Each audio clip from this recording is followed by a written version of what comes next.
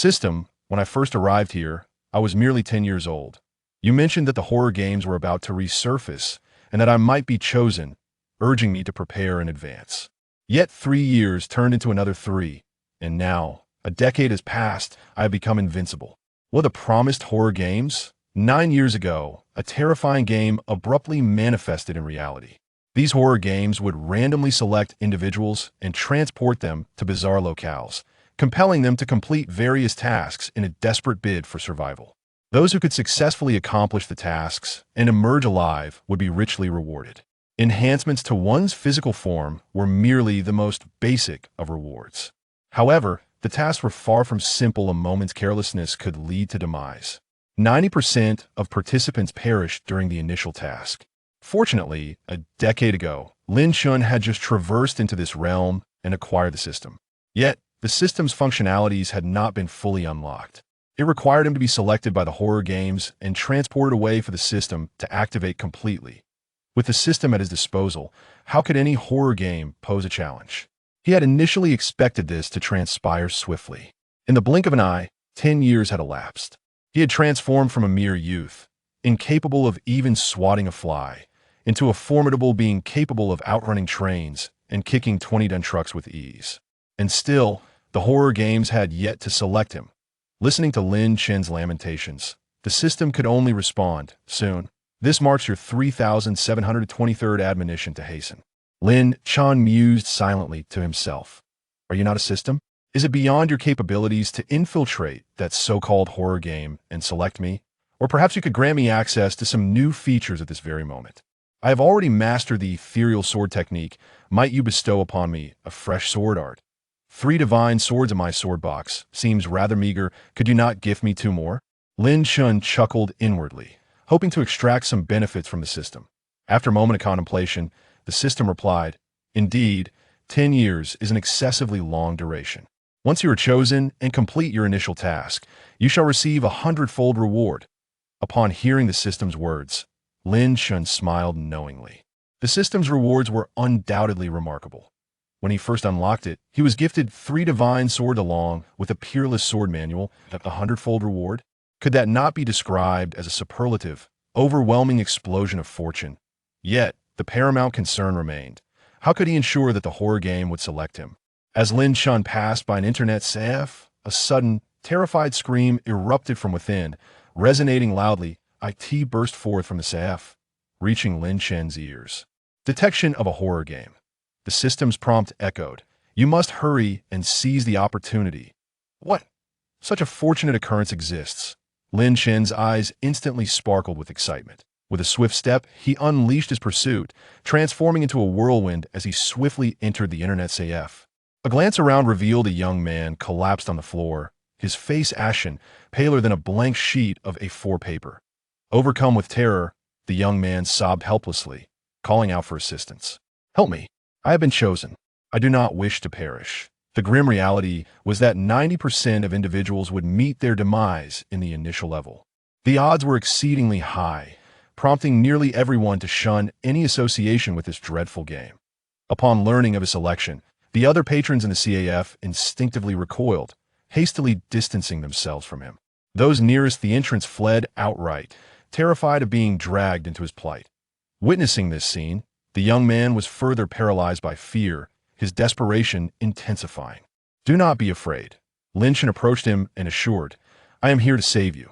The young man was taken aback, his head snapping up in astonishment as he gazed at Chen. The others in the CAF regarded Chen with incredulity, their expressions reflecting their disbelief. While they all kept their distance from the terrifying game, this man seemed intent on plunging head-first into the chaos. Thank you, big brother, the young man stammered, his voice filled with emotion. Chen smiled gently and nodded, then extended his hand to help the young man rise. We cannot turn a blind eye to the blue star of tomorrow, he said with profound sincerity. Upon hearing these words, the patrons in the internet CAF were momentarily taken aback. Since the emergence of the horror game, the world had succumbed to a pervasive sense of dread. Each day, everyone lived in trepidation, fearing that they might be chosen by the horror game at any moment. Could it be that this man before them was willing to embrace death courageously, seeking to alleviate the terror that haunted people's hearts? In that fleeting moment, they suddenly perceived Lin Chen's figure as somewhat majestic and radiant. The chosen man forgot his tears. After a brief silence, he gritted his teeth and declared, "Brother, I have come to a realization. It is I who has been chosen. How could I allow you to face death in my stead? I shall take on this burden myself." This unfamiliar man appeared so noble, akin to a lighthouse amidst a storm. How could he allow himself to be slain by the horror game? Lin Chen immediately turned to him and said no. This was a hard-won opportunity. It could not be squandered so easily. I have made up my mind. You need not persuade me otherwise. If you wish to express your gratitude, simply live well from now on. As these words fell, the man felt tears welling up once more, and it was not just him. The other patrons in the internet CAF were similarly misty-eyed. Selfless and noble, sacrificing oneself for the sake of others, truly the heroes of humanity. Yet in reality, Lin Chen could scarcely contain his laughter. The horror game had finally fallen into his grasp. Let us see where you shall flee this time. He gazed at the computer screen, where the original game graphics had vanished entirely. In their place was a backdrop drenched in crimson, as though stained with blood. In the center of the screen, a line of menacing text emerged. Do you wish to truly live? Below, two choices were presented. Yes, I want to. Both options signified consent. With a choice given yet not entirely a choice, Lin Chen remarked wryly. Whoever clicked to agree would be instantly transported into the horror game. The chosen one could not escape. From then on, whether gazing at a phone or television, this image would reappear time and again. One would be forever unable to evade it, until a decision was made or someone else made a choice on their behalf. However, at this moment, both options were precisely what he desired. There was no need for contemplation. Lin Chen swiftly maneuvered the mouse and clicked I want to. After making his selection, Lin Chen felt a surge of emotion. 10 years. A full decade. Indeed, you have any idea how I've spent these 10 years? I find myself envious every day of those who have been chosen. How do you intend to repay what you owe me? Having received the desired response, the horror game felt a sense of satisfaction as the crimson interface gradually dimmed. Lin Chen's figure was also fading into transparency, signaling an impending transportation. However, mere seconds later, the screen abruptly turned red once more. In that fleeting moment, the horror game sensed an anomaly. This man appeared to harbor significant issues. Why was it unable to scan his bodily data? It seemed as though an entity even more formidable than itself had rendered its vision impotent, leaving it in utter darkness. Apologies. A line of text materialized on the screen. That I sent this to the wrong person. My apologies for the intrusion. Chapter 2. Who truly is the boss? As the scene began to dim, Lin Chen's figure gradually became clearer. The horror game no longer wanted him. The internet CAF fell into silence. All present stared in wide-eyed astonishment at the unfolding spectacle. Something was amiss. Something was profoundly unsettling. The horror game had been in existence for 9 years, yet they were witnessing this unprecedented occurrence for the very first time. It had actually offered an apology. Moreover, it had outright expelled the man before them, as if suddenly remembering to turn off the gas at home. Unbelievable, someone murmured, at a loss for words to describe the sheer shock. It was utterly staggering beyond comprehension. Lin Chen also came to a realization. Perhaps his strength was so formidable that the horror game dared not select him. In that moment, he finally understood why he had gone a decade without being chosen. Since he was here, why would he leave? Could he allow it to escape? Bring it on. Lin Chen called out to the system within his mind. Hack it. After a brief silence, the system responded, Actually, I am a legitimate system, not a hacker. I see, Lin Chen replied. A legitimate system, now hack it. The system responded with a pause. It was rendered speechless. Yet, the system complied, and Lin Chen's figure began to fade gradually. Lin Chen finally burst into laughter. Haha, the horror game, here I come. The last thing one hears in a horror game is precisely this phrase, which inexplicably sends chills down one's spine, causing an involuntary shiver. As the computer screen returned to normalcy, Lin Chen's figure completely vanished from the internet CAF. He had truly been chosen. The patrons of the CAF were left in a daze. Everything transpired too swiftly. From selection to being transported, it took less than 5 seconds. Witnessing a living person disappear right before their eyes left them with profound thoughts, yet more so with a sense of regret. Regardless of what had just occurred, the mortality rate of the first mission stood at a staggering 90, an undeniable reality. Lin Chen's fate seemed grim. Quickly, let us check the live stream. The horror game had just selected individuals. Surely a new broadcast had commenced. Let us go online and take a look. Suddenly, someone gasped, hastily opening a website. It was a live streaming site created by the horror game developers. All selected participants, upon entering the game, would start broadcasting here for everyone to witness. At the top of the site, a banner in crimson boldly proclaimed, "Night has fallen, do not wonder, click here to enter the first live stream of the newcomer." They immediately clicked in and discovered several live streams, each hosted by an individual, all of whom had been chosen. After surveying the options, they found no trace of Chen's stream. What about that young man just now? Why couldn't they locate him? Was he not a newcomer? The internet CAF fell into an uneasy silence, perplexed by the unfolding events. Yet, in the next moment, someone exclaimed, "I see him. I spotted him in another person's live stream." The crowd hastily opened a particular stream, and indeed, Chen appeared. In the frame, several young men and women were gathered amidst a thicket, all freshly selected and transported into this realm, their expressions a mixture of bewilderment. Chen, however, stood apart from them, his joy evident as he rubbed his hands together. Ding! The system's voice resonated at an opportune moment. Host detected entering a horror game. System functions activated successfully. Live streaming has been automatically disabled and data hidden. If needed, the host may activate it manually. Chen nodded in acknowledgement.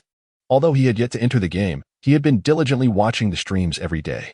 The term disabled streaming simply meant that he had not activated his own stream, preventing others from viewing it. The concealment of data implies that all personal information remains undisclosed. Attributes such as physique, strength, and mental acuity, along with inherent abilities, are rendered invisible. However, these settings are defaulted to off, yet one can choose to activate them at will. View data, Chen silently intoned. Having utilized the system for a decade, he was quite curious about the extent of his current prowess. Name, Chen race, human physique, 999 strength, 999 speed, 999 mental acuity, 999 weapon, none techniques, ethereal swordplay, return to simplicity, star chasing steps. Return to simplicity. Items, sword manual, 399. In that moment, Chen comprehended why the system opted to obscure his information.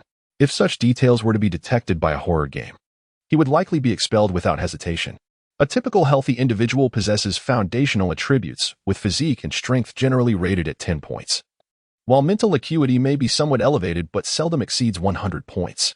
Physique encompasses overall bodily condition, including stamina, endurance, and resilience. Strength influences attack damage and load-bearing capacity. Speed is a composite measure of both movement and strike velocity, quantified in meters per second. Thus, Chen could traverse 99 meters within a single second, not accounting for the augmentation provided by the star-chasing steps. Mental acuity affects the frequency of technique execution, concentration on tasks, and resistance to various illusions. Every battle exacts a toll on one's spirit. Even inadequate rest, including late nights and all-nighters, can adversely affect one's mental state. It can be said that every statistic holds immense significance. As for myself, I am fortunate, with a string of 9s. I can defeat a boss with but a single punch, devoid of any weapon. The ethereal sword technique and the star pursuing step were both acquired from the novice gift pack bestowed by the system. The former represents an unparalleled swordsmanship, while the latter embodies an extraordinary agility, both honed to perfection over the span of a decade. The sword manual is the most formidable tool gifted by the system, containing not merely supreme sword techniques, but also chronicles of legendary blades that have gained renown throughout the world. Divine swords, celestial swords, demonic swords, monstrous swords, wicked swords, 99 invincible legends that reverberate across the universe, are all contained within. Each sword possesses its own unique abilities. Currently, I have unlocked 3 of them.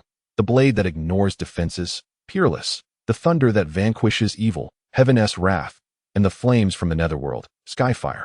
Any one of these could incite a sensation. Should the horror game have the capacity to view Chen's data, it would surely instill terror beyond measure. Perhaps you should take on the role of the boss instead? Chen exited the system, preparing to fulfill the tasks of this game. A decade has passed. 100-fold reward awaits. He first glanced at the individuals beside him and discovered that he could read their data. Name, Jutian race, human physique. 6. How have you survived with such a frail constitution? Strength, 7. You are remarkably weak. Speed, 4. Even a tortoise could outpace you. Mentality, 82. You should consider going to bed early and rising with the dawn. Chen squinted slightly. Not only could he perceive their data, but he could also discern the terrifying game's evaluations of them. Is there truly no understanding of the value of encouragement? Next, he cast a glance at the others. To his dismay, he discovered that not a single individual possessed data that met the standard level, specifically a physique and strength of 10, and a mentality of 100.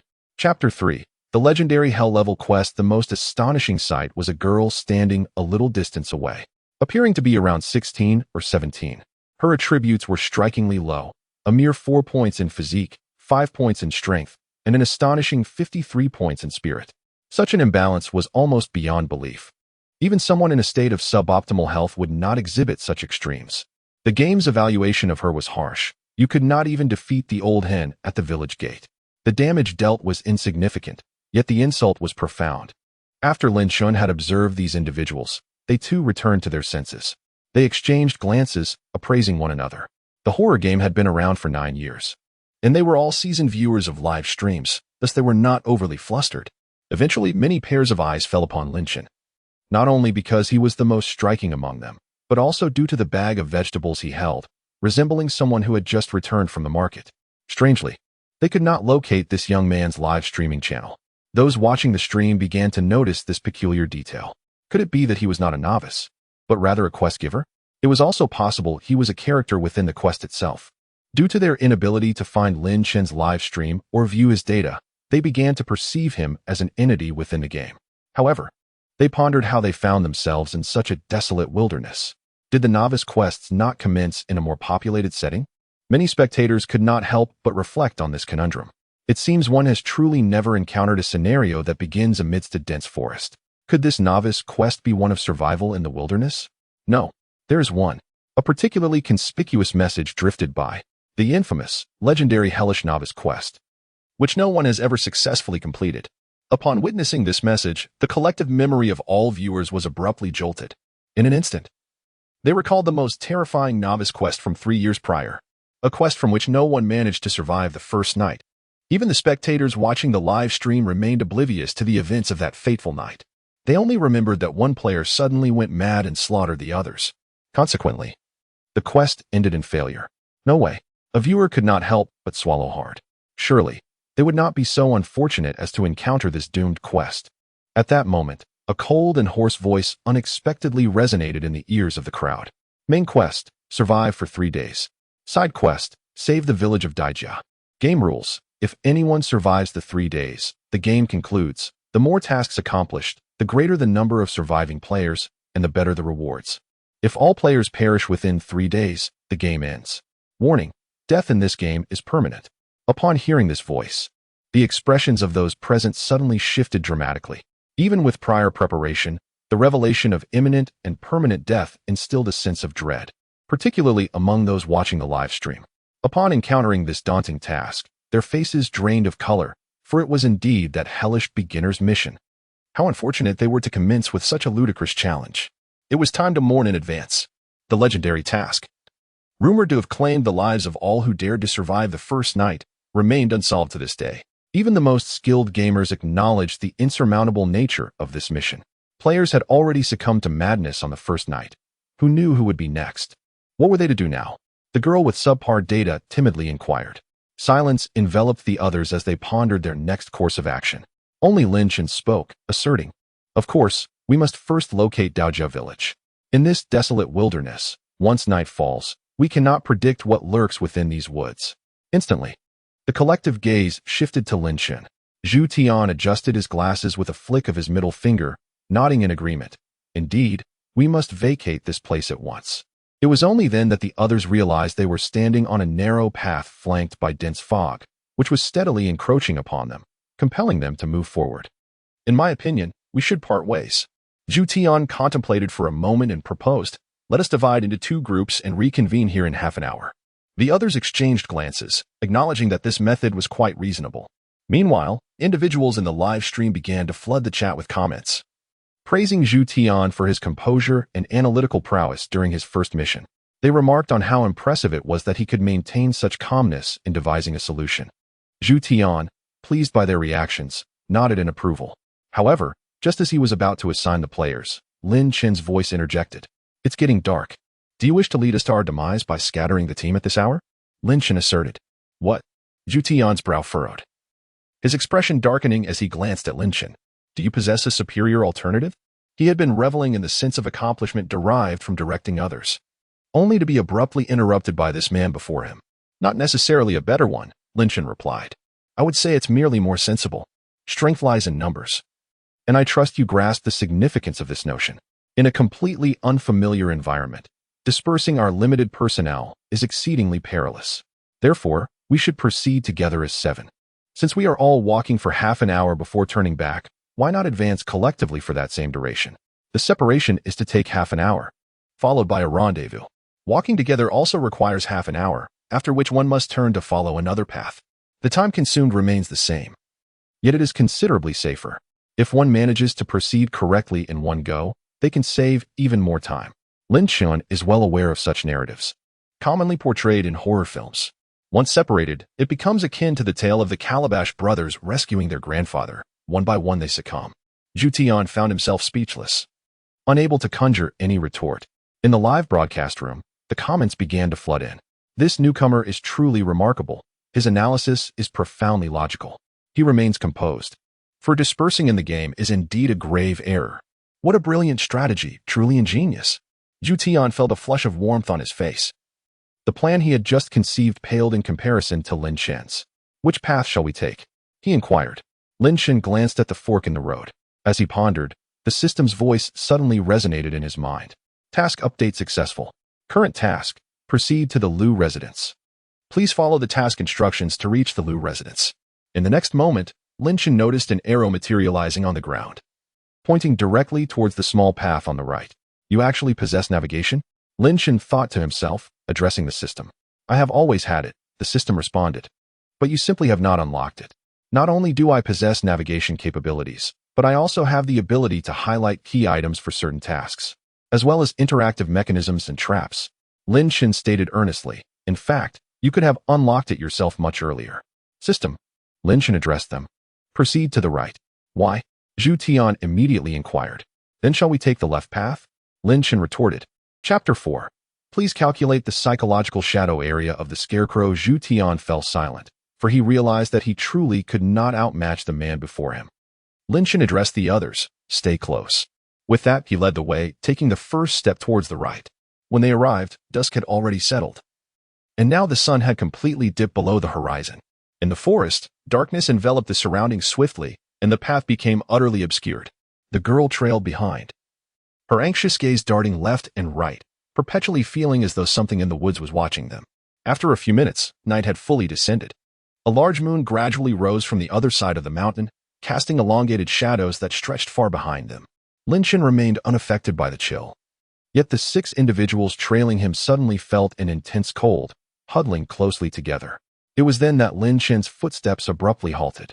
His unexpected stop caught the others off guard, nearly causing a collision. What is it? Zhu Tian inquired, puzzled. Chen did not respond immediately. Instead, he lowered his gaze to observe the shadows of the group. The others followed suit, glancing at their own shadows. They appeared quite normal, albeit elongated and somewhat unsightly. How many of us were there when we came? Chen asked. The question was quite unexpected. Just 10 seconds ago, his task prompt had abruptly changed. The assignment was now, identify the 8th person in the group. He paused, glancing at the shadows on the ground. Counting his own, there were precisely 8. Wait, there was one too many. Zhu Tian pondered, unable to recall, and cast a serious look at the others, counting once more. 8. No, that's incorrect. Chen finally turned around, his gaze sweeping over the crowd as he spoke slowly. There are 7. What? This declaration startled everyone present. 7 individuals? How could there possibly be 8 people here? The group, which had been huddled together, immediately scattered, watching each other with a mix of tension and fear. The live stream erupted with chaos. 7 people? Hadn't there been 8? I distinctly remember 8 people in front of me. What on earth is happening? I feel as though there were 7, yet also 8. It was supposed to be summer. They were still in the room watching the live broadcast, but suddenly, the atmosphere felt colder and goosebumps prickled their skin. Surely, you must be mistaken? Zhu Tian said, his voice laced with unease. As he too began to feel a rising apprehension, If there had truly only been 7 from the beginning, then when had this 8th person slipped in unnoticed? Or perhaps, is he even human? What should we do? The girl was on the verge of tears, overwhelmed with anxiety. In contrast, Chen remained remarkably composed. Is this a hidden quest? Or a side mission? Regardless, completing it would surely enhance the reward level. Such an opportunity for rewards has presented itself. Do not panic. Chen reassured, it is merely a minor situation. His gaze swept across the individuals, continuously assimilating their data. Soon, his attention settled upon a diminutive figure. It was not so much the figure's appearance that was striking, but rather the data associated with it. Name, Scarecrow Race, Malevolent Spirit Constitution, 14 Strength, 17 Speed, 8 Spirit, 135 Description, a malevolent entity that suddenly appeared in Daojia Village, often emerging in the depths of night, with a penchant for feasting on human blood. Identifying the target, Chen's lips curled into a slight smile as he approached the figure. Thud. He placed his hand on the Scarecrow's shoulder and inquired, "What is your name?" There was no response. "Brother, please answer. This is not the time for silence." Zhu Tian urged anxiously. Yet, still no reply. But in the next moment, the figure abruptly raised its head. As that face came into view, apart from Chen, everyone else was taken aback in fright. Ah! Zhu Tian let out a terrified shriek, instinctively leaping back over a meter. For what loomed before him was no human visage at all. It was a grotesque face, stitched haphazardly from tattered cloth, adorned with a sinister smile. In an instant, as the Scarecrow lifted its head, its hand shot forward simultaneously, aiming for Chen's neck, intent on snapping it with a force of 17 points. In the realm of novice tasks, such power was sufficient to wreak havoc, utterly unmatched. It is essential to note that among the novices present, none possessed strength exceeding 10 points. Even if some did, it would at most be in the low teens, necessitating the combined effort of 3 or 4 individuals to confront it. Yet, all were paralyzed by fear, too intimidated to act. Should anyone muster the courage to charge forth alone, it would merely be a march to certain doom. Witnessing others being dispatched in an instant only amplified the terror, dissuading any from advancing further. It can be said that the Scarecrow had devised its plan meticulously. Alas, this time it encountered Chen, an entity of 999 points of power. The Scarecrow's physical prowess was far inferior to Chen's. As it made its move, Chen also sprang into action, unleashing a devastating combination of speed and strength. With a swift motion, he seized the Scarecrow's hands. "You are far too slow," Chen remarked, "and your strength is lacking." With that, he exerted a gentle yet decisive force. Snap! The Scarecrow's hands were effortlessly torn from its body by Chen. Immediately, Chen extended his right hand and grasped the Scarecrow's head, crushing it with a firm grip. "Where is your leader?" Chen inquired directly.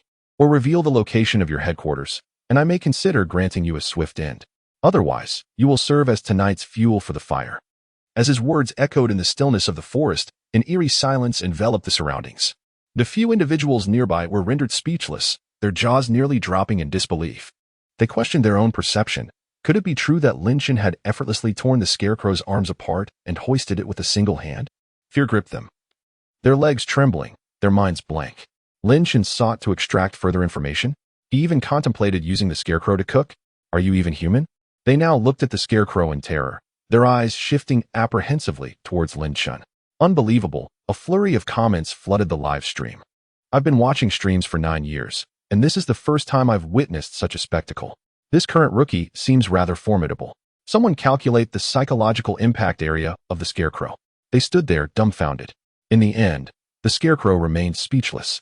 With a forceful squeeze, Chen obliterated the Scarecrow's head. The Scarecrow's legs twitched before it fell lifelessly to the ground. Chen retrieved the Scarecrow's hands, then proceeded to tear off its legs and rip apart its body. A few onlookers were so frightened that their souls nearly departed from their bodies. "Brother, are you truly going to use this thing for firewood?" Zhu Tian trembled. "What else is there to do?" Chen replied. "This item might be surprisingly durable when burned. Besides, what if it's merely feigning death?" His reasoning was sound, leaving the others unable to argue. "All right then," Chen declared, grasping a handful of straw. "Let us continue on our journey." The system's navigation had reverted once more. Current task: proceed to Daojia Village. Chapter 5. Fellow villager, opened the door to warmth. A few individuals trailed behind Chen. Yet the distance between them seemed to grow ever wider. Zhu Tian felt an immense sense of relief. grateful that he had refrained from retorting to Lin Chen. Otherwise, he might have suffered a similar fate. After more than 10 minutes, Lin Chen finally beheld a large courtyard ahead. At that moment, the system's navigation also transformed. The task was updated. Current objective, enter Daijia Village. An arrow pointed straight towards Daijia Village, astonishingly situated to the right. Upon sighting the village not far away, the group behind him became animated. Several individuals could not suppress their sighs of relief, feeling as though they had just traversed the gates of the underworld. "Brother, your methods truly work wonders," one man remarked. "Had we separated, by the time we regrouped, it would likely be completely dark. Who knows? We might have had a monster infiltrate our ranks, leading to our annihilation." Indeed, Zhu Tian stammered. "If it weren't for your intervention, we might not have made it this far. Who could have foreseen that a malevolent spirit would suddenly infiltrate our group? Were it not for Lin Chen's timely detection and subsequent elimination of that scarecrow, we would have perished at its hands." Lin Chen paid them no heed and strode purposefully towards the village. As he entered the village, his gaze was immediately drawn to a hen nestled at the entrance. With a casual glance, Lin Chen came to a halt.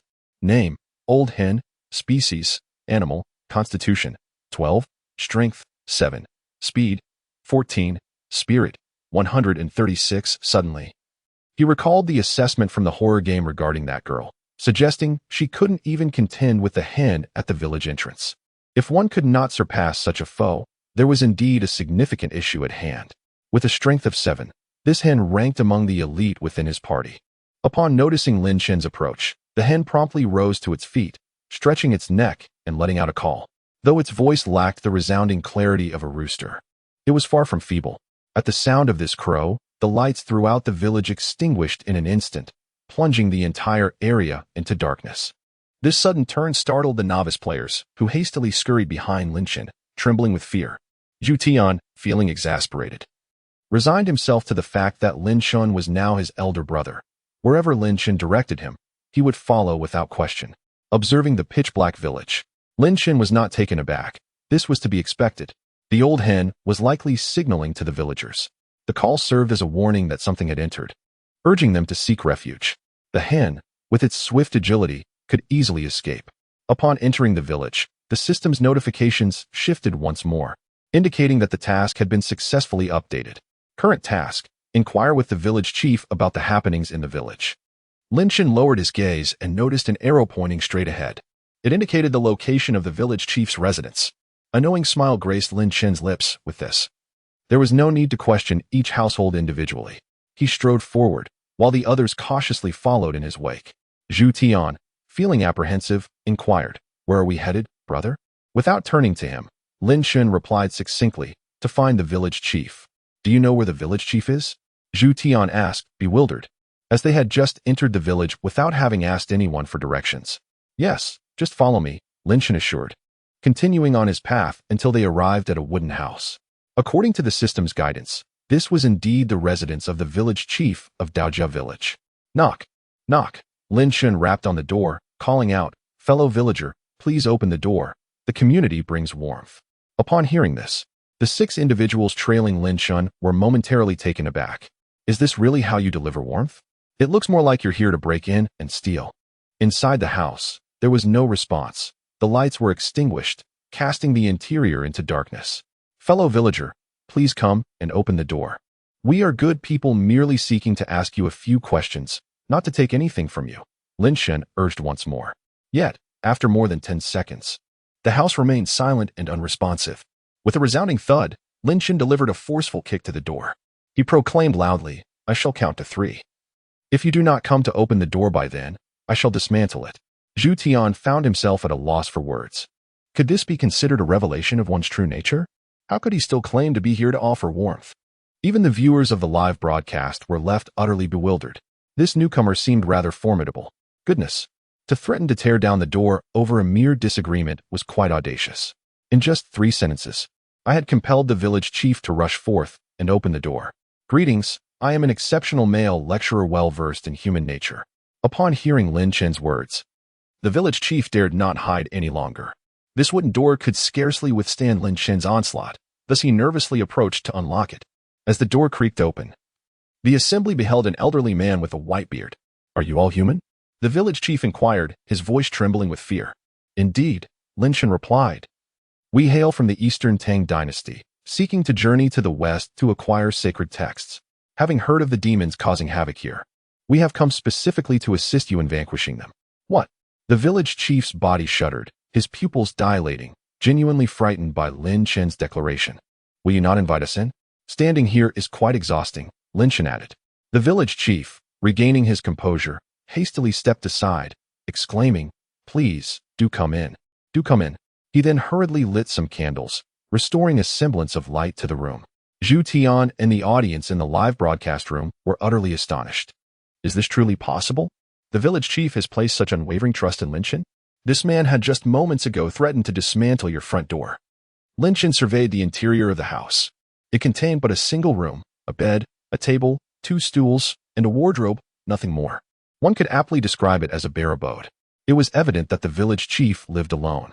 Noticing Lin Chen's scrutiny of the house, the village chief stood anxiously, fidgeting with his hands in evident discomfort. At that moment, Lin Chen turned to Zhu Tian and inquired, Can you cook? Zhu Tian was momentarily taken aback, then regained his composure to reply, I can manage a bit.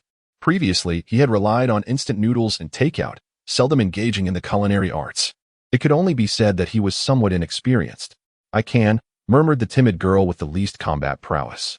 Lin Chen turned his gaze towards her and asked, What is your name? Xiaoqing, the girl replied, her head bowed. Xiaoqing, there is no need to be afraid. I do not bite, he assured her. Placing the plastic bag filled with ingredients purchased from the supermarket onto the table. Take this and prepare dinner. He then addressed Zhu Tian, saying, You assist her. They gazed at the table, which was laden with an abundance of ingredients. Zhu Tian opened the bag and discovered an assortment of pork, ribs, lettuce, cauliflower, and tomatoes. Everyone's eyes widened in astonishment. What does it mean to be professional? This is professionalism. Prepared and ready. In the live broadcast room, the way the others looked at Lin Chen had changed. Could he truly be a novice? How could he have even prepared food? In previous live streams, most participants had gone hungry on the first night, yet he had brought provisions with him. How remarkably prudent. A teammate of divine caliber. I must admit, I am envious. Chapter 6. It is quite challenging for us to assist you in this place. Zhu Tian could not help but swallow hard. Not to mention here, even at home, it would be a rarity to indulge in such an abundance of delicacies. We assure you, we will exert every effort to prepare a sumptuous feast, Zhu Tian declared, thumping his chest with resolve. Lin Chen, however, remained unfazed and handed the bundle of straw to Zhu Tian. Use this to burn. I believe it should be quite combustible, he suggested. Zhu Tian's eyes widened in disbelief as he gazed at the straw before him, recalling the terrifying visage of the scarecrow. You can't be serious, brother. Are we really going to burn this? It is a malevolent entity. We nearly lost our lives to it. He stammered, trembling at the thought. What is there to fear? Lin Chen replied nonchalantly, It is already dead. What if it hasn't been completely vanquished? Zhu Tian countered anxiously. Lin Chen, undeterred, took matters into his own hands and ripped the straw apart before everyone's eyes. Now, even if it were still alive, it is undoubtedly dead beyond any doubt. The onlookers were left in stunned silence at this audacious act. Who is this person? They murmured, astonished that one would dare to treat a fearsome malevolence as mere firewood. In broad daylight, only someone like you would have the audacity to do so. Even those watching the live stream were rendered speechless, utterly bewildered by the turn of events. Zhu Tian extended a trembling hand, cautiously cradling the bundle of straw. Cradling the straw in his arms, Zhu Tian despairingly closed his eyes, embodying a visage of resignation to death. Xiaoqing, carrying a bag, stepped out to the kitchen to prepare the meal. Lin Chen's gaze returned to the village elder. He inquired, Old village chief, could you enlighten me on the current situation in the village? What malevolent force is plaguing you? This question plunged the elder into deep contemplation. What malevolent force? He pondered. I am uncertain. All I know is that in the past 6 months, several villagers have mysteriously vanished, neither seen alive nor found deceased. Several have gone missing? Lin Chen narrowed his eyes and pressed further. What were they doing before their disappearance? The elder fell into thought once more. After a prolonged pause, he replied, they were engaged in their usual routine, working in the fields by day and returning home to rest at night. Do you have any theories or suspicions? Lin Chen queried. The current directives from the system had yet to change, indicating that there remained information to uncover. The villagers speculate that the disappearances are due to their angering the mountain deity, who has taken them away, the elder cautiously revealed. Oh, Lin Chen responded immediately, please elaborate. It is said that a mountain deity resides in a cave behind the village, safeguarding this territory. However, if anyone disrespects him, it would incite his wrath and bring forth calamity. Subsequently, the village chief hesitated to continue speaking. Yet, Lin Chen pressed on, inquiring about the location of the cave. A cave inhabited by the mountain deity certainly warranted exploration. Perhaps the occurrences here, alongside the scarecrow that appeared along the way, were all intertwined with this so-called mountain god. Do not. The village chief exclaimed in alarm, stating that the cave's location shifts, rendering it impossible for them to locate. Furthermore, he warned against venturing to the back mountain or disturbing the mountain god. Those who entered the cave never emerged alive. Observing his serious demeanor, Lin Chen chuckled, understood. We shall refrain from going. After all, our lives are paramount. Upon hearing this, the village chief felt a slight sense of relief. However, in truth, Lin Chen was merely humoring him. Not going? That was out of the question. He was determined to proceed. Lin Chen resolved to set off the following day to investigate the back mountain. At that moment, the system's task prompt underwent a transformation. Current task, enter the cave. Lin Chen smiled faintly. Indeed, there was a significant issue within the cave. People have been vanishing from the village. Why do you not flee? Lin Chen queried. Flee. The village chief responded with a bitter expression. I am uncertain if you encountered a dense fog on your way here. Every evening, our village becomes enveloped in a thick fog, causing those who enter it to lose their way and subsequently vanish. It is not that we wish to flee. Rather, escape seems utterly impossible. Lin Chen recalled the fog he had observed upon his arrival, initially believing it merely a barrier to their path. Little did he realize that this mist served as a prison for the inhabitants of Daojia village. Rest assured, Lin Chen stated, now that we are here, we shall resolve this issue. The village chief appeared hesitant, seemingly grappling with his words, before softly advising, I urge you to leave at your earliest convenience. This matter is beyond your capacity to rectify. Lin Chen chuckled, a matter I cannot resolve? I beg to differ. The village chief was taken aback. Just then, a delightful aroma wafted in from outside, and moments later, Zhu Tian entered, bearing a feast. Dinner is ready, he announced with exuberance. Let us partake. Xiaoqing's culinary skills were indeed impressive. A single bag of ingredients had been transformed into 10 delectable dishes. Stir-fried beef, mushroom, and pork stir-fry. Braised baby bok choy with tofu, garlic stir-fried sweet potato leaves. Each dish emanated an enticing fragrance. Your cooking is truly exceptional, Lin Chen praised. Xiaoqing, feeling a touch bashful, lowered her head and replied, I can only manage this much. Despite her modest demeanor, a smile could not help but grace her face. She was well aware of her frail health. Initially, she believed that in this endeavor, she would merely be a burden. However, now she found solace in the fact that she could still prepare meals. At the very least, she could be of assistance to others. Old village chief. Do try this sweet potato leaf, Lin Chen remarked with a smile. I managed to procure this from a group of remarkably fierce women. The village chief, unable to comprehend, nonetheless felt hunger pangs. It was his first time witnessing such a lavish dinner spread. Just as he took his first bite, Lin Chen eagerly inquired, Village chief, is it delicious? The chief nodded enthusiastically, exclaiming, it's delicious. He couldn't help but serve himself several more helpings. Village chief, Lin Chen continued, now that you have partaken in our meal, perhaps you might consider assisting us in return? Upon hearing this, the chief was momentarily taken aback, inwardly lamenting his predicament. As the saying goes, one is indebted when receiving favors. Having consumed Lin Chen's food, he felt reluctant to decline his request. This young man was indeed quite shrewd. What do you wish for? The chief asked. We would appreciate a few rooms, Lin Chen replied. We intend to stay here for a few days, so we kindly ask for some clean accommodations. Rooms? The village chief sighed in relief, having feared a far more daunting request. Indeed. There are several vacant houses in the village, currently uninhabited, which can be offered to you. After we finish our meal, I shall escort you there.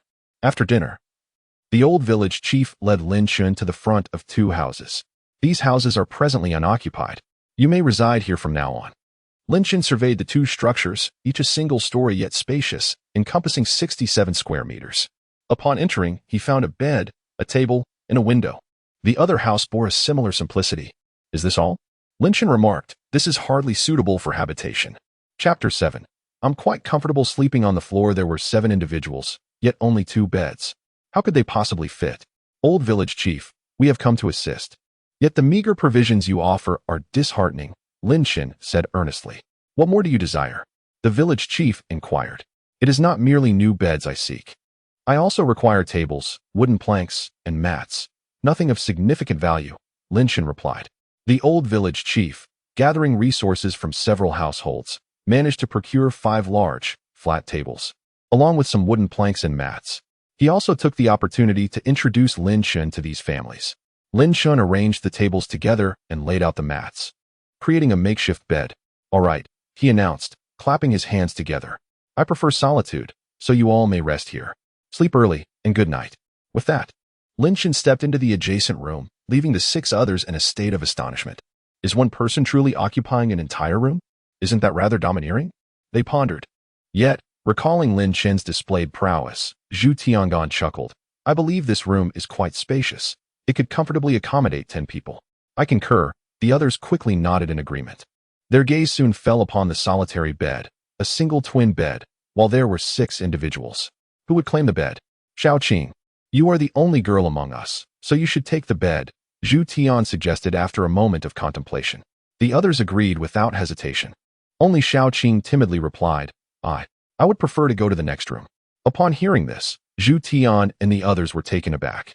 She was the sole female in the group, and while her beauty was not breathtaking, she possessed a charming and endearing quality. They had all willingly offered her the only bed, yet she expressed a desire to share a room with Chen. A solitary male and female cohabiting in the same space?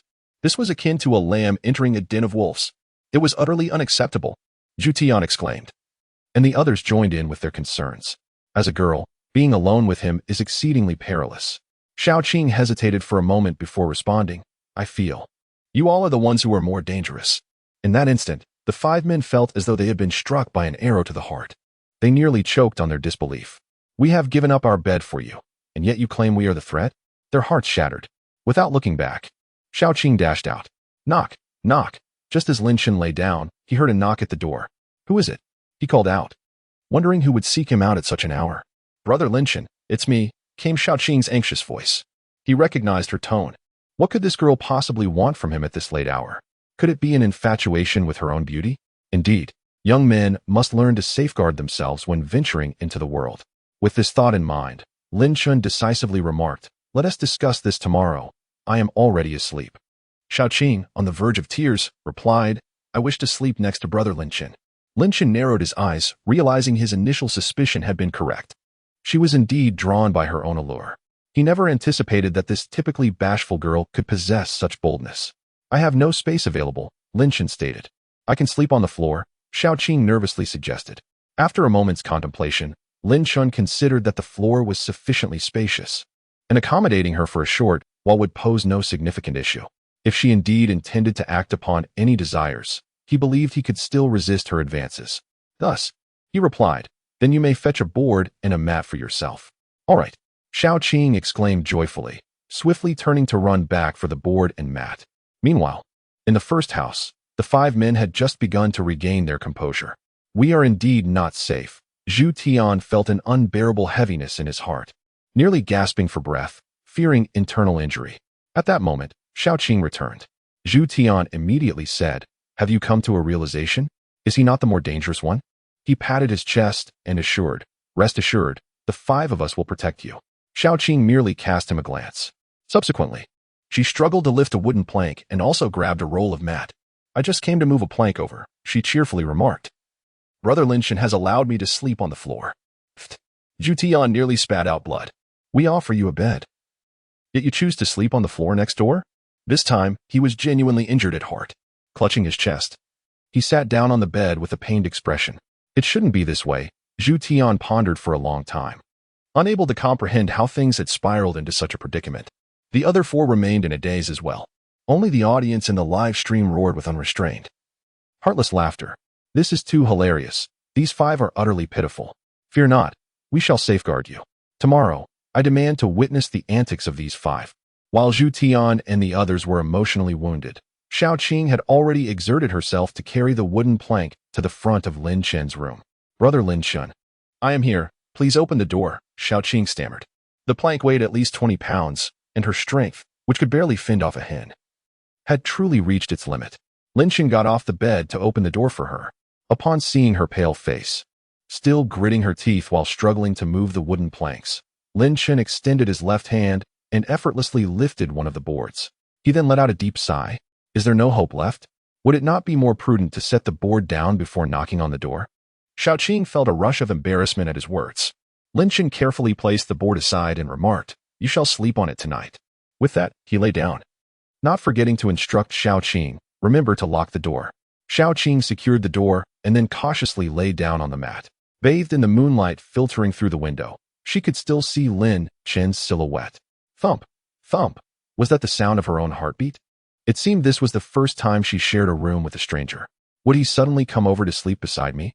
Xiaoqing gazed at Lin Chen's back, her heart racing with a mixture of anxiety and anticipation. Suddenly, she noticed a shadow falling across Lin Chen's back. A shadow? Xiaoqing's entire body trembled. Where did that shadow come from? She swiftly turned her head towards the window. Just one glance, and she froze in place. Because she saw Lin Chen. Yes, Lin Chen was standing outside the window, his handsome face expressionless as he stared at her. When had he left? Xiaoqing hurriedly glanced back at the bed. And once again, she saw Lin Chen's back. Clearly, he was still on the bed. Then, who was outside? Xiaoqing felt an icy sensation enveloping her, causing goosebumps to rise uncontrollably on her skin. With a visage laden with terror, she gazed out at Lin Chen.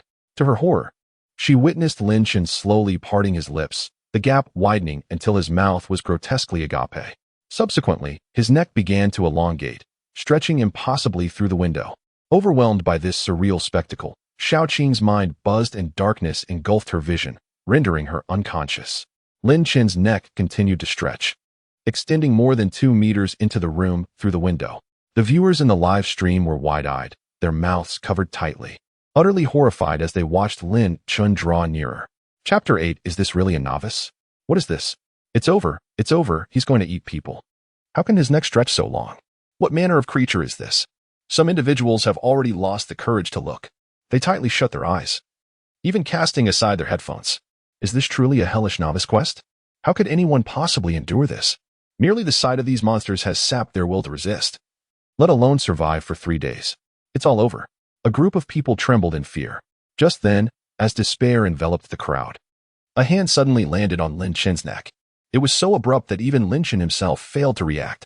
He turned in astonishment, only to behold the real Lin Chen. Lin Chen was scrutinizing the creature before him. Name, Scarecrow race, demon physique, 14 strength, 17 speed, 8 spirit, 139 another scarecrow. In Xiaoqing's livestream, viewers were so startled by this scene that they jumped up in fright. He actually captured such a terrifying creature. I can't believe he's not afraid. I can't bear to watch. Only Lin Chen remained composed, smiling serenely as he gazed at the scarecrow. He inquired, "Where do you live? How many siblings do you have at home? Have you considered bringing me to see them?" Listening to Lin Chen's words, the audience felt a wave of dizziness wash over them. "No, brother, that is a man-eating monster. You still wish to pay a visit? Are you conducting a household census?"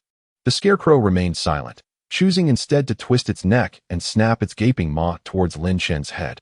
Lin Chen, however, remained unfazed. In terms of speed, you are somewhat lacking.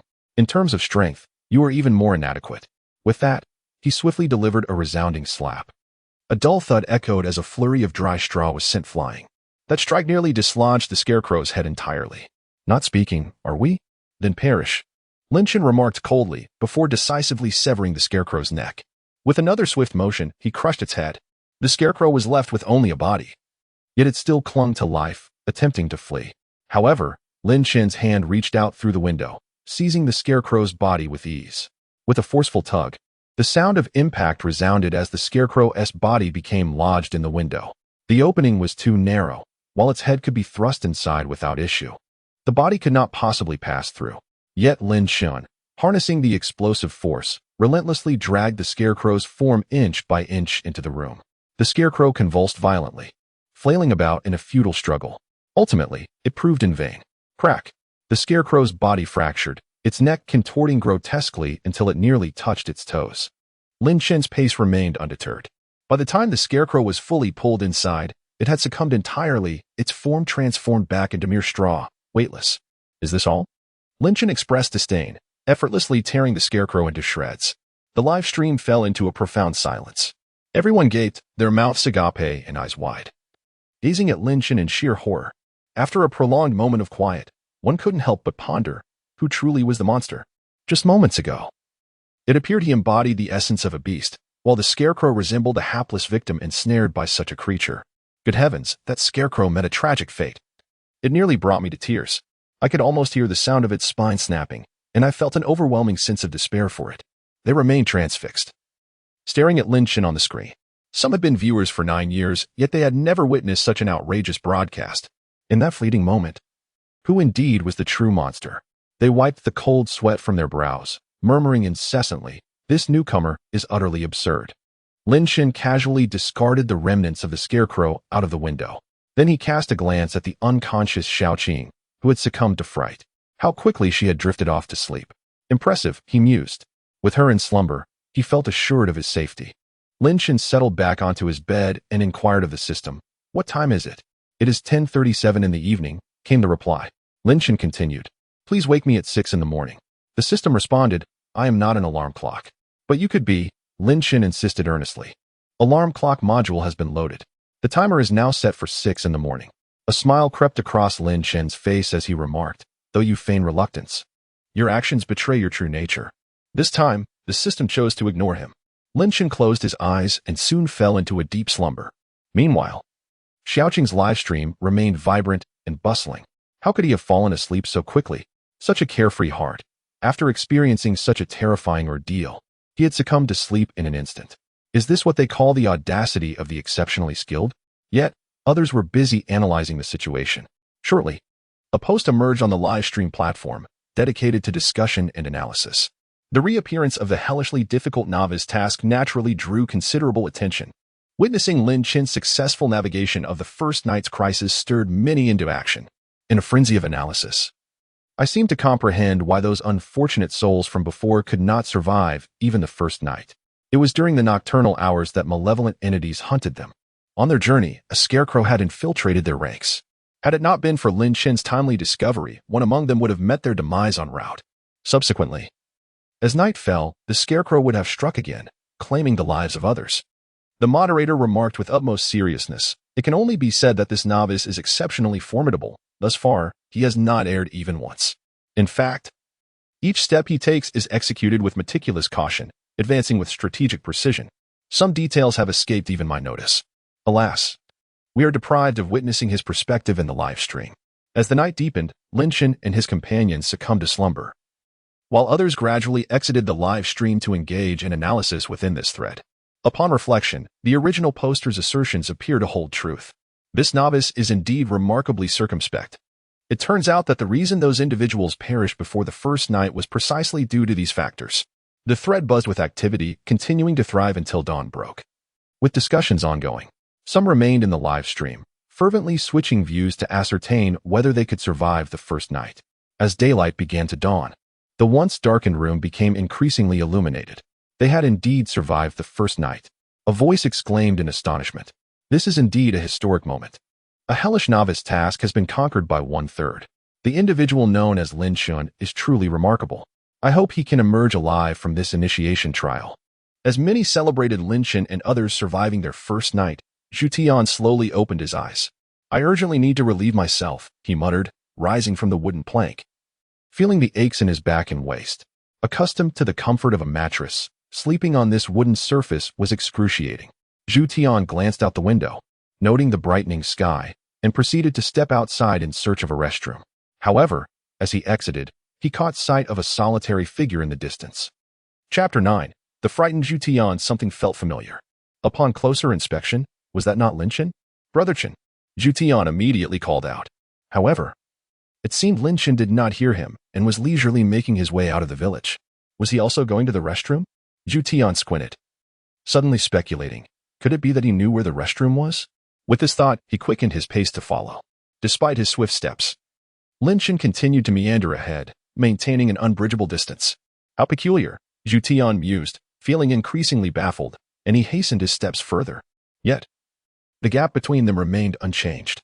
"Brother Chen," Zhu Tian shouted several times, but the figure ahead exhibited no response. He trailed Lin Chen out of the village. Observing as Lin Chen gradually walked into a rice field.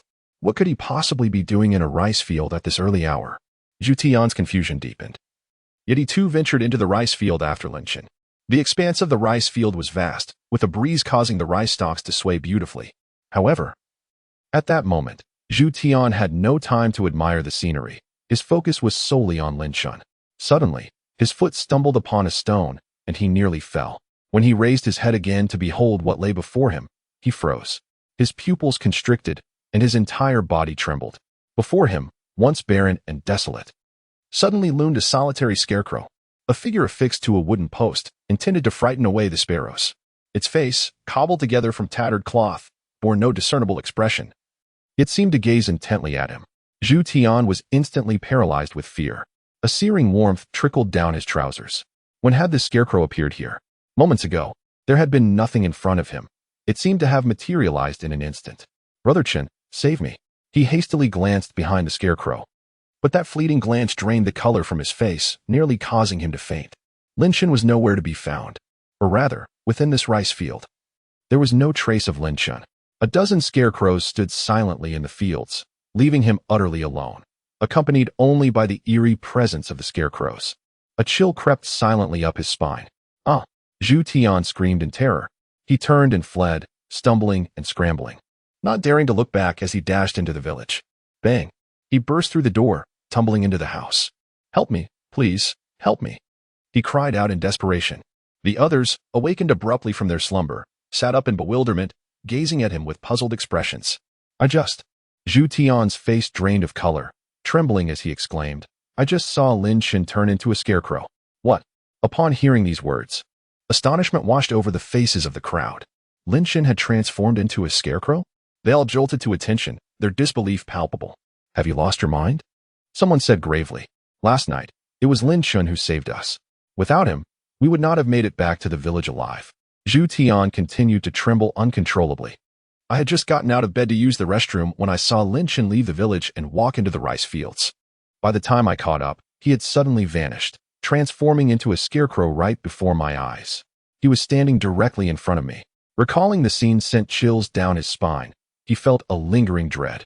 Had he not run swiftly, he would have certainly perished in that field.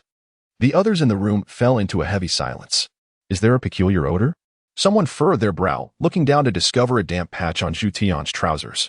The person's eyes widened in shock, exclaiming, "Goodness, you actually wet yourself." It was then that the others noticed the dark stain on Zhu Tian's pants and quickly covered their mouths and noses. "You should leave at once. We believe you." Zhu Tiandu was utterly terrified, which led him to speak the truth. A group of individuals promptly expelled Zhu Tiandu from the premises, determined to prevent him from tarnishing the sanctity of the house. The room was filled with a cacophony, the noise reverberating into the adjacent space, where Lin Chen gradually opened his eyes. Glancing outside, he noted that dawn had broken. "System, what time is it?" Lin Chen inquired. 7:23, the system replied. "Is it already past 7? Where's my alarm?" Lin Chen recalled setting his alarm for 6 o'clock. "I did ring it, but you instructed me to be silent." Expressing a desire for 5 more minutes of slumber, the system retorted, its tone tinged with a hint of grievance. This response rendered Lin Chen momentarily speechless. He couldn't recall such an incident. Yet, those 5 minutes, did they not seem a tad excessive? Lin Chen sat up in bed and surveyed the state of the room, finding everything in order. However, Xiaoqing's sleeping position was rather ungraceful, limbs sprawled in all directions. Initially, he thought she was somewhat endearing. Lin Chen covered his face, unable to bear the sight. Listening to the commotion emanating from the neighboring room, he felt a twinge of curiosity. What on earth was happening next door that was causing such a ruckus? He decided to rise and open the door. Yet, the sound of the door creaking startled Xiaoqing, rousing her from her stupor. Upon opening her eyes and realizing she was in an unfamiliar room, she appeared bewildered. But her confusion dissipated when she spotted Lin Chen. The moment she saw him, recollections of the previous night flooded back to her mind. Suddenly, her complexion turned pale, and her entire body trembled. Lin Chen paid her no mind and strode out. There were numerous tasks awaiting him today. First and foremost, he needed to venture to the back mountain to locate that cave and uncover its mysteries. As he exited the room, Zhu Tian immediately spotted him. Ah! Zhu Tian screamed in terror. Lin Chen turned back momentarily, but there was nothing behind him. Why the commotion so early in the morning? He remarked, be careful, or someone might come to complain about your disturbance. Zhu Tian was so frightened that he could hardly articulate a response, feeling as though Lin Chen might transform into a terrifying scarecrow at any moment. Upon hearing Zhu Tian's anguished cry, several men in the room rushed out. Upon seeing Lin Chen, their expressions turned grave, displaying palpable tension. Are you a human or a ghost? One audacious individual boldly inquired. What do you think I am? Lin Chen shot them a glance. The man pondered for a moment before asking, then please explain why you were in the rice field this morning. In the rice field? Lin Chen replied, I had just awakened. Why would I be in the rice field? Just awakened? This left everyone in a state of bewilderment. Did Zhu Tian not witness Lin Chen entering the rice field with his own eyes? It was not just these few individuals who were confused. The viewers watching the live broadcast are currently in a state of confusion. What exactly has transpired? I cannot comprehend it. I also noticed Lin Chen heading to the rice fields. Yet how could he have just awakened? If the individual who went to the rice fields is not Lin Chen, then who could it possibly be? There are far too many inexplicable occurrences. They feel a chilling sensation creeping up their spines, causing them to shiver despite it being the height of summer. As the group grapples with their bewilderment, Xiaoqing steps forward, her expression tense, and remarks, last night, I too saw brother Lin Chen. Chapter 10. The serious nonsense. I beheld two Lin Chen brothers. One lay asleep upon the bed, while the other stood outside the window, gazing at me. The mere thought of last night, where Lin Chen strained his neck to consume his own image, nearly brought tears to Xiaoqing's eyes. Two Lin Chens. This statement jolted the others into awareness. If the real Lin Chen was indeed sleeping, then the one seen by Zhu Tian moments ago must have been a mere illusion. It was plausible that it was a scarecrow transformed. Last night, the scarecrow had effortlessly infiltrated their ranks. Perhaps it truly possessed the ability to change its form. Let us retreat to the room and discuss what just transpired, Lin Chen suggested, leading the way inside. After a span of over 10 minutes, Lin Chen cast a glance at Zhu Tian's drenched trousers and finally grasped the situation at hand. From this moment forth, he began slowly, regardless of the endeavor. Do not venture out alone. A minimum of 3 individuals should always depart together. Furthermore, should you encounter a solitary comrade outside, refrain from approaching them immediately. Instead, signal with a code. A code? They concurred with the preceding remarks, yet the concept of a code raised questions. What sort of code? Lin Chen replied with a faint smile, it shall be something they cannot comprehend or decipher. Henceforth, upon encountering a solitary member of our group, simply utter, odd changes. Even remains the same. If you cannot keep up, it is best to make a hasty exit. Upon hearing the phrase odd changes, even remains. The others in the room were left bewildered. Meanwhile, those in the live stream could hardly contain their laughter. What a whimsical code. Odd changes, even remains. And symbols observe the quadrant. If your middle school math teacher were to hear this, they might come to reprimand you. My math teacher always insisted that mastering mathematics and science would allow one to travel fearlessly across the globe. I once doubted this, but now I find it to be true. Who would have thought that such a phrase could serve as a secret signal? It is utterly hilarious.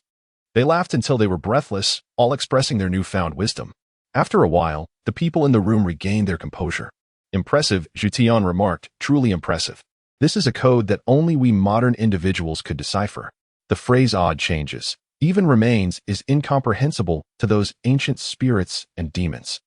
Lin Chen then turned to Zhu Tian and instructed him to change and wash his pants.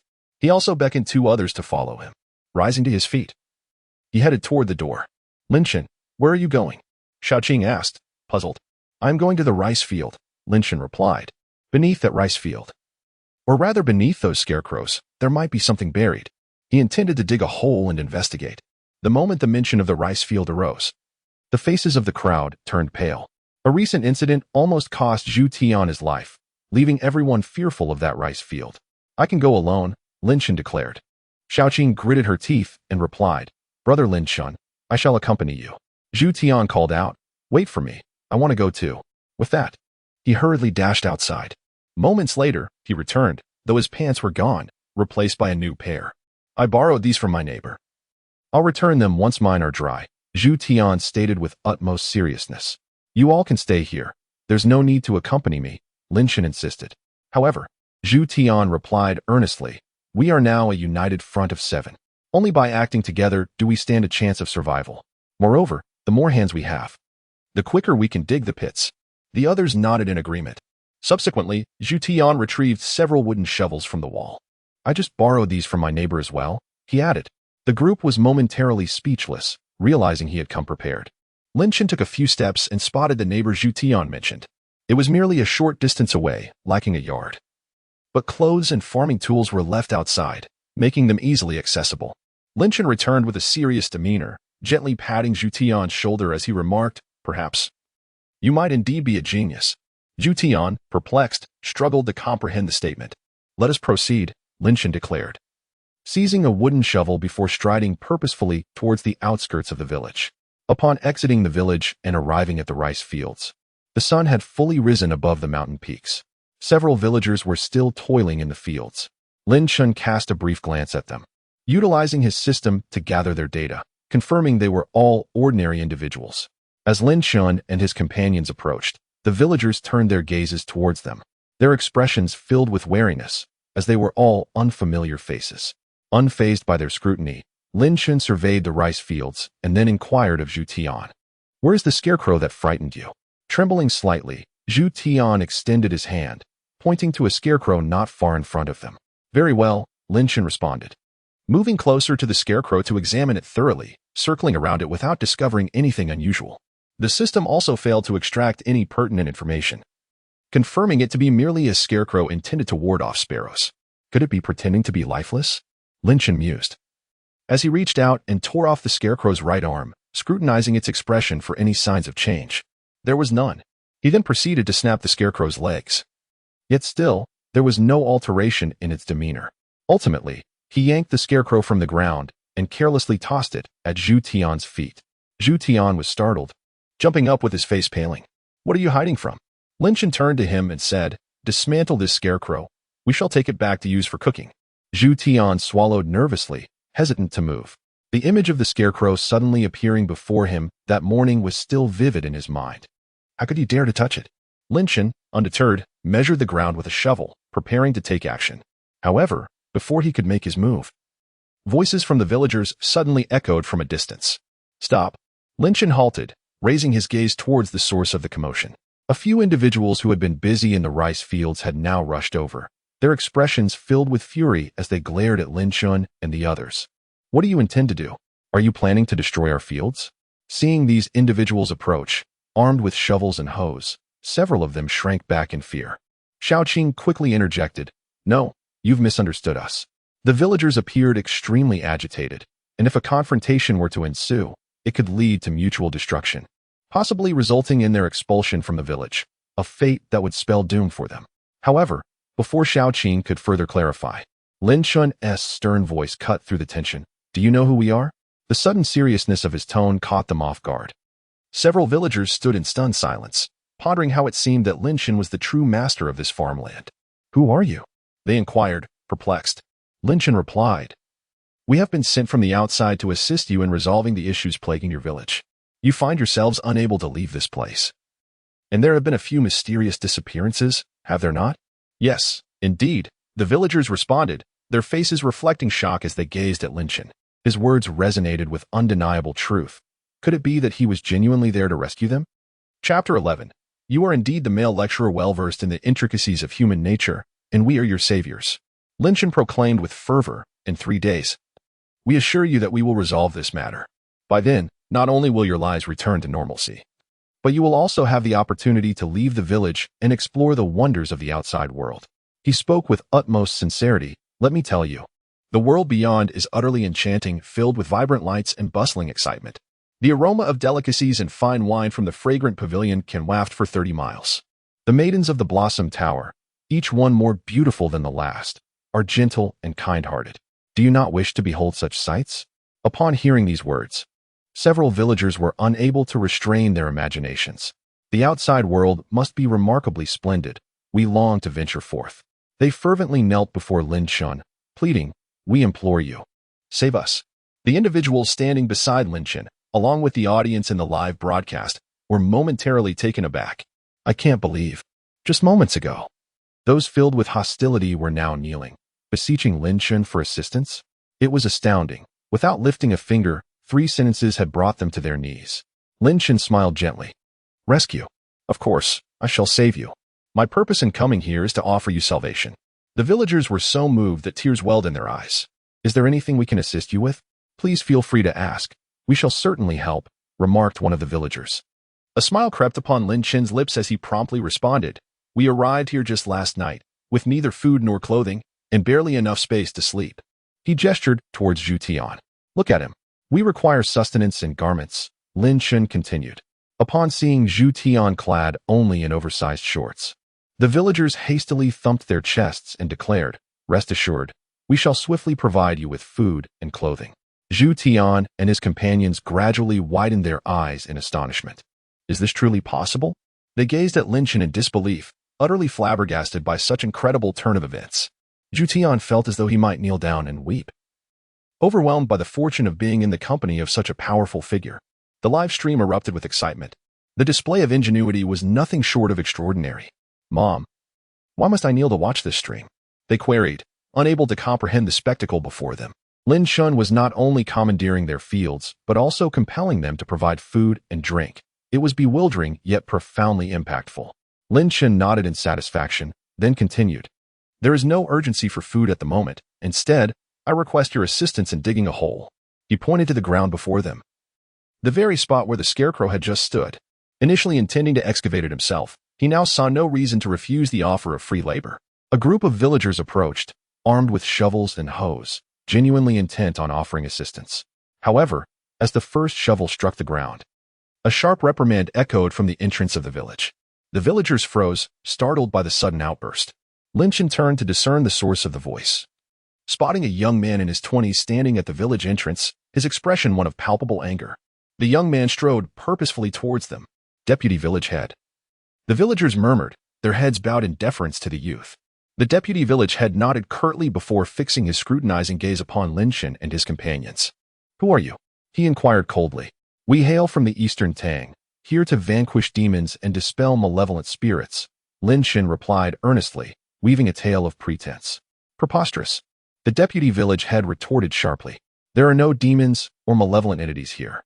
Regardless of your origins, leave at once. Our village does not welcome outsiders. Lin Chen narrowed his eyes, utilizing the system to scan the man's information. Name, Zhengli. Race, demon. Constitution, 13. Strength, 16. Speed, 8. Spirit, 156. The figures were significantly higher than those of an ordinary person. It would not be an exaggeration to assert that he could rival a scarecrow in combat. Truly, there are none? Lin Chen spoke with a faint smile. I encountered it twice last night. The deputy village chief's expression darkened as he coldly retorted, I told you. There is nothing. You all need to leave this village immediately. He then turned to a few villagers and remarked, You were just about to help him dig, weren't you? No. The villagers trembled in fear, stammering, We have matters to attend to and must take our leave. With that, they hastily turned and fled. The atmosphere fell into an eerie silence, with Zhu Tian, Xiaoqing, and others shrinking back, too frightened to utter a word.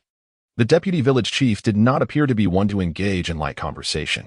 Only Lin Chen remained, smiling as he gazed at the deputy. You wouldn't happen to have a guilty conscience, would you? Or perhaps. Lin Chen scrutinized him, saying, You are the ghost. The deputy's expression shifted slightly before he quickly regained his icy demeanor. Nonsense, he declared. As long as I am here, you shall not touch this rice field. He stood in the field, his face cold and unyielding. Zhu Tian whispered to Lin Chen, Brother Lin Chen, let us depart. Xiaoqing fervently nodded in agreement. After a moment's contemplation, Lin Chen replied, Very well. It seemed that with this man standing there, it would be impossible to continue digging the fields this morning. The group walked a considerable distance away, feeling the oppressive aura of the man behind them. What a fierce individual he is, Zhu Tian grumbled. What is so impressive about being a mere deputy village chief? Despite our assistance, we are met with harsh reproaches. Truly. It is a case of kindness being met with ingratitude, a warm face pressed against a cold backside. Lin Chen found Zhu Tian's reaction amusing. Just moments ago, he displayed no such bravery in front of him. Now, he spoke so freely, unafraid of being overheard. Zhu Tian scoffed. At this distance, he can't possibly hear us. Perhaps he might, Lin Chen replied with a smile. He may not even be human. What? Zhu Tian exclaimed in shock. Not human. After all, a scarecrow possesses the ability to transform into others. Lin Chen remarked. Did you just fall for that trick and already forget? This. Zhu Tian's face paled in fright. Lin Chen laughed even harder, saying, I was just teasing you. While he remained uncertain about the deputy village chief's true nature, it was evident that something was amiss. The villagers, upon hearing they could be saved, were so overwhelmed that they fell to their knees. Clearly, there was a significant issue within this village. Yet, the deputy village chief insisted adamantly that there were no problems at all. The gravity of the deputy's issues was undeniable. What should we do now? Xiao Qing, standing nearby, quietly inquired. Shall we wait until the deputy village chief departs and then return to dig? Certainly not, Lin Chen replied. We shall head to the back mountain and search for a cave. Xiao Qing, visibly shaken, exclaimed. Did not the village chief warn us of the perils lurking in the back mountains? Especially that cave, from which none have returned alive. Lin Chen chuckled. Do you genuinely believe his words? If you are afraid, you may remain in the village. I shall venture forth alone. Xiao Qing hastily shook her head, insisting. We will accompany you. Lin Chen replied. If you are to follow me, you must heed my instructions. And remember our secret codes. Odd changes, even remains the same. And the 5-year examination. Chapter 12. This individual is exceedingly cautious, attuned to the subtle signals around him. A few of them momentarily fell silent. The unpredictable intertwines with the constant, observing the symbols, considering the quadrants, preparing for the rigorous examinations of the next 5 years and the simulations of the preceding 3. Can one truly interpret this as a cipher? Lin Chen, guided by the system, led the way while several others cautiously trailed behind him, not daring to stray even a step. As they ascended a narrow path, the village gradually faded from view. Upon entering the mountains, the group immediately sensed a significant drop in temperature. This rear mountain is vast. How shall we locate the cave? Zhu Tian inquired anxiously. What if we lose our way?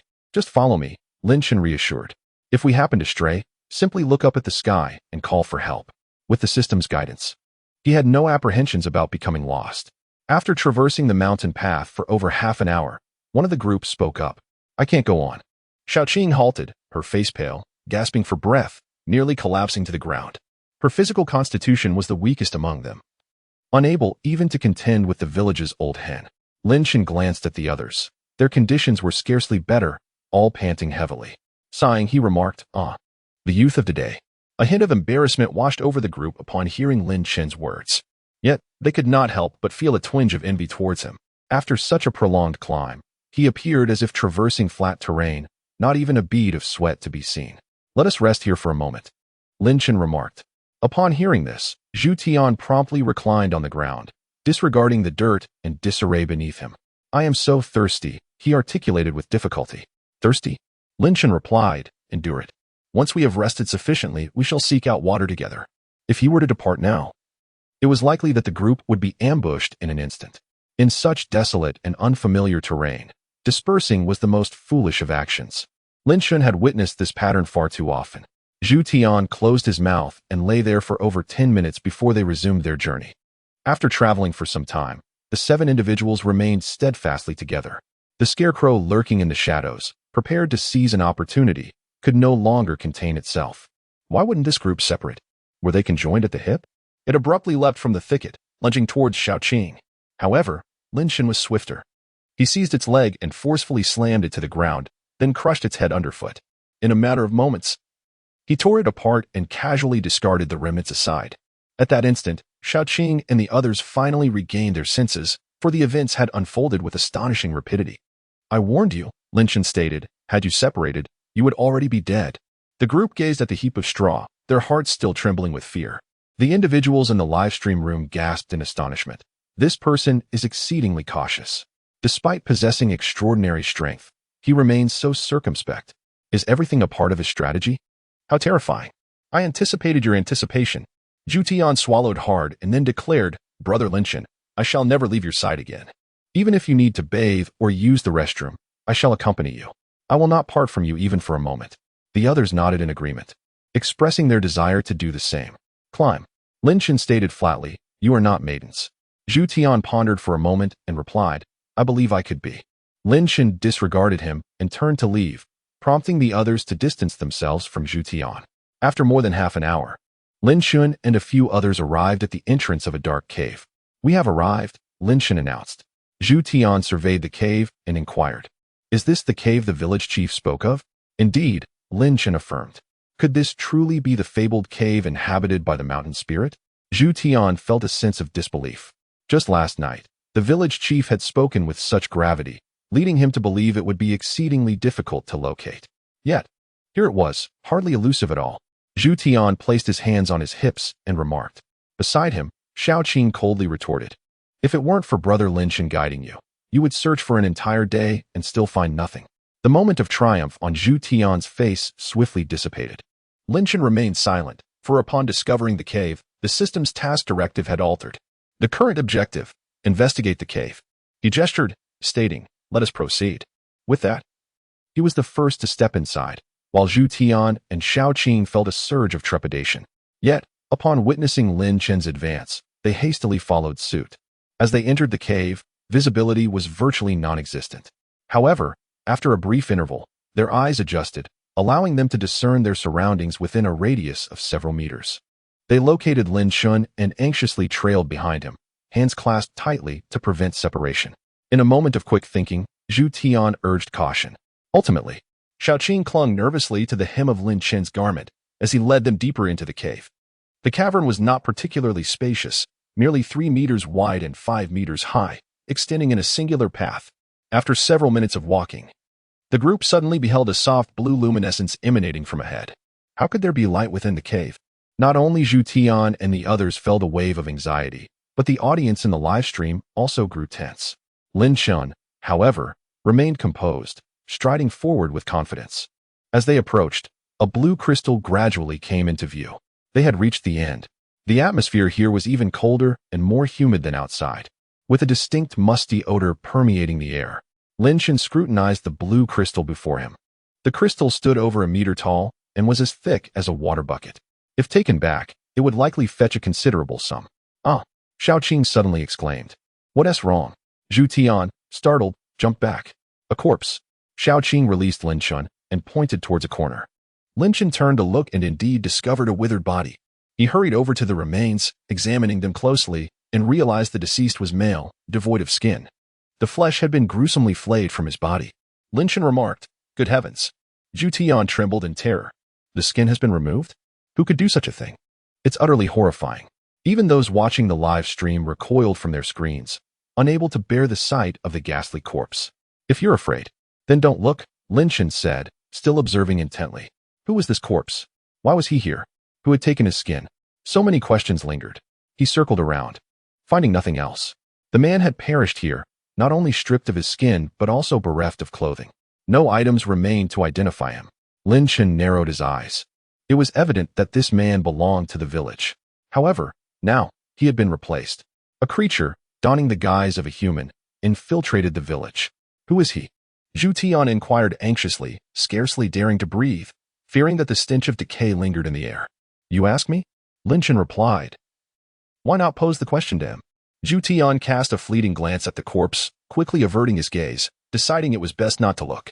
Lin Chen's attention shifted to the crystal. Why was there such a substantial piece of crystal here? He reached out and tapped it. It was solid. Upon closer inspection, within the crystal, he discerned the presence of a short sword. Chapter 13. Who truly is the monster? Lin Chen immediately employed the system to scan the crystal. This energy crystal, originally intended to seal malevolent entities, evidently had allowed its captive to escape. So it was, Lin Chen murmured softly. The malevolent being once sealed within the crystal must be the scarecrow from the village. Perhaps due to the crystal's dilapidated condition or the young man's misguided influence. The scarecrow had indeed broken free. The short sword found within was presumably intended to combat the scarecrow. It was not in vain, Lin Chen declared as he reached forth, plunging his hand directly into the crystal to retrieve the short sword, slightly longer than his palm. He then examined it once more through the system. It was an unnamed short sword, exceedingly sharp, seemingly capable of vanquishing various malevolent entities. His conjectures had proven correct. However, this scene left all present utterly astounded. Zhu Tian and the others, along with the viewers in the live stream, gaped in disbelief. Had they truly witnessed him inserting his hand directly into the crystal? How could this be? That was crystal, a substance more resilient than flesh and bone. Was his hand forged of iron? One could not shake the impression that he could effortlessly crush those two scarecrows. Who, then, was the true monster? The barrage of comments in the live stream surged, reflecting the collective astonishment of the audience at the astonishing spectacle they had just witnessed. A group of spectators appeared on the verge of being utterly terrified. Such ferocity. Are you truly a novice and not a formidable boss? Chen, noticing the astonished expressions on the faces of those nearby, inquired, "What are you all doing?" This simple question jolted them back to reality. They shook their heads, attempting to recalibrate their mental states and soothe their souls. "What is this?" Xiaoqing asked in bewilderment, holding a sword that had seemingly been extracted from a crystal. A crystal sword? The sword of the stone? A weapon capable of countering those scarecrows? Chen replied slowly. Those scarecrows are likely to fear this sword. Really? Upon hearing this, Zhu Tian's eyes instantly sparkled with excitement. This was indeed a crucial item for completing their mission. With this, they would no longer need to fear the scarecrows. A short sword that could subdue the scarecrows was undoubtedly a divine weapon. Chen casually tossed the short sword into Zhu Tian's arms, saying, "You should take this." Zhu Tian stood there in a daze, clutching the short sword. This was an essential tool for their mission. How could it be entrusted to him so easily? This, Zhu Tian exclaimed hurriedly. Is it appropriate for me to hold on to something so significant? Just don't discard it, Chen replied calmly. He genuinely held little regard for the short sword. Not even considering its grade. A sword without even a name, what purpose does it serve? Within its sheath lie 3 legendary swords capable of wreaking havoc upon the world. In comparison to the swords depicted in the sword manual, this short blade resembles mere weeds along the roadside, barely worthy of a glance, and it feels cumbersome in hand.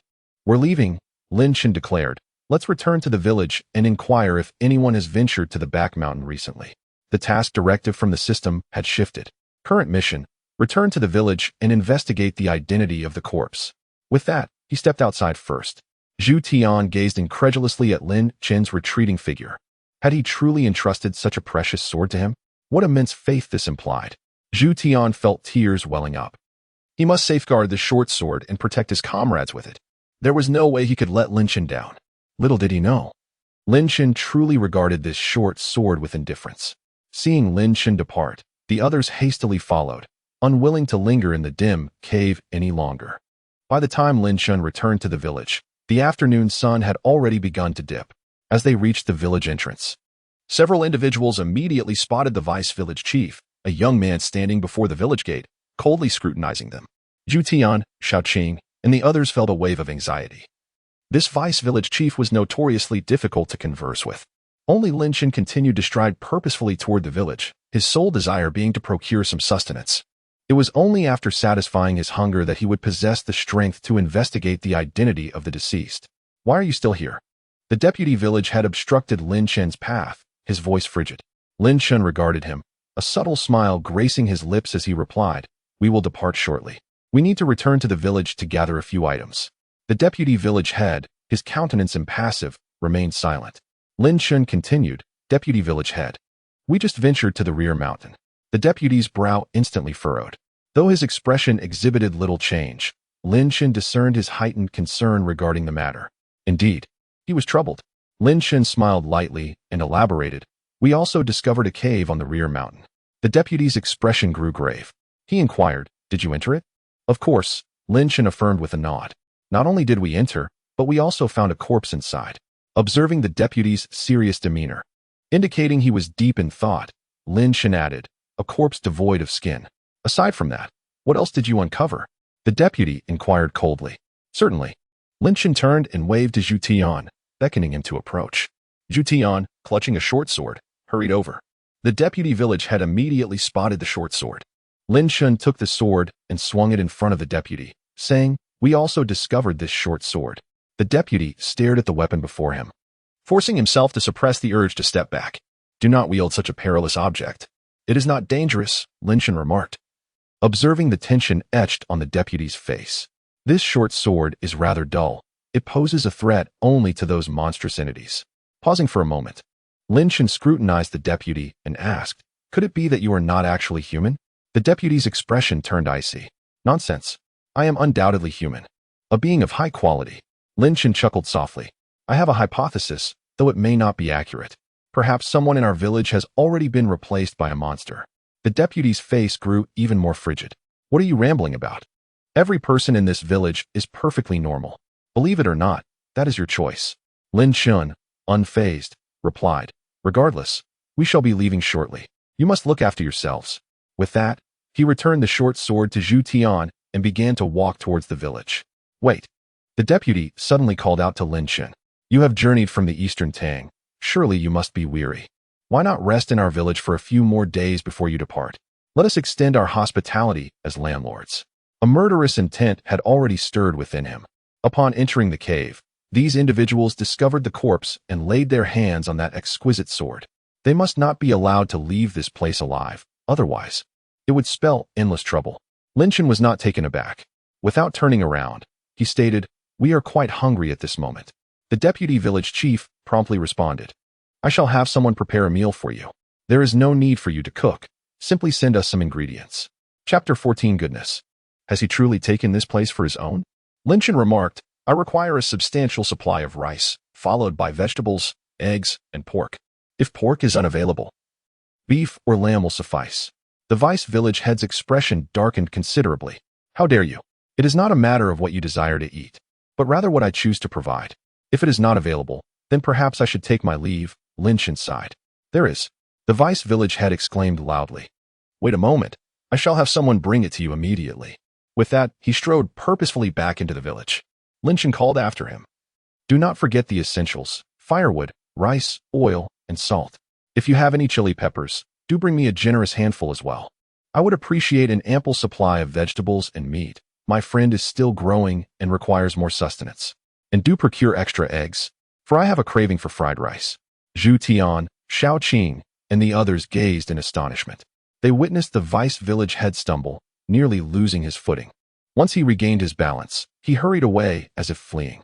To keep Lin Chen and the others there, the vice village head gritted his teeth, enduring it all. Once he was out of sight, their attention shifted back to Lin Chen, their faces a mixture of shock and bewilderment. What had just transpired? How could the usually aloof vice village head suddenly be so compliant? Lin Chen asserted his desires, and the deputy village chief complied without uttering a single word of refusal. Not only were the few people behind Lin Chen bewildered, but the audience in the live stream was also left in a state of shock. My mind has crashed. I cannot comprehend this, one exclaimed. Just moments ago, the deputy village chief exhibited such arrogance. How had he suddenly become so subservient? Could this be some form of sorcery? Was Lin Chen truly a master of human nature? They found themselves utterly perplexed. The once haughty deputy village chief had inexplicably transformed into someone so obedient. Lin Chen turned to the dazed individuals and inquired, What are you staring at? The group jolted back to reality. Why is the deputy village chief treating you so well? Zhu Tian couldn't help but ask. Has he been swayed by brother Lin Chen? Lin Chen chuckled. How could that be? I suspect the deputy village chief is already devising a plan to eliminate me. He was convinced that the deputy village chief was linked to the monstrous creature they had encountered in the cave. Let us depart, Lin Chen announced. It is time to prepare lunch. He addressed Xiao Qing. I appreciate your help today. Xiao Qing replied cheerfully. It's no trouble at all. I am delighted to be of assistance. Upon their return to the front of the house, several villagers approached, carrying ingredients on their backs. The village, nestled against the mountains and beside the water, is replete with the ingredients that Lin Chen requires. There is not only pork and beef, but also venison and wild boar, all acquired from hunting in the hills. Naturally, Lin Chen graciously accepted their offerings with a smile. As the villagers were about to depart, Lin Chen called out to them. Please hold on. I have a few questions to pose, he said. What questions? A few villagers inquired, puzzled by his sudden interest. When did the incidents of disappearance begin in your village? After a moment of contemplation, one villager responded, It started approximately a year ago. And when did your deputy village chief arrive? Lin Chen continued his inquiry. He has always been a part of our village, one villager replied. The deputy village chief grew up here. He then glanced around and whispered to Lin Chen. However, the deputy village chief has undergone significant changes recently. Oh, Lin Chen responded eagerly. Please elaborate. The former deputy village chief had been intent on reforming the village, aspiring to construct roads and lead us away from this place, even wishing to establish a school. Yet, one day, he abruptly altered his demeanor and ceased to discuss these matters. Lin Chen nodded, absorbing this information, which kindled further speculation within him. At that moment, The system's task guidance also shifted. Current task: investigate the land beneath the scarecrow. Very well. You may return now, Lin Chen said with a smile. Your efforts are appreciated. The system's tasks have been altered, which signifies that the individual who perished in the cave was none other than the deputy village chief, perhaps in a bid to seek a path for the village. He sought to appeal to the mountain deity, unaware that this so-called deity was a malevolent entity, thus falling victim to deception. He lost his life, bringing calamity upon the village. As he watched the group depart, Lin Chen returned to his chamber and summoned everyone. Is there something of great importance? Zhu Tian inquired. Lin Chen replied, after lunch, prepare yourselves. We shall act tonight. What? What action? Zhu Tian asked, bewildered. The others exchanged puzzled glances, failing to comprehend Lin Chen's intentions. Lin Chen shot them an exasperated look. We are to excavate the ground. Do you not recall my mention of digging earlier today? It dawned on them that the excavation had been thwarted by the deputy village chief. What time tonight? Zhu Tian asked. Under the cover of darkness, once everyone is asleep. We shall proceed. The group felt a sense of trepidation, akin to that of thieves. Xiaoqing and Zhu Tian went to prepare the meal, while the others ventured into the village to borrow tools for excavation. Lin Chen sat on the edge of his bed, pondering over some lingering questions that eluded his understanding. Why did the deputy village chief only make a few individuals disappear rather than unleash a massacre upon the entire village? What fate has befallen those who are missing? Are they alive or dead? What is he truly up to? Tonight, an answer should finally present itself. Certainly, he could eliminate the deputy village chief directly, potentially fulfilling the task at hand.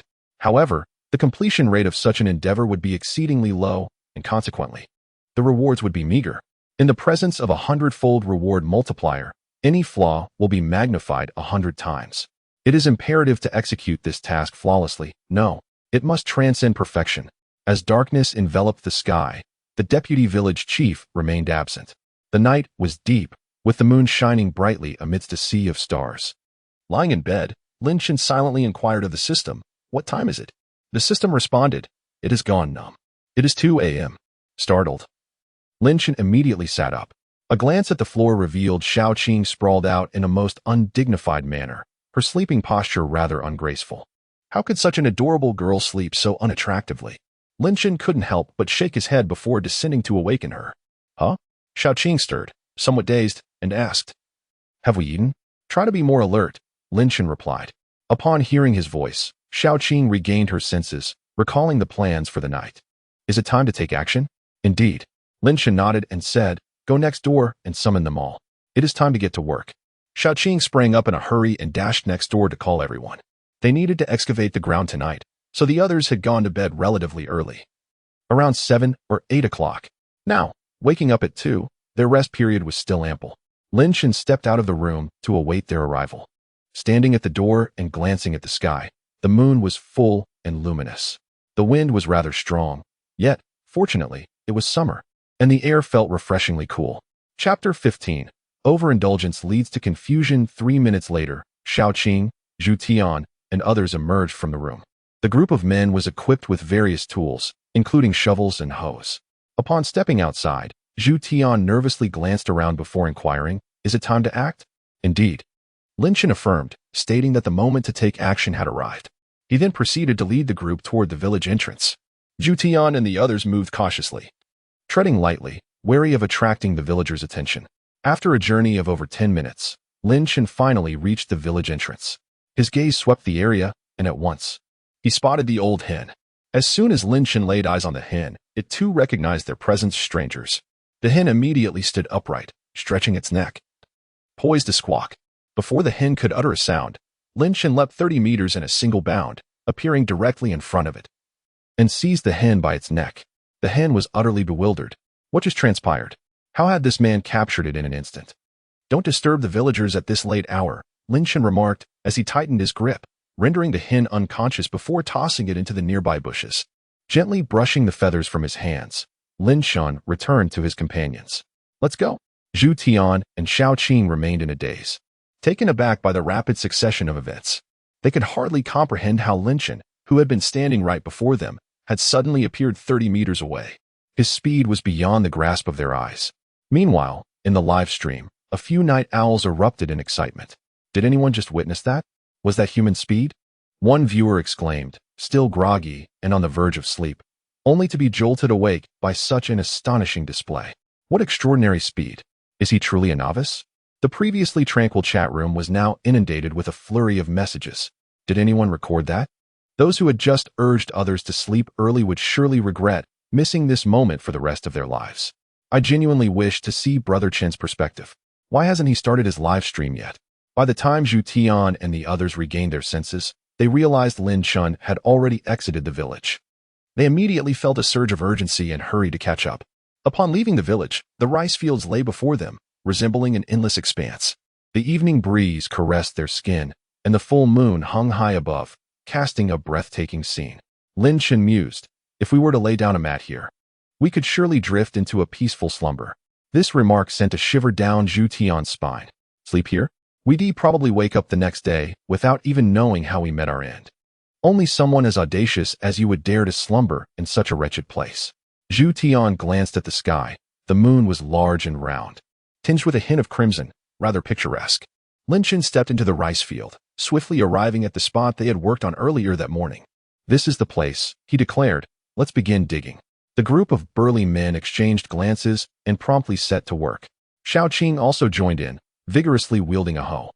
Lin Chen stood by, surveying the surroundings. Under the luminous moonlight, a dozen scarecrows stood silently, resembling expressionless figures who were intently watching them. The men took turns digging, and soon they unearthed a pit. There's nothing here. Zhu Tian wiped the sweat from his brow and remarked. Keep digging, Lin Chen said, taking the hoe from Xiaoqing's hands. You all rest for a moment. I will dig now. Digging a pit was indeed no easy task. The group, lacking in stamina, found themselves unable to stand straight after half an hour of labor. Lin Chen sighed again. The youth of today. Zhu Tian, seated on the ground, found himself at a loss for a rebuttal. It was as if Lin Chen were not young himself. Not every young person is as peculiar as you. He had many thoughts swirling in his mind, yet Zhu Tian ultimately swallowed his words, fearing retribution. Several individuals were indeed fatigued, taking a respite as they sat upon the ground, inhaling deeply. Xiaoqing, with her head bowed, suddenly noticed the earth beneath her gradually transforming into a shade of crimson. What is happening? She inquired, a hint of curiosity in her voice, as she lifted her gaze only to be struck dumb with astonishment. In that fleeting moment, she beheld the moon metamorphosing into a hue of red, blood red, to be precise. Not merely the moon, but the very heavens and the clouds above had succumbed to this sanguine tint. A deluge of blood-like color cascaded from above, saturating the world in a vivid scarlet. The others soon became aware of this surreal spectacle as it unfolded with startling abruptness. Moments ago, it had been night. Now, it was as if the sky had been drenched in blood. They rose, alarm etched upon their faces, staring in horror at the moon above. Xiaoqing suddenly cried out in terror, pointing ahead. What was happening? Zhu Tian was jolted by her exclamation. Yet, when he turned his gaze forward, he too was rendered speechless. In the blood-red rice field before them stood a group of individuals, their bodies entirely crimson, their expressions devoid of emotion, with bulging eyes coldly fixed upon them. The rice in the field had undergone a grotesque transformation as well. The once plump grains had turned into beads resembling eyes. Strings of these ocular orbs dangled from the rice ears, swaying in the breeze, all of them gazing at the onlookers with a chilling, unblinking stare. Where is Lin Chen? Zhu Tian quickly turned his gaze forward. Then he beheld Lin Chen lying in a deep pit, impaled by the sharp spikes within. His entrails were fully exposed, eyes wide open in terror, and blood gushed ceaselessly from his mouth. The sight was utterly gruesome. Zhu Tian's legs turned to jelly in an instant. In his heart, there was but one thought, to flee. If Lin Chen was dead, what hope did they have? Brother Lin Chen.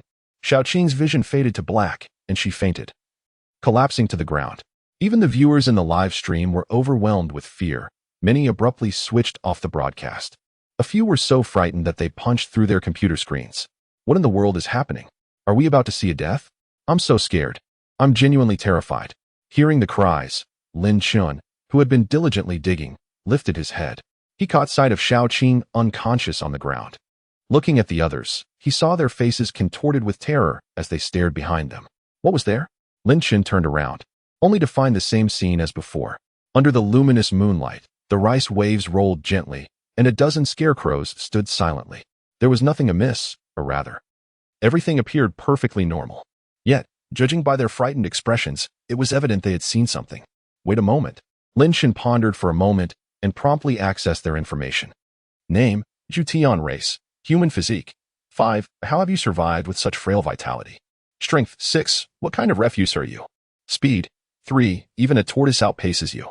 Mentality, 17. Remarkably, you have not succumbed to madness. In a certain light, that is quite impressive. His mental state had dwindled to a mere 17 points. Turning his attention to the others, he noted that their mental states were universally low, with none surpassing 20 points. They were evidently in a state of confusion, having overexerted themselves. Chapter 16. Do not attempt to take advantage of me, reflecting upon the influence of the mind, the resistance to various illusions. Lin Chen approached and waved his hand before Jutian. Jutian exhibited no reaction, as if he were blind to Lin Chen's presence. Indeed, he had fallen victim to an illusion. Crack! Lin Chen delivered a sharp slap to Jutian's face, the sound resonating crisply. Ah! Jutian yelped in agony, the unexpected blow jolting him from his trance. Cease your wailing, Lin Chen remarked nonchalantly.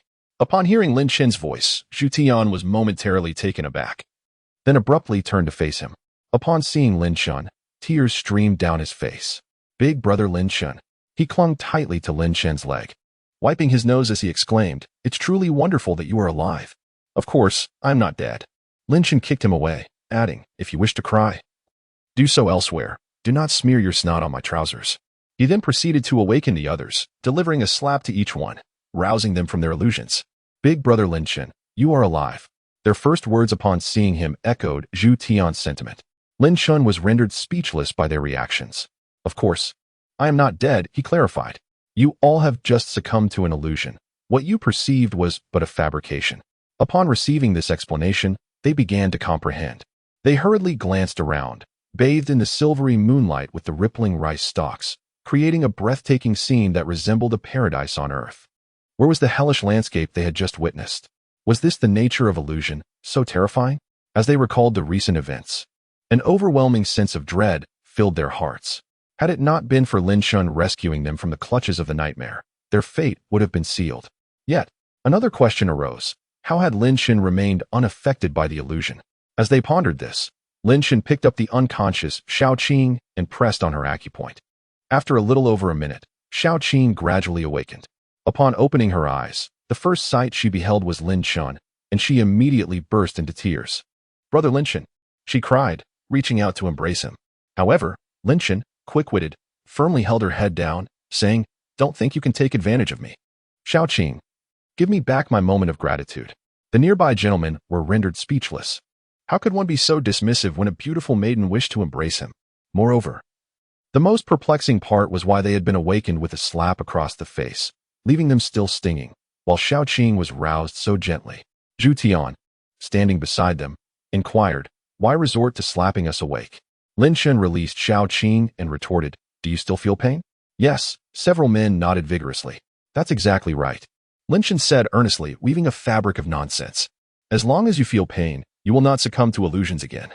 Zhu Tian was momentarily speechless, nearly convinced by the absurdity.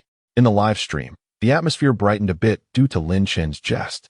"Just moments ago, I was nearly frightened to the point of losing control. Why is Lin Chen so composed now? And how is it that he remains untouched by the illusions?" It baffled me. The more I observed him, the less he appeared to be a novice. Does anyone even remember that this is a hellish beginner dungeon? The barrage of comments resumed, as everyone was too startled to sleep. "What did you all just witness?" Lin Chen inquired with curiosity.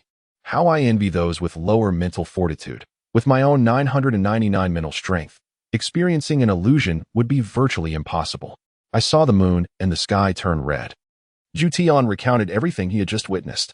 Lin Chen pondered for a moment, realizing that the illusions held no valuable information. "Let us continue digging," he said, tossing a hoe to Zhu Tian. "Get moving. Idleness will lead to illusions." The group of sturdy men immediately brandished their tools, laboriously digging into the earth. Another half-hour passed. A vast pit emerged before the onlookers. Zhu Tian, upon glimpsing the contents of the pit, turned pale, unable to bear the sight. Xiao Qing retreated to the back, for at the bottom of the chasm lay a lifeless corpse, already in a state of decay. One side of the body had even begun to sprout straw. Lin Chen leapt into the pit, observing closely. It was not the body that had transformed into straw. but rather, his very form had morphed into that of a scarecrow. A conjecture stirred within Lin Chen's mind. Could it be that the scarecrows he had encountered previously were all fashioned from the deceased? He emerged from the pit and declared, "Let us examine the areas beneath the other scarecrows. The missing individuals may have very well turned into them." Trembling, Zhu Tian and the others made their way toward another scarecrow, wondering if beneath it lay another soul unable to find rest. Silence enveloped them as they fervently began to dig. An hour passed, and the second corpse lay quietly before their eyes. Lin Chen leaned down for a closer inspection. This body had undergone an even more pronounced transformation into straw, with the majority now resembling it. Standing upright, he proclaimed, "There is no need to continue digging." He had come to the grim conclusion that beneath each scarecrow lay a corpse. At that moment, the directives of the system's task shifted once more. Current task: uncover the truth and vanquish the malevolent entity that has escaped. "What shall we do now?" Xiaoqing timidly inquired. "Let us return to slumber," Lin Chen replied. "I am utterly exhausted after a night of toil." Zhu Tian expressed surprise. "Is that all? We are simply going to sleep? Have we not unearthed things that ought not to be seen? Is there not a chance that something might launch a surprise attack while we are at rest?" Lin Chen nodded and said, "Indeed, such a possibility exists. Thus, you must swiftly gather the villagers and the village chief, informing them that we have located the missing individuals. Assemble everyone and allow the truth to be revealed. This task will then reach its conclusion." The group exchanged glances, recognizing that this second course of action was indeed the most prudent. Once all are made aware that beneath these scarecrows lie hidden corpses, those remains shall inevitably be dealt with. The shadowy puppeteer behind this will undoubtedly be compelled to reveal themselves. In due course, we shall then strike down this hidden adversary with our dagger, completing our mission. Zhu Tian, brimming with excitement, drew forth the dagger from his cloak. Once the task is accomplished, they shall receive their reward and return home. No longer will they need to live in fear in this cursed place. With this thought in mind, Zhu Tian promptly set about his task, calling out loudly at the entrance of the village. "Everyone rise. We have found the missing persons."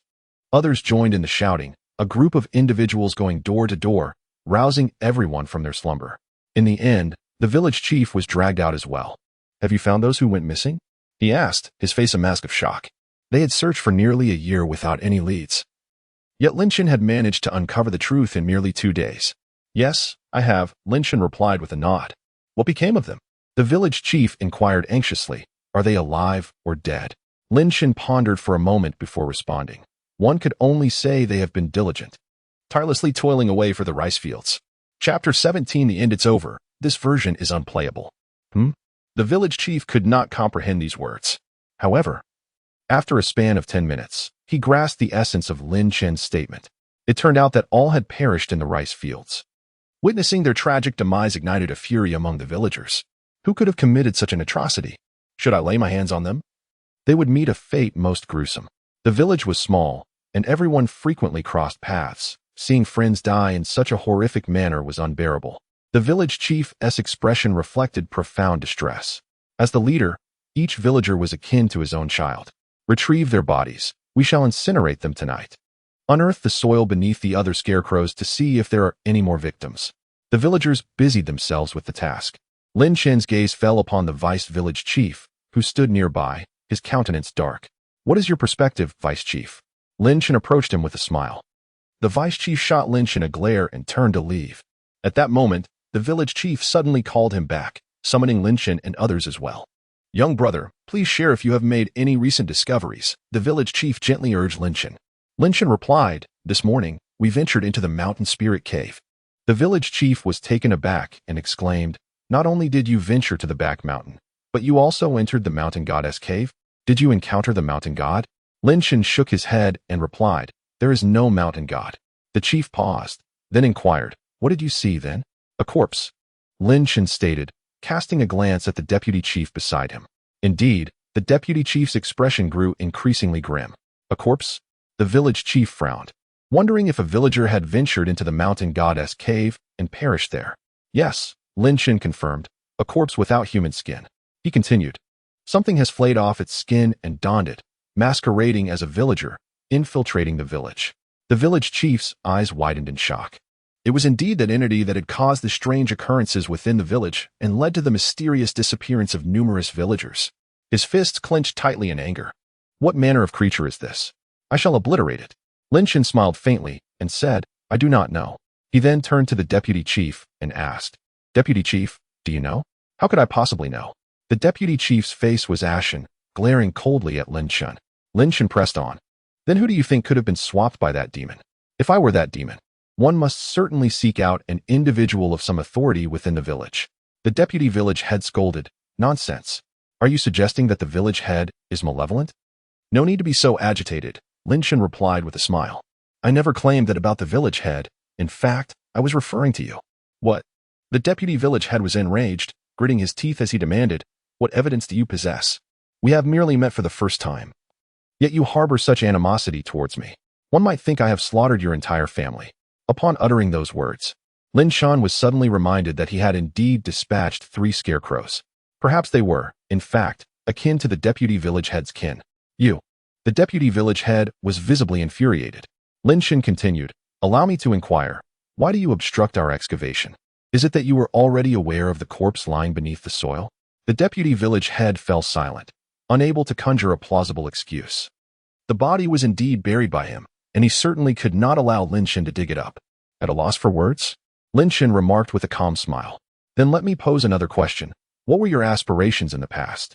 To become the village head? The deputy village head replied. Upon hearing this, the village head nearby was visibly shaken. He staggered back a couple of steps, for he was aware of the deputy's true dreams, not to ascend to the position of village head, but rather to lead the people out of the mountains. It was precisely this noble ambition that had propelled him to the role of deputy village head. The village chief approached Lin Shun and questioned the deputy chief. Who exactly are you? The deputy chief's countenance grew increasingly grim as he pondered where he had inadvertently revealed his true identity. I am the deputy chief, he insisted vehemently. In such a moment, he still refused to acknowledge the truth? Lin Shan chuckled and remarked, You are merely a grotesque entity donning the skin of the deputy chief. He deduced the events that had transpired with the deputy chief. In a desperate bid to save the village, he had sought out the mountain goddess cave, only to be deceived by you.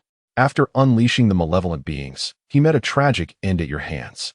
You put on the deputy chief's skin and infiltrated the village. Lin Shan inquired, Am I mistaken? Upon hearing these words, the deputy chief finally comprehended that he had been unmasked. Even if you have discovered my true self? What of it? It is far too late. He reached for his own face and yanked at it with force. The deputy chief's skin was instantly torn away, revealing a mere scarecrow before the astonished crowd. The scene was so sudden that the surrounding villagers were taken aback, their faces drained of color, trembling limbs unable to support them as they staggered backward. Even the village chief, who had been seething with rage moments before, could not suppress a gasp of shock. The likes of Zhu Tian and Shao Qing were already paralyzed by fear, their legs trembling as they nearly sank to the ground. The true identity of the vice village chief finally revealed itself before the crowd. Lin Shan promptly scanned his data. Name, King of Scarecrows. Race, Malevolent Spirit. Constitution, 26. Strength, 28. Agility, 10. Spirit, 198. Each statistic overwhelmingly surpassed the scarecrows previously encountered. Lin Chun was astounded. Was it truly appropriate to place such a formidable entity within a novice quest? It is worth noting that the current stats of Zhu Tian and his companions, aside from their spirit, were all single digits. Engaging in combat with this creature would undoubtedly result in their swift demise. Upon witnessing the data of the King of Scarecrows, Zhu Tian and his companions' expressions turned even more fearful. A constitution of 26, strength of 28. While a single punch might not suffice to kill an adult, it would certainly be enough to render a person unconscious. How could they possibly contend with such a foe? They were utterly outmatched. The viewers watching the live stream gasped in disbelief. Could this data be erroneous? Such statistics would be more fitting for mid-level dungeons. Yet this was merely a beginner's quest. It's over. This game is unplayable. Gaming should be an enjoyable experience, not a torment. The audience felt a profound sense of pity and regret for Lin Chun. Having survived for a day and a night, uncovering the mastermind behind it all, he was on the verge of success, poised to become the first to conquer the Hell Dungeon. As a result, the final boss turned out to be terrifying, mercilessly tormenting all the players. With such a formidable adversary present, it seemed utterly impossible to conquer this dungeon. Someone exclaimed in anger. Yet, Lin Chun remained composed, squinting his eyes. The attributes of the Scarecrow King indeed astonished him, but for an entirely different reason. It was far too low. The Scarecrow King, a king indeed. And yet this was all it amounted to? With such meager attributes, how could it dare to claim kingship? Lin Chen sighed, realizing he had overestimated this boss. He inquired, "Why have you buried these individuals underground?" Chapter 18. Humanity, you are truly fascinating. You will soon understand. The king of scarecrows, with its bloodshot eyes, fixated coldly on Lin Chen. Just as its voice fell, a cacophony of soil being turned erupted from the rice fields outside the village. Unable to contain their curiosity, the crowd peered outside, only to witness the ground itself upheaving as pairs of hands emerged from the earth. One by one, scarecrows clawed their way out of the soil. Gazing upon this surreal spectacle, everyone widened their eyes in astonishment. What is this? Zombies? These scarecrows appeared not to have fully transformed. Their bodies still bore remnants of flesh and bone. The skin dangled from the straw, swaying grotesquely with each step. Lin Chen surveyed the scarecrows, noting their stats were not particularly impressive, merely a little over 10 in both physique and strength. He turned back and inquired, "Is this truly how you create scarecrows? Is it not somewhat cumbersome? Moreover, why not simply eradicate this village and transform everyone into scarecrows?" Indeed, the king of scarecrows replied slowly, but also not quite. Zhu Tian observed the scarecrows moving swiftly, already encroaching upon the village. "Brother Lin Chen, what are we to do now?" His voice trembled, on the verge of tears. Lin Chen asked, "Do you have your dagger with you?" "Yes," came the reply. Zhu Tian swiftly drew his short sword from within his cloak, a vital weapon he had kept by his side at all times. "Good," Lin Chen promptly remarked, "defeat it with the short sword." Zhu Tian's eyes widened in disbelief. "Me?" "Yes, you," Lin Chen replied earnestly. "I cannot overcome it." This revelation left Zhu Tian in shock. "You cannot? I am superior. Who was it that previously tore apart the scarecrow? Must I truly take action?" Zhu Tian struggled to accept this reality and inquired once more. "Indeed," Lin Chen affirmed. "Do not dawdle. The scarecrow is approaching." Zhu Tian realized the gravity of Lin Chen's words. Casting a glance at the Scarecrow King in the distance, he inhaled deeply. Today, facing the Scarecrow King with a short sword would mean certain death. Retreat would only lead to being captured by the Scarecrow, resulting in the same fate. Death was inevitable. Perhaps it would be better to die valiantly. "I shall fight you." With that, Zhu Tian shut his eyes and charged towards the Scarecrow King with a fierce cry. As Zhu Tian rushed forward, the Scarecrow King erupted in laughter. "You overestimate your abilities." In the next moment, a scarecrow lunged forth, blocking its path. Thrust. The short sword pierced deep into the scarecrow's chest. The outer layer was flesh, yet beneath it lay straw, producing an odd sound. Sensing he had struck something, Zhu Tian instantly opened his eyes. Before him stood a tattered scarecrow, startling him into a state of utter disarray. His hands instinctively released the short sword, and he staggered backward. "I apologize," he repeatedly murmured. "It was unintentional." Lin Chen, positioned behind him, supported him and remarked, "How will you navigate future missions like this?" Zhu Tian was still in a daze. Lin Chen, with resolute determination, pushed him aside, advanced, and extracted the short sword, delivering a swift kick to the scarecrow.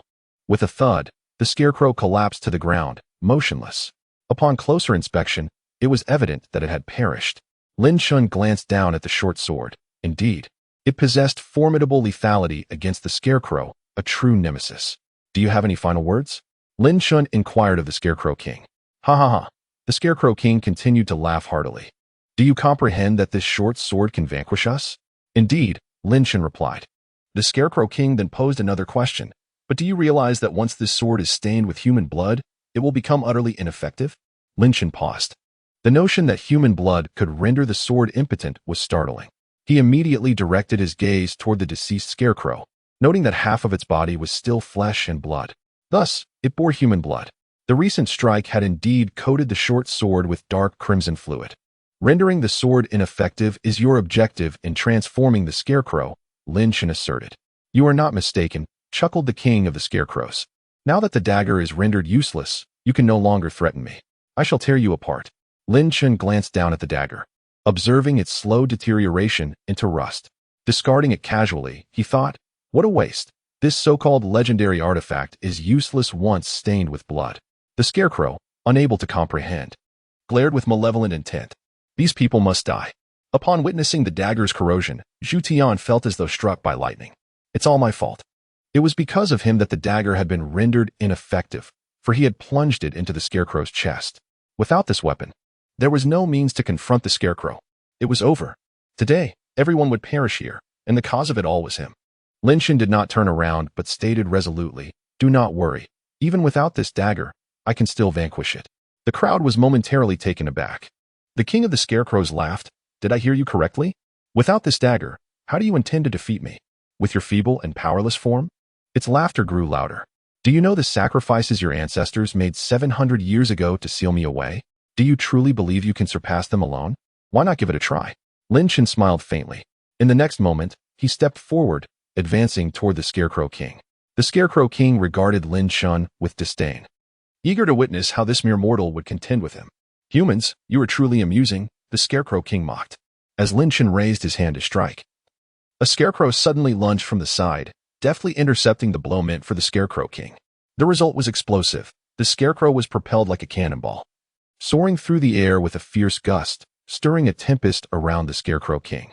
The straw adorning the Scarecrow King rustled violently in the wind. The Scarecrow King stood bewildered, having failed to comprehend the rapid sequence of events. It all transpired in an instant. Slowly, it turned, its neck resembling a rusted gear, reluctant to move. Upon turning, the scarecrow that had just been sent flying had vanished, as if everything that had occurred was merely an illusion. Yet, scattered straw lay upon the ground, a tangible testament that the recent events were not a figment of the imagination, but a stark reality. One scarecrow had indeed been struck down by Lin Chen's hand, its form exploding in midair. What kind of strength could accomplish such a feat? The Scarecrow King was left in a state of shock, as were the villagers. The audience in the live stream was utterly astonished. Goodness! Love arrives with the swiftness of a tornado. With one swift strike, he obliterated the scarecrow. Incredible! Fortunately, the King of Scarecrows is not a real person, otherwise it would surely be drenched in sweat by now. Just moments ago, it had even wished to see what tricks this man could conjure. Had that strike landed upon it, it would likely have been gravely injured, if not fatally wounded. Lin Chen spoke slowly. "I do not know how your ancestors sealed you, but I am certain of how I will bring about your demise." Chapter 19. I am quite brave. The Scarecrow King suddenly felt a shiver run down its spine. Something was amiss. There was a significant problem. How could this man possess such strength? Was that a power attainable by mere mortals? Let us converse civilly. The Scarecrow King bent over, stating, "Whatever you desire, I shall grant you." "I want your life," Lin Chen replied. "Could we perhaps negotiate for something else?" The Scarecrow King was on the verge of tears. "What do you think?" Lin Chen retorted. "Let us all attack together." It suddenly shouted, realizing that further discussion would lead to its inevitable demise at Lin Chen's hands. Only by summoning other scarecrows to restrain Lin Chen could it hope for a slim chance of survival. The mindless scarecrows, responding to the command, charged forth immediately. Seizing the opportunity, the Scarecrow King turned and fled. Preserve the Green Mountains, and one need not fear the absence of firewood. To live is to have the potential for productivity. "Do not think you can escape," Lin Chen said. "Weren't you intent on killing me before? Why the hesitation now?" With a powerful kick, he sent one scarecrow after another scattering, then strode confidently to pursue the Scarecrow King. The Scarecrow King wept, truly wept. How could this man be so formidable, so utterly outrageous? "Are you even human? Am I the true abomination, or are you?" It unleashed a torrent of invectives, disregarding its own dignity entirely. Lin Chen smiled faintly, stating, "This is the principle of righteousness overcoming evil." With that, he extended his hand and firmly grasped the head of the Scarecrow King, applying immense force to crush it. The sheer power of 999 points obliterated the Scarecrow King's skull, resulting in an instantaneous demise, truly dead beyond resurrection. However, to err on the side of caution, Lin Chen adhered to his usual practice of dismantling the Scarecrow King's straw, intending to use it for kindling. "It should burn for quite a while, right?" Lin Chen mused. Upon hearing this, all present fell into a stunned silence, exchanging bewildered glances. Was it truly possible for a creature of such high attributes to perish so easily? Was it really that simple? It seemed to him that slaying the Scarecrow King was no different from dispatching an ordinary scarecrow. Both were instant kills. Could he genuinely be a novice? How could a newcomer possess such extraordinary strength? Words eluded them. Lin Chen observed the still-dazed crowd and remarked, "Snap out of it." They needed to quickly tidy up and incinerate the straw. At the sound of Lin Chen's voice, the group finally regained their composure. "Xiao Qing, visibly anxious, approached Lin Chen. Her eyes filled with trepidation as she inquired, "What has become of the Scarecrow King, Brother Lin Chen?" "He is dead," Lin Chen replied. "Is that true?" she asked in disbelief. "He is truly dead?" "Indeed," Lin Chen confirmed. Lin Chen nodded. "Wonderful," Xiao Qing exclaimed with excitement. At that moment, she felt a sense of unreality, as if everything were merely a dream. The monstrous entity that had instilled her with boundless terror had perished so effortlessly. Just then, Xiao Qing heard the notification sound indicating the completion of their quest. "Congratulations on defeating the Scarecrow King and successfully completing your mission. In 3 hours, all players will exit the dungeon. Rewards will be distributed at the conclusion." The quest had come to an end. Xiao Qing's eyes widened. If she had harbored any doubts before, feeling as though she were in a dream, the game's notification now affirmed that everything that had transpired was indeed real. They had survived, and even cleared the level. "Wasn't our main objective to survive for 3 days?" Zhu Tian exclaimed in astonishment. "How can the task conclude after just 1 day and 1 night?" "It's because the Scarecrow King has been slain," Lin Chen elucidated. "There is nothing left to threaten us. Surviving for 3 days is not difficult." Zhu Tian pondered this and found it quite reasonable. "All right," Lin Chen declared. "There are still 3 hours left. Let us return and rest well." With that, he turned and walked towards his room, eager for a good night's sleep. Upon awakening, he would be able to claim the system's 100-fold reward. The village chief gazed with a sense of reverence at Lin Chen's departing figure, yet ultimately refrained from calling out to him. He turned to the villagers, exclaiming, "Quickly, tidy up this place." His call jolted the villagers back to reality, prompting them to frantically begin clearing the ground. Among them, one individual approached the chief, clutching the skin of the vice chief. "Chief, how shall we handle this?" The old chief regarded the skin with a myriad of emotions. The vice chief was not his own child, but rather the offspring of his brother. Over a decade ago, the vice chief's father had perished in the mountains, tragically taken by a tiger while hunting.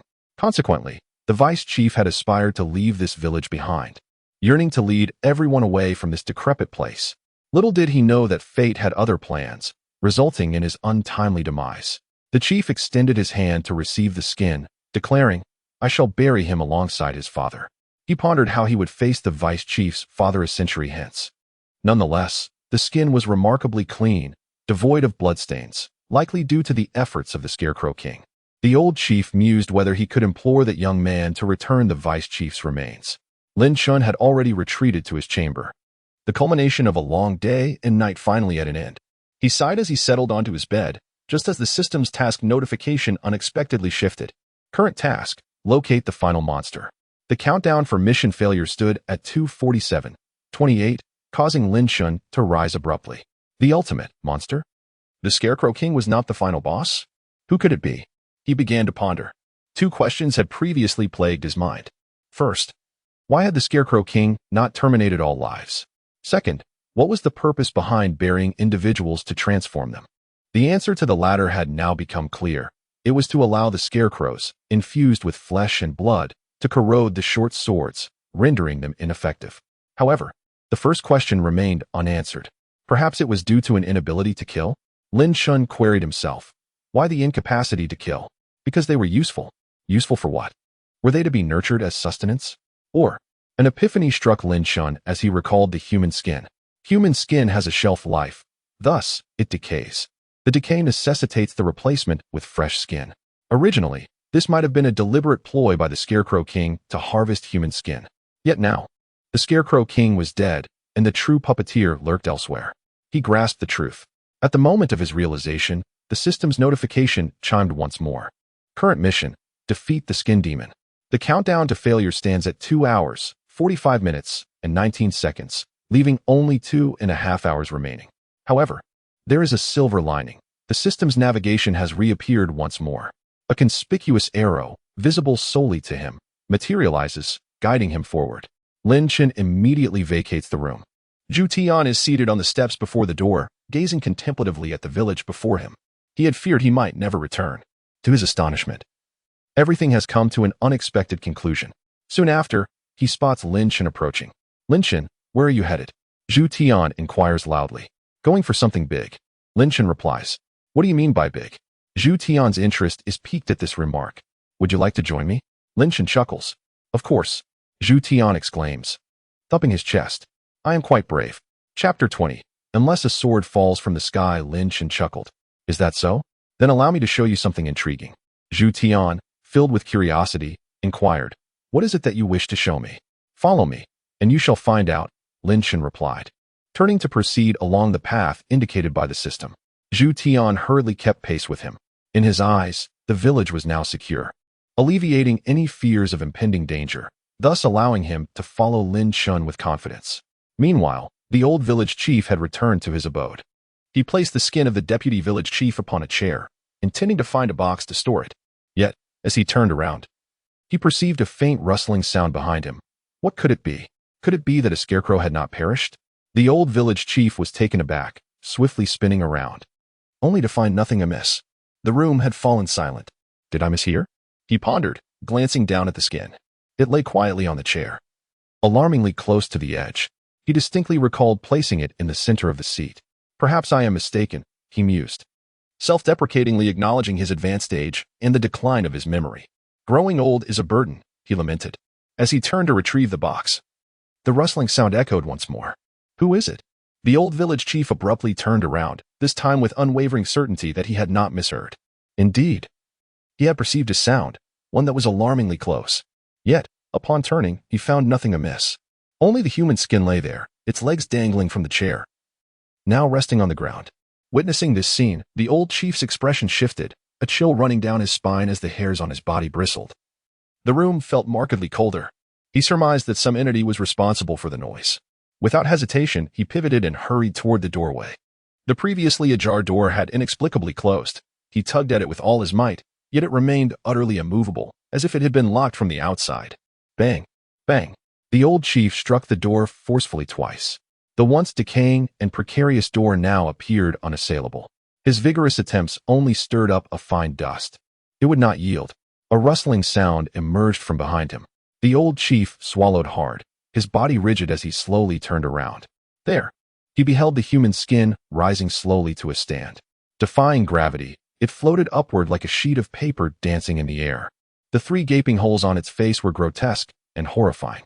In an instant, the old chief's face drained of color. The skin was reaching its limits. The human skin emitted a voice. May I borrow yours for a moment? As the sound faded, it slowly drifted towards the old village chief. Terrified, the chief pressed against the door, shouting in horror, "Help! It is futile," replied the skin ghost, "for I have sealed this place. Your cries cannot reach the outside." The old chief trembled in fear, his eyes fixed on the approaching skin ghost, and in despair, he shut them tightly. But at that very moment, boom, the doorway behind the old chief suddenly shattered. Not with an explosion, but rather, a hand pierced through the door. This unexpected turn of events left the skin ghost momentarily bewildered. What was happening? Even the old chief stared in astonishment as the hand slowly withdrew. In the next instant, boom, the hand grasped the jagged opening of the door and effortlessly tore it down. The previously sealed room was instantly breached, bathed in the dim candlelight. The old chief discerned the figure standing outside. It was Lin Chen. Lin Chen casually tossed the wooden door aside and turned his gaze toward the skin ghost. With a smile, he remarked, "It seems I have arrived just in time." Upon seeing Lin Chen, the old chief hurriedly sought refuge behind him. This creature before him was far more terrifying than any scarecrow. A floating piece of human skin he dared not even glance at. As Zhu Tian beheld this eerie entity, his legs instantly weakened, nearly causing him to collapse to the ground. "Brother Lin Chen, is this what you referred to as beautiful?" he inquired in terror. "Indeed," Lin Chen replied, casting a sidelong glance at him. "Are you not afraid, as you just proclaimed your bravery?" Zhu Tian's legs trembled uncontrollably. No amount of courage could compel him to gaze upon such a sight. It would surely haunt his dreams that night. 2 more individuals have joined. Yet it poses no issue, the human skin ghost ominously remarked. Lin Chen strode purposefully into the room, advancing toward the human skin ghost. "Brother Lin Chen, be cautious," Zhu Tian shouted, for this creature appeared far more terrifying than a mere scarecrow. It is not the monsters that lack human semblance that instill fear, but rather those that resemble humans that evoke true terror. "Are you not afraid of me?" The human skin ghost expressed surprise. This man, upon encountering him, not only refrained from fleeing, but daringly approached. Did he not fear for his life? "Fear you?" Lin Chen scanned the data of the entity before him. Name: human skin ghost, constitution 10, strength 10, speed 20 mentality. 231, though its constitution and strength paled in comparison to that of the Scarecrow King. Its speed and mental prowess utterly eclipsed it. Such statistics, within the realm of a novice task, would render the slaughter of newcomers as effortless as harvesting chives. Upon witnessing this extraordinary mental prowess, Chen began to comprehend certain truths. The entity sealed within the crystal was not the Scarecrow King, but rather the skin-wearing specter. It had deceived the vice village chief and manipulated the Scarecrow King. Chen inquired, "What is there to fear?" The skin-wearing specter found itself momentarily speechless, perplexed by the man's unusual demeanor. Was he inherently audacious? "I will kill you. Is that not a sufficient source of dread?" Chen declared. "Death is an inevitable fate for all. What you can do is strive to the best of your ability, leaving no regrets, and face it with equanimity." The specter retorted. "What of the sage? Can that truly be considered a justification for fearlessness? The short sword had been destroyed. Now, I am invincible," the specter asserted. "In the past, only that broken sword could inflict harm upon me. Ordinary iron cannot wound me. Even if injured, I can swiftly recover. Moreover, I can continue to seize fresh skins. Each new visage represents a new life, rendering me nearly immortal. With the broken sword gone, you stand no chance," the specter laughed. Chen now understood more clearly why the Scarecrow King had sought to destroy that short sword. It was not merely a matter of fear. More importantly, this skin-wearing specter was also afraid. Zhu Tian's face turned even paler. "It is all my fault. That sword, it seemed, was not solely intended to confront the Scarecrow King, but also to contend with the skin-wearing specter. Although Chen possesses formidable strength, the human skin is remarkably resilient. Brute force alone is insufficient to breach it. A sharp weapon is essential. However, with the short sword now lost, what can be done?" In the live stream, comments continuously flooded the screen. "What are we to do? It turns out that all of this was a cunning scheme by the skin demon, and we have fallen into its trap. Our weapon capable of countering it is gone. We are doomed, utterly doomed." The crowd wore expressions of despair. We were merely 2.5 hours away from safely exiting this dungeon. Who would have anticipated the emergence of such a powerful monster along the way? Defeating this creature seems only possible if another short sword were to miraculously descend from the heavens. Let us not jest. Such divine weapons are exceedingly rare and precious. It is inconceivable that one could simply fall from the sky. To possess even one in this village is quite remarkable. Chapter 21. Forgive me, but I possess 3 swords of this caliber, declared the skin demon. Without that sword, you stand no chance of vanquishing me. You are quite courageous, it continued. If you were to hide away now, enduring in silence for years, perhaps you might find an opportunity to defeat me. However, the divine sword has been destroyed, and there is no possibility that you could be my equal unless, of course, the heavens were to miraculously bestow another upon you. Such audacity among humans is indeed a rarity. Yet what purpose does it serve? The overwhelming advantage it held rendered it a merciless harbinger of death. "Brother Chen, we must flee," Zhu Tian called from behind. "If we can endure just a little longer, we shall escape with our lives. If you feel afraid, you may leave first," Chen replied without turning back. This was a hidden task. Should they succeed, the rewards at the conclusion would undoubtedly be monumental. Zhu Tian wished to depart, yet fear held him in place. "Without the divine sword, we cannot hope to defeat it." The skin demon chuckled darkly. "Though you possess courage, you lack wisdom. Your companion speaks truth. You are not my match in this moment. Retreat is your only option." "Such a pity," it hissed with a sinister smile. "I shall not permit your escape." With that, the skin demon advanced, its malevolent gaze fixated upon Chen as it swiftly glided towards him. At the same time, he remarked, "Your youthful body shall belong to me in the future. I shall make use of it." Upon witnessing this scene, Zhu Tian and the old village chief felt a jolt in their hearts. It's over. The audience in the live stream also sprang to their feet, exclaiming, "It's over." The skinless specter had set its sights on Chen's body. Although unaware of Chen's capabilities, it was evident that he was formidable, having obliterated the Scarecrow King. Should the skinless specter seize Chen's body, it would undoubtedly spell disaster. "Run!" Zhu Tian shouted desperately. However, Chen remained unmoved. He gazed calmly at the approaching specter and slowly spoke. "You often speak of swords. Is the sword truly what matters? Ultimately, the sword is merely a tool, an extension of our arm. What truly matters is the hand that wields the sword, the person who holds it, their intentions to sever or protect. It is unrelated to the sword itself." The skinless specter sneered. "Is this your dying declaration?" Chen shook his head and inquired, "Do you understand the nature of a tool?" The specter offered no reply, for it was now less than 2 meters from Lin Chen, its hand poised to make contact. Yet, in the next moment, boom, a surge of flames erupted explosively from Lin Chen's hand. The crimson wave of heat violently hurled the skin-faced demon into the air. The terrifying surge of heat distorted the very air around them, eliciting a chilling scream from the creature. Zhu Tian and the old village chief could scarcely endure this overwhelming force, retreating until they were nearly 30 meters away, where they finally began to feel somewhat relieved. What had transpired? Zhu Tian hastily glanced at Lin Chen. In that fleeting moment, he beheld Lin Chen, unchanged, yet inexplicably wielding a sword forged from flames.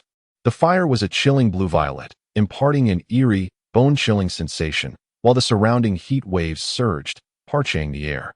Lin Chen spoke slowly. The essence of a tool lies in its ability to manifest as one desires.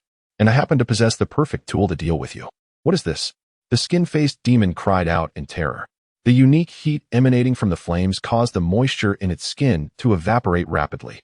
Its body began to stiffen, shedding flakes of skin continuously. Having lived for centuries, it had never encountered such an intensely bizarre flame. Even the roaring heavenly fire paled in comparison, not even amounting to 1/10 of its ferocity, let alone the previous short sword, which now seemed nothing more than a child's plaything when juxtaposed with this one. This is a sword, Lin Chen declared. A sword that is remarkably effective against you. Burning sky. From the chilling and terrifying flames of the nine nether hell emerges a demonic sword. The flames possess the power to incinerate flesh and freeze the very soul. How could you wield such a weapon? The skin demon shrieked in horror. The oppressive aura of this sword was overwhelming. Merely standing there, it exerted all its might, as if a colossal mountain weighed heavily upon its back, rendering it nearly unable to lift its head. The skin demon was utterly dumbfounded. Zhu Tian and the old village chief stood in stunned silence. The viewers in the live stream were equally transfixed. I can't believe it. They had initially thought that short sword was divine, but compared to the one in Lin Chen's hand, it was nothing but refuse. Such an impressive divine sword. From where did it emerge? Holding the burning sky, Lin Chen gazed at the skin demon and inquired, "Do you have any final words?" The skin demon trembled, sensing the terrifying heat intensifying as Lin Chen approached. Forget about rapid healing. Its entire body felt as if it were on the verge of combustion. "No?" Lin Chen stated. "Then let us proceed." With that, he thrust the sword forward. There was no incantation or display of power, just a straightforward, unembellished strike. Yet, the skin demon was utterly incapable of evading it, for Lin Chen's prowess had already completely overwhelmed it. The human skin specter shrieked in terror, desperately wielding its mental prowess in an attempt to conjure illusions to confound Lin Chen. However, the flames in Lin Chen's grasp surged forth, incinerating the incoming mental assault with ease. This was the essence of the burning sky. The searing flames, consuming all in their path, effortlessly dismantled any illusory onslaught. With a swift thrust, Lin Chen's sword pierced the specter's skin. The blade penetrated effortlessly, and soon after, blue-violet flames engulfed the creature. The human skin specter let out a chilling scream, thrashing about in a futile attempt to extinguish the flames consuming it. Yet, to no avail. The fire refused to ignite anything else around it. In less than 5 seconds, the specter's anguished wails faded into silence as it was reduced to a pile of ashes. Utterly extinguished. Ding. A sound, discernible only to Lin Chen, resonated in the air. Congratulations to the host for completing all tasks. Lin Chen smiled faintly, sheathing the burning sky. The flames transformed back into their blue-violet form, dissipating with a soft bang, returning entirely to the sword scroll. When Lin Chen required it again, he could summon it anew. At that moment, Zhu Tian, the old village chief, and the viewers in the live stream were left in a state of disbelief. The human skin specter, such a terrifying entity, had perished in mere seconds? My mother inquired why I was kneeling to watch a video. Little did this creature dream that Lin Chen possessed a far more formidable divine sword. There was no need for a celestial sword to fall from the heavens. Lin Chen already had one of his own. Upon turning around, Lin Chen noticed that both Zhu Tian and the old village chief wore identical expressions. Their faces a portrait of astonishment. Snapped back to reality. At the sound of Lin Chen's voice, both men shuddered simultaneously, finally regaining their composure. Lin Chen, elder brother.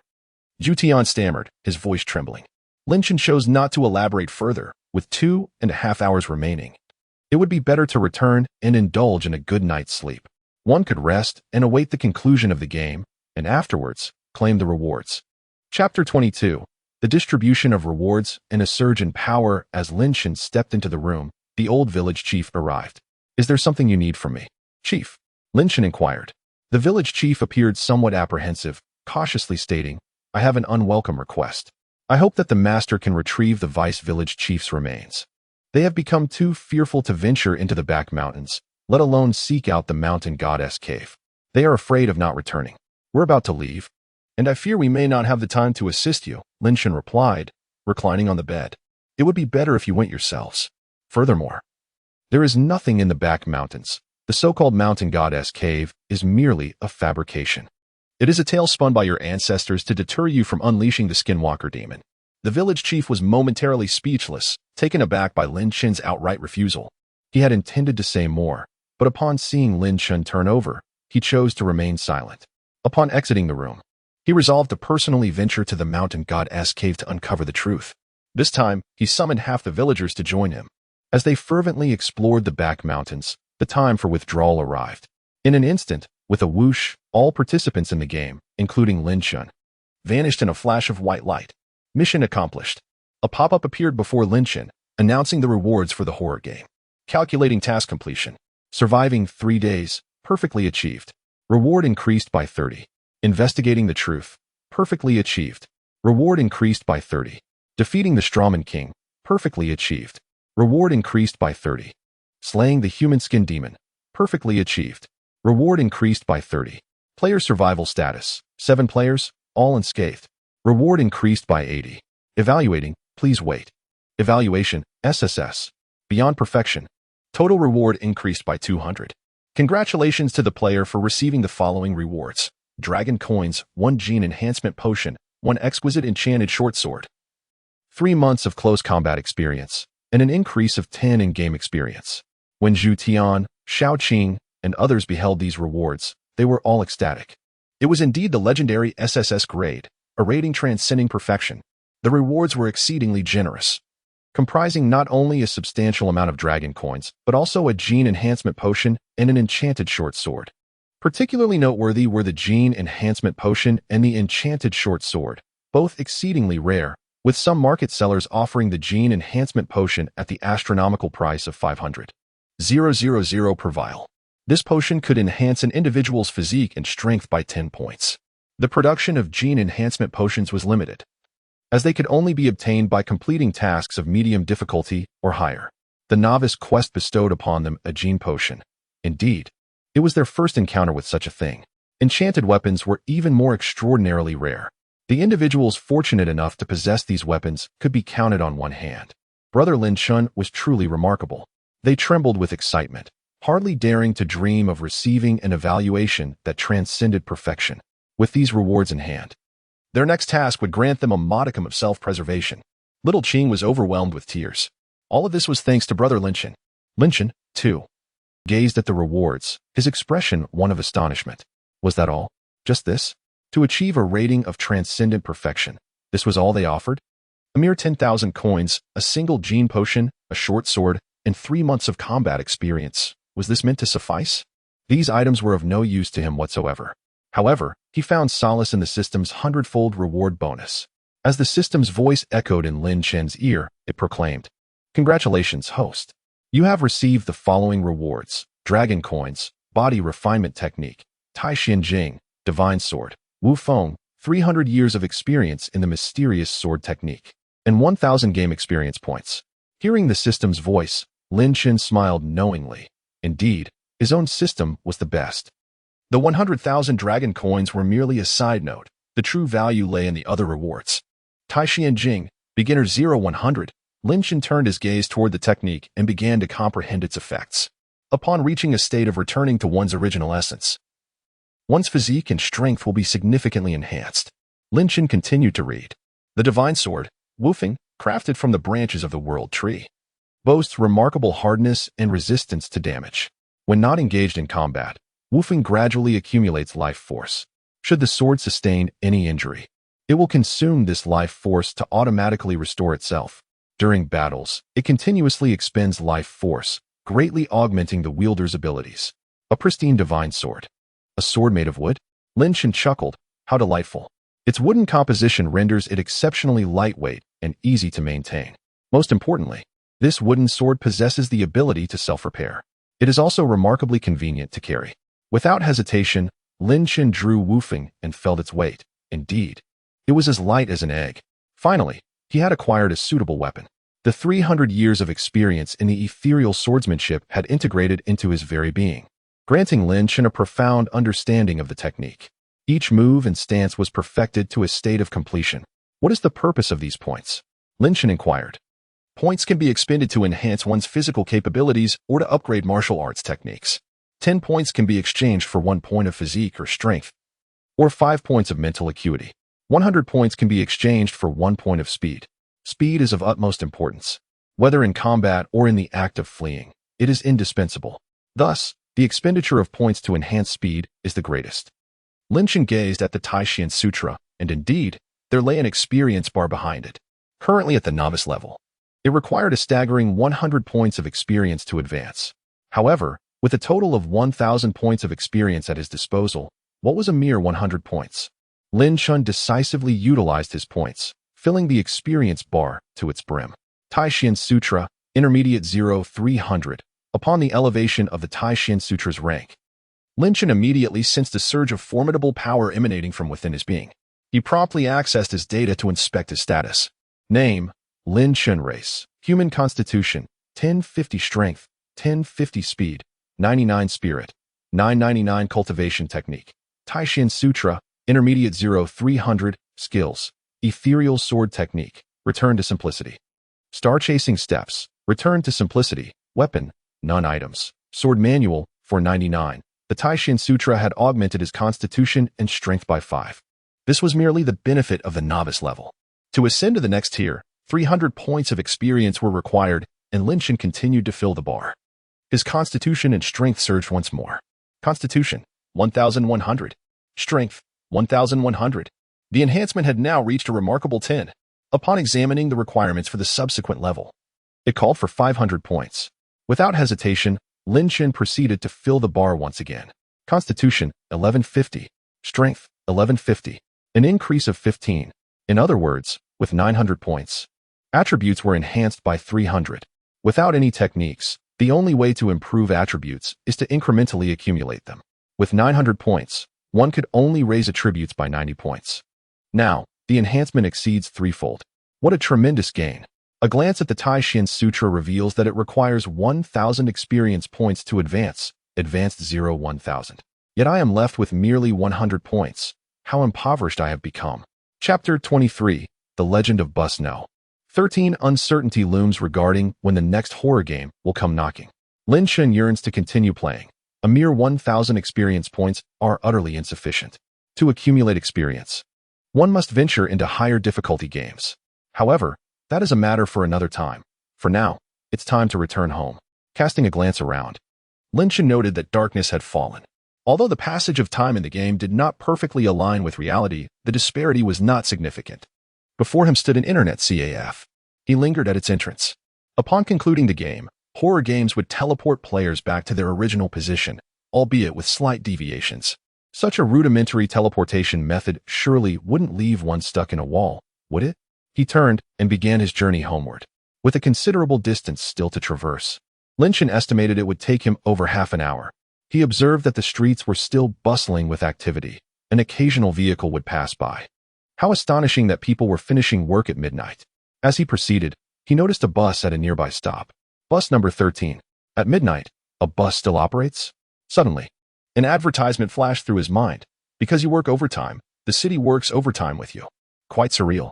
Nevertheless, the presence of a bus spared him the exertion of walking. Upon boarding, he discovered that the vehicle was already occupied by a number of passengers. The bus was filled with individuals who had just finished their work, several of whom had already dozed off in their seats. Chen found an empty spot and settled in, awaiting the driver's departure. After a brief moment, he noticed the interior of the vehicle was somewhat chilly and dimly lit. Do you feel it's a bit cold in here? Chen inquired of the passenger beside him.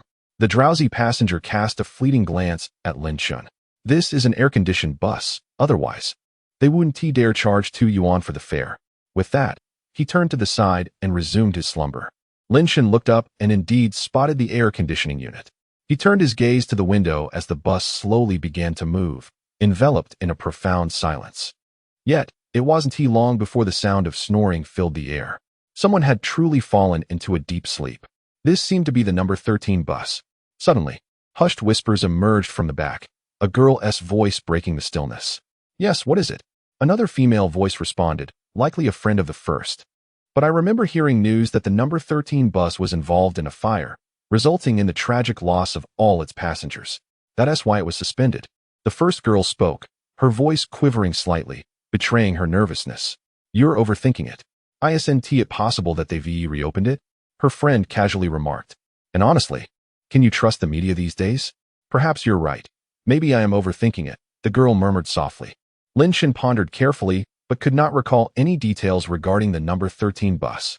Nevertheless, he retrieved his phone and entered keywords such as Sangxiong City, number 13 bus, and fire. Soon, the results appeared.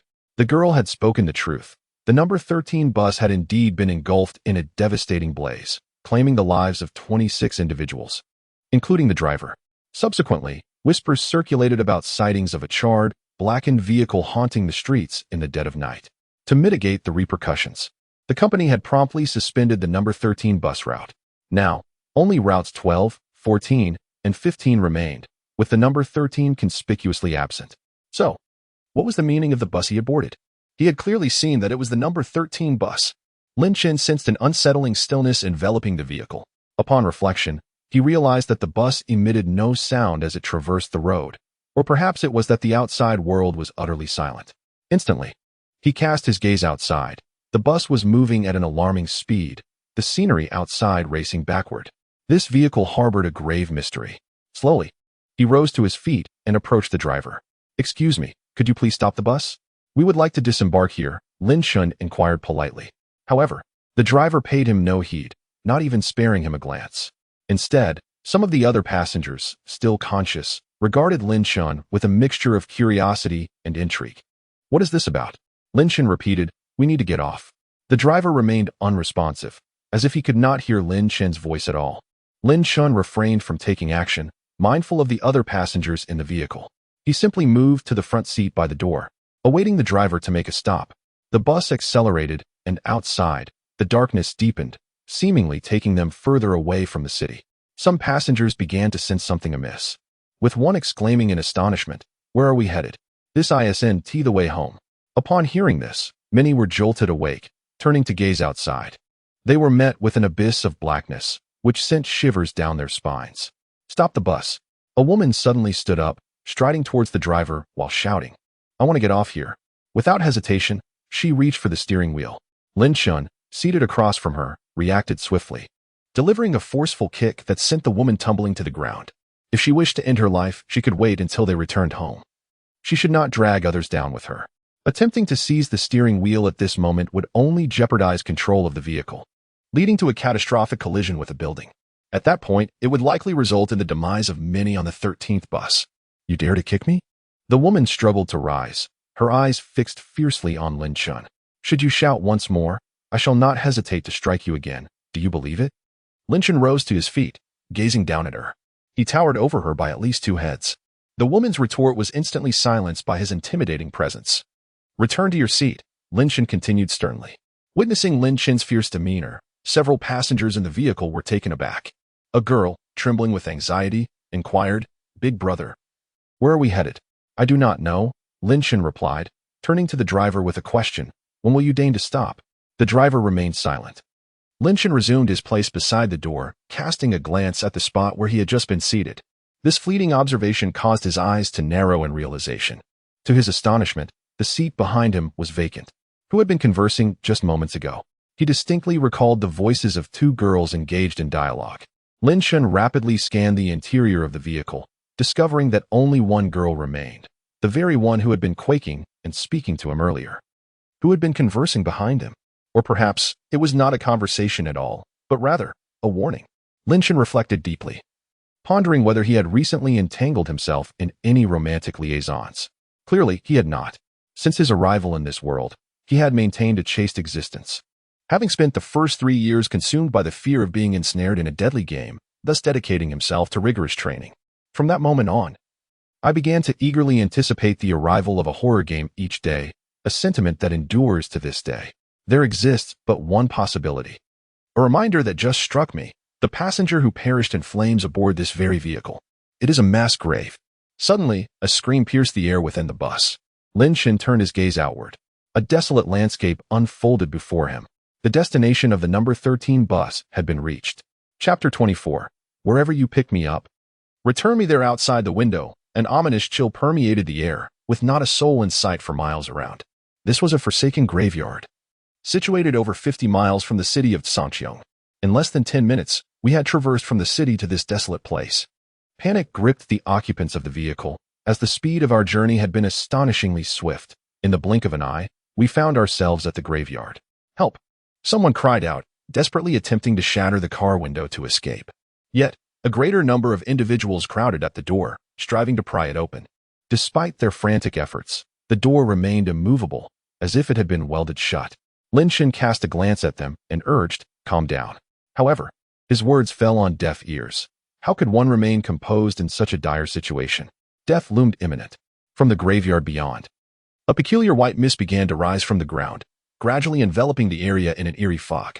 Shortly thereafter, thick, acrid black smoke billowed from the air conditioning vents, the very smoke produced by flames consuming their fuel.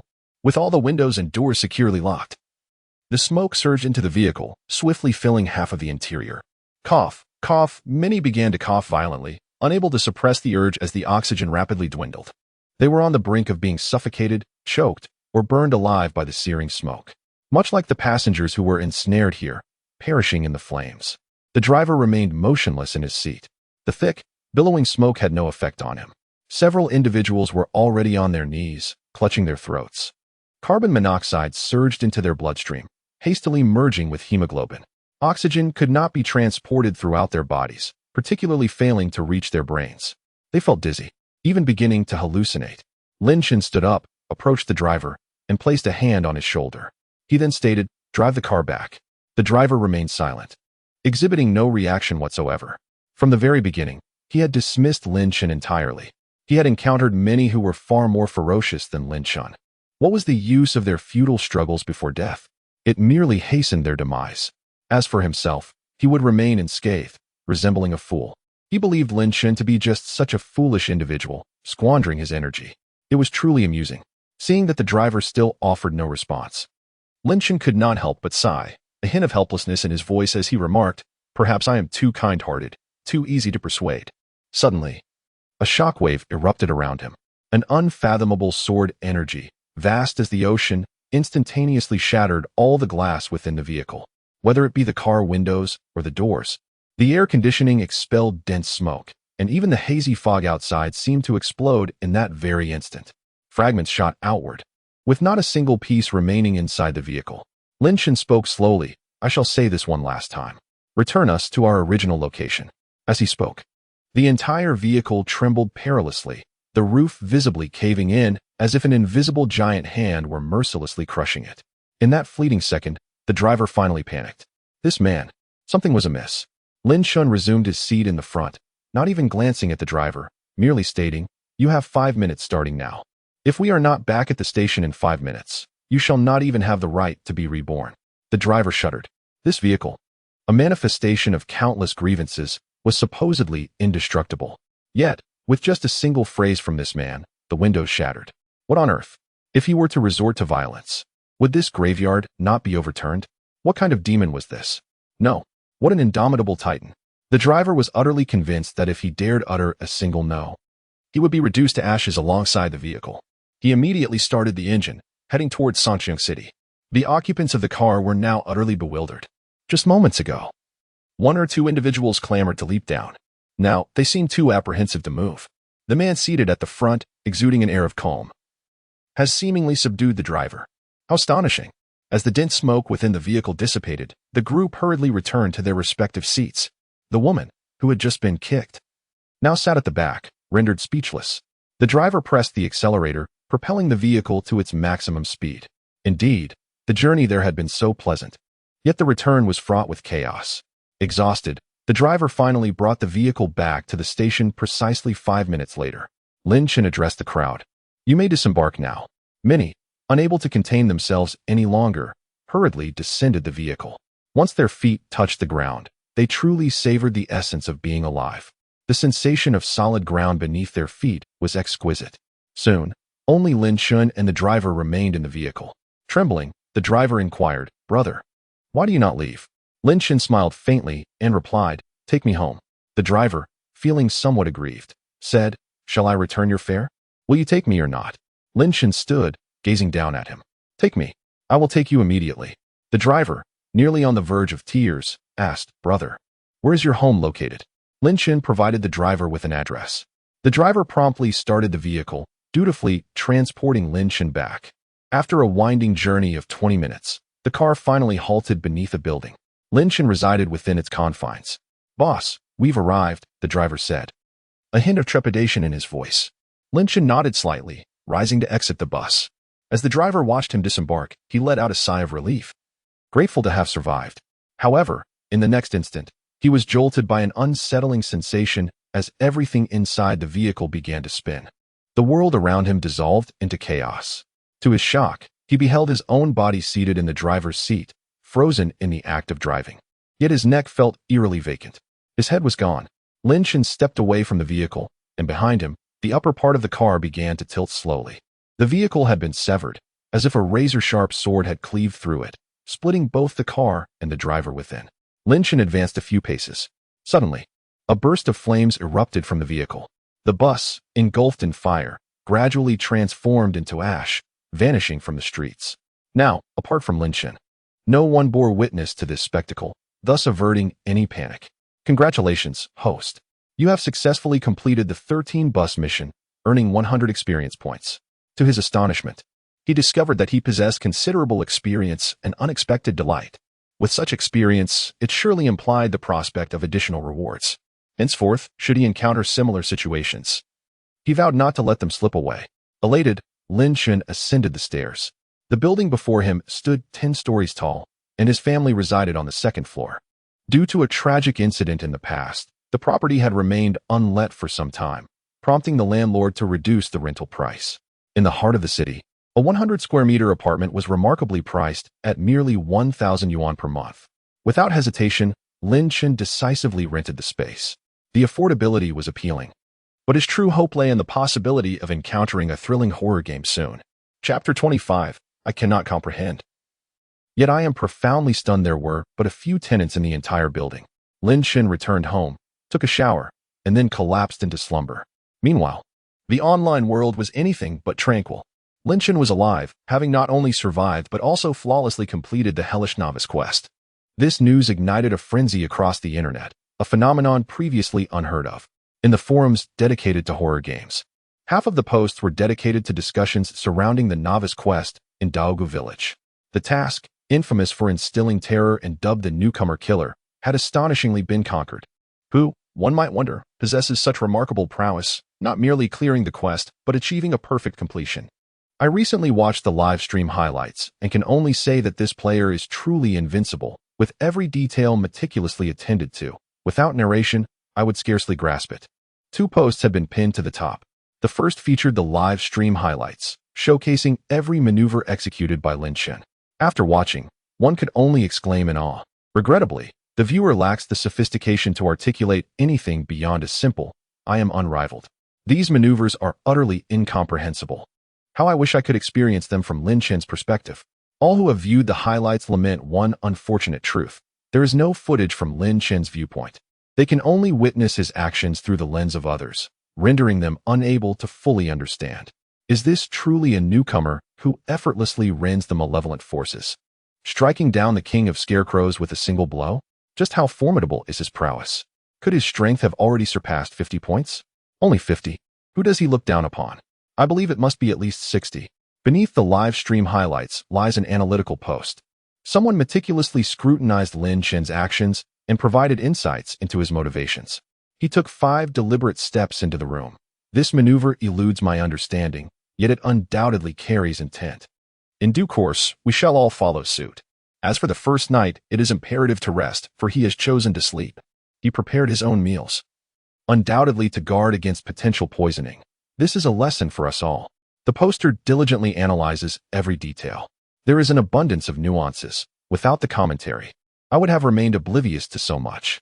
I am grateful to the poster, and even more so to the enigmatic expert in the video. This mysterious figure is truly remarkable and remarkably composed. In conclusion, we owe a debt of gratitude to this elusive expert for unveiling the enigma surrounding this task. Henceforth, we shall no longer fear this challenge. Each of us now has a chance to emerge alive, thanks to Chen's strategy. They can directly proceed to the right, locate the village, and then head towards the cave to retrieve the divine sword, swiftly eliminating the deputy village chief. This would indeed secure their victory. As for the skin-wearing specter, it is beyond their capacity to confront. Were it not for the deity's inability to enter the novice dungeon, I would almost suspect he was no longer a novice. How I long to be in the same team as the deity. To become a companion of such greatness would be a stroke of fortune. Many have expressed similar sentiments.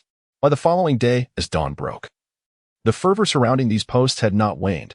Rather, more individuals had joined the discussion. Upon waking, Chen also accessed the forum, eager to discover when the next horror game would arrive. Typically, once chosen, one is likely to be selected again in the future.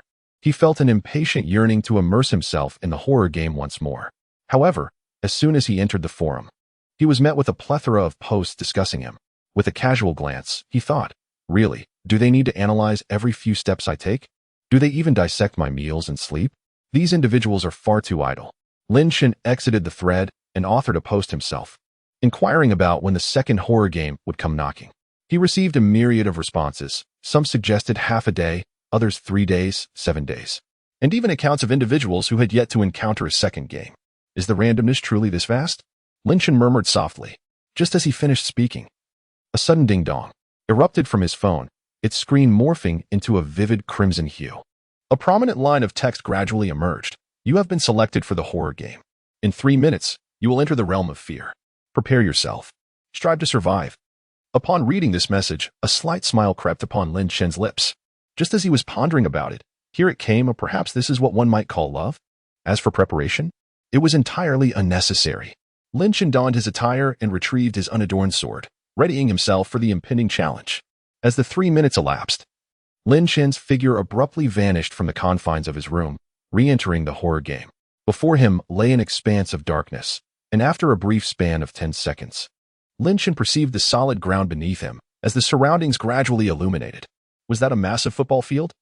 Chen surveyed his environment, noticing throngs of individuals encircling him. This time, the number of participants in the game was astonishingly greater than before, easily surpassing several multiples. A cursory glance suggested there were over 100 souls present.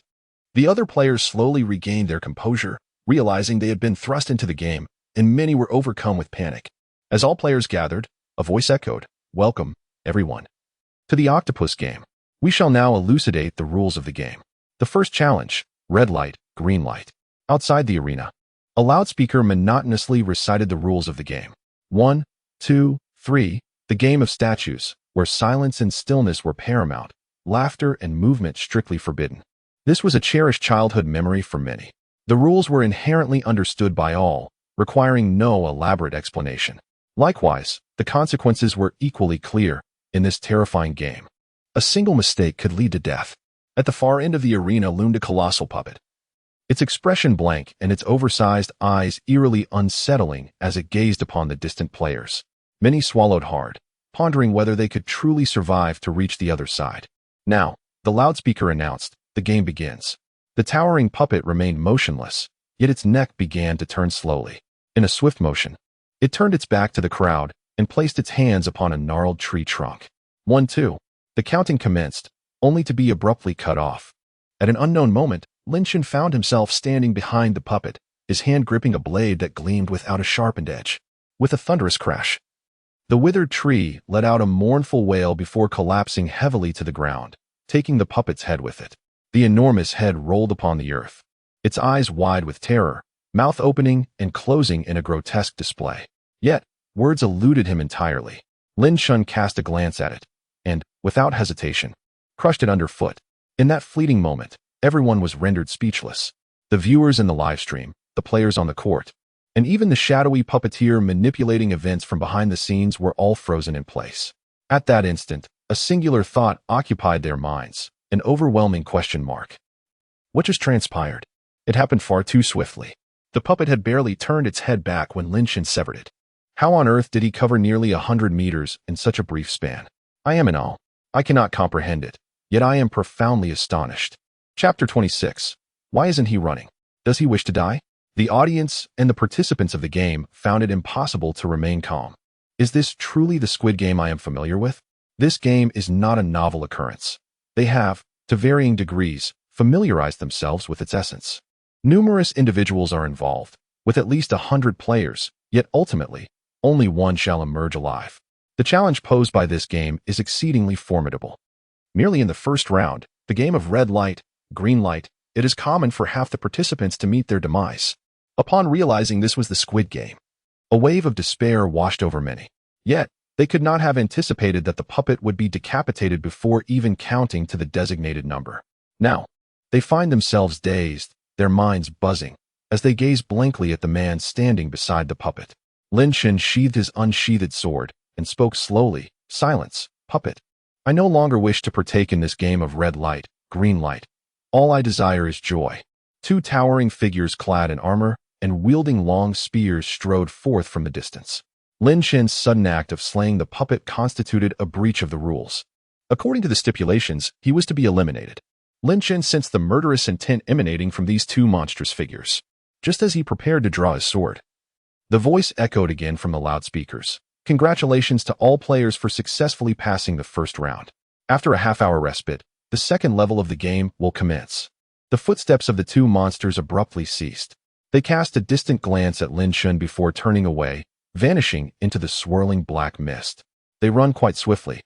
Chen mused, concluding that their lives had merely been spared for the moment. The first level has been cleared. The onlookers in the distance, lost in thought, were taken aback upon hearing this news. Is this even possible? When they had watched the video guides, passing the wooden doll game appeared far from simple. It typically required the sacrifice of at least half the participants to succeed. Many stared blankly at Chen as he returned, yearning to approach him but lacking the courage. Merely gazing at him made them acutely aware of the perilous sword he wielded. What lies ahead in the next level? Chen settled in a chosen spot. Beginning to ponder, he recalled having seen the strategy for this game before. The next challenge involves hide and seek. Other players, along with the audience in the live stream, engaged in fervent discussions. Should one be caught by the puppet, it would result in certain death. The difficulty of this stage is exceedingly high. Even the slightest sound could alert the puppets, whose senses are extraordinarily sharp, leading to immediate demise. Evading their pursuit entirely seems nearly impossible. The sole method to succeed is to endure for 10 minutes. 10 minutes later, those who remain unscathed shall be deemed victorious. In this round, many will resort to unscrupulous means. As long as they continuously expose other players, they can survive the 10 minutes. It is merely a game of hide and seek. Simplistic in nature, a tall man remarked nonchalantly, his voice booming, swiftly capturing the attention of many. Upon seeing him, several faces in the crowd shifted subtly. It was he, Xiaobo.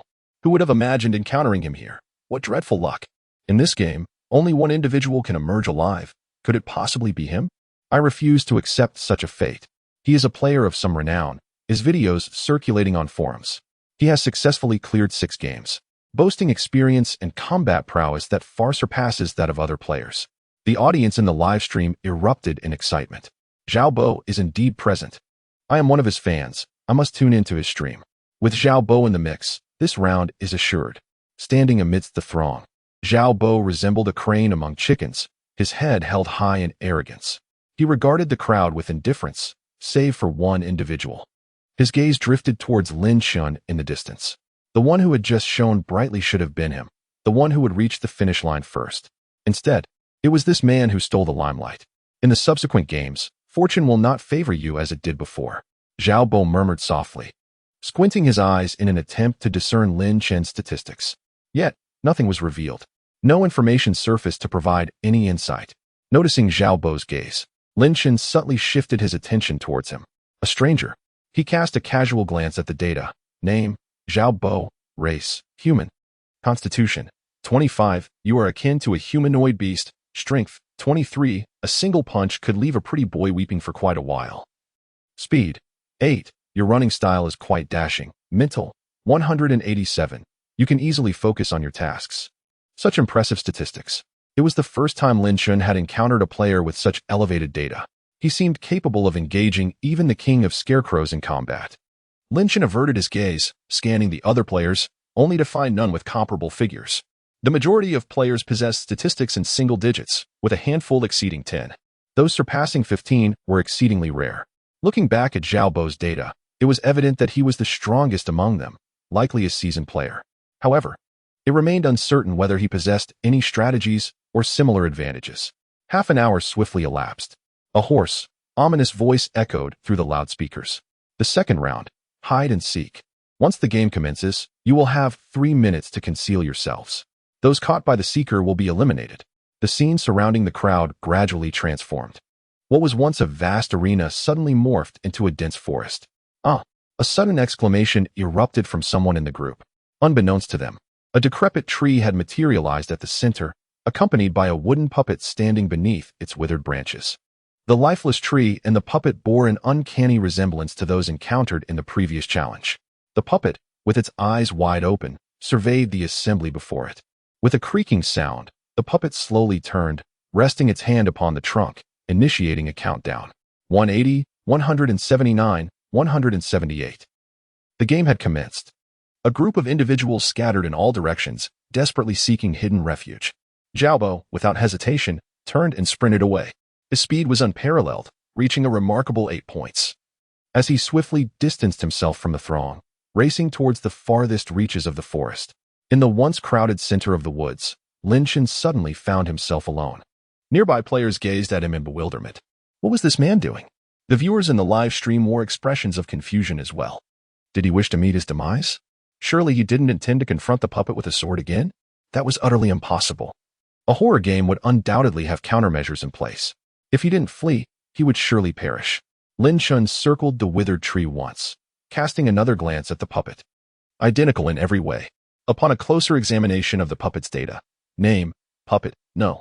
2. Race, evil entity constitution, 25 strength, 25 speed, 6 spirit, 100. It is evident that its constitution and strength are remarkably outstanding, while the rest of its attributes are rather typical, aligning closely with those of an ordinary player. As the countdown drew to a close, the atmosphere grew tenser. 3, 2, 1.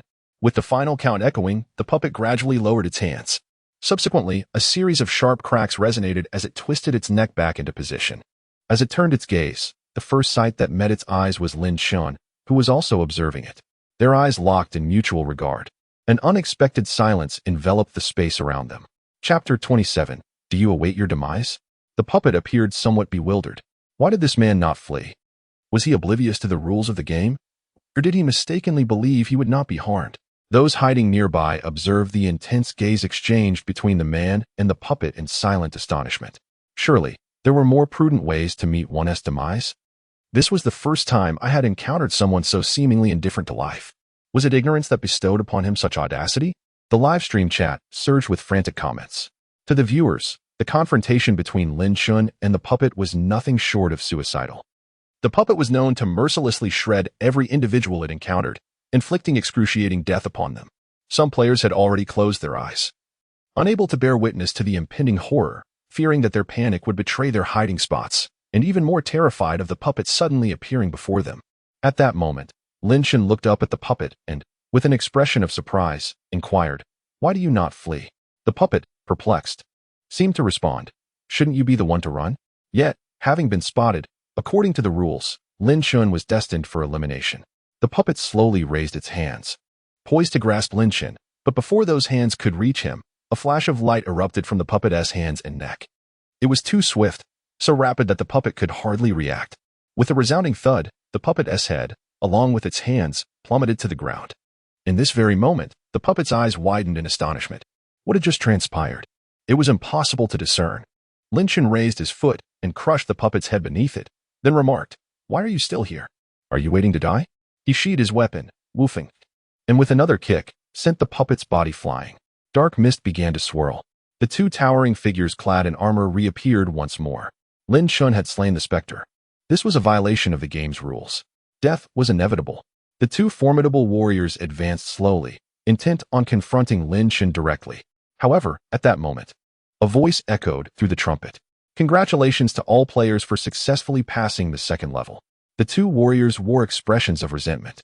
Yet, having acknowledged that Chen had completed the game, they could only remain stationary, awaiting the next course of action. Had they truly cleared the level? Upon hearing the trumpet's announcement, all players were left in a state of bewilderment, especially those who had kept their distance and were oblivious to the events that had unfolded. They were utterly dumbfounded. Hadn't the game only just begun? It had hardly been 10 seconds. How could the game conclude so swiftly? Meanwhile, those who were closer, having just witnessed the puppet being vanquished by the player's sword, were rendered completely speechless. Is this even possible? The puppet was directly eliminated, yet somehow the game was cleared. What unconventional strategy is this? Could this man be some hidden speedrunning master? In the live stream, many viewers fell silent, their eyes wide in disbelief as they gazed at Chen. It appears my perspective was limited. The fool was indeed myself. I feel utterly foolish. The most ignorant among them turned out to be me. Just moments ago, they had remarked that Chen was courting death. And now, the puppet was slain with a single strike. The game concluded flawlessly. Reflecting on the barrage of comments sent earlier, they felt as if those words had transformed into stinging slaps across their faces, a burning sensation lingering. A few audacious individuals emerged from the shadows, cautiously approaching Chen. Brother, was all of this part of your plan? Did you know from the outset that this ghost could be vanquished? Chen, somewhat taken aback, replied, This puppet is a ghost? I thought I was the ghost. No wonder this puppet did not flee. Upon hearing this response, a group of people couldn't help but twitch their lips. Suddenly, it seemed rather unjust for the puppet to meet its end in such a manner. It probably never imagined it would be slain for this reason. Time was growing late. The loudspeaker continued to resonate. Everyone, please rest well tonight. Tomorrow, the game continues with great excitement. The two warriors slowly approached, seemingly to escort them to their dormitory for rest.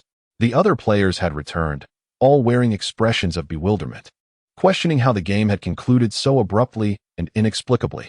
They decided to discuss it further once they returned to their quarters.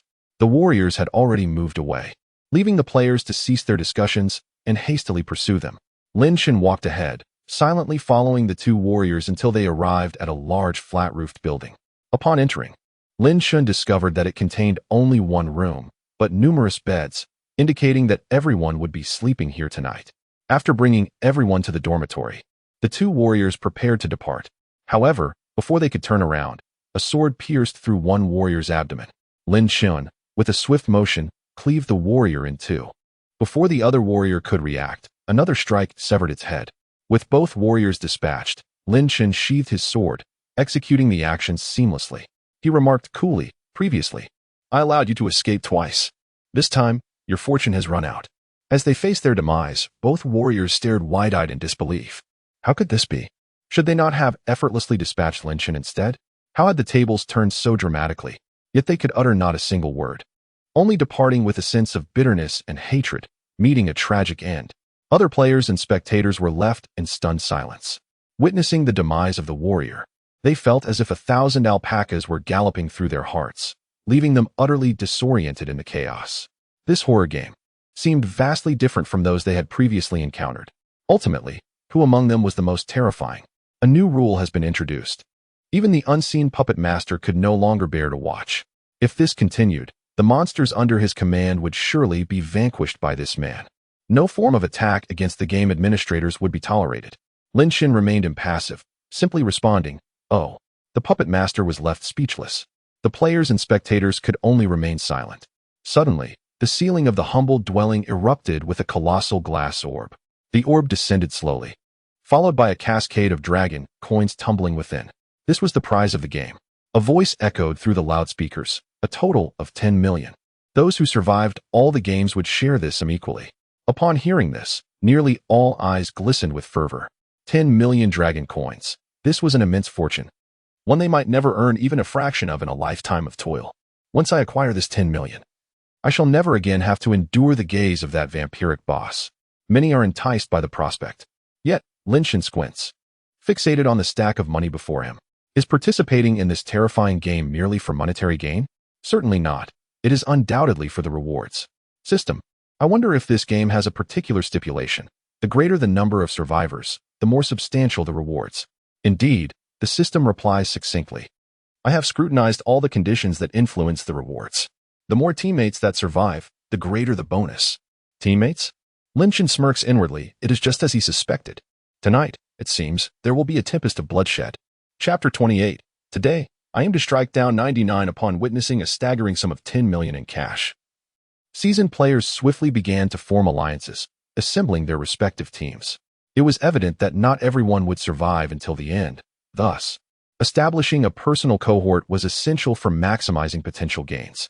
Strong men, gather around me. Zhao Bo proclaimed loudly. I am Zhao Bo, and I have successfully completed 6 games. I have studied the strategies for this game thoroughly. Follow me, and you will undoubtedly succeed. His call was met with enthusiastic responses. Hearing of his past triumphs, many players felt compelled to join and flocked to enlist. Zhao Bo casually selected his teammates, dismissing anyone who did not meet his standards. Those chosen were elated, while those left out wore expressions of disappointment and despair. Brother, are you accepting teammates? A cautious voice suddenly emerged beside Chen.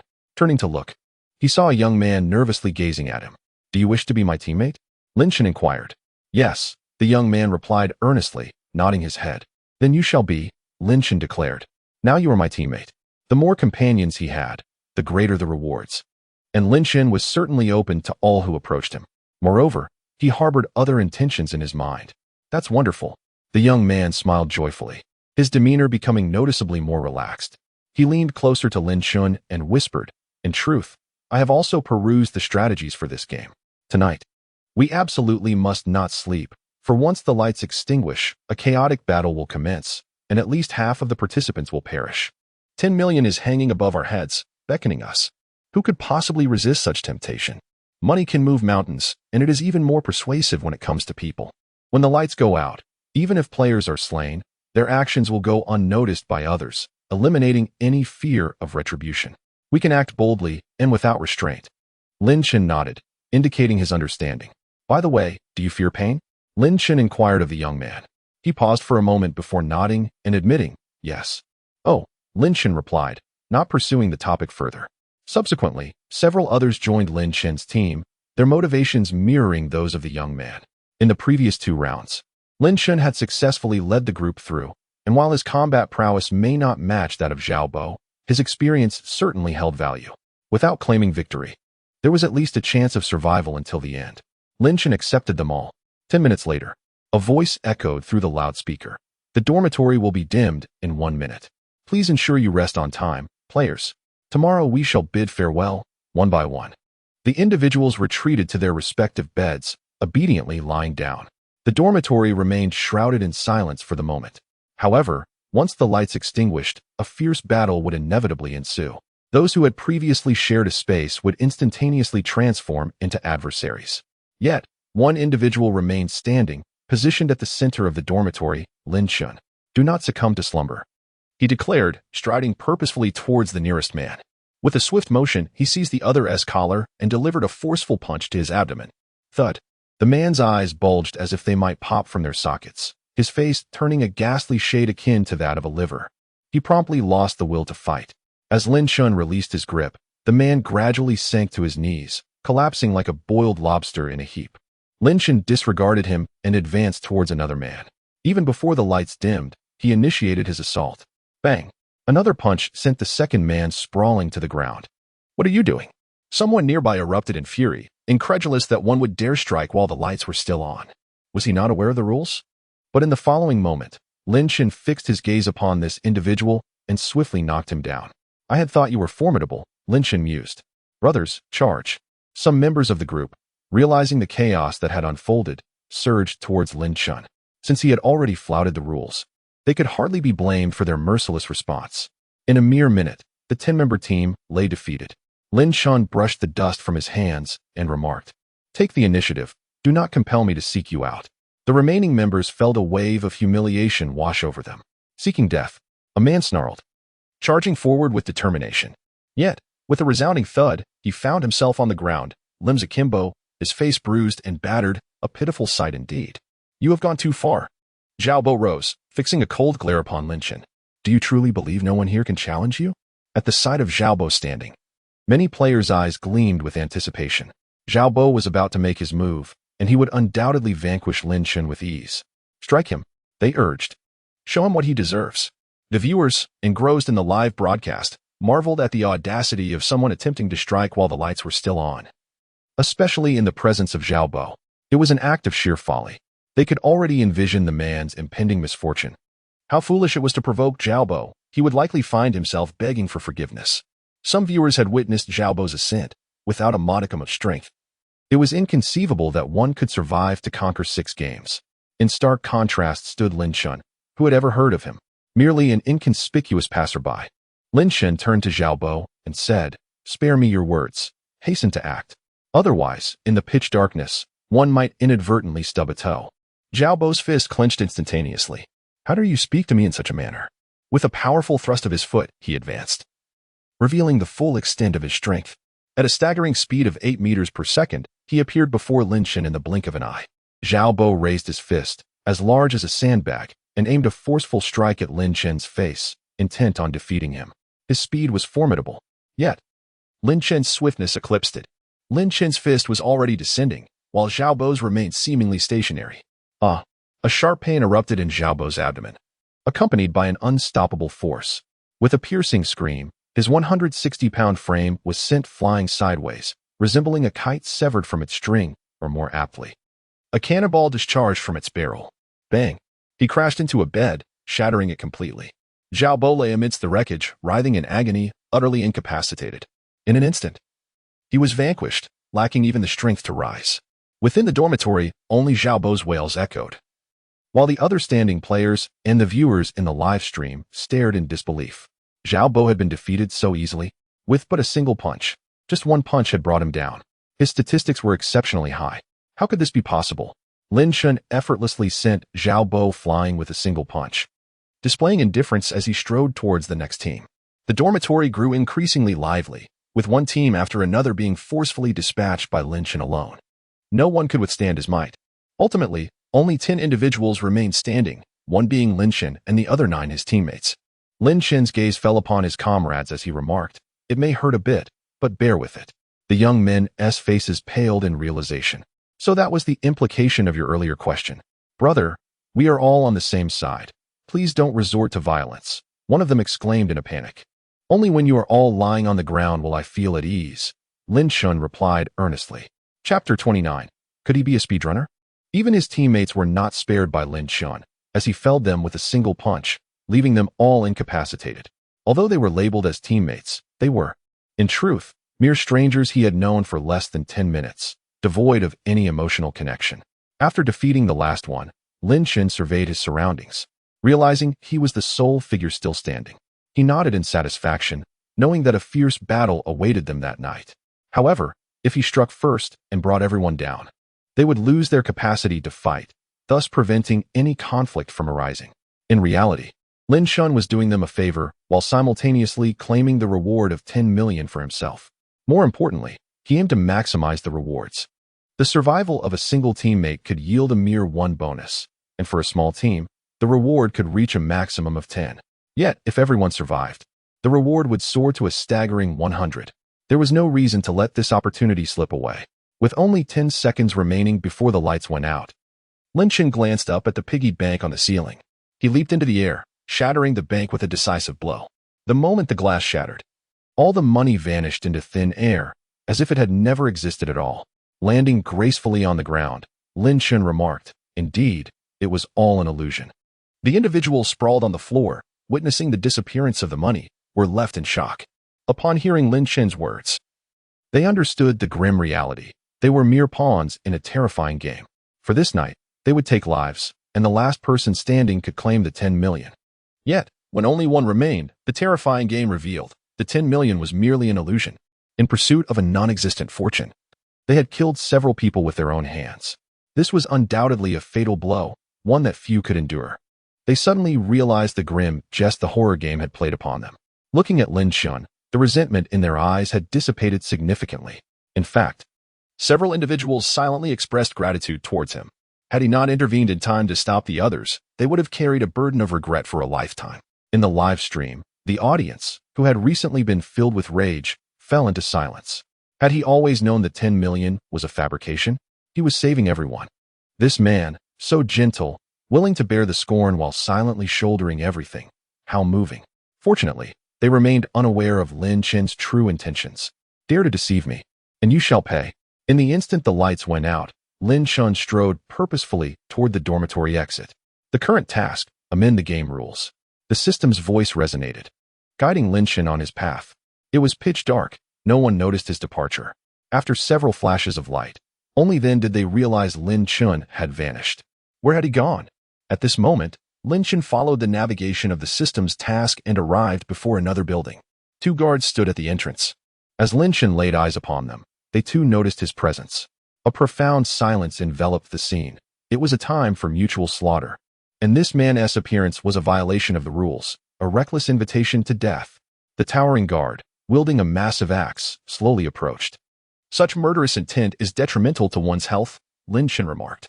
In the next instant, his long sword was unsheathed, and a brilliant flash of sword light sliced through the throats of the 2 guards. They instantly froze, yet their bodies remained poised to advance. It was only as Lin Chen passed by them that their heads toppled from their necks. In their final moment, their eyes widened in disbelief. What manner of human is this? Never before had they encountered such a formidable being. As Lin Chen stepped into the building, the loudspeaker blared once more. Welcome to the 3rd level, jumping squares. The corridor featured 2 rows of glass squares, connected pairs of which contained 1 false square. A misstep would shatter the glass instantaneously, sending the unfortunate individual plummeting to their demise. Upon hearing the announcement of the game rules, the other players and the audience in the live stream finally comprehended Lin Chen's whereabouts. He unexpectedly dashed straight towards the next level. He is going solo. Is there a live stream from that young man? I wish to witness his broadcast. A throng of people frantically searched for Lin Chen's live stream, only to find nothing. I weep.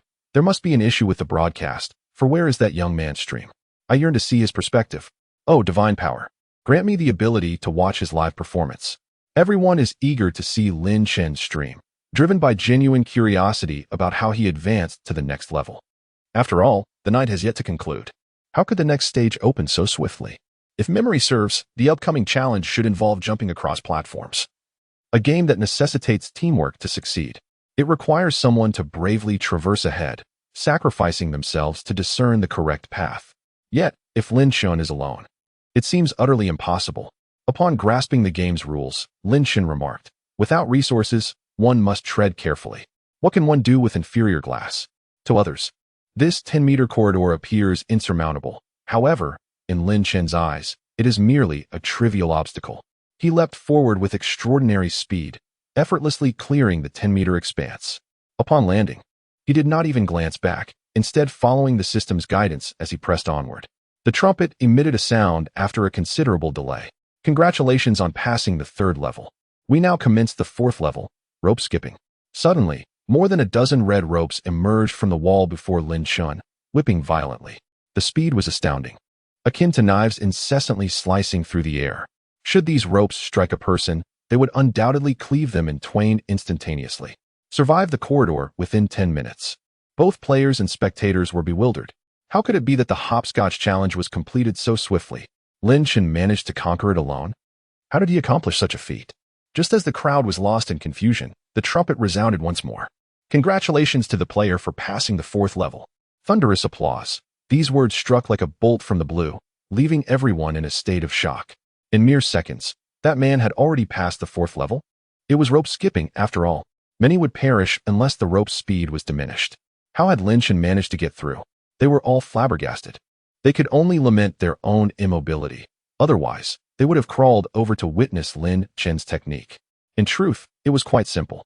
Lin Chen merely wielded his sword and severed all the ropes, allowing him to pass freely.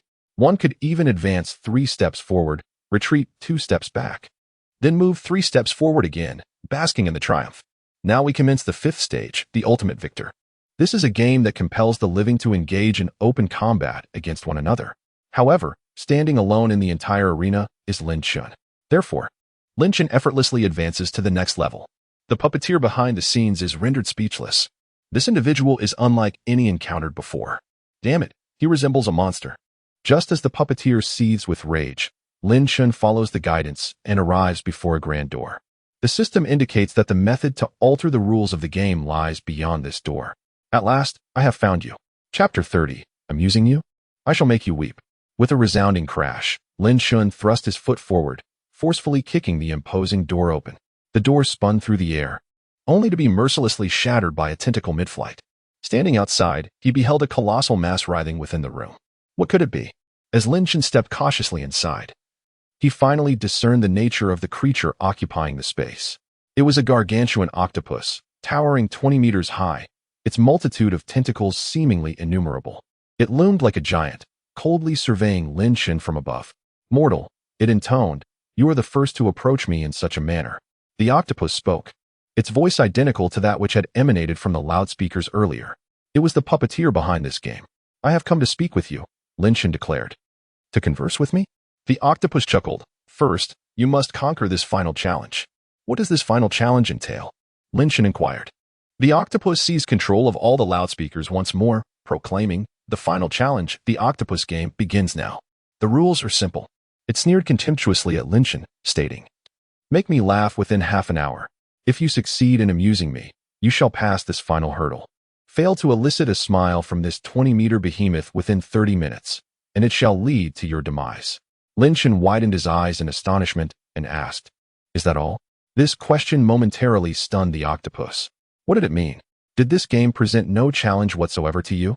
"It is quite challenging to provoke a smile from me," the octopus replied. "Show me your true capabilities." Other players and the viewers in the live stream were nearly overwhelmed upon hearing the voice from the loudspeaker. Is this truly the final stage? What speed is this?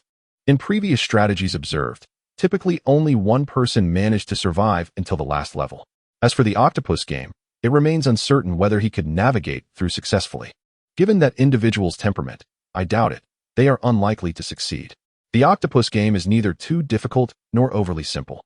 Some viewers recalled the strategies and realized that the sole method to elicit laughter from the octopus was to reveal their own humility and despair. This wisdom had been gleaned from the sacrifices of several individuals. Only by kneeling before the octopus and incessantly pleading and praying could there be a sliver of hope to amuse it. However, considering Chen's actions thus far, both the audience and players felt that it was implausible for Chen to beg the octopus. "It's over," sighed one viewer, lamenting. "Even though I cannot watch his live stream, I am certain he is doomed.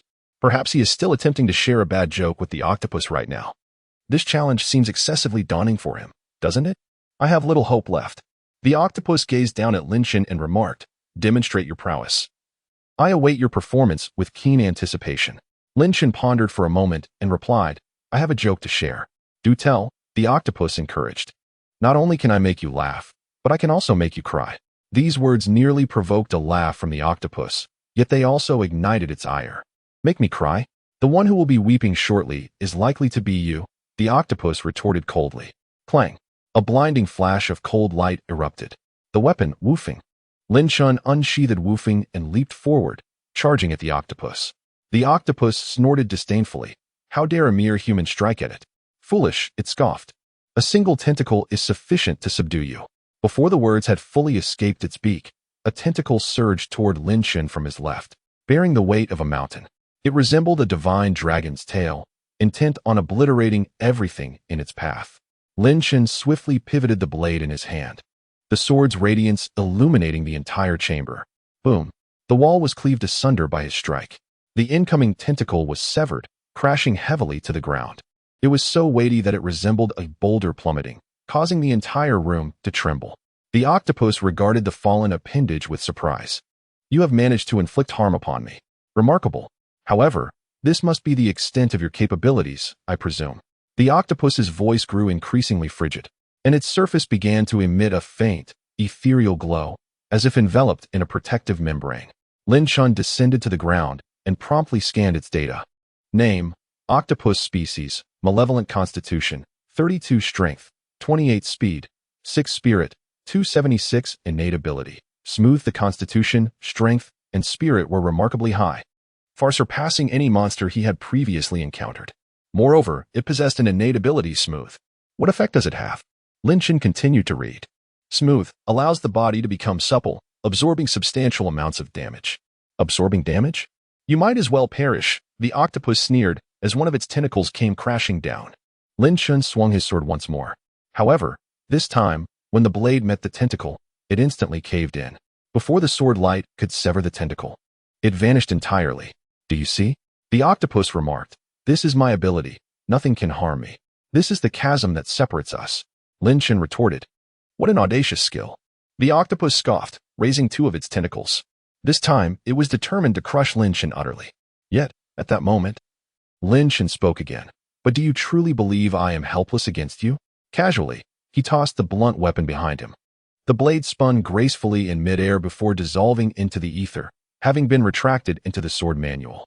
Lin Chen's hand clenched in the void, summoning another long sword into his grasp.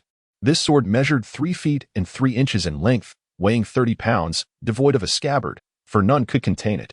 The blade was straight and razor-sharp, emanating a faint golden luminescence. Motionless, it exuded an aura of authority. A gentle breeze inexplicably wafted through the enclosed chamber, stirring the dust from the ground, while Lin Chen, his garments billowing, observed calmly as 2 tentacles came crashing down.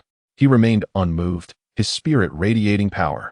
Suddenly, the 2 tentacles diverged, severed by an invisible sword energy, spiraling into the wall. The octopus was momentarily stunned, hastily glancing at the sword in Lin Chen's hand. Even from 20 meters away, it could sense the murderous intent harbored within that blade. Vast as the ocean, boundless and infinite. Merely gazing at the sword, a thunderous cacophony echoed in the creature's mind. This sword bore witness to mountains of corpses and seas of blood, imbued with an immeasurable thirst for slaughter. Those who followed would meet their end upon the desiccated bones of the vanquished, while those who opposed would find their souls claimed beneath the blade. Before the cold edge, 2 paths diverged. What manner of sword is this? The octopus felt a pang of unease. Unparalleled, Lin Chen declared, in the heavens above, there exists none like it. None like it? The octopus retorted, its voice frigid and seething with fury, only I can reign supreme over all the world. Perish. Another tentacle struck fiercely.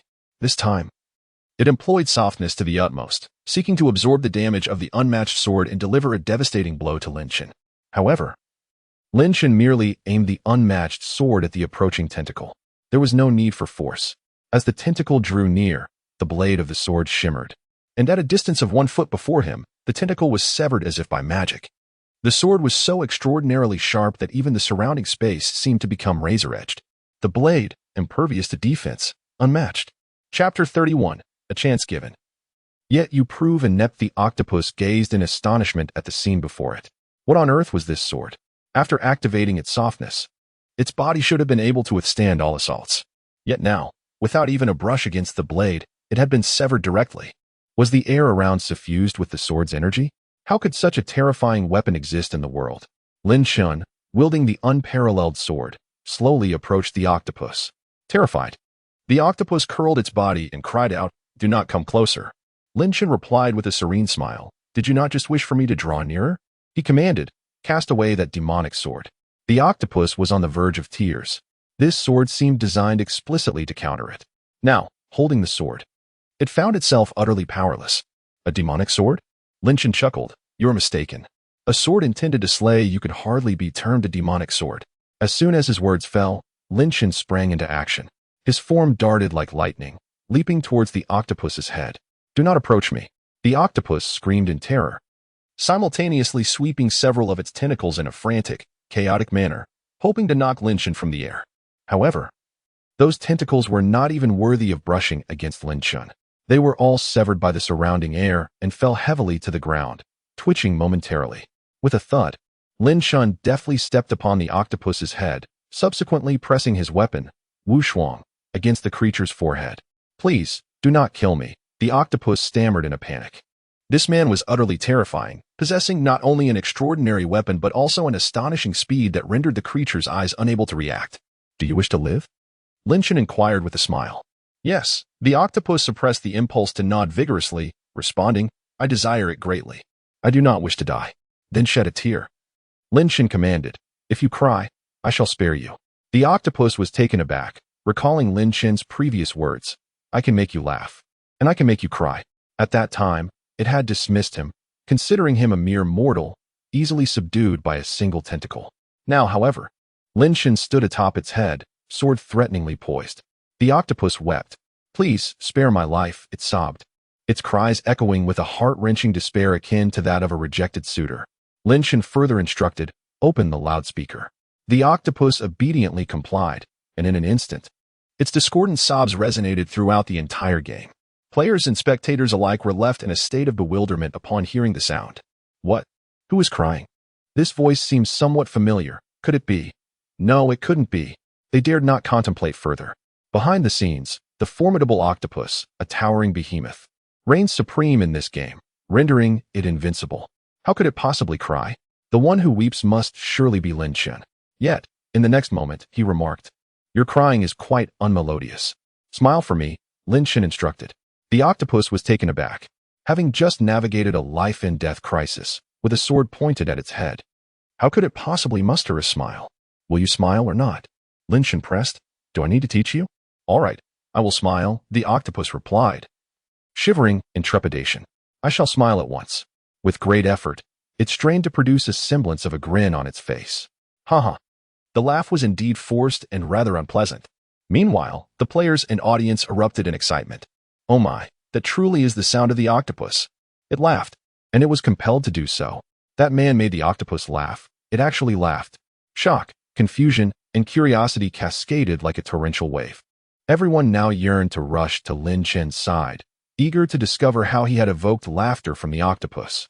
Lin Chen nodded and stated, "You smiled. Does that mean I have passed this level?"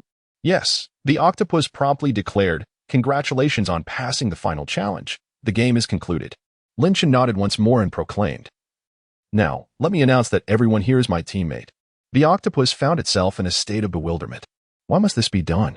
However, since Lin Chen had spoken, it had no choice but to comply. Thus, it proclaimed, "Now, all players are united in the same team." Lin Chen smiled faintly, proclaiming, "Excellent. The requirements for the perfect completion of the task have been met." He could now slay the octopus with a single stroke of his sword. Yet, with 10 minutes remaining before exiting the game, it felt rather prolonged. Consequently, Lin Chen gazed down at the octopus and inquired, "This game is called the octopus game. Do you enjoy playing games?" He continued, "Let us partake in a game ourselves." The octopus was instantly alarmed. The game levels it had devised were far from enjoyable. What did this man intend? "Have you ever played a candy-picking game?" Lin Chen asked. "You will create a candy shaped like the riverside scene at Qingming Festival and then extract it yourself. Complete this task within 10 minutes, and you shall live. However, if you mar it in the slightest, I shall ensure your demise is most complete." The octopus responded with a silent, incredulous expression. "You want me to create candy? Extract it myself, and it must be in the shape of the riverside scene at Qingming Festival. You might as well kill me outright. Will you do it, or not?" Lin Chen pressed, exerting a slight force that instantly pierced the octopus's head with his weapon, Wushuang. Terrified, the octopus hastily exclaimed, "I will do it. I will do it right away." When the candy finally arrived, the octopus was even more bewildered, for the candy was merely the size of a human palm. The needle for pulling sugar is exceedingly diminutive. The octopus instinctively glanced at its tentacles, each possessing a thickness of 1 to 2 meters. Playing games should be an endeavor filled with laughter. I am playing with you. The octopus was truly on the brink of despair. This was, without a doubt, an utterly impossible task. Lin Chen shook his head resolutely, stating, "I have given you a chance. It is you who failed to seize it. I offered you an opportunity, yet you proved ineffectual." With that, he slowly raised the sword in his hand. The octopus immediately cried out, "No, brother, let us converse amicably. We can negotiate." Lin Chen recalled something and lowered his sword. "Where's my 10 million? The octopus paused, perplexed, and inquired, "What 10 million? Did you not just withdraw 10 million in the dormitory? Now, hand it over." Acquiring this 10 million would allow the octopus to purchase its own abode in this celestial city. The octopus, somewhat flustered, murmured, "There has never been any 10 million. It was all a ruse." Upon discovering the truth, players and spectators alike widened their eyes in astonishment. It was indeed a fabrication. There had never been any 10 million. This time, the octopus had confessed it itself. If it claimed there was none, then there was none. I should not have doubted it. It was that man who saved us. I weep uncontrollably. His tenderness is overwhelming, and I feel remorse for him. Without a sum of 10 million, what bargaining power do you possess? Lin Chen swiftly drew his sword and struck, cleaving the massive octopus in two. As it descended to the ground, a thunderous crash resounded. The carcass of the octopus split apart, heavily crashing to the earth, lifeless beyond revival. The system's task reached its conclusion. The rules were successfully altered, and the octopus was vanquished, signaling the end of all assignments. Following the octopus's demise, 10 minutes elapsed. The game concluded, and all players transformed into beams of white light, vanishing from sight. It was time to receive the rewards, as the evaluation of task completion commenced. Chapter 32. A sensation online, successfully completing the challenges. I accrued a foundational 50 experience points. I achieved perfection in the first challenge, the wooden man, earning a 10 bonus. The second challenge, hide and seek, was also perfected, granting another 10 bonus. The third challenge, internal strife, was completed flawlessly, leading to a further 10 bonus. I perfectly navigated the fourth challenge, stepping stones, receiving yet another 10 bonus. The fifth challenge, jump rope, was likewise mastered, resulting in an additional 10 bonus. The sixth challenge, the octopus game, was accomplished with a remarkable 50 bonus, bolstered by the survival of 100 teammates, which awarded a staggering 100 bonus. The game's sounds resonated continuously. Evaluation, beyond perfection. The player shall receive the following rewards: dragon coins, 1 gene potion, 1 enchanted shirt, and 200 experience points. The experience gained was explosive. At that moment, the system's voice echoed. System enhancement activated, 100. The rewards obtained by the host have been amplified. Thus, I received dragon coins, 1 basic gene potion, 1 basic enchanted shirt, and 400 experience points. Chen smiled, realizing there was indeed a system enhancement. Did this not imply that the rewards I received would always exceed those of others by at least double? Let me examine the effects of these rewards. Previously, when I acquired the gene potion and the enchanted weapon, I had no opportunity to inspect them before the system upgraded. Elementary gene potion, usable only when vitality and strength are below 20 points, and speed is below 6 points. It enhances vitality and strength by 3 points and speed by 1 point. Elementary enchanted shirt, upon wearing, it reduces fear by 30. After reviewing these two items, Chen narrowed his eyes. The effects were quite impressive, yet they held no relevance for him. His vitality and strength had both exceeded 1,000, rendering them unusable. Furthermore, with his mental fortitude already maximized, the reduction of fear was of no consequence. However, he contemplated selling them, as a trading section existed on the forum. Chen accepted all his rewards, pondering the fortunes of other players. Surely, their rewards would surpass his own. Meanwhile, other players were also claiming their rewards. Successfully clearing the level awarded them a basic 50 experience points. First challenge, wooden dummy, failure. Second challenge, failure. Third challenge, failure. Evaluation, thank you for participating. Reward, 1,000 dragon coins, 50 experience points. They received only participation rewards, devoid of any bonuses. Almost everyone was unsurprised, as it was Chen who had guided them to victory. The mere fact that they had cleared the level was a source of great satisfaction for them. Had it not been for Chen, they would have all perished. To survive and acquire 50 experience points is nothing short of a remarkable gain. Elevating one's attributes by 5 points significantly enhances the likelihood of survival in the next level. I am grateful, although I do not know your identity. Thank you nonetheless. Such immense kindness deserves acknowledgement, and should we meet again, I will surely express my gratitude. However, one individual is consumed by resentment. Xiaobo clenched his fists in frustration. A mere 1,000 yuan and 50 experience points to dismiss me?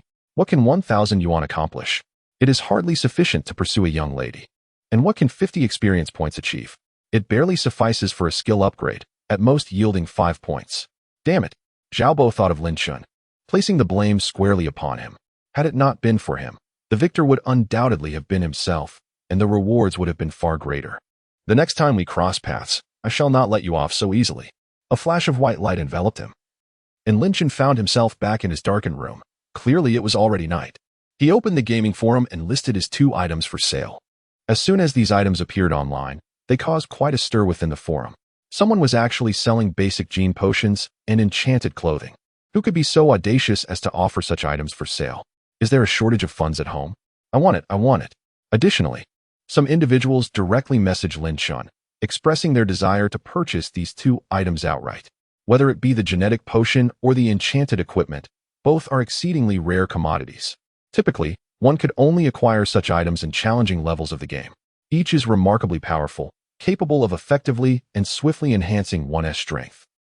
Chen perused the messages in the back end, casually opening a few private chats. You are in dire need of money. Sell everything to me for 100,000. Blocked. Send me those 2 items. I am a primary school student. Here is my address. Blocked. Bring the items to me immediately, or I will come to find you personally. Blocked again. Is there truly no one with a semblance of normalcy? Ding. Just as Chen scanned through the messages. Unable to locate a suitable seller, a new private message popped up. Upon glancing at the profile picture, he saw a charming young lady. She beamed at the camera, flashing a peace sign, radiating with sunshine. She was far more appealing than the previous array of peculiar avatars. Chen clicked to read her message. May I inquire if you would be willing to sell that shirt to me? I do not possess much money, but I am prepared to offer 100,000. The price seemed reasonable, and the individual was quite courteous. Chen inquired, what do you intend to do with that? I can perceive some unsightly entities. The other party replied, if they discover that I can see them, I would be killed. Thus, I must continue to feign ignorance of their presence. Is that truly the case? Chen's eyes instantly gleamed with excitement. After all, that equated to experience points, an opportunity not to be missed. This was indeed a serendipitous windfall. Experience points were what he lacked most, worth more than anything else. If a tattered garment could yield 50 experience points, it would be a guaranteed profit. 100 points would be an extraordinary gain. This is of utmost importance. Where are you? I must verify the authenticity of this information. Chen stated. The other party promptly sent him an address. Upon closer examination, it was, astonishingly, also located in Sangcheong City. Experience points were knocking at his door. Chen swiftly sent a message, arranging to meet her at a restaurant. Once she agreed, he took down the 2 items from sale. Others believed they had been sold and sighed in disappointment, lamenting the loss of a precious treasure. However, this matter was soon overshadowed by another sensational event on the forum. The octopus game had been solo cleared. The final boss, astonishingly, was heard weeping, a sound that resonated with all players. Who, indeed, was the remarkable individual capable of conquering the octopus game solo? Numerous posts emerged like mushrooms after a rain, all surprisingly consistent in their discussions. The Squid Game faced severe criticism, and some even released clips from the initial 3 rounds. When viewers witnessed the unsettling puppet being cleaved in 2 by Chen's sword, an involuntary gasp escaped everyone's lips. Wow, when did he make it there? How exhilarating. That puppet deserved its demise. My mother inquired why I was watching the video on my knees. Chapter 33. Of course, you pay upon discovering that only the recordings of the first 3 levels were available. The group was utterly disheartened. They yearned to witness how the master accomplished the subsequent challenges single-handedly. How did he traverse the glass bridge and navigate the jump rope alone? This defies logic. As they delved deeper, they were met with the sounds of the octopus weeping, laughing, and pleading for mercy. Everyone was left in a state of bewilderment. The octopus not only laughed, but also cried. Is this even possible? What sorcery was at play here? In that moment, a new enigma was added to the world's unsolved mysteries. Curiosity surged through the crowd. What had Chen done to elicit such a remarkable reaction from the octopus, causing it to weep and laugh in tandem? After viewing the video, forum members rushed to examine the analysis. First and foremost, we must extend our gratitude to this enigmatic master. Without him, we might have never conceived such a method to conquer the challenges. Below is my summary of the Master's approach to clearing the levels. In the first level, those lacking confidence may choose to remain stationary and wait. Subsequently, let a few skilled individuals advance first, obliterating the puppet with ease. The remaining participants will then succeed effortlessly. Upon seeing this strategy, many nodded in agreement. The mysterious Master's method is indeed commendable.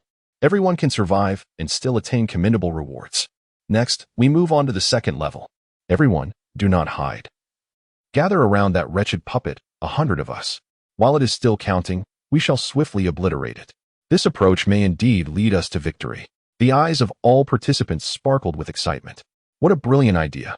This strategy is truly remarkable. We owe our gratitude to the enigmatic deity. Without their insight, we would have remained oblivious to the fact that these puppets can be shattered. Next comes the simplest third level. The 10 million is merely an illusion. Let us all retire to our slumber with honesty and peace of mind. This sentiment was universally acknowledged. For those who have viewed the videos are well aware that the 10 million is a fabrication, non-existent in reality. This was even confirmed by the octopus itself. The guide is brief, yet it reflects the poster's meticulous observation of Lin Chen's every move, leading to this conclusion. I can assert with confidence that this is the most efficient and straightforward method to triumph. It is as simple as having hands. The absence of that deity's live broadcast remains a profound loss and regret for our generation. Many feel an immense sorrow at the thought of missing Lin Chen's live perspective, as if something precious has been lost. One cannot help but wonder what that deity is currently engaged in. How splendid it would be if they could share their experiences. Meanwhile, Lin Chen is at home, peacefully asleep, resting until dawn. At just past 9, he packed his clothes and medications into a backpack and departed the house. He recalled a certain transaction. The restaurant was located in the city center, and within half an hour, Lin Chen arrived at its entrance. Upon entering, his gaze immediately fell upon a striking young lady seated in the corner. Her long black hair cascaded down to her waist, and she was adorned in a youthful short blouse complemented by knee-high black stockings. However, her complexion appeared somewhat pale, accentuated by pronounced dark circles under her eyes. Lin Chen approached and inquired, "Are you Jianzi?" The girl looked up in surprise, momentarily taken aback, before vigorously nodding her head. He had indeed found the right person. Lin Chen sat across from her and asked, "Have you eaten?" "Not yet," Jianzi replied, shaking her head. She had little appetite for a meal. This morning, while brushing her teeth, she had caught a glimpse of a malevolent spirit lurking behind her in the mirror, leaving her in a state of shock that lingered. "Then let us dine first," Lin Chen suggested. "We can converse while we eat." With that, he picked up the menu and summoned the waiter to place their order. Jianzi hastily interjected, "Mr. Lin, please allow me to treat you this time." Lin Chen shot her a glance, thinking it was only natural for her to pay. Jianzi fell silent. After casually ordering a few dishes, Lin Chen prompted, "Now, please share your situation with me." Jianzi lowered her head, nervously recounting the events she had encountered to Lin Chen. Recently, she has begun to encounter entities invisible to others. Their visages are grotesque, and their forms bizarre, with some appearing to be disintegrating. Anyone who perceives them is destined to be consumed by their malevolence. Thus, she can only feign ignorance of their presence. Yet, they manifest with uncanny stealth. A moment of looking down, a fleeting glance upward, or even a mere turn of the body can bring them forth. She feels on the verge of tears, exclaiming, "I cannot bear this any longer." Lin Chen, upon hearing her plight, inquired with unexpected delight, "Is there more than one?" Taken aback, she gazed at him in bewilderment, sensing an unusual cheerfulness in his demeanor. "You seem quite pleased?" Lin Chen, noticing her observation, shook his head and replied, "It is truly tragic." She dismissed her recent visions as mere illusions, attributing them to her lack of rest. "Mr. Lin, did you bring that garment?" she asked cautiously. "I wish to purchase it." The attire, capable of lessening her fear, might not grant complete immunity, but could fortify her spirit. "How much do you possess?" Lin Chen inquired. 100,000, she replied. "I have managed to gather that amount. Will it suffice?" After a moment's contemplation, Lin Chen proposed, "Let us do this. For every foul entity you encounter, inform me. Each one will offset 1,000. She was left in a state of confusion. Was he truly offering her the garment for free? Due to the numerous encounters he experienced throughout the day, amounting to nearly 10, Lin Chen found himself in a fortuitous position. In truth, each apparition he encountered brought him rewards exceeding 100,000 yuan, rendering his gains substantial and his losses non-existent. Moreover, the garment he wore was utterly useless to him, even deemed too large for a mere cleaning rag. As the meal was served, Lin Chen promptly began to eat, having barely consumed anything since the previous night. Witnessing his enthusiasm for the food, Jianzi also felt the pangs of hunger. However, after just a couple of bites, she suddenly froze, her expression morphing into one of sheer terror as she gazed behind Lin Chen. In an instant, the fear in her eyes vanished, replaced by a facade of composure. A voice from the system echoed, indicating the presence of a supernatural entity nearby. Apparitions are not bound by the laws of physics. Thus, they carry greater rewards. Please remain vigilant, host. Lin Chen's hand paused mid-bite. Was it already here? Furthermore, what had the system just mentioned about possessing greater experience? Where was it? He promptly lifted his gaze, only to find Jianzi staring rigidly behind him. Behind him, Lin Chen slightly turned his head, and there, their eyes met, an abominable visage, a face that appeared to have melted away. It was as though it had been doused with a caustic acid, leaving the entire countenance grotesquely disfigured, with eyeballs nearly ready to plummet from their sockets. Can you see it? The entity inquired of Lin Chen. As long as Lin Chen exhibited a semblance of terror, it would ascertain that he could indeed perceive it. Subsequently, it would strike, intending to end his life. Lin Chen swallowed the morsel in his mouth and replied, "I can see it." The creature rejoiced, its mouth agape in anticipation. Yet, before it could sink its fangs into Lin Chen, a long sword swiftly pierced through its form. Crackling with energy, the blade unleashed a surge of lightning, reducing the creature to ash in an instant. Though it defied the laws of physics, the lightning, a divine retribution, was inescapable. Chapter 34. I ask you, can you see me? With a swift stroke, Lin Chen resolved the matter, sheathing the thunder sword. The fragile apparition could not withstand even a millisecond. The events unfolded with such abruptness and rapidity that the sparse patrons in the restaurant scarcely noticed, only hearing the crackling of electricity. By the time they turned to look, tranquility had returned, save for the girl, whose eyes were wide with astonishment. This young woman had exchanged a few words with Lin Chen via her phone the previous night, merely acquainting herself with him. She had initially perceived Lin Chen as an ordinary individual. Yet, at this moment, her mind was engulfed in a cacophony of disbelief, grappling with an overwhelming sense of terror. Had it truly perished so easily? The demise was tragic, reduced to ash, bereft of even the chance for reincarnation. Ding! Congratulations to the host for vanquishing a specter. You have earned 100 dragon coins and 100 experience points. Upon hearing the system's announcement, a smile graced Lin Chen's lips. The rewards were indeed generous. Previously, he had incinerated an entire vehicle, only to receive a mere 100 experience points. Now, a single ghost had yielded the same amount of experience, alongside a bounty of $10,000. Lin Chen's heart swelled with joy. He desired more encounters of this nature. He turned his gaze to the astonished girl and remarked, "You've regained your senses. You still owe me 9 more. Jinzi suddenly jolted back to reality, gazing at Lin Chen with a look of profound reverence. "Mr. Lin, thank you for saving me," she expressed. "Not at all," Lin Chen replied nonchalantly, "merely a transaction." He then resumed his meal. Jinzi surveyed her surroundings, no longer spotting anything peculiar, and lowered her head to take a few bites. Ultimately, the dishes on the table were nearly devoured by Lin Chen. "Let's settle the bill," Lin Chen instructed Jinzi. Without any complaints, she promptly went to pay the 100 yuan for the meal. "Mr. Lin, what shall we do next?" Jinzi inquired anxiously upon her return. Lin Chen responded, "Do not call me Mr. Any of Big Brother or Boss will suffice." Jinzi hesitated for a moment before nodding in agreement. "Then I shall call you Brother Lin." Lin Chen continued, "Reflect carefully on where spirits are most prevalent." Jinzi pondered earnestly before finally stating, "At my home." She recalled seeing a tall man in a suit with blood streaming from his orifices standing behind her while brushing her teeth that morning. Moreover, when she pulled back the covers at night, she often spotted a child with eyes larger than a duck's egg hiding beneath the sheets. "Let us go," Lin Chen declared immediately, "straight to your house." Jinzi, feeling a surge of anxiety, walked ahead as they made their way to a bus station. "The distance from my home to this place is rather far. It requires a bus ride of over 10 minutes, she murmured. Lin Chen remained indifferent, promptly taking a seat on a nearby bench. A glance at the route sign confirmed the absence of bus number 13. Seeing Z dared not sit down, she stood rooted in place, silently awaiting the arrival of the bus. However, at that moment, a tall figure with disheveled hair and a grotesque visage slowly approached from the side. Standing over 2 meters tall, its neck was extraordinarily elongated, as its head drooped downwards, resembling a camel grazing with its head bowed. The creature leaned its head towards Z and inquired, "Can you see?"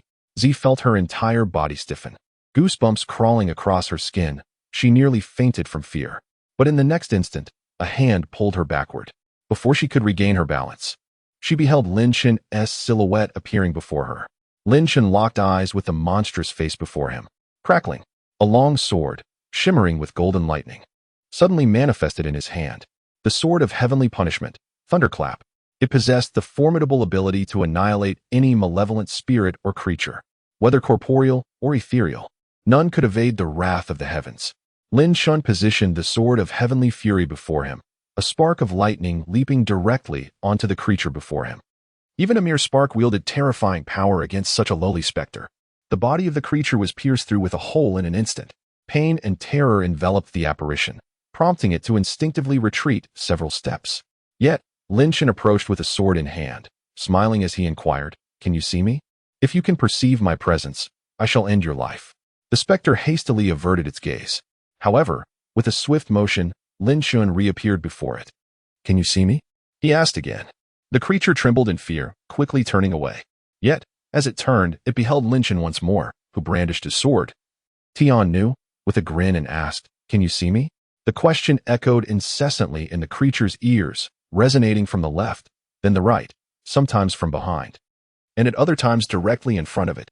The apparition was driven to the brink of collapse. Previously, it was the one posing such questions to others, never having imagined that one day it would be subjected to such relentless inquiry. This man was utterly terrifying. Am I the ghost, or are you the specter? The creature turned and fled. Yet, Lin Shun stepped forward, appearing right before it, and remarked, What a pity.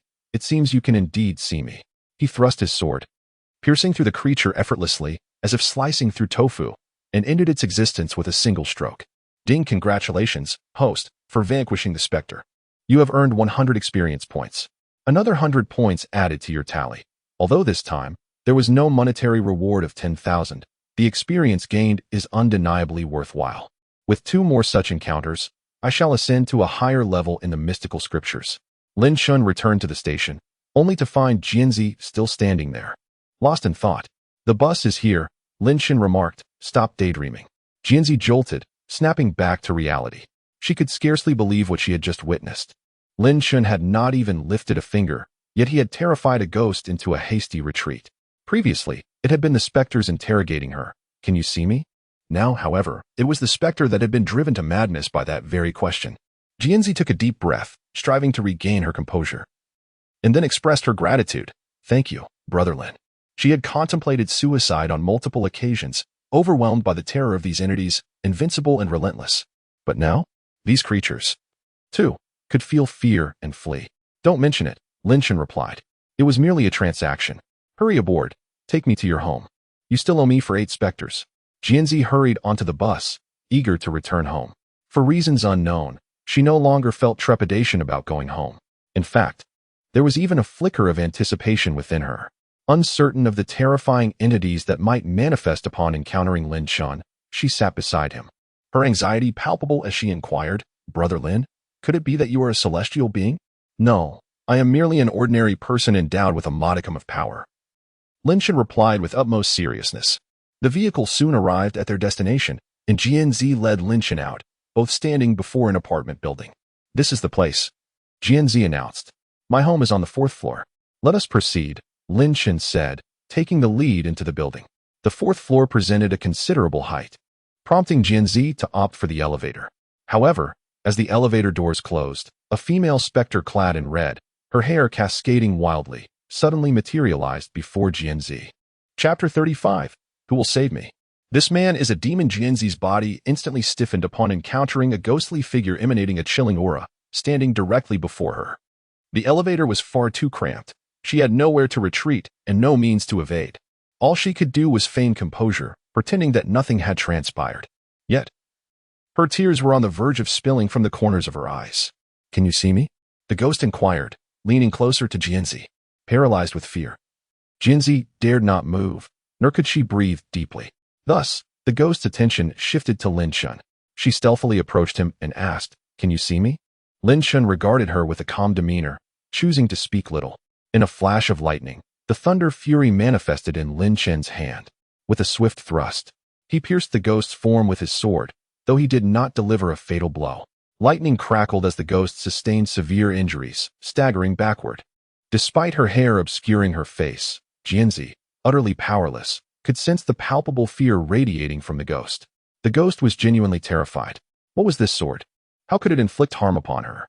She was supposed to be a spirit, impervious to the physical realm. And then there was this man. His calmness was unsettling. Typically, those who encountered her would display overwhelming fear. Lin Shun stepped forward. Can you see? He asked the female ghost. From this moment on, you must answer my questions. If you can see, I shall grant you a sword. If you cannot, I shall let you go. Without a moment's hesitation, the ghost replied, I cannot see. With a swift motion, Lin Shun struck her with a sword. Cannot see? Then how is it that you can answer my question? The female ghost was momentarily speechless. Wasn't it you who prompted her to respond? Lin Shun inquired again. This time, The ghost learned her lesson. She remained silent, pretending she could not see. As a result, he pierced her once more. The ghost was on the verge of tears, feeling wronged. This time, I truly said nothing. Shouldn't I be spared if I do not answer your question? The ghost pleaded, just in my suffering. Lin Chen posed the question once more. Can you see? The ghost was utterly confounded. Answering would lead to her demise, yet remaining silent would yield the same fate. This man offered her two choices, neither of which was truly a choice at all. She began to speak.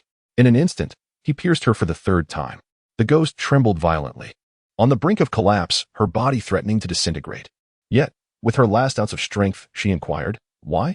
I delight in it, Lin Chen replied with a smile. I merely wish to offer you a sword and observe your reaction. The female specter was immediately filled with rage. This man was toying with her. However, her ethereal form was fading, slowly dissipating with no chance of reincarnation. Ding! Congratulations, host. You have slain the female ghost and earned 100 experience points. A smile crept upon Lin Chen's lips. He was merely one step away from another upgrade with the Taoist classic. Jinzi stared blankly at the vanishing specter. The ghost, who had claimed the lives of two individuals within that very elevator, had met her end in such a pitiful manner. Before Lin Chen, she exhibited not a trace of defiance. Ding! The fourth floor has arrived. The elevator's announcement jolted Jinzi back to her senses. She hastily stated, Brother Lin, we've arrived at my home. As Lin Chen followed her into the house, he immediately sensed a chill in the air. A quick glance around revealed the room to be devoid of sunlight, lacking proper illumination. From a feng shui perspective, such an environment was prone to harboring dark entities. Earlier that morning, he had witnessed one in the bathroom. Jinzi gazed anxiously towards the bathroom. Lin Chen promptly approached, and as he pushed the door open, an imposing wall materialized before him. No, it was not a wall, but rather a dark silhouette. Lin Chen looked up. This figure stood over 2 meters tall, clad in a suit. Yet, its head was grotesquely split, nearly cleaved in two, as if it might tumble from its neck at any moment. Lin Chen could even glimpse its brain matter. At the sight of this entity, fear gripped him, rendering him utterly still. He recalled the image from that morning while brushing his teeth, when this very apparition had loomed behind him, incessantly asking, Can you see me? Now, it looked down at Lin Chen and repeated the question, Can you see me? Without hesitation, Lin Chen drew his sword and struck, delivering a chilling blow that pierced the soul. The suited specter's eyes widened in shock. It was experiencing pain. It was injured. Lin Chen retorted, Do you think I can't see you? With that, he struck again, severing the specter's right hand. A wave of intense agony washed over the specter, instilling a sudden fear within it. Lin Chen approached the spectral figure, sword in hand, and queried, Can you see me? If you can, you shall perish. The specter shook its head vigorously. I cannot see. I cannot see. With a swift motion, Lin Chen struck once more, this time cleaving the specter's left leg. He offered no explanation, only continued to ask, Can you see me?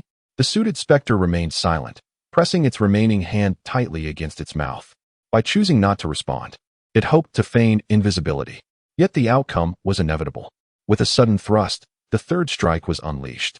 The specter's left hand spiraled upward. Lin Chen stood before the specter, offering no explanation, and with a smile, posed the question, Can you see? The specter wept. Truly wept.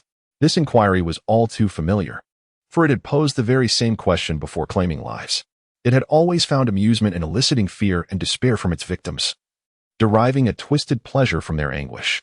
However, it had never anticipated that one day, the question would be directed at itself.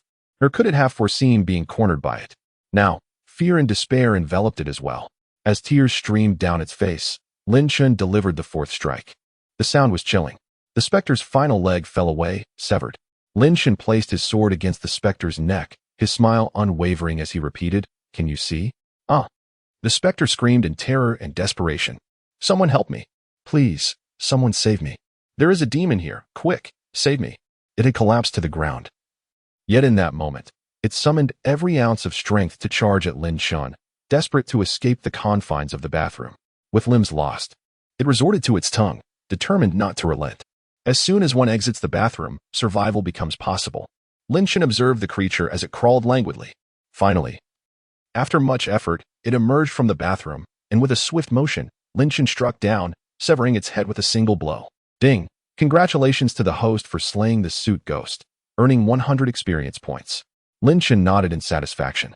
Turning his head, he noticed a small figure peeking fearfully from beneath the covers on the nearby bed. It was a child ghost, its entire body pale, eyes larger than duck eggs, and a flat nose adorned with sharp fangs. However, at this moment, it trembled uncontrollably. It had witnessed everything that had just transpired, having seen and heard the horrifying events unfold. The suit ghost in the bathroom was dead, murdered by the man before it. Chapter 36. What devil's test is this? You have arrived just in time. Chen beheld the diminutive spirit and instantly broke into a smile, approaching with his sword drawn. The little ghost swallowed hard, clearly frightened. This man was terrifying. The desperate cries of the suited ghost still echoed in his ears. He was a demon. No, a being more malevolent than any demon. Chen leaned down and inquired, "Can you see it?" The little ghost immediately burst into tears. This was the very question that had led the suited ghost to his demise. There was no choice. Answering no or remaining silent both led to inevitable doom. "Please, I beg you," the little ghost implored. "Spare me. You might as well be dreaming." Without hesitation, Chen plunged his sword downwards, piercing through the little ghost's body and dragging it from beneath the blanket, casting it onto the floor. "Today, you are doomed," Chen remarked. "Do you know where you were hiding just now?" The little ghost endured the excruciating pain, glanced at the blanket, and replied, "On the bed?" "Incorrect," Chen retorted. "You were beneath the blanket. Are you not aware of the rule that states no harm may come to those beneath the blanket? You have violated the sacred law." With that, he advanced, driving his sword through the little ghost's body, pinning it to the ground. "You have broken the rules. Do you think you should perish?" The little ghost cried out loudly, "I don't know." "Well, be cautious in your next life," Chen replied, pausing momentarily before adding, "Never mind. For you won't have a next life." "Please, no," the little ghost exclaimed in despair.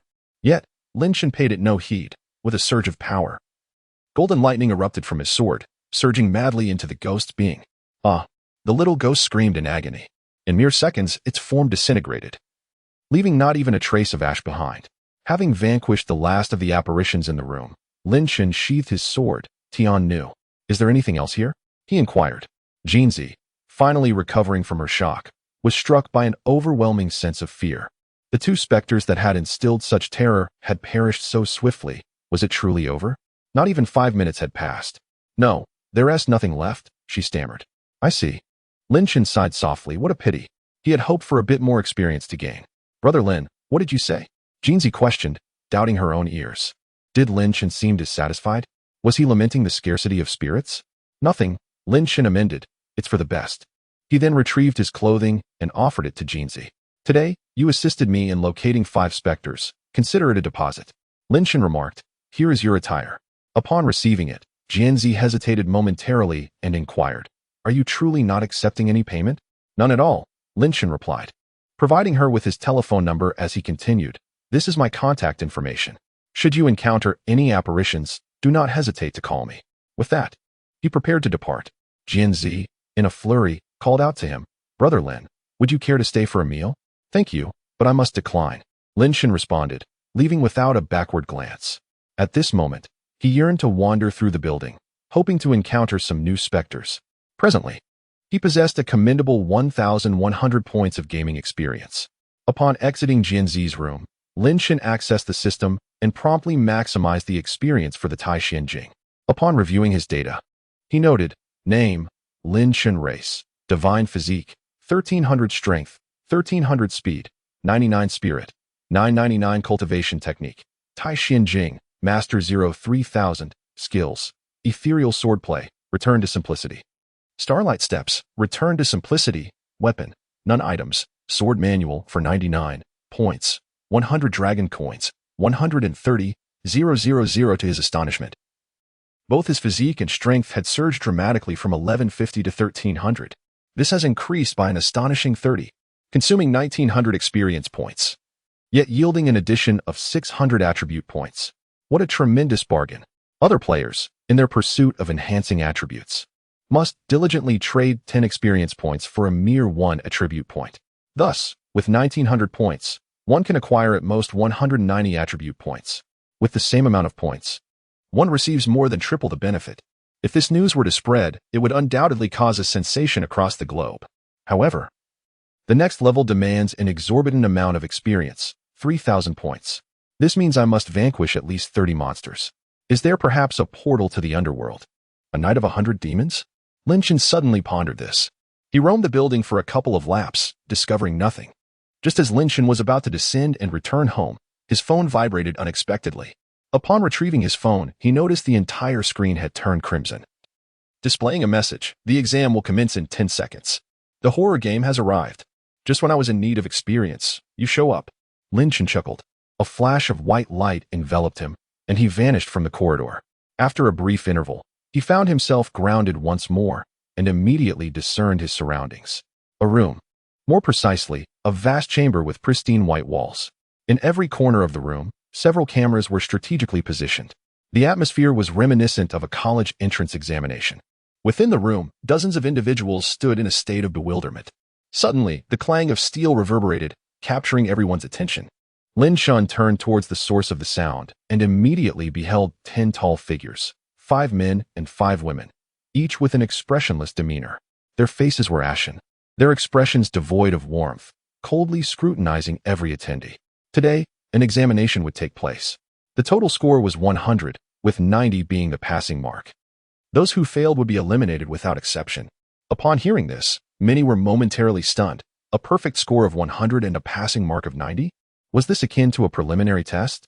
However, recalling that they were in a terrifying game, they swallowed their dissatisfaction. In the past, others had boldly challenged such horror games, only to meet grim fates.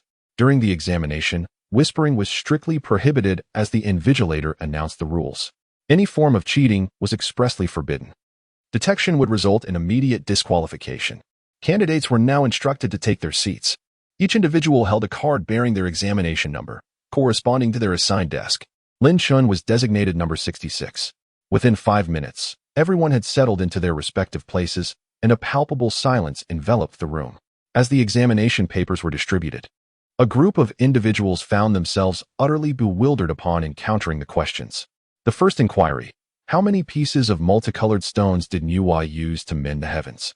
10 points. The second question: a vessel, amidst an external biochemical crisis, carried a multitude of cattle and swine, with 40 cows and 100 pigs aboard. Who is the captain of the ship? 10 points. The third question: what are the characteristics of database applications within a Windows environment? 10 points. What sort of outrageous examination questions are these? Is this truly intended for assessment? Who recalls how many stones Nui utilized to repair the sky? All that lingers in memory is that the Monkey King emerged as an additional piece. The subsequent questions are even more absurd, intertwining pigs and cows, and then inquiring about the identity of the captain. Chapter 37. Now I am the examiner. Let us review the scores. The hearts of many grew cold. Each question was worth 10 points, with a perfect score of 100. Thus, a passing mark of 90 implied that one could afford to make no more than a single error. Yet, who among them could possibly know the answers? Moreover, the questions were fill in the blank, not multiple choice, leaving no room for guesswork. Was the difficulty not excessive? Someone stood up to voice their protest. However, as soon as the words left his mouth, a resounding explosion echoed in his mind. Blood splattered, and brain matter spilled forth, some even landing on the nearby individuals, leaving them utterly dazed. Maintain examination decorum, a proctor stated coldly and mercilessly. The remaining candidates fell into an immediate silence. Chen gazed at the exam questions, sensing that they were not crafted for their benefit. Some questions appeared utterly illogical. Gradually, he rose to his feet and declared, "There is an issue with your questions." Upon his utterance, all eyes in the examination hall turned toward him. Was this man a fool? Just moments ago, someone had been executed for disrupting the examination. Did he not fear a similar fate? The candidates beside Chen hastily raised their hands to shield their faces, fearful of Chen's head exploding, splattering blood upon them. They braced themselves. However, in the next moment, a sharp sound resonated as Chen wielded a weaponless stance, successfully intercepting a bullet that had been shot from the corner. It became evident that these cameras had been modified to discharge bullets. You initiated the assault first. Chen stepped forward, effortlessly traversing 20 meters to appear upon the podium. In one swift motion, he seized an invigilator as if grasping a mere chick, positioning him before himself. Bang! Another gunshot rang out, this time striking the invigilator and nearly shattering his chest. Chen, aiming at the camera, utilized the invigilator as a projectile, hurling him forcefully. One camera was immediately destroyed. Surveying the surroundings, he noted 7 cameras remaining. In a heartbeat, Gunfire erupted, bullets converging upon Lin Chen's head from all directions. The velocity of the bullets was nothing short of astonishing. Yet, Lin Chen had anticipated this, slightly shifting his form and effortlessly evading the barrage. He then delivered a powerful kick, sending two nearby invigilators flying, resulting in two more cameras being rendered inoperative. As Lin Chen turned to face the next invigilator, a trace of panic finally emerged on the previously impassive face of the man. What was happening with this individual? He was using them as weapons to dismantle the cameras. "Cease your actions," a supervising officer commanded coldly as Lin Chen approached. "I did not engage physically. I merely delivered precise kicks," Lin Chen remarked, executing one after another. A group of supervising officers was sent sprawling, colliding perfectly with each surveillance camera. Out of 8 cameras and 10 officers, only 2 remain standing. "You have violated the rules and assaulted a supervising officer. You are disqualified," the 2 remaining officers stated icily, then charged simultaneously. With a resounding thud, Lin Chen raised his foot and sent them crashing to the ground. "You are mistaken," he declared as he stepped forward, placing his foot on one officer's face. "From this moment forth, I am the supervising officer here. I shall pose the questions, and you 10 shall answer them." The 8 officers who had been knocked aside were not lifeless. They were not human and would not perish so easily. Lin Chen approached them, delivering kicks to send them back. "What do you intend to do?" The 10 supervising officers glared at Lin Chen, their faces contorted with fury. This individual was undeniably peculiar. Could he truly be human? How could one possess such immense strength?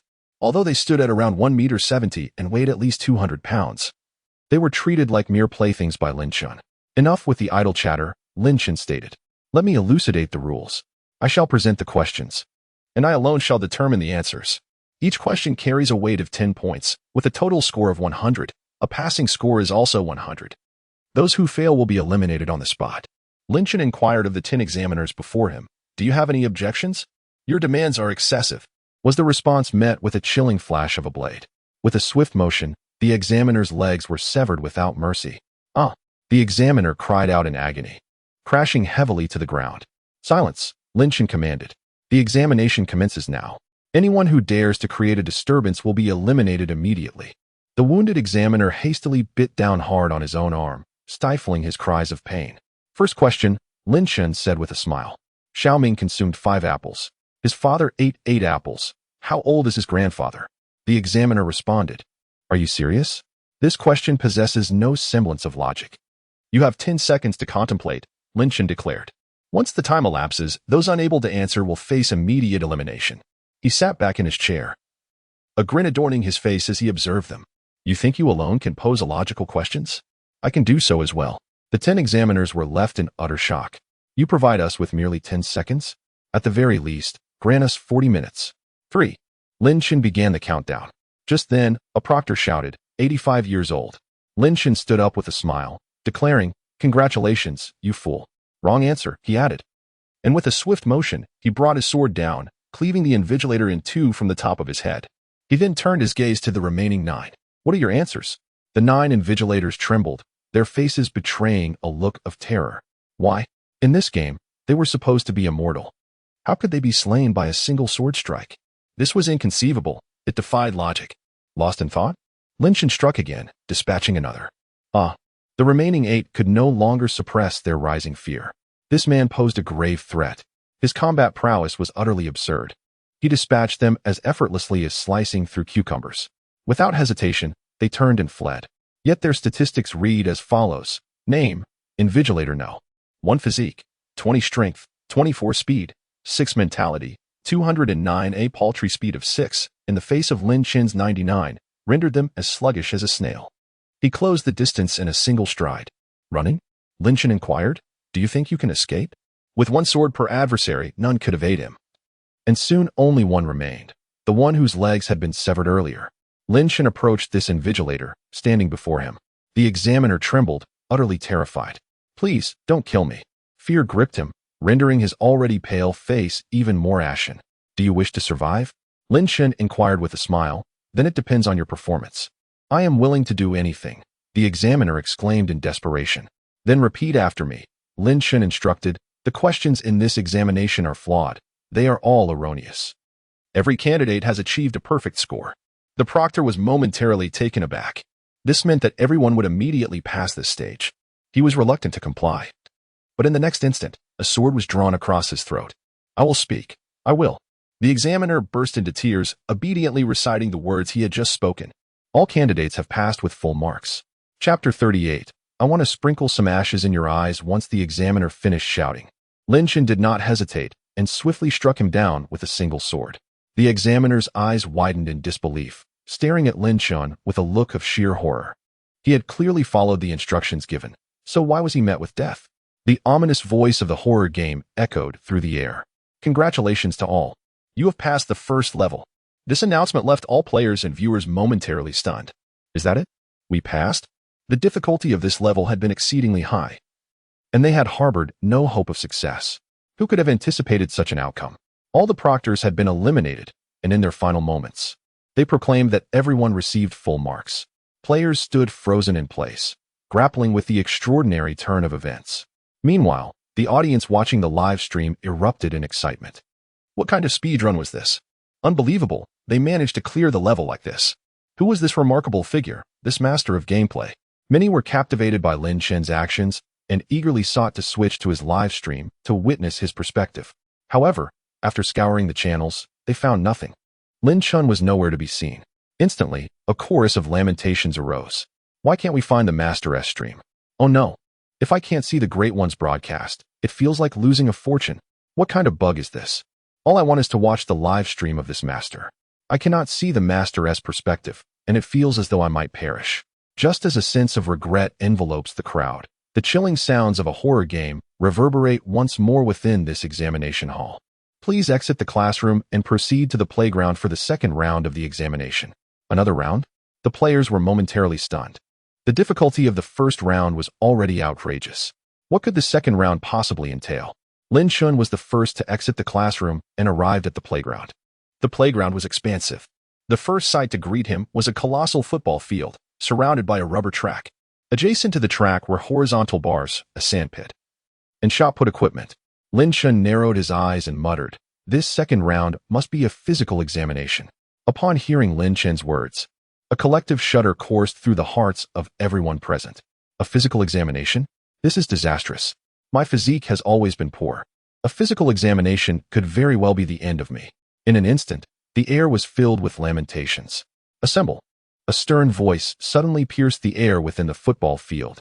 As the crowd focused their gaze, they discovered that 10 imposing figures stood within the field, towering over them. With heights exceeding 2 meters, they resembled an unyielding wall. Gather immediately. One of the officials bellowed. You have 30 seconds. Those who lag behind will be eliminated.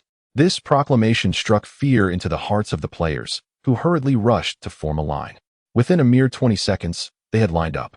Commencing the physical examination, the towering examiner continued. First, you are to run 20 laps around the field. Complete it within 10 minutes. Those who fail to do so will be disqualified. A pallor washed over the players' faces at the daunting prospect. Typically, one lap measures 400 meters, amounting to a staggering 8,000 meters for 20 laps. A full 8 kilometers. Who among them could possibly cover such a distance in 10 minutes? Even at a constant pace, it would require running 2 laps per minute, equating to 800 meters every 60 seconds. Yet, their movement speeds hovered around 4 or 5, with only a scant few reaching 6. As for a speed of 7, it was nearly non-existent. To achieve 800 meters in a minute, a speed of 14 was imperative, far beyond their capabilities. How could they possibly succeed? It was utterly impossible. Chen stood at the forefront, casting a glance at the data of the examiners.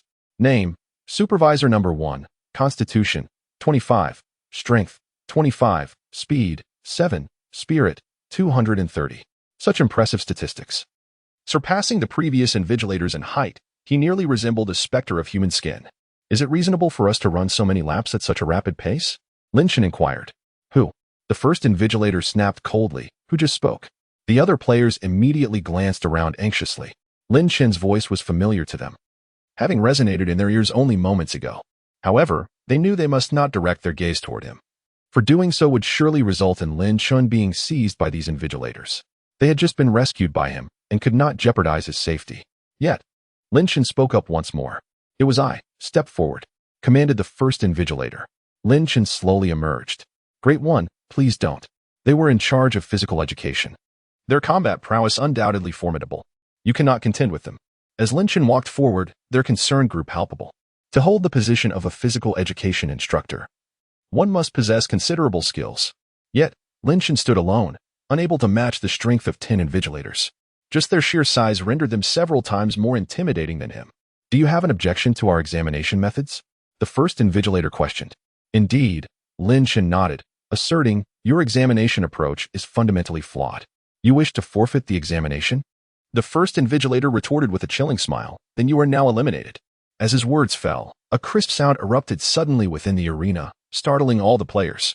Once they regained their composure, their eyes were drawn to Supervisor 1, who had just spoken, as he was violently propelled away. With a thud, he crashed to the ground 5 meters away. Eliminate me? Chen chuckled. Do you even deserve that? From this moment forth, I shall be your examination supervisor for physical education. Do any of you dissent? The remaining 9 supervisors quickly regained their wits and surrounded Chen. However, before they could make a move, Chen acted first, barely breaking a sweat. With a single kick, he sent 2 or 3 of them flying. Within 3 seconds, all 10 supervisors lay sprawled on the ground. Is that all you've got? Chen scoffed. You, seeking death. Supervisor 1 struggled to rise from the ground. For so long, humans had cowered before him, their faces etched with fear. He relished the despair that flickered in their eyes as they faced their end. But now, this man had the audacity to slap him, knocking out several of his teeth in the process. With a roar, Supervisor 1 lunged forward, the ground trembling beneath him. As he charged at Chen like a cannonball, filled with fury, a powerful punch landed squarely on Chen's face. With a resounding thud, the surrounding players stood in stunned silence. To their astonishment, Chen did not evade the blow. Instead, he absorbed it directly with his face. It was over, utterly over. With such a forceful strike connecting, the expert seemed destined for defeat. A few timid souls fainted from sheer terror on the spot. Heh, the proctor sneered, a mere human. Perish. Yet, in the next moment, Chen raised his hand, nonchalantly shifting the fist away from his face. Have you forgotten to eat? He inquired. The proctor's eyes widened in disbelief, for he clearly observed that Chen bore not a single mark upon his visage. Had that punch been a mere illusion? Is this all the strength you possess? Chen smiled and remarked, I intend to sprinkle a bit of dust into your eyes. Chapter 39. Are you not able to play? As soon as the words left his lips, Chen delivered a swift kick to the abdomen of the first proctor, sending him hurtling through the air. He soared over 10 meters before crashing into the goalpost. Ah! The first proctor let out a piercing scream. Rendered almost incapable of rising to his feet, he could only curl up on the ground, clutching his stomach, trembling like a boiled lobster. Chen approached the fallen proctor, scooping up a handful of dirt from the ground. He then placed his foot firmly on the proctor's hand, eliciting another agonizing scream. The searing pain caused the proctor to widen his eyes in shock. Seizing the moment, Chen poured the dirt into the proctor's eyes, saying, Let me sprinkle a little dust on you. A more wretched cry immediately followed. Silence, Chen commanded, kicking him further away. He then turned his gaze towards the remaining 9 proctors. Now, I declare myself the proctor here. Do any of you have objections? The faces of several proctors turned pale. How could this man possess such formidable strength? Was this the physique of a mere human? No, we have no objections. Who would dare to voice dissent? The overconfident first proctor, who had believed he could defeat Chen, had just become an object lesson for all to witness. What was once thought to be indestructible, an eternal presence in the game, was now utterly shattered. Now, they are on the brink of being utterly defeated. Without any objections, the examination is about to commence. Chen waved his hand, summoning the useless one back. Several invigilators hurriedly dragged number 1 back. Chen commanded, At ease, stand straight. They quickly straightened their posture, each one afraid to utter a sound. Only invigilator number 1 trembled on the ground. Chen approached, lowered his head, and inquired, What is it? Is it that you cannot comprehend human speech, or are you deliberately opposing me? You are instructed to stand, yet you seem deaf to my command, correct? The nearby invigilators hesitated several times, knowing well that it was you who had inflicted such severe injuries upon him. How could someone in such a state possibly rise to their feet? Clearly, this is not an act of defiance against your orders. Assist him to his feet, Chen instructed. Once invigilator number 1 was helped up, Chen continued, The first examination today will be a long-distance run. Initially, I intended for you to merely complete 2 or 3 laps around the track. He glanced at invigilator number 1 and added, However, it seems someone is unwilling to comply, deliberately opposing me. Thus, The first examination will require you to complete 100 laps within 1 minute. Failure to do so will result in an automatic failure. Upon hearing this, all the invigilators widened their eyes in shock. 100 laps? In just 1 minute? Who can run 40 kilometers in a mere minute? Do you take us for airplanes? Do not blame me, Chen remarked with a smile. If blame is to be assigned, let it fall upon him. He cast a glance at Proctor number 1 and continued, it is his defiance of orders that has escalated the difficulty of your examination. Instantly, they directed their furious glares towards Proctor number 1. Were it not for Chen's presence, they would have already taken action. Proctor number 1, now filled with dread, gazed fearfully at Chen. What is this? A calculated assault on his very spirit. With just a few words, he had transformed from a figure of authority into a reviled outcast. This individual is utterly unsettling. Now, let the examination commence, Chen declared. Immediately, the group surged forward. Bang! Abandoned, Proctor number 1 clumsily fell to the ground. Have you surrendered? Chen inquired, looking down at him. You take such pleasure in tormenting us. I had assumed you would relish this experience as well. Proctor number 1's pupils trembled. Was this all a deliberate ploy on his part? For they had forced these individuals to run 20 laps in 10 minutes and were known to eliminate anyone who displeased them. Some players had even been tortured to the point of death. When he was the proctor, all of this seemed to be an amusing game. But now, he was the examinee. Who exactly are you? Chen smiled and remarked, I am merely an ordinary human. If you wish to play, I shall indulge you. In the blink of an eye, a minute had passed. The several proctors could not even manage 5 laps. As they returned, Chen swiftly drew his blade, cleaving the foremost proctor in two. Witnessing a former friend transform into 2 halves in an instant left the remaining 9 proctors in stunned silence. Then, Proctor number 1, filled with terror, shouted, You fiend! You are a demon. You are not human. It was but a single strike. How could it wield such immense power? You possess quite the strength, Chen remarked. Now, each of you is required to complete 10,000 pull-ups. Oh, and you must finish within a minute. 10,000 pull-ups in a minute? This is absurd. One proctor could no longer contain himself. This was an utterly impossible task. He roared as he charged forward. You are deliberately toying with us. You are assigning us tasks that cannot possibly be accomplished. Chen pierced him with his sword and replied, You are correct. I am indeed doing so. But, have you not been deliberate in your actions as well? Who brought us here? Who compelled us to take this examination? And who devised these questions? It is the horror game that has brought them here. However, the challenge was set forth by these invigilators. Chen unsheathed his sword and thrust it twice more, continuing, You are allowed to toy with us, yet we are not permitted to play with you? If you cannot afford to play, then do not engage. With that, he delivered a final strike, severing the head and then crushing it underfoot. The remaining 8 invigilators, who had initially intended to fight Chen to the death, were now paralyzed by fear. They were thoroughly intimidated by the prowess Chen had just displayed. What chance did they have? Now, within 30 seconds, you are to complete 100,000 pull-ups, Chen declared. The one who performs the least shall meet their demise.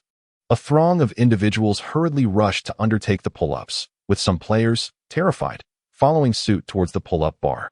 Ding! A hidden mission has been activated. Your actions have drawn the attention of the principal. Current task, defeat the principal. The system's notification sounded. A hidden mission has been triggered. Chen glanced down and indeed saw an indicator directing him toward the principal. There was no need to linger any longer. Chen turned and swiftly incapacitated Invigilator No. 1, then proceeded to cripple those invigilators who were attempting the pull-ups.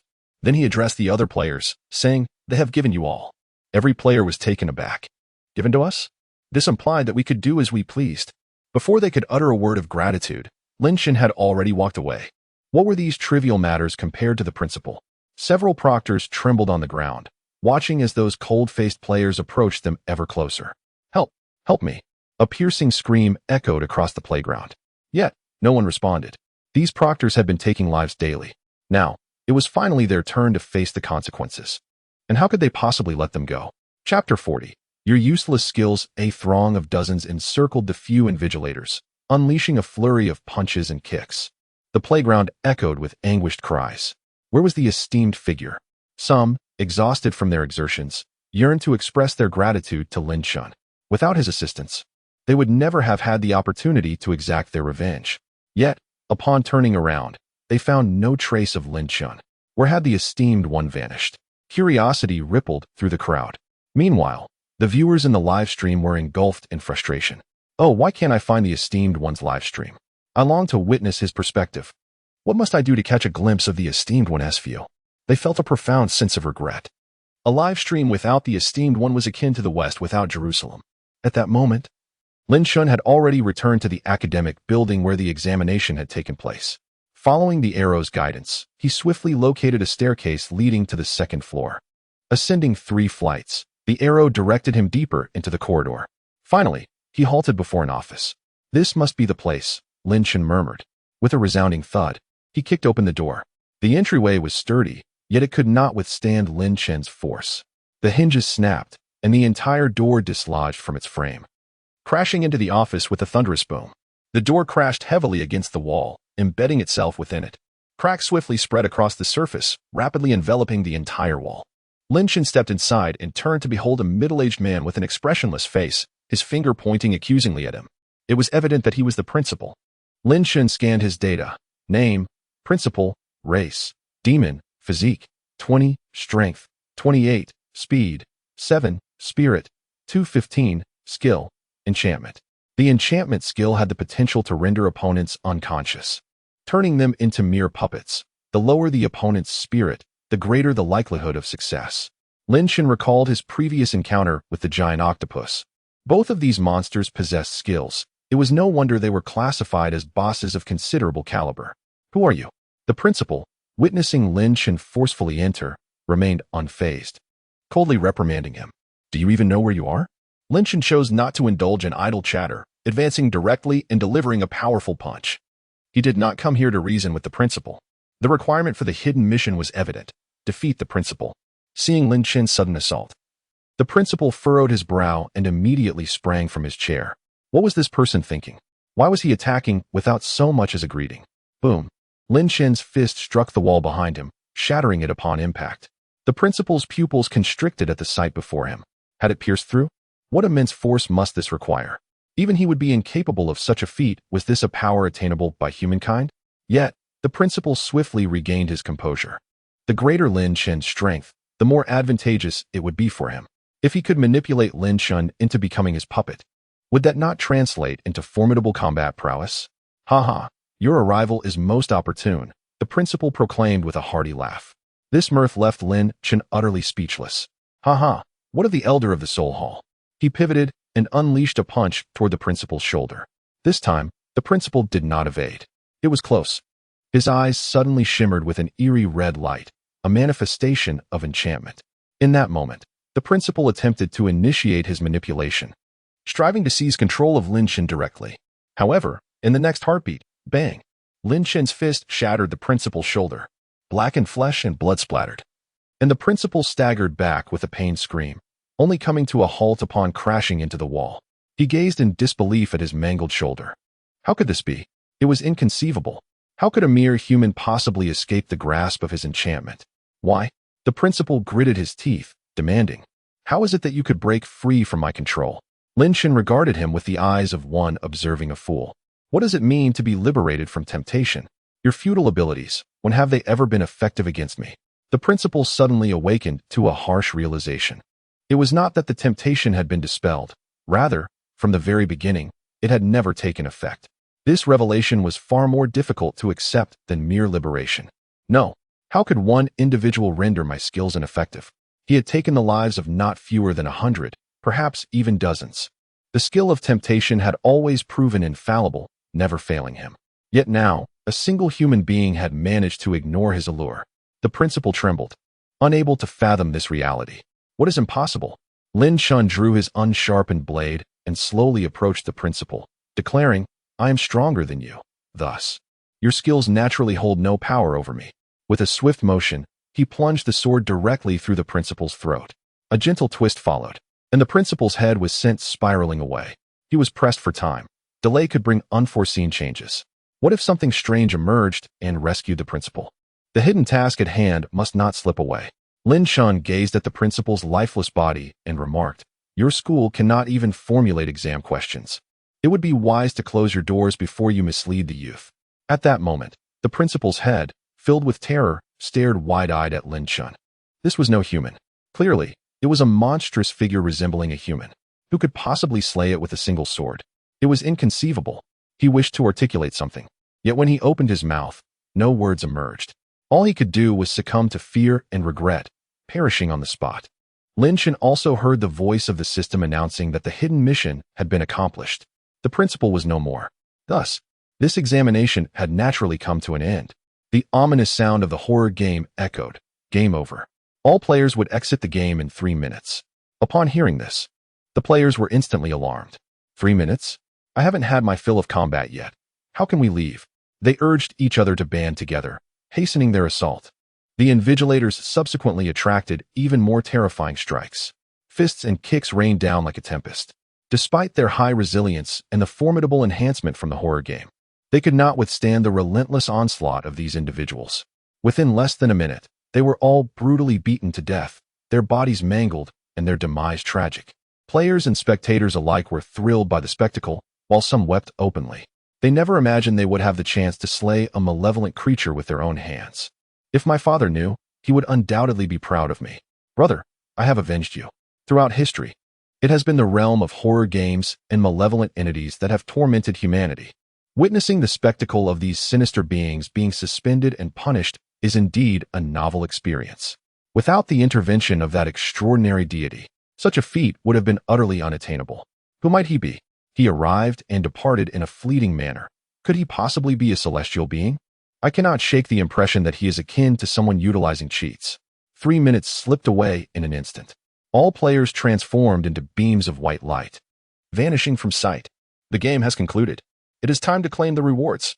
Players found themselves allocated to individual spaces, awaiting the distribution of their rewards. Currently being evaluated. First challenge, cultural examination, passed with full marks, reward bonus of 10. Second challenge, physical examination, passed with full marks, reward bonus of 10. Hidden task, defeat a portion of the physical examiners, reward bonus of 10. Evaluation, excellent. Cumulative reward bonus of 30. Congratulations on receiving the following reward, 30 points of game experience. Chapter 41. Come and test my new skills upon witnessing this remarkable reward boost. All players were overwhelmed with excitement. It was the first time they encountered a 30 increase, which granted an impressive 30 experience points, a significant sum indeed. Previously, they had never even seen such enhancements. All of this was thanks to that extraordinary figure. While their hearts swelled with joy, they could not suppress their curiosity about what rewards Chen would receive. Chen was also engaged in the evaluation process. The scoring was underway. First stage, cultural examination, achieved a perfect score, reward boost of 20. Hidden task, defeat all examination proctors, reward boost of 30. Second stage, physical examination, achieved a perfect score, reward boost of 20. Hidden task, defeat all physical education examiners, reward boost of 30.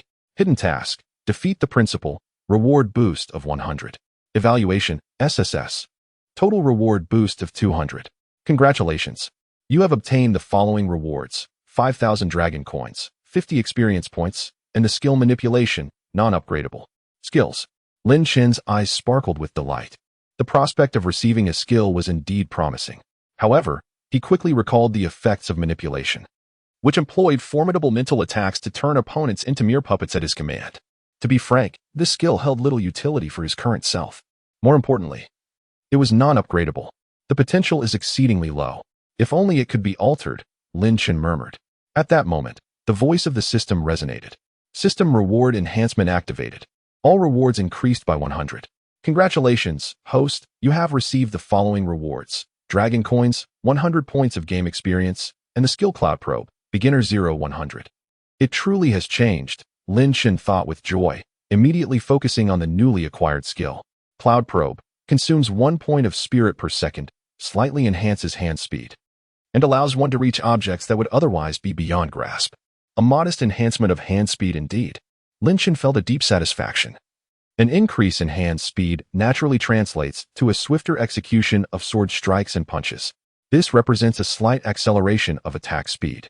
Furthermore, it mentioned the ability to touch certain entities that were previously untouchable. What could that be? In an instant, Chen's mind conjured images of those spectral beings. They possess no physical form, and only the sword of heavenly fury can inflict harm upon them. But now, with Cloud Probe, Could he potentially harm them with his hands? Once he returns, he will seek out a few to test this theory. The only drawback is the considerable spirit consumption, 1 point per second. Fortunately, his spirit stands at a robust 999 points. For other players, such a feat would prove unsustainable over time. Currently, spirit can only be replenished through rest.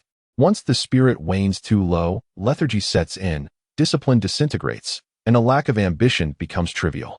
Most crucially, one becomes susceptible to illusions, easily plunging into a state of crisis. Further information awaits below. Chen continued to read, discovering reminders regarding upgrades. Elevating the level of the cloud-seeking hand would diminish mental expenditure and enhance the speed of his hand. This is the advantage of upgrading, clearly surpassing the allure of mere deception. Although his experience points were limited this time, possessing the cloud-seeking hand skill was indeed a significant gain. In future encounters with malevolent entities, there may even be no need to draw his sword. He glanced at his remaining experience points 200. Chen pondered briefly and decided to invest them in upgrading the cloud-seeking hand. With 100 experience points expended, the cloud-seeking hand, intermediate 300 now consumes 1 point of spirit every 2 seconds, increases hand speed, and enables contact with supernatural beings. The spirit consumed has been reduced by 100, effectively doubling the duration of the cloud-seeking hand's usage. Delightful indeed. Moreover, it explicitly stated that it could reach the supernatural beings. Chen nodded in satisfaction before transforming into a beam of white light, departing the reward space. After a brief interval of over 10 seconds, he found himself in a dimly lit corridor. Chen recognized this as the apartment where Z resided, yet now the corridor was shrouded in darkness, as if all the lights had been extinguished. As darkness enveloped the surroundings, Chen found himself bewildered. Could it be that the landlord of this apartment was even more miserly than that of his own? Not even a single light installed. What kind of capitalist was this? Sooner or later, they would have to resort to street lamps.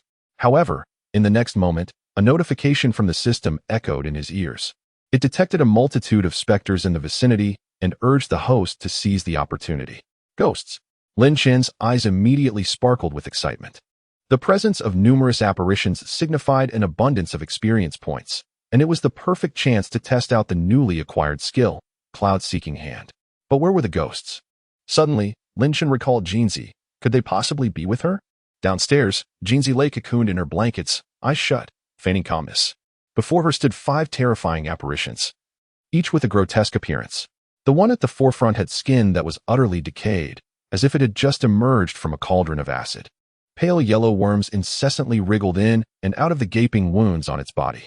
The sight of this creature nearly made Jinzi retch. Now, the ghost loomed closer, inquiring, "Can you see me?"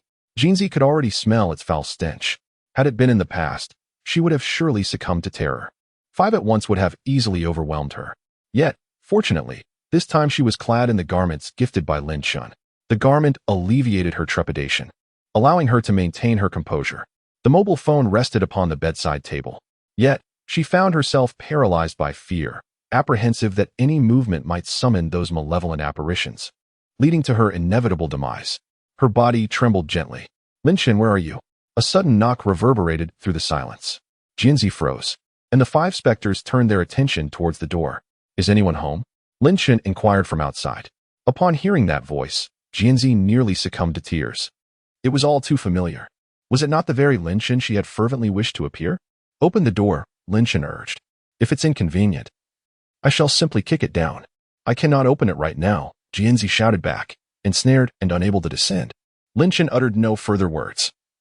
He placed his hand upon the doorknob and gently pushed. With a click, the lock disengaged from the wall. Upon entering, he beheld the 5 specters, all fixated upon him. As their gazes met, Chen's eyes sparkled with anticipation. This was a moment of experience he had been yearning for. Spotting new prey, the 5 specters drew closer, murmuring incessantly, "Can you see us?" Chen closed the door behind him and, with a beaming smile, nodded, "Indeed, I can see you." The 5 apparitions were suddenly filled with elation. At last, there was someone to feast upon. They were on the brink of starvation. The foremost among them opened its cavernous maw, lunging towards Chen's head. Its mouth was enormous, capable of devouring a watermelon in a single bite. However, before it could even draw near, Chen delivered a powerful punch, shattering its skull. The cloud-exploring hand was unleashed.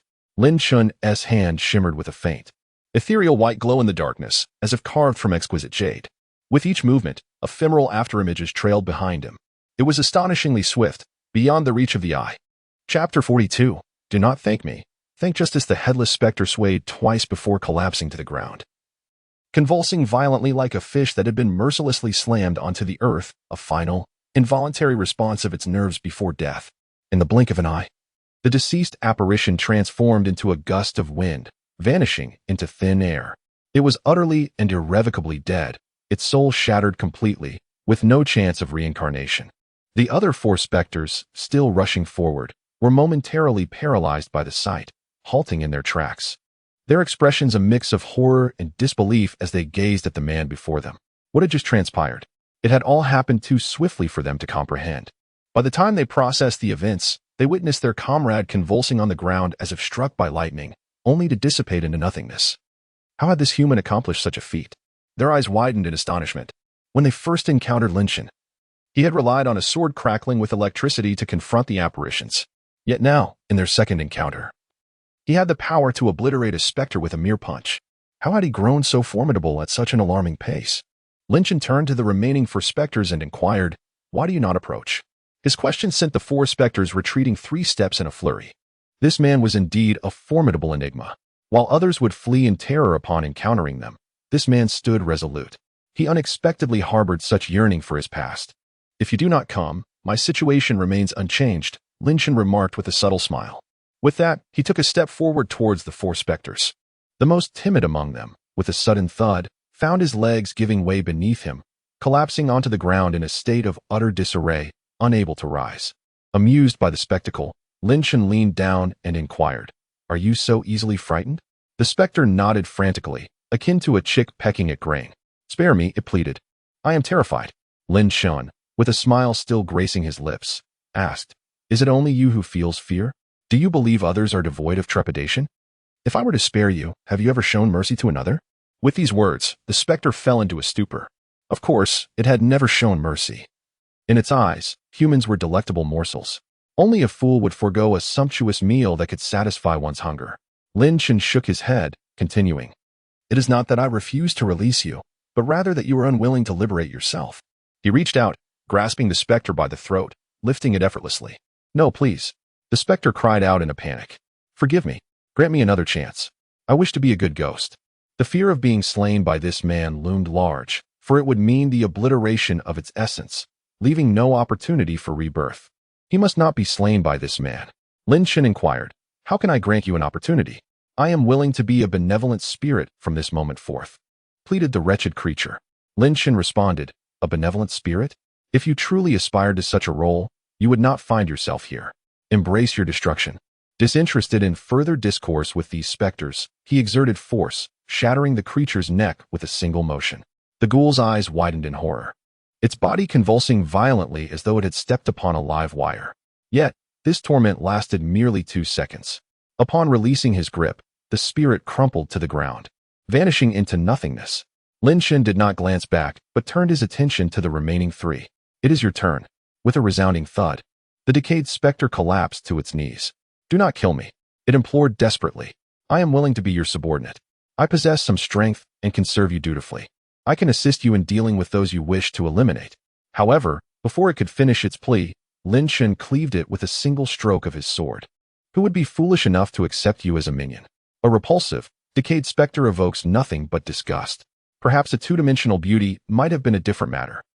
Chen was reluctant to touch him, fearing that his hands would become soiled. The 2 specters, witnessing this scene, became even paler than their naturally white faces. Pleading for mercy proved futile, redemption was out of reach, and even becoming a subordinate was not an option. If they did not escape from this place today, death was inevitable. "Flee." The 2 specters, resolute, turned and sprinted towards the window on the 4th floor, hoping to make their escape. Unfortunately, they were too slow. By the time Chen retracted his heavenly fury, they had merely begun to change direction. Before they could take their first step, their bodies began to disintegrate, crumble, and then dissipate in nothingness. With the enhancement of the cloud exploring palm, Chen's swordsmanship was nothing short of terrifying. The 2 specters had not even realized their fate before being cleaved in 2. The room fell silent once more. Chen listened to the system's chime. gathering 500 experience points. He now possessed a total of 600 experience points. He turned to Jianzi and inquired, "Were there not 5 specters just now? You have repaid your debt to me. The clothing is now yours." Jianzi, coming back to his senses, promptly replied, "Thank you, Brother Lin." "Do not thank me." Lin Chen retorted, "Thank justice." Jianzi asked, "Brother Lin, how did you end up here? I haven't even called you yet." "Oh," Lin Chen remarked. "Upon my recent return from the game, I sensed something amiss here." Jianzi appeared enlightened. For it was now common knowledge that horror games could invade one's reality at any moment. "Brother Lin, you are so formidable. Might you assist me with a favor?" Jianzi asked, somewhat bashfully. "Could you possibly cure me?" Lin Chen cast a glance at Jianzi's data. Name, Jianzi race. Human physique, 6 strength, 5 speed. For spirit, 76 talent skill. Yin-Yang eyes. The recently awakened Yin-Yang eyes were not yet under his control. But with the passage of time, mastery would become increasingly attainable. The system interjected with an explanation. Lin Chen pondered, "Is age the sole factor?" "Not entirely," the system continued. "Consuming more tofu and meat can expedite the process of mastering the Yin-Yang eyes. Additionally, wearing sunglasses can significantly mitigate their effects." Turning to Jianzi, Lin Chen stated, "What you possess is not an ailment. It is a hereditary gift known as the Yin-Yang eyes. Since they have just awakened, you lack control over them. Simply consuming more tofu and meat will suffice. If you wish to see quicker results, wearing sunglasses could also be beneficial." "Is it truly so?" Jianzi's eyes widened in astonishment. To discover that his ability to perceive spirits was not a malady, but rather a gift, was a revelation. "Thank you, Brother Lin." She hurriedly jumped out of bed and bowed in gratitude. Lin Chen replied, "There's no need to thank me. Thank you for your fairness," she exclaimed. Lin Chen observed her and said, "Enough," he continued. "I wish you success in mastering this talent soon." "Goodbye," she said. With those words, Lin Chen turned and walked away. Having not eaten all day, his stomach felt as though it were about to collapse from hunger. He intended to venture out in search of a late-night snack. At 10 o'clock in the evening, upon exiting the pitch-black apartment, Lin Chen noticed that the streets were brightly lit and relatively lively. He sought out a barbecue stall. Chapter 43. The game that cannot be perfectly cleared in this establishment. Numerous patrons gathered in lively groups, engaged in animated conversations and laughter. Yet, Lin Chen sat alone. "What would you like to eat?" the server inquired as they approached. Lin Chen took the menu and perused it for a moment. "Grilled leeks," he replied. When it comes to barbecues, one cannot overlook the significance of leeks. As the saying goes, a barbecue stand is incomplete without leeks, much like the West is incomplete without Jerusalem, or how a 3D zone is devoid of the Emperor's Law. He ordered grilled leeks, corn on the cob, stir-fried noodles, ham, chicken wings, and also some pond snails. When the barbecue was served, Lin Chen overheard a conversation from a nearby table. "Quick, take a look at your phones. That hellish exam room has been cleared by someone. Is that true? Isn't that exam notoriously difficult? No one has ever managed to clear it until now." Skeptical, they picked up their phones and opened the forum. An uproar of exclamations erupted among the users. "I can't believe it. Indeed, someone had truly cleared the exam. What on earth? Even defeating the proctor allows one to pass? What kind of miraculous method is this?" Once again, it was that extraordinary individual. To this day, their name remains unknown. Lin Chen listened intently to their fervent discussions and couldn't help but ponder. How remarkable. To clear such a hellish exam solo, that person must undoubtedly be a master. However, after watching the video, 2 thoughts occupy my mind. Firstly, the master truly lives up to his reputation. His ingenious tactics with several firearms are beyond my imagination. Secondly, why is there no live perspective from this master? I am so frustrated. Everyone is eager to know what Lin Chen was up to in those final moments. Did he do something that led to the abrupt conclusion of the game? Furthermore, what was he contemplating at that time? How could he discover such unique and effective methods to surpass the challenges? I am astounded. Everyone look. Yushin has left a comment beneath the video. Is this for real? A table full of people turned their gaze towards a single phone, and upon reading the content, their eyes widened in disbelief. It was indeed true. Even Yushin was stirred. Yushin desires to recruit this esteemed master as his disciple, and I am envious beyond measure. I too wish to be Yushin's subordinate. I would not hesitate to be a mere follower, even a dog, if it meant serving him. Yushin? Lin Chen has heard of this name. After all, he has survived in this world for a decade. Yushin is merely a title, not the individual's true name, which Lin Chen is unaware of. Nevertheless, He is among the first to venture into the realm of horror games. By a stroke of fortune, he conquered a hellish game and acquired a divine skill, infinite defense. Infinite defense, a protective shield that continuously consumes mental energy, spanning a radius of 20 meters and capable of withstanding all forms of assault. This is presently acknowledged as the most formidable defensive skill known. A decade has elapsed without a single individual, or indeed a monster, managing to breach this shield. Even the most fearsome hell-level bosses find themselves utterly powerless against it. Unable to even produce a mere crack, certain enraged bosses have derisively dubbed this skill the turtle shell. Consequently, the entity wielding this power has earned the title of the God of Defense, later abbreviated to Yushin. With this divine skill, Yushin navigates through hellish games with remarkable ease, propelling his prowess to unprecedented heights. He has ascended to become one of the top 10 strongest individuals of the age, adorned with numerous accolades, the savior of humanity, the redeemer, and the unmatched. The mere presence of someone capable of stirring Yushin's interest suggests that the person in the video is a master of their craft. Chen gave little thought to the titles of Yushin or Infinite Defense. They held little significance for him.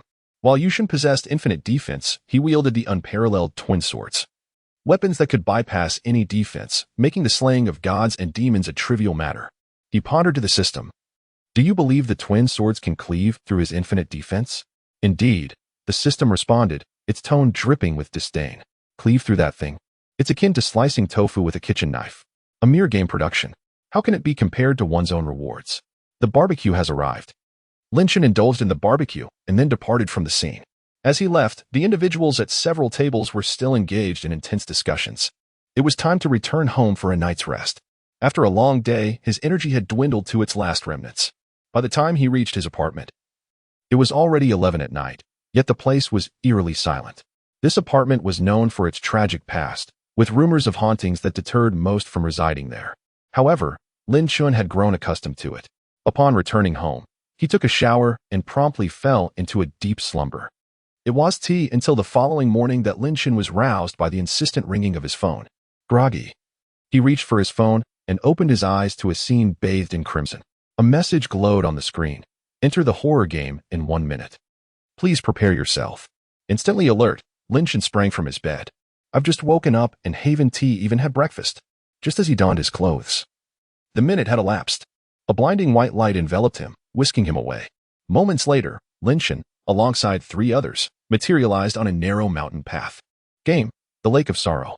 Main quest, survive for 7 days. Side quest 1-1, rescue the Saintess. Side quest 1-2, defeat the river god. Chen reviewed the mission and instantaneously recalled the pertinent details surrounding it. This particular task had appeared before, and strategies had been crafted by others. It revolved around a feudal village, beneath which lay a lake inhabited by a river deity.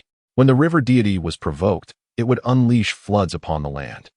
In an effort to placate this deity, the villagers would, every decade, offer a maiden as a sacrifice. Thus, their objective was to rescue this year's sacrificial maiden and vanquish the river deity. However, it was peculiar that until now, no one had achieved a flawless completion. Even if the river deity were defeated and the maiden rescued, the final evaluation still fell short of perfection. Consequently, many believed this to be a bug within the game, an insurmountable flaw preventing a truly perfect victory. Chen glanced at the 3 individuals beside him, all of whom were formidable men. A brief examination of their statistics revealed: name, Chen Hao, constitution, 13, strength, 11, agility, 5, spirit, 87 name. Chen Fei, constitution, 9, strength, 9, agility, 6, spirit, 91 name. Yang Jun, constitution, 15, strength, 12, agility, 4, spirit, 90. The data of these 3 individuals was relatively comparable. Their statistics were far from low, indicating they were not novices, but rather experienced players who had successfully navigated the game. At this moment, the trio regained their composure, casting glances at one another. Allow me to introduce myself. Chen Hao spoke first, stating, my name is Chen Hao. He appeared to be around 20 years old, donned in a blue jacket and black jeans, exuding a somewhat sunny disposition. I am Yang Jun, the second man interjected, boasting a tall and robust physique, with a rugged appearance. I am Chen Fei, the final gentleman introduced himself, exhibiting a somewhat frail stature, seemingly delicate. However, Chen had examined his data. The three men then turned their attention to Lin Chen.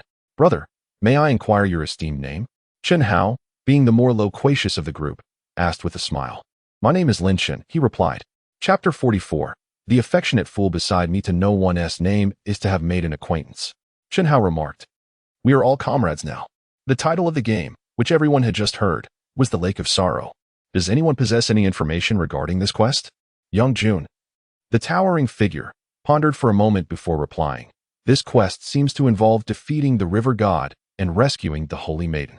The slender Chen Fei chimed in, however. This quest contains a bug that prevents it from being completed flawlessly. Upon hearing these words, Chen Hao fell into deep contemplation. A game that cannot be completed perfectly signifies a malevolent systemic flaw. Even the audience in the livestream could not help but sigh.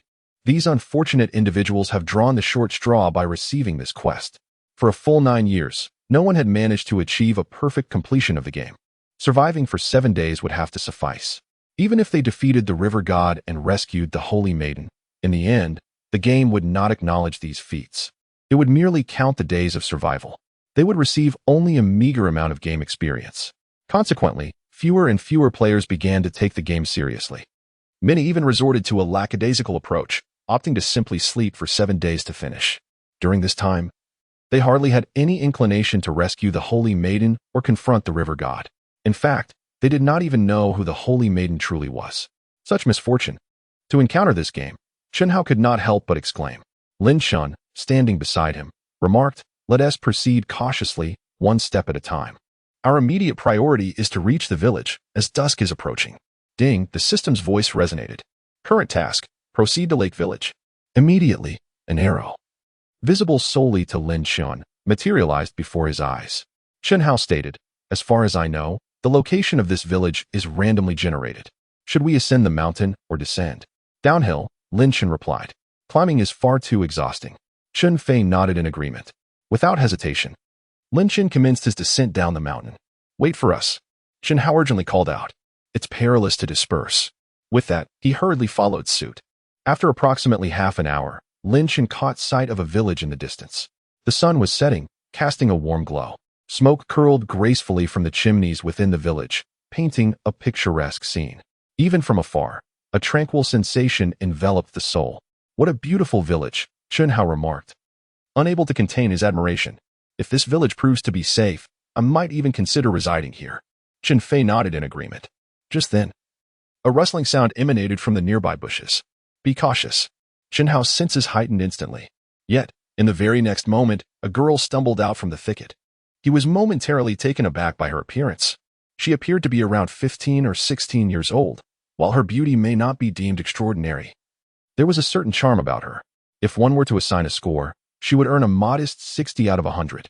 Upon seeing Chen Hao and his companions, the girl froze as well, confronted by 4 unfamiliar faces.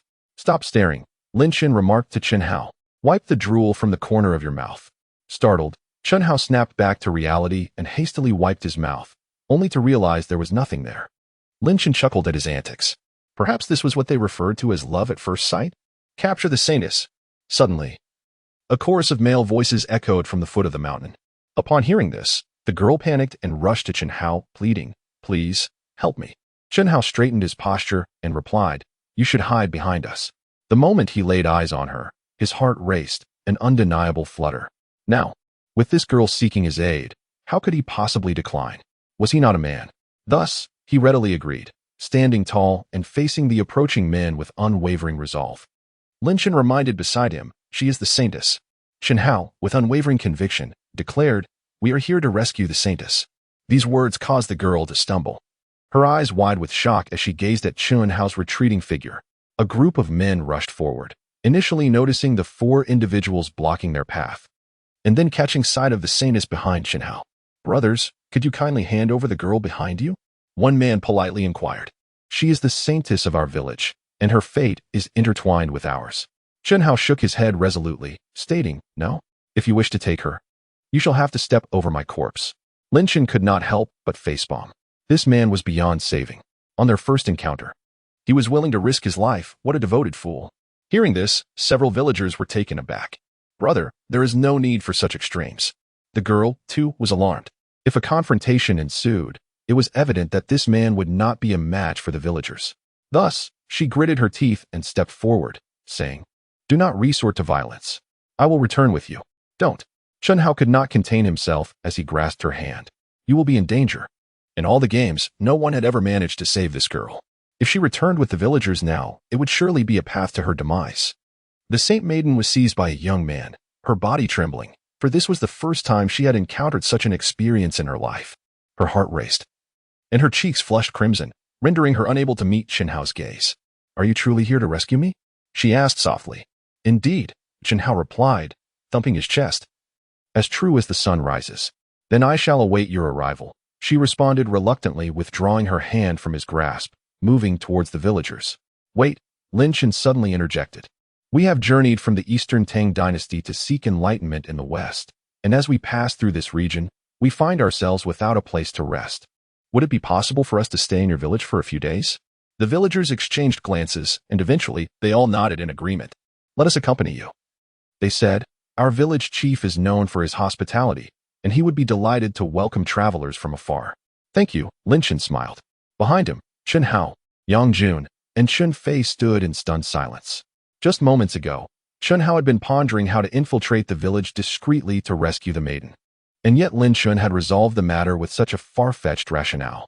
Coming from the Eastern Tang dynasty to seek scriptures? It seemed quite audacious. Lin Chen cast a glance at Chen Hao and remarked, "If you do not depart now, you may lose your chance to accompany her." Chen Hao suddenly realized and gratefully cast a glance at Lin Chen. He then hurriedly followed the young girl. Lin Chen, trailing behind, reminded him, "She is only 16. Please do not engage in any unlawful activities." Chen Hao stumbled momentarily, nearly losing his balance, and shot a fierce glare at Lin Chen. Yang Jun and Chen Fei could not help but laugh. Chen Hao, the girl, and the villagers walked at the front, while Lin Chen, Yang Jun, and Chen Fei brought up the rear. Chen Fei remarked, "He must be the first player to develop feelings for a character in a game." After saying this, he couldn't suppress a sigh. Two individuals from different worlds are destined to have no future together. Chapter 45. Why can't I see your past? That's just your ignorance, Yang Jun remarked from the side. Among the people I know, there are those who have successfully married individuals from the game. Chen Fei's eyes widened in astonishment. "Is that really possible? Why would I deceive you?" Yang Jun replied, "My friend was fortunate enough to encounter an exceptionally simple task. And after completing it, he remained within the game." "Remained in the game?" Chen Fei said, a hint of fear in his voice. "That sounds rather tragic." "Tragic?" Yang Jun looked at Chen Fei as if he were a fool. "Are you from a wealthy family? What time do you think it is?" With the daily grind of 996, mortgage payments, car loans, wedding dowries, and children's tuition and tutoring fees. Not to mention the more perilous horror games. To live eternally in a simple game, with a wife who is beautiful, intelligent, gentle, and kind. How many would envy such a life? Chen Fei found himself at a loss for words. "I must admit, I find myself somewhat envious of your friend," Lin Chen interjected, having listened to their conversation as he walked into the village. The village was quite large, with dozens of households and hundreds of inhabitants. Upon seeing the return of the Saintess, many breathed a sigh of relief. As long as the Saintess was present over the course of the past decade, they have enjoyed bountiful harvests, blessed with favorable weather year after year. The Saintess has been returned to her home. Chen Hao, filled with reluctance, turned back every few steps until he reached Lin Chen's side. "Friend," a tall villager approached Lin Chen and said, "Since you are newcomers, according to our customs, you must visit the oracle." "Oracle?" Chen Hao inquired, puzzled. "What is the purpose of that?" "To glimpse the future," the villager explained. "Here, every child must have their future examined by the oracle during the day. From among these children, the Saintess is chosen. As outsiders, you are also required to partake in this, as a precaution against any ill-intentioned individuals entering our village." Chen Hao's eyes widened in disbelief. "Foreseeing the future? What a superstitious notion." "I understand now," Lin Chen remarked. "Let us meet the oracle." His curiosity was piqued regarding how the oracle could possibly foresee the future. As they made their way to the oracle's dwelling, Chen Fei whispered from behind, "I recall that many players have sought out this oracle before. Interestingly, the oracle's prophecies have always been the same." "What is it?" Chen Hao asked.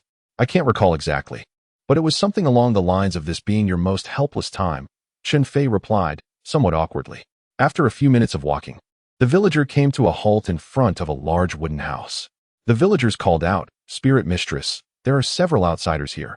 Please take a look." A hoarse voice responded from within the house. "Come in." The villagers led the way inside. The house was spacious and bright, where an elderly woman sat quietly in a chair, observing Lin Chun and the others. "Who will go first?" the Spirit Mistress inquired. "Hurry up, I still have to cook." Chen Hao, Chen Fei, and Yang Jun exchanged glances. "I'll go first," Yang Jun declared, stepping forward with a determined air as he approached the Spirit Mistress. "Young man, do not be anxious. I do not consume flesh," the Spirit Mistress reassured him. "Take a seat opposite me and close your eyes." Yang Jun sat on the stool before her, firmly shutting his eyes. The Spirit Mistress also closed her eyes and extended her hand, placing it upon Yang Jun's forehead. In but a moment, she spoke. "Your name is Yang Jun.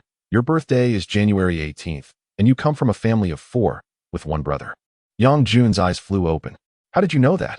he exclaimed, astonished, for everything the Spirit Mistress had said was accurate. "I can see your future, and thus I can also perceive your past," she continued, still with her eyes shut. "Now, please close your eyes again." This time, Yang Jun dared not be negligent and swiftly closed his eyes. His entire body trembled in trepidation. This spirit medium truly possessed remarkable abilities. In mere seconds, she discerned his past with astonishing clarity. After a brief pause, the medium spoke. "I foresee your future. You shall lose a friend here, leaving you with a lifelong regret. This will be a time of profound helplessness for you." Chen Fei immediately became agitated. "This is it," he exclaimed, leaning closer to Lin Chen and Chen Hao, whispering. The medium said the exact same thing to the previous players. It's strikingly identical. Yet on several occasions, not a single player perished. Everyone survived the ordeal. Losing a friend? Not at all. Regret? Not necessarily. Let alone the notion of helplessness. Lin Chen pondered thoughtfully. Could it be that from the very beginning, this so-called friend that would be lost was never a player? At that moment, the medium withdrew her hand and announced, "All right, next." Yang Jun rose and approached Lin Chen, asking, "What is going on here? Are we going to lose someone?" Chen Fei again quietly shared his findings with Yang Jun, who stood in stunned silence. The next was Chen Hao. When the medium foresaw his future, she indeed uttered the exact same words. "You are destined to lose a friend, leaving behind a regret that shall haunt you for a lifetime." Yang Jun's eyes widened in disbelief. Could it be that this so-called foresight of the future is nothing but a fabrication? Contemplating this, Yang Jun exhaled deeply, filled with trepidation at the possibility of it being true. Next was Chen Fei, and once again, the fortune teller uttered the same ominous prophecy. Finally, it was Lin Chen's turn. He seated himself before the fortune teller and declared, "Let us begin." The fortune teller placed her hand upon Lin Chen's forehead, her brow furrowing almost instantly. 1 second passed. 2 seconds elapsed. 3 seconds ticked by. The furrows in her brow deepened with each fleeting moment. A minute went by before she finally opened her eyes and spoke. "I cannot perceive your past." At this revelation, the 3 individuals beside her were left in stunned silence, as were the viewers in the live stream, unable to discern the past. In previous instances, this fortune teller had always been able to accurately convey the information of the players. Yet now, she claimed she could not glimpse Lin Chen's history. What could this possibly signify? This was indeed a first in all of history. The fortune teller herself felt a wave of confusion wash over her. She closed her eyes once more, attempting to delve into Lin Chen's past, but still found nothing. What was happening? Had her divine abilities truly faltered? Perhaps it was merely fatigue that impeded her powers. Lin Chen mused, "Perhaps you can glimpse my future." The spirit woman had no choice but to abandon her attempts to peer into Lin Chen's past and instead turned her gaze toward his future. Once again, she uttered the refrain, "You shall lose a friend, leaving behind a sense of regret. This will be your most helpless moment." Lin Chen was not taken aback. He could now ascertain that the friend he would lose was certainly not a player, for the spirit woman had conveyed this message to each player. If she had only addressed 3 of them, neglecting the 4th, that 4th individual would meet their demise. Yet now, all 4 had received the same foreboding glimpse of the future, implying that none of them were destined to perish. But who, then, would succumb? Lin Chen's mind raced, and he found himself contemplating the saintess. Chapter 46. I learned to cook in 3rd grade, all right, the old woman addressed the villagers. None of them have any issues. The villagers nodded in agreement, preparing to escort Lin Chen and the others to a place where they could rest. "I shall lead you to a place for respite." One of the villagers offered. Lin Chen followed him as they meandered through the village, ultimately arriving at the edge where a modest cottage awaited them. The dwelling, measuring over 60 square meters, was not particularly large, yet it was ample enough to accommodate 4 individuals. This house will suffice for your stay.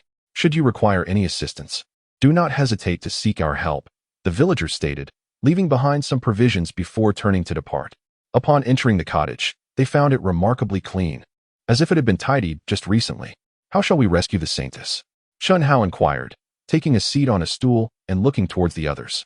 Ever since he had laid eyes on the saintess, his heart had been captivated by her, and he was consumed with thoughts of how to save her. Naturally, we must vanquish the river god, Lin Chen replied. Once the river god is defeated, there will be no need for the sacrifice of the saintess. This statement caused Chen Hao to hesitate. Defeat the river god? He echoed, for even the name alone evoked a sense of formidable strength. Chen Fei, standing nearby, nodded in agreement. The river god was indeed powerful. Many players had fallen victim to him in the past. This revelation only deepened Chen Hao's uncertainty. So, shall we proceed with the rescue or not? Lin Chen inquired. Chen Hao, gritting his teeth, pondered for a moment before suggesting, could we perhaps take an alternative approach?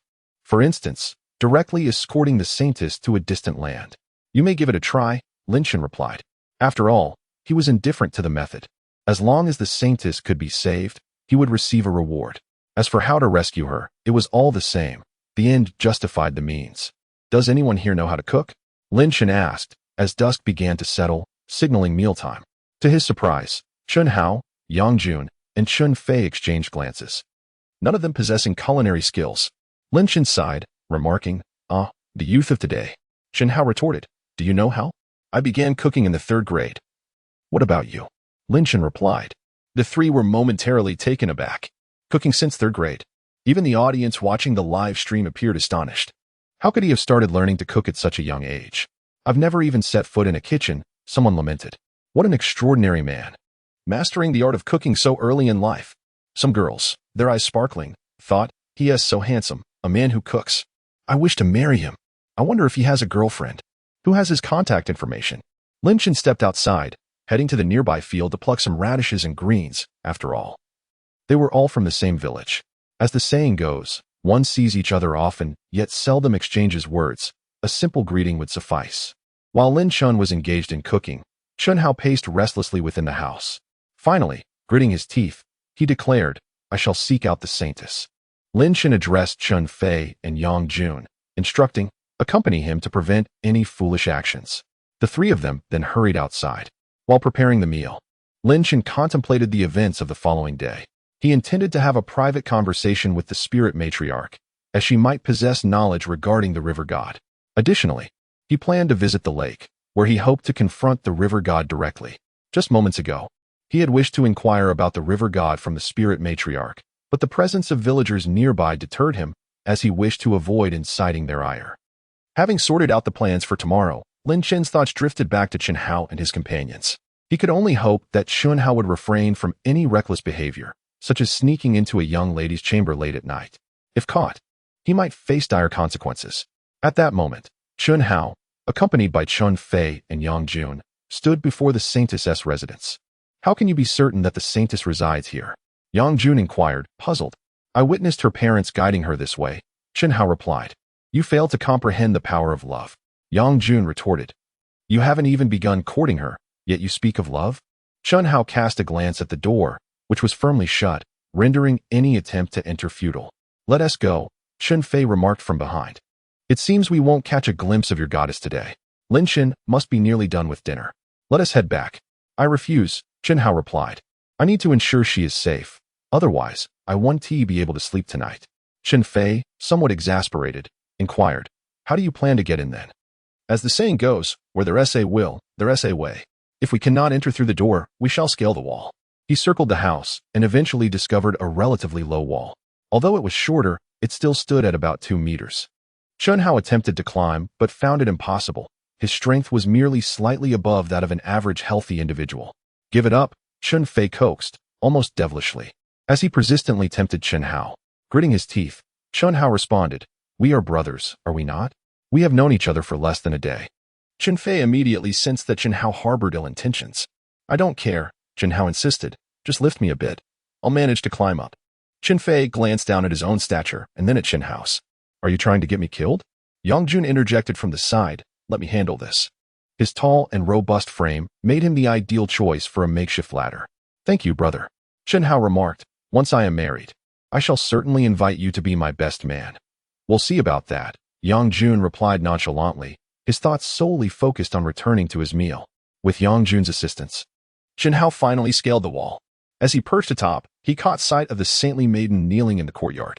Moments later, a middle-aged man emerged from the house, wielding a switch and radiating fury. After all our efforts to raise you, this is how you repay us? Do you comprehend the consequences of your flight? What will become of us, of our village? Do you not regard the lives of everyone in the village as significant? Chen Hao's pupils dilated. Was he truly about to strike his goddess? No, this could not stand. Stop, he shouted from his vantage point atop the wall. With a determined flip, he lost his balance and fell to the ground with a thud. Ignoring the pain, he rushed to shield the saintly maiden from the wrath of the middle-aged man. The man paused, bewildered. Who is this? Is he from the village? And how did he suddenly vault over the wall? The saintly maiden, upon recognizing Chen Hao, was equally taken aback. But she quickly regained her composure. What are you doing here? I came to see you, Chen Hao explained earnestly. Only by ensuring your safety can I find peace to sleep tonight. A faint blush graced the cheeks of the saintly maiden. Is this the sensation of being cared for? Do not kneel. Chen Hao lifted the saintess once more. Did you come by yourself? The saintess inquired. You should return. I am fine. Chen Hao initially intended to mention that he had brought others, but upon turning around, he realized that neither Chen Fei nor Yongjun were in the courtyard. Thus, he altered his response. I came alone. At that moment, damn it, Chen Fei erupted in anger. That guy actually scaled the wall to get in. I knew it. Following him could only lead to trouble. Yongjun patted Chen Fei's shoulder and sighed. I had a feeling too. However, given the circumstances, we should proceed inside. Chapter 47. This man is extraordinary. The two individuals had certainly found themselves unable to scale the walls. Thus they could only proceed through the main gate. Bang! The rural gate was not particularly sturdy, and Yongjun forcefully pushed it open. However, due to the excessive force, he stumbled inside and fell to the ground. The courtyard fell into an immediate silence, all eyes fixated on Yongjun and Chen Fei. Please, do not misunderstand, Chen Fei said as he helped Yongjun to his feet. We are friends of the saintess. The saintess nodded in affirmation. Father, mother, I am acquainted with them. What brings you here? The middle-aged man glared coldly at the three men, perplexed as to when his daughter had made the acquaintance of these individuals. We were merely passing by, Chen Fei replied with an awkward smile. Passing by? The man questioned. Then why do you find yourselves in my courtyard? Chen Fei scratched his head and explained. My friend tripped and fell into the courtyard. Do you believe that? The middle-aged man was nearly rendered speechless by this excuse. What sort of justification was this? He turned to the saintess and scolded. Aren't you coming over? Hiding behind another man, she retorted. What will others think? Do not forget your identity. With her head bowed, the saintess stepped out from behind Chen Hao and approached the middle-aged man. In a moment of fervor, Chen Hao reached out and grasped the saintess's arm. Do not go any further, he declared loudly. I will take you away from here. Do not concern yourself with this so-called river god. His words stirred deep emotions within the saintess, for she truly wished to evade death and abhorred the thought of being sacrificed to an alleged deity. Father, she gazed at the middle-aged man, tears brimming in her eyes. The man remained silent for a moment before responding. I will not stop you. But have you considered what may ensue if you leave? The river god's wrath is not merely a matter of a failed harvest. It entails loss of life, and many lives at that. His tone was grave and serious.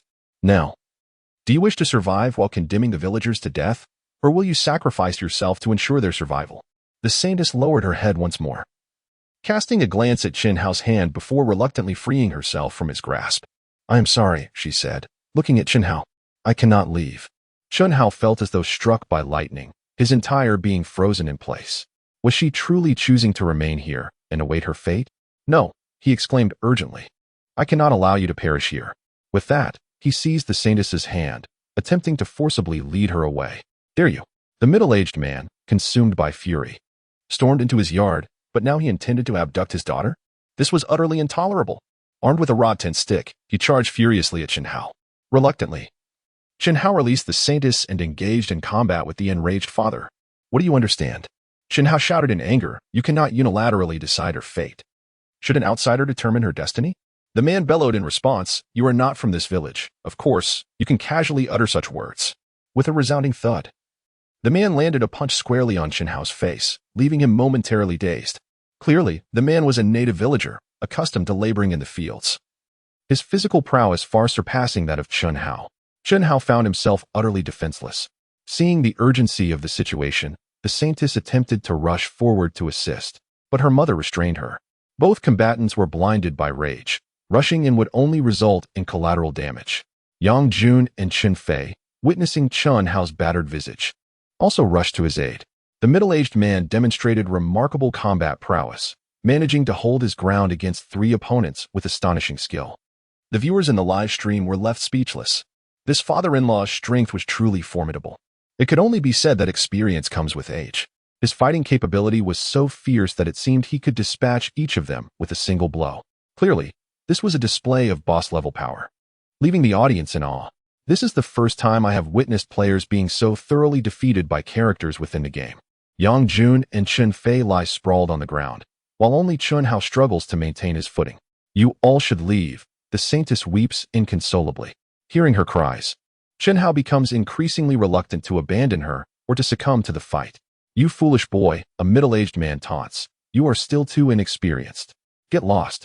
With that, he unleashes a final, powerful punch aimed directly at Chen Hao's abdomen. Should this blow land, it would undoubtedly render Chen Hao devoid of any combat capability in an instant. Yet, in that fleeting moment, a figure suddenly materializes before Chen Hao. It is so swift that none in the courtyard can comprehend it. With a swift motion, a hand effortlessly envelopes the incoming fist of the middle-aged man. What has transpired? Lin Chun is at a loss for words. Wasn't the intention merely to observe the saintess? After waiting at home for an eternity for someone to return for dinner, he comes over only to find an intense skirmish underway. Had he not intervened, it is likely these 3 would have been carried away shortly. At this juncture, the crowd finally recognizes the newcomer. It's Lin Chen. When did he arrive? The spectators are bewildered. They had been engrossed in the fight, and now he appears out of nowhere. Like a ghost, I was astounded. How could he so effortlessly catch a punch from his father-in-law? The middle-aged man gazed at Lin Chun with a solemn expression. He frequently ventured into the mountains to hunt, often facing formidable beasts, an experience he had grown accustomed to. Each encounter with those terrifying creatures brought forth an overwhelming sense of pressure, as if an invisible hand were squeezing his heart. Now, standing before Lin Chun, he felt that same sensation. This man before him was indeed a master. "Are you also one of their friends?" the middle-aged man inquired, stepping back 3 paces.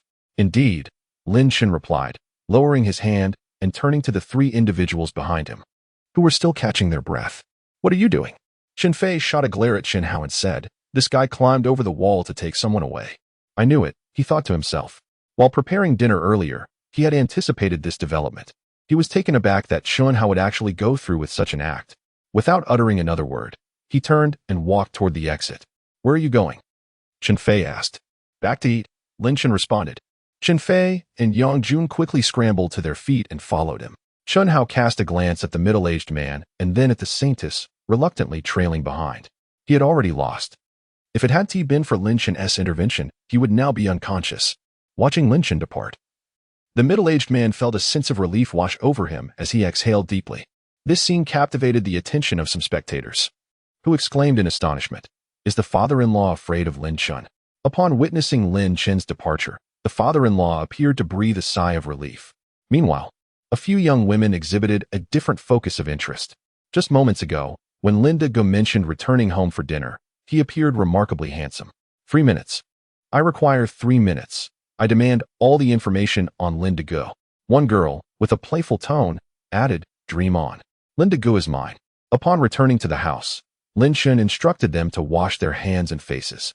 After the 3 of them had cleansed themselves, they entered the room with heads bowed, resembling children who had misbehaved and dared not meet their parents' gaze. Lin Chen found their demeanor both amusing and perplexing, remarking, "I have no intention of scolding you. What are you afraid of?" Chapter 48. Am I a god? Do you believe it? Lin Chen gazed at Chen Hao and remarked, "You might become quite notorious in the village for barging into someone else's home to seize a person. By tomorrow, everyone will undoubtedly know your name." Now composed, Chen Hao felt a twinge of embarrassment. "I will apologize tomorrow," he stated. Lin Chen chose not to elaborate further and began to dine, relieved that he had arrived in time. Otherwise, the meal would have grown cold. As he surveyed the table adorned with braised radishes, scrambled eggs with tomatoes, sautéed greens, and wolfberry leaf soup, Chen Hao and the others couldn't help but swallow hard. Yet, the moment Chen Hao opened his mouth, he yelped in pain.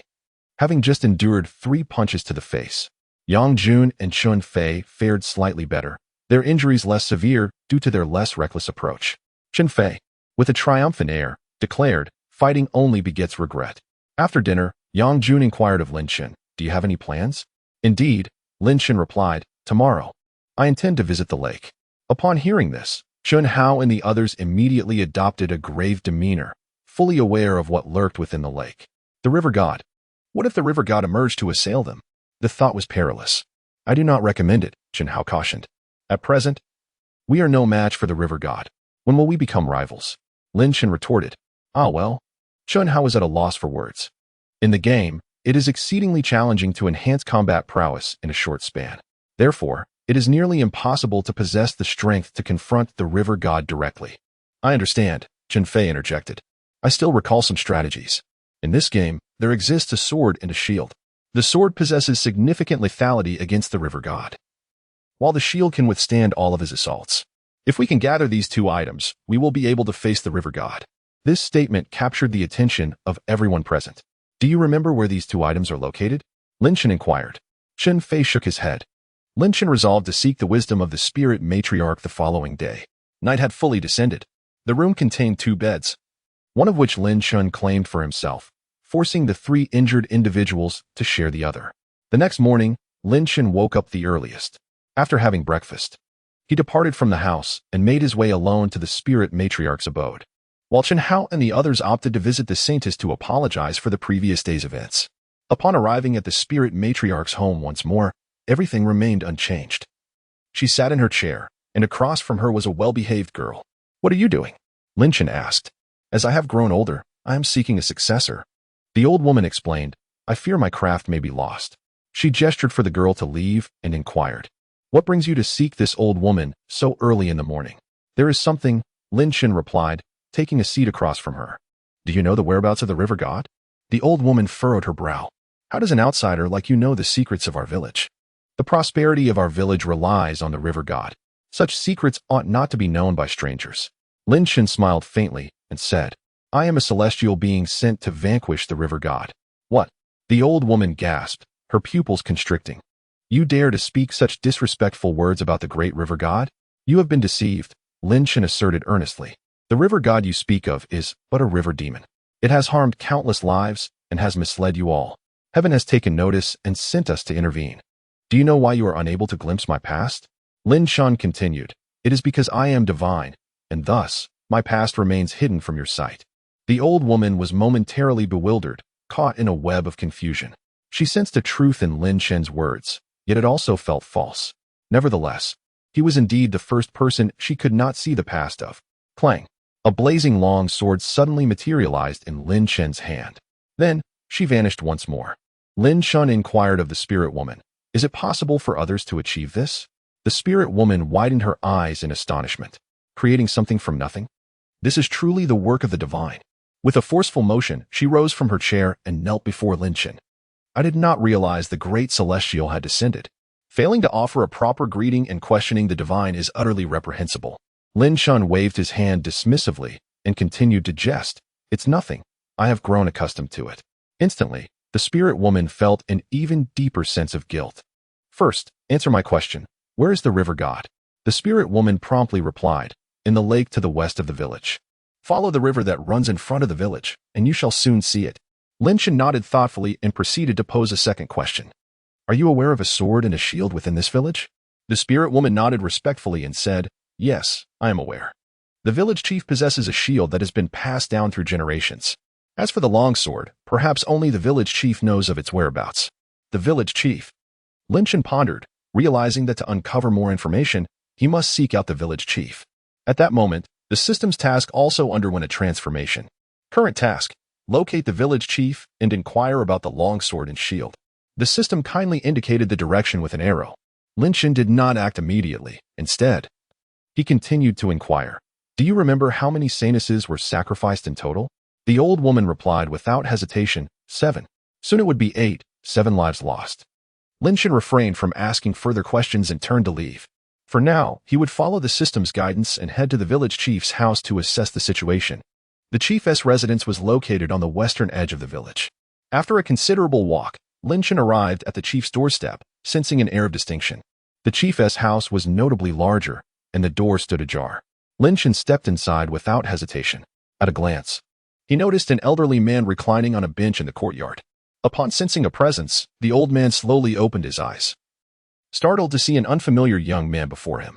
"Greetings, esteemed elder," Lin Chen said politely. "Are you the village chief?" The elder sat up, nodding in affirmation. "I am the village chief." "And you are?" "I am a merchant." Lin Chen fabricated his story. "I bring with me an abundance of grain and seeds for crops. I have heard that you possess a shield, and I wish to see it." The chief paused in surprise, then broke into a smile, inviting Lin Chen. "Come in. Come in." He welcomed Lin Chen into the hall and then retreated deeper into the house, emerging several minutes later. As he emerged once more, a shield graced his hand, a circular shield adorned with intricate carvings depicting a fierce battle between a dragon and a tiger. It appeared substantial, as though forged from steel. "Is this the one?" the elder village chief inquired, extending the shield toward Lin Chen. Lin Chen accepted it and scanned it with the system. River God's shield. Due to its considerable weight, it possesses remarkable defensive capabilities, capable of completely deflecting the river god's watery assaults. Indeed, this was the shield, one of the essential weapons for vanquishing the river god. Lin Chen nodded and affirmed, "This is the shield." Chapter 49, The Strange Sounds in the Woods. The village chief remarked, "If you wish to take the shield, feel free. It is merely a piece of worthless scrap metal. Hardly worth anything." This statement took Lin Chen by surprise. The village chief was unexpectedly generous, offering a divine artifact meant to combat the river god so readily. "Thank you, village chief." Lin Chen smiled and continued, "However, I have another question." "What is it?" The old chief settled back into his reclining chair and replied, "If I knew the answer, I would surely tell you. Where is the longsword that accompanies this shield?" This weapon is essential for slaying the river god and is one of the most crucial task items. Acquiring both of these task items would yield a greater reward upon completion of the quest. The village chief was not taken aback. Yet he let out a deep sigh and said, "I do indeed know where that sword lies, but you cannot obtain it." Lin Chen inquired, "Do tell. How can you be certain that I cannot?" "It rests in the hands of the river god," the old chief replied. So it is indeed in the possession of the river god, Lin Chen thought, as he had presumed it to be with someone in the village. Nevertheless, this did not daunt him. "I understand now," he stated, taking the shield in hand and preparing to depart. "Wait a moment, young brother," the village chief called out. The old village chief suddenly called out to Lin Chen. "What is the matter?" Lin Chen halted. "You must not disturb the river god," the old chief said gravely. "The river god possesses boundless powers, far beyond what mere mortals can contend with. Most importantly, the river god is endowed with great wisdom and shrewdness. He plans meticulously, with everything unfolding according to his design. I shall not disturb him," Lin Chen replied with a smile. "The river god is invincible." The old chief nodded, satisfied that he had given his warning, and chose not to elaborate further. He reclined and soon fell silent. Upon returning home with the shield, Lin Chen was met by Chen Hao and a few others. "Haven't you gone to apologize yet?" Lin Chen inquired. "No," Chen Hao replied. "We have already offered our apologies. We have been forgiven." The village, known for its simplicity and kindness, saw the father of the saintess quickly forgive him after Chen Hao's sincere apology. Yang Ju noticed the large shield in Lin Chen's hands and curiously asked, "What is that?" With a motion akin to discarding refuse, Lin Chen tossed the shield onto the ground. The heavy shield caused a slight tremor in the earth beneath it. "This is a shield meant to confront the river god," Lin Chen explained. "What?" The three of them gasped in astonishment, their eyes widening. "The legendary shield? You have it in your possession?" Chun Fei knelt on the ground, scrutinizing the shield with great care. Indeed, this was it. He then looked up, astonished, and gazed at Lin Chen, incredulously asking, "How did you acquire this?" "The village chief gave it to me," Lin Chen replied. The eyes of the others widened in disbelief. In the brief time they spent apologizing, Lin Chen had already rushed to the village chief's home and retrieved the shield. What an extraordinary teammate! In the live stream, all the viewers could not help but lament. "I wish I had such a teammate." One person fervently requested the opening of Lin Chen's live stream, eager to witness his perspective. Agreed. Two people fervently request the opening of Lin Chen's live stream. "Count me in," Lin Chen stated, Take good care of the shield. I will see if I can retrieve the longsword. Retrieve? This remark alarmed Chen Fei. Is the longsword in the water? Mentioning water conjured thoughts of rivers. And where there are rivers, there are lakes. Chen Fei's pupils trembled. No way. It's in the lake. You intend to dive into the lake. This was tantamount to suicide. Chen Fei hastily urged, Brother, remain calm. Beneath the lake lurks the river god. Not only is descending perilous, but even approaching poses a life-threatening risk. Yet, the danger was a necessary venture.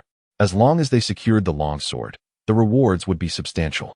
Perhaps, they might also resolve the issue with the river god in the process, a twofold benefit. Chen Fei gritted his teeth and declared, Then I shall accompany you. We shall join as well. Chun Hao and Yang Jun echoed in unison.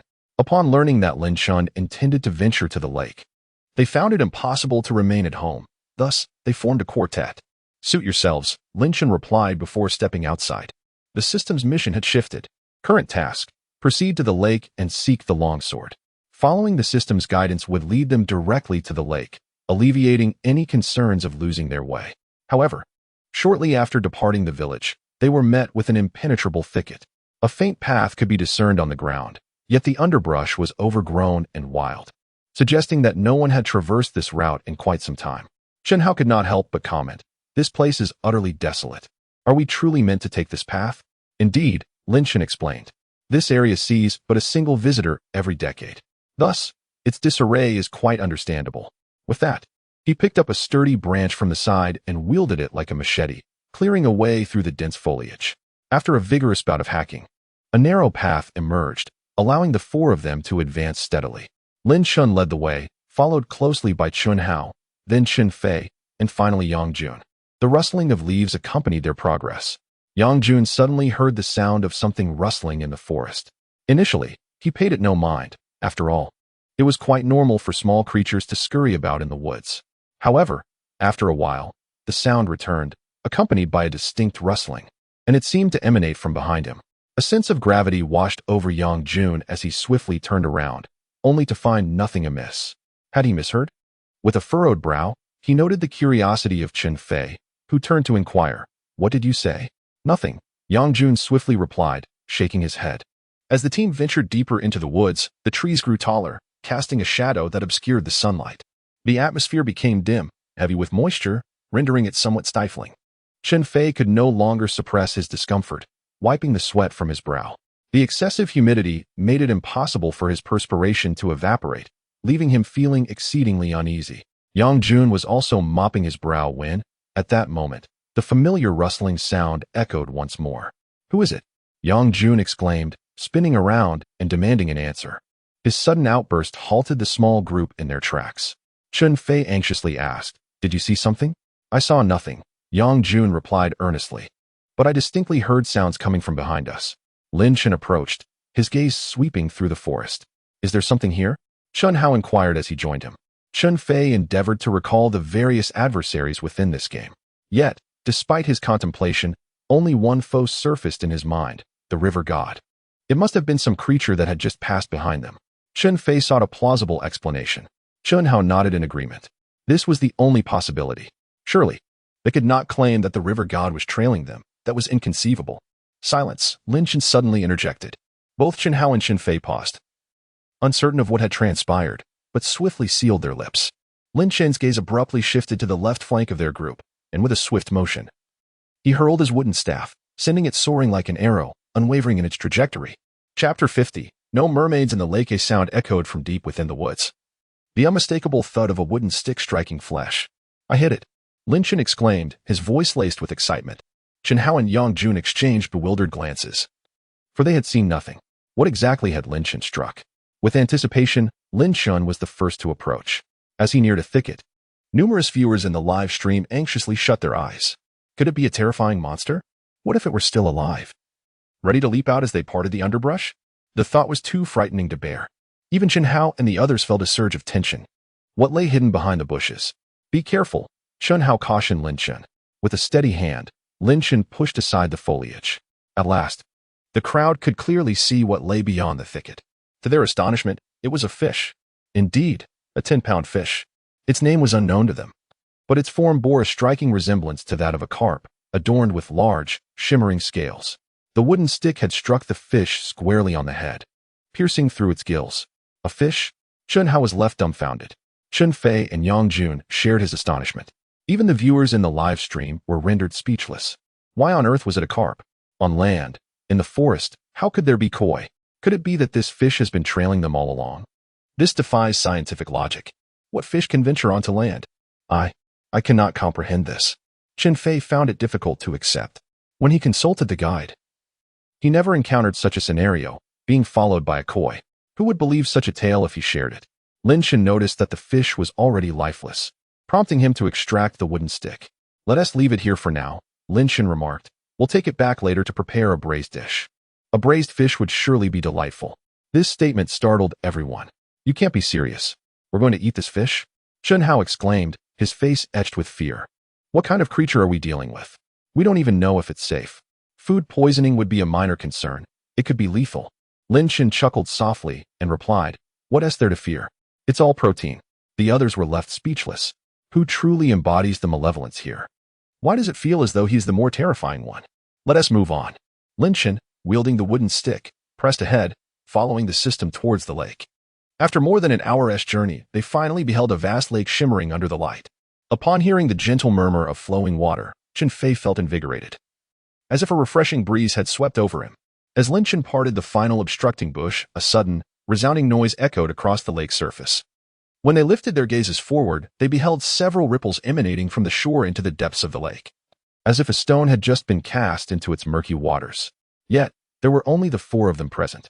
Upon emerging from the thicket, Lin Chen discerned the lake's hue, a deep, inky green, reminiscent of filth, with alarmingly low visibility. A dilapidated wooden bridge, long neglected, lay along the shore.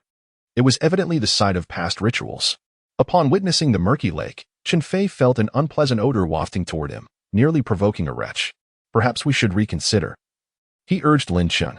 However, Lin Chen remained silent and began to shed his clothing, revealing a chiseled abdomen adorned with 8 defined muscles. Chen Hao stared in astonishment, filled with envy. The female viewers in the live stream erupted in excitement. I feel compelled to lick the screen. Lin Chen is not only handsome and a skilled cook, but also possesses an impressive physique. Hurry, share Lin Chen's information with me. With a casual toss of his garments to the ground, Lin Chen strode purposefully toward the lake. The moment his fingers grazed the water's surface, a chilling sensation surged through him, penetrating to his very soul, akin to the icy grasp of winter's tap water. He continued to venture deeper. As the water grew increasingly profound, the chill becoming ever more terrifying. Suddenly, a wave surged forth, completely submerging Lin Chen. Chen Hao and the others stood anxiously on the shore, uncertain of what to do. They contemplated entering the water, but were hindered by their inability to swim, and fear rooted them in place. Chen Fei desperately recalled the strategies from previous experiences, retrieving his phone to scrutinize his cache data. He lamented not having saved that strategy for offline access. Otherwise, he could have referred to it on the spot. Anger surged within him, tempting him to hurl his phone into the lake. Yet, as he lifted his gaze, he was struck with astonishment. In that fleeting moment, he beheld a head floating upon the water's surface. Was it a girl? She gazed at them serenely from the murky green depths. The viewers in Chen Fei's live stream, following his line of sight, also caught sight of the girl in the water. In an instant, panic ensued among them. What is that? How could there be someone else in the water? A girl? Why was there a girl here? Was she human or a specter? A wave of goosebumps washed over the group. Chen Fei then noticed the girl's smile, a smile that was both chilling and rigid, utterly uncharacteristic of any human expression. Was it an illusion? Chen Fei hurriedly rubbed his eyes. Upon reopening his eyes, the young girl had vanished. The lake's surface shimmered with gentle ripples. There was no sign of any human presence, nor any girl. It felt as though everything that had just transpired was merely a figment of his imagination. Chen Fei exhaled deeply, reassuring himself that it must be an illusion, indeed an illusion.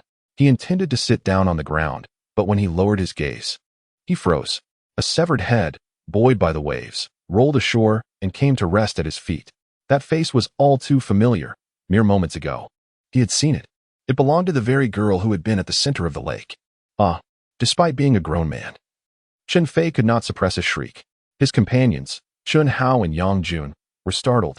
Yet when they followed Chen Fei's gaze, they too were struck into silence. A girl's severed head, pallid and adorned with a chilling, rigid smile, gazed back at them with wide, unblinking eyes, as if still alive. The three men stumbled backward in a panic. Chen Fei's foot slipped, and he found himself sitting on the ground. The head rolled slightly, locking eyes with them once more. Blood, dark, viscous blood, began to seep from the head's 7 orifices. Their faces blanched in horror. What was happening? Chen Hao suddenly recalled the sound of something falling into the water upon their arrival. Could it be that what fell into the water was not a mere stone or a wild fruit, but rather a human head? They contemplated fleeing. Yet the thought of Lin Chen remaining here ultimately quelled their impulse to escape.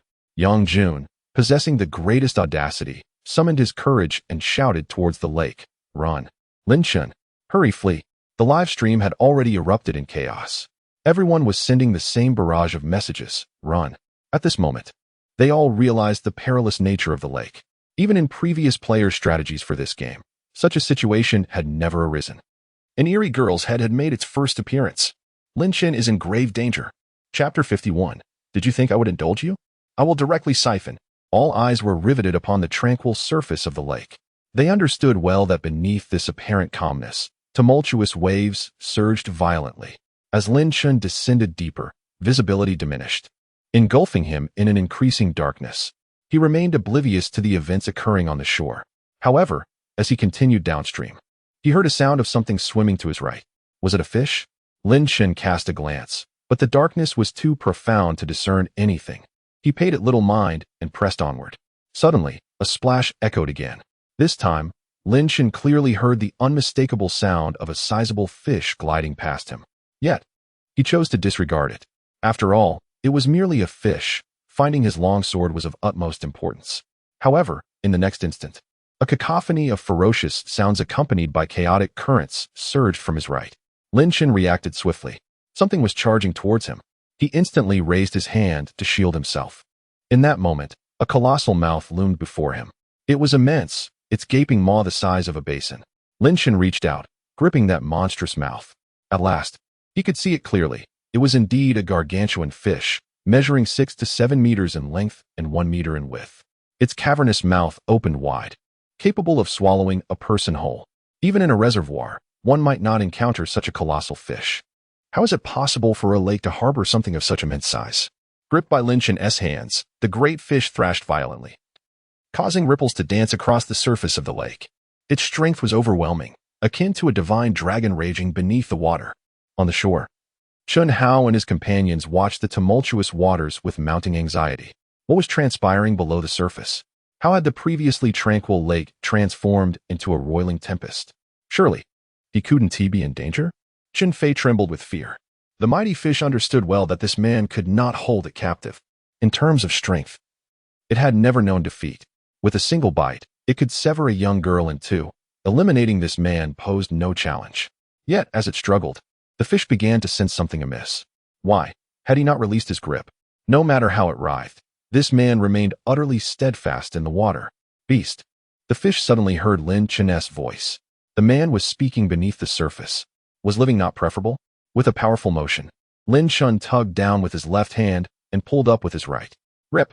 The fish's mouth was instantaneously wrenched wide open. But that was not all. A fissure spread from the corner of the giant fish's mouth, engulfing its body as flesh and blood separated. In an instant, Lin Chen tore the colossal creature asunder, splitting it in two. A torrent of crimson surged forth from its carcass, bubbling upwards as if the lake were boiling. Chen Hao and his companions were suddenly confronted with a deluge of blood, their legs giving way beneath them. Chen Fei sank helplessly to the ground. It's over, he lamented. That was blood, undoubtedly Lin Chen's blood. The volume was so copious that it could only signify his demise. The three of them wore expressions of despair. Just yesterday, they had been a jovial quartet, and now they were left as a trio. The live stream was in chaos. "Oh my God, I'm terrified," exclaimed one viewer. "That guy just vanished." What manner of horror lurked beneath the lake's surface? The sight of a body being dismembered underwater was beyond anything they had ever witnessed. Some viewers were overwhelmed, retching in shock, while others were so startled that they shattered their computer screens. Meanwhile, Lin Chen carelessly discarded the giant fish's remains and continued his descent into the depths. Yet, shortly after he resumed his journey, he sensed movement around him. This time, It was not just a single sound, but a cacophony. Lin Chen realized he was encircled by a school of fish. It must be the blood of that freshly caught fish that has drawn these creatures in. Suddenly, several large fish, mistaking Lin Chen for a meal, charged towards him. Underwater. Lin Chen struck with his fists, one punch, one fish. The scent of blood intensified. More and more fish congregated around Lin Chen, swirling about him until a massive whirlpool formed on the surface of the lake. Lin Chen remained still, speaking from beneath the water. Why do you not appreciate the beauty of living? As his words echoed, a resounding clang reverberated through the water. A fiery crimson longsword materialized in Lin Chen's grasp, flame of the sky. This demonic sword, born from the hellfire of the 9 underworlds, radiated an overwhelming heat the moment it appeared. In an instant, the temperature of the water surrounding Lin Chen surged, producing a continuous stream of bubbles. If it could incinerate the heavens, what hope did a lake have? With a series of resounding pops, enormous bubbles began to rise to the surface, followed by a mist of white vapor, steam. Chen Hao, positioned closest to the lake, could not help but exclaim, "Why does it suddenly feel so warm here?" A terrifying wave of heat swept through the area. The large fish, now intimidated, scattered away from Lin Chen. Yet, he remarked, "Now you realize it is time to flee? It is too late. If you wish to play, I shall indulge you. This lake is the realm of these magnificent fish." The entire world now teeters on the brink of catastrophe. Where can these great fish escape? The surface of the water bubbles ominously, growing increasingly larger. As the entire lake boils violently, Chen Hao stumbles backward, overwhelmed by the scorching wave. His eyes widen in shock as he gazes at the lake. What is happening? How could the water appear to be boiling? Chen Fei and Yang Jun stand in stunned silence. This is a scenario never encountered in their strategies. How could the tranquil lake suddenly erupt in tumult? Is there a volcano beneath? Just as everyone is engulfed in astonishment, a crimson light erupts from the depths of the lake, momentarily overshadowing the sun. The once dark green water now resembles molten lava. Great fish emerge from the depths, thrashing on the surface in a desperate bid for survival. Yet, their attempts are futile. They are swiftly cooked alive. The water evaporates at an alarming rate, causing the lake's surface to plummet visibly. Lin Chen stirs the waters with fervor, and they swirl in response. The moment has arrived. Lin Chen grips his sword firmly, raising it before him. With a thunderous roar, the entire lake detonates. All the water is propelled skyward, only to evaporate in midair, vanishing without a trace. Chen Hao and his companions were also hurled away by the explosion. Although they emerged unscathed, they were nonetheless startled into screams. What happened? The audience in the live stream was left in a state of shock. What on earth was unfolding before them? Some had perused guides for this game, yet none had ever encountered such an occurrence. Yang Jun, possessing the greatest courage among them, struggled to rise from the ground. As he gazed ahead, he was momentarily frozen in place. Before him lay an enormous chasm. What was once a picturesque lake had vanished entirely, leaving not even a single drop of water. Instead, there was a desiccated pit with stark white rock walls, quietly resting before them. Silence enveloped the scene. The entire forest fell into a hushed stillness. The viewers in the live stream were equally transfixed, rendered speechless by the unfolding spectacle. Chapter 52. I haven't even tried yet. How could the divine sword break? In an instant, a force capable of annihilating the entire lake. Who could it be? The explosion was utterly terrifying. Even the top 10 masters would find it impossible to achieve such a feat. It seems that only an invincible defense could withstand such a cataclysm. What on earth has transpired? I cannot comprehend. The sudden eruption left everyone in a state of shock. Chen Hao appeared pale, trembling uncontrollably. Was it the power of the river god? Chen Fei crouched at the edge of the cliff, cautiously peering over, shivering as he gazed downward. At the bottom of the deep pit lay a desolate ruin. All the stones were bleached white, entirely calcified from the searing heat, crumbling at the slightest touch. He dared not linger his gaze for too long. Who is that? Chen Fei exclaimed in astonishment, for he suddenly discerned a somewhat familiar figure. Upon closer inspection, it was Lin Chen. It was brother Lin Chen. Chen Fei cried out in excitement. He is alive. Where? The moment these words escaped his lips, they drew the attention of everyone present. Not only did Chen Hao and Yang Jun move closer, but even the viewers before the screen leaned in, eyes glued to the display. Following the direction of Chen Fei's finger, they too spotted Lin Chen. He stood silently amidst the ruins, devoid of any weapons, seemingly unscathed. Quick! Go down! Chen Hao hurriedly exclaimed. We must rescue brother Lin Chen. The three of them hastily searched for a descent point and practically tumbled towards Lin Chen's side. "Brother, are you all right?" Chen Hao asked, a hint of trepidation in his voice. He hesitated to touch Lin Chen, fearing that any contact might cause Lin Chen's head to fall from his shoulders. "I am fine," Lin Chen replied without turning around, his head bowed. "It is not I who is in trouble." "What do you mean?" Chen Hao questioned, perplexed. However, as he followed Lin Chen's gaze, he was left in stunned silence. At Lin Chen's feet lay a long sword, which should have been whole, but was now reduced to mere fragments. It was broken. No, it had been melted. Just moments ago, during the conflagration of heaven and earth, a monstrous being with a fish's head had charged at him wielding a long sword. Lin Chun had instinctively activated the burning sky, unleashing a crimson light that erupted from the lake. In an instant, the river god was cooked. Yet the sword in its possession began to melt as well, this very blade now lying at his feet. Lin Chen picked up the sword and quickly inquired of the system. "This won't affect the reward, will it?" He had not anticipated that the task's item would be so fragile. The burning sky had expended but a modicum of power, and yet it had sufficed to melt the sword. Had he not discovered it in time, and subsequently decided to blast the lake, it is likely that this sword would have melted entirely, leaving not a trace behind. The system remained silent. Perhaps, it thought, it would not be so. When the time for settlement arrived, it would depend on you to obscure the rewards, Lin Chen mused. The system replied, "I am not a hacker." "You could be," Lin Chen countered. "After all, this isn't your first endeavor of this nature." The system responded, "I cannot argue with you." "What is this?"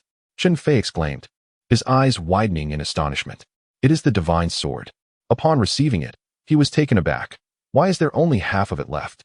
"It must have deteriorated from being submerged for too long," Lin Chen reasoned, feeling somewhat ashamed to admit he was the one who had damaged it. Who would have imagined this sword to be so fragile, so easily shattered? Let us set that aside for now. Yang Jun had been nervously on edge beside them.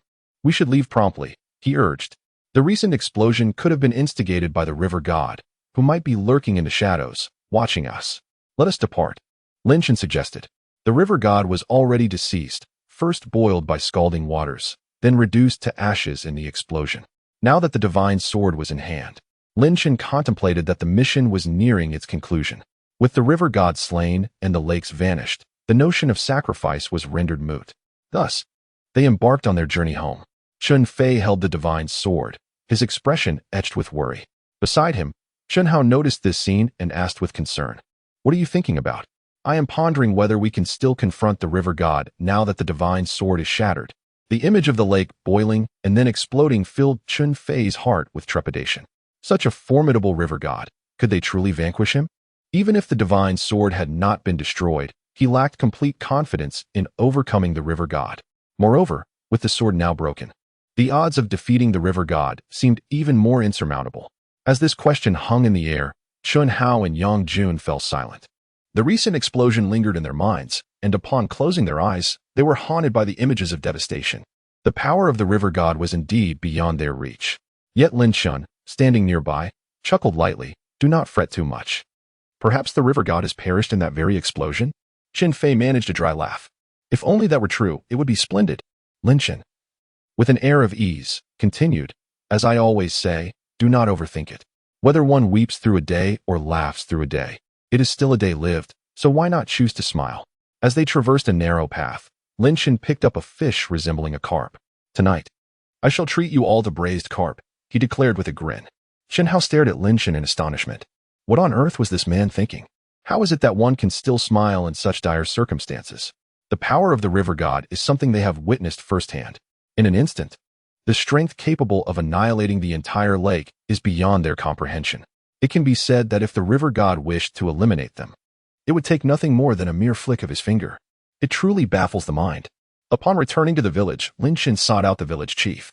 "My lord," the chief exclaimed with utmost reverence upon seeing Lin Chen. Lin Chen was somewhat taken aback. He had merely deceived the spirit medium. So why did the old chief address him in such a manner? Yet, he quickly comprehended that the spirit medium must have visited the chief. "It seems you are already aware," Lin Chen said earnestly. "I did not realize the divine presence had descended. I must be deserving of death," the old chief replied. His head bowed low. "No matter," Lin Chen responded. "Since you are cognizant of my identity, it will be more convenient for me to discuss certain matters with you." "Please, do go on," the old chief insisted, his demeanor imbued with profound respect. I have just visited the lake. I have located the divine sword. Lin Chen paused momentarily before continuing, but the sword is shattered. What? The chief's face registered sheer astonishment. Shattered? The divine sword, which had remained unscathed for centuries, without even the slightest hint of a crack, was now broken. How did it come to be broken? He hurriedly pressed for clarification, for the matter was of great significance. It was merely the river god who intervened, Lin Chen replied dismissively. That is not the crux of the issue. The essence lies in the fact that I have already vanquished the river god. Henceforth, there shall be no further sacrifices of the saintess. The old village chief's eyes sparkled with excitement. Excellent. We shall heed the will of the divine lord. Tonight, we will host a grand celebration to commemorate this momentous day that shall be etched in history. As the old chief's words resonated, the ominous sounds of the horror game echoed through the air. The sorrowful lake, the task completed. All players would depart from this realm in 8 hours.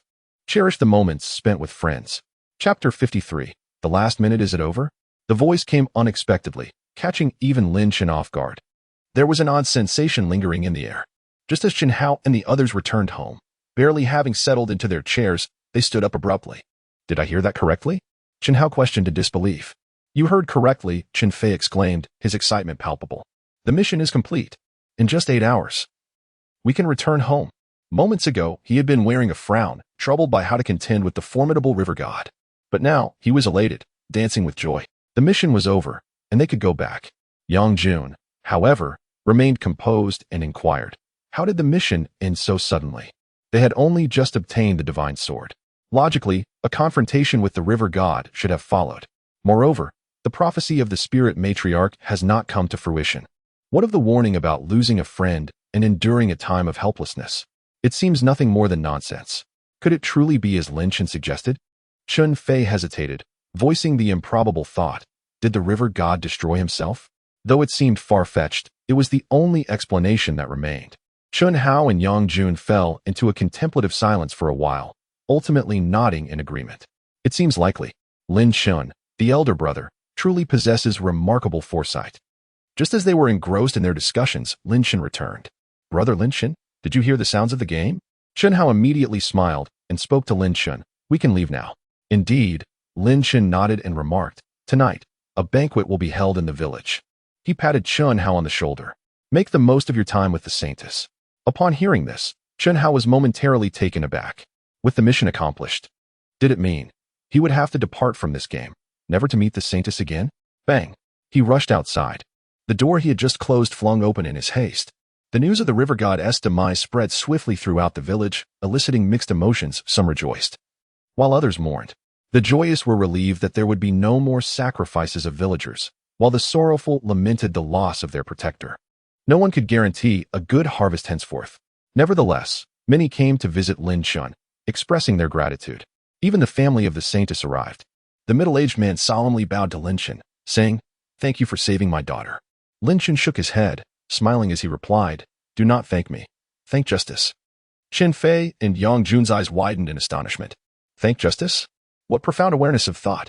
Chen Fei and Yang Jun gazed at Lin Chen with admiration. Handsome, culinary skills, and an impressive 8-pack abs were already enough, but to possess such profound ideals was truly remarkable.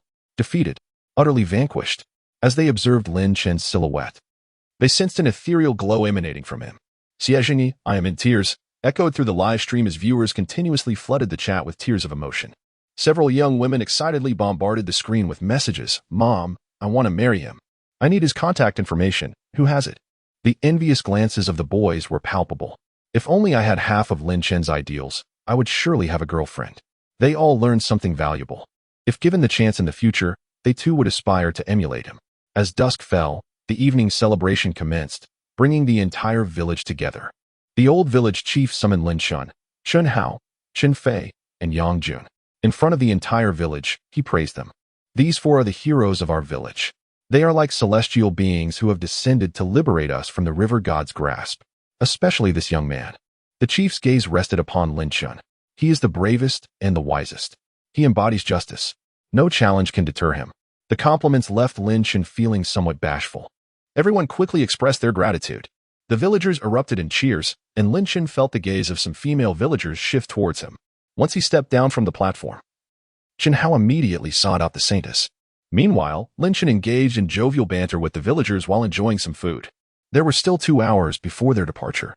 I don't think it tastes as good as what Big Brother makes, Chen Fei murmured beside Lin Chen. Isn't there enough to eat? Are you still complaining? Lin Chen replied, then turned his attention towards Chen Hao's direction. However, as his gaze swept across a thicket of trees, it suddenly halted. In the darkness, 2 crimson glimmers flickered ominously. Those were not ordinary red lights. They were eyes. Lin Chen instantly sprang to his feet, but in an instant, the 2 red lights vanished. What's wrong? Chen Fei was startled by Lin Chen's abrupt change. In that fleeting moment, he felt as if Lin Chen had transformed into a different person. Nothing, Lin Chen said. You all continue eating. He then ventured into the thicket where the red lights had been. Arriving at the spot where he had seen the crimson glow, he found no one in sight. Water? There was a puddle on the ground, as if something had recently crawled out of it and made its way here. Could it be the river deity? But that couldn't be. The game had declared that the river deity was dead, and the quest was concluded. Lin Chen followed the trail of water, advancing steadily until he encountered a river. It was the river that lay before the village, flowing continuously towards a lake. The water trace disappeared into the river. What could be from this river? Lin Chen pondered, contemplating the image of a fish, the one he had speared with a wooden stick in the woods. Why had that fish ventured ashore? He had not considered an answer then, and still had none now. Yet, gazing at the expanse of watermarks, Lin Chen felt as if he were on the verge of uncovering something profound. The river gurgled with the movement of several carp. The entity that had been observing them moments ago had likely departed. Lin Chen turned to leave. There was still an hour remaining before he would depart. Everyone had indulged sufficiently. Chen Fei and Yang Jun were both intoxicated, and Lin Chen hoisted each of them with one hand, tossing them back into their dwelling. What are you contemplating? Upon exiting the room, Lin Chen noticed the old village chief waiting for him. What could I possibly be thinking? Lin Chen retorted. Many things, the old chief replied with a smile.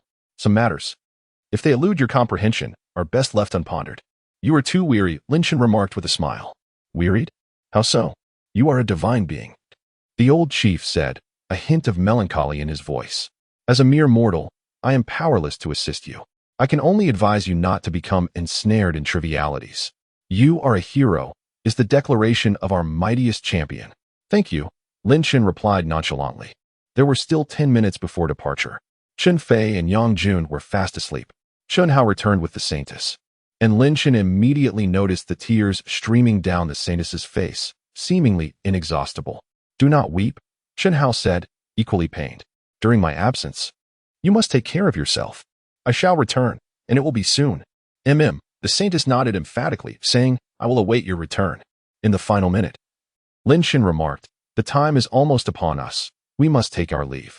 The old village chief and the saintess stood at the doorway, bidding them farewell. Rest assured, I will look after the saintess. He smiled at Lin Chen and said, my hero. Chapter 54, your performance was just passable. Strive for more. Lin Chen gently closed the door. With a whoosh, a radiant white light enveloped the space, transporting all players away. Chen Hao stood in a realm of pristine whiteness, feeling somewhat numb as he awaited the rewards of the game. The ominous voice of the horror game echoed through the air. The sorrowful lake was undergoing evaluation. Unperturbed, Chen Hao listened to the emotionless voice, familiar from past encounters. However, in the next moment, the chilling announcement rang out. Evaluation failed. Evaluation failed. Who are you? Who are you? Chen Hao's expression turned to one of astonishment. For the first time, he detected a sense of panic and fear in the voice of the horror game. What was happening in the horror game? The village chief and the saintess stood at the threshold, and upon witnessing the emergence of the white light, the saintess wept even more fervently, for she understood that Chen Hao had departed. Meanwhile, the village chief erupted into boisterous laughter. Divinity? Is this all the power you possess? This is hardly entertaining. The saintess was taken aback by the sudden laughter. She quickly turned to the village chief and asked, Chief, what is wrong with you?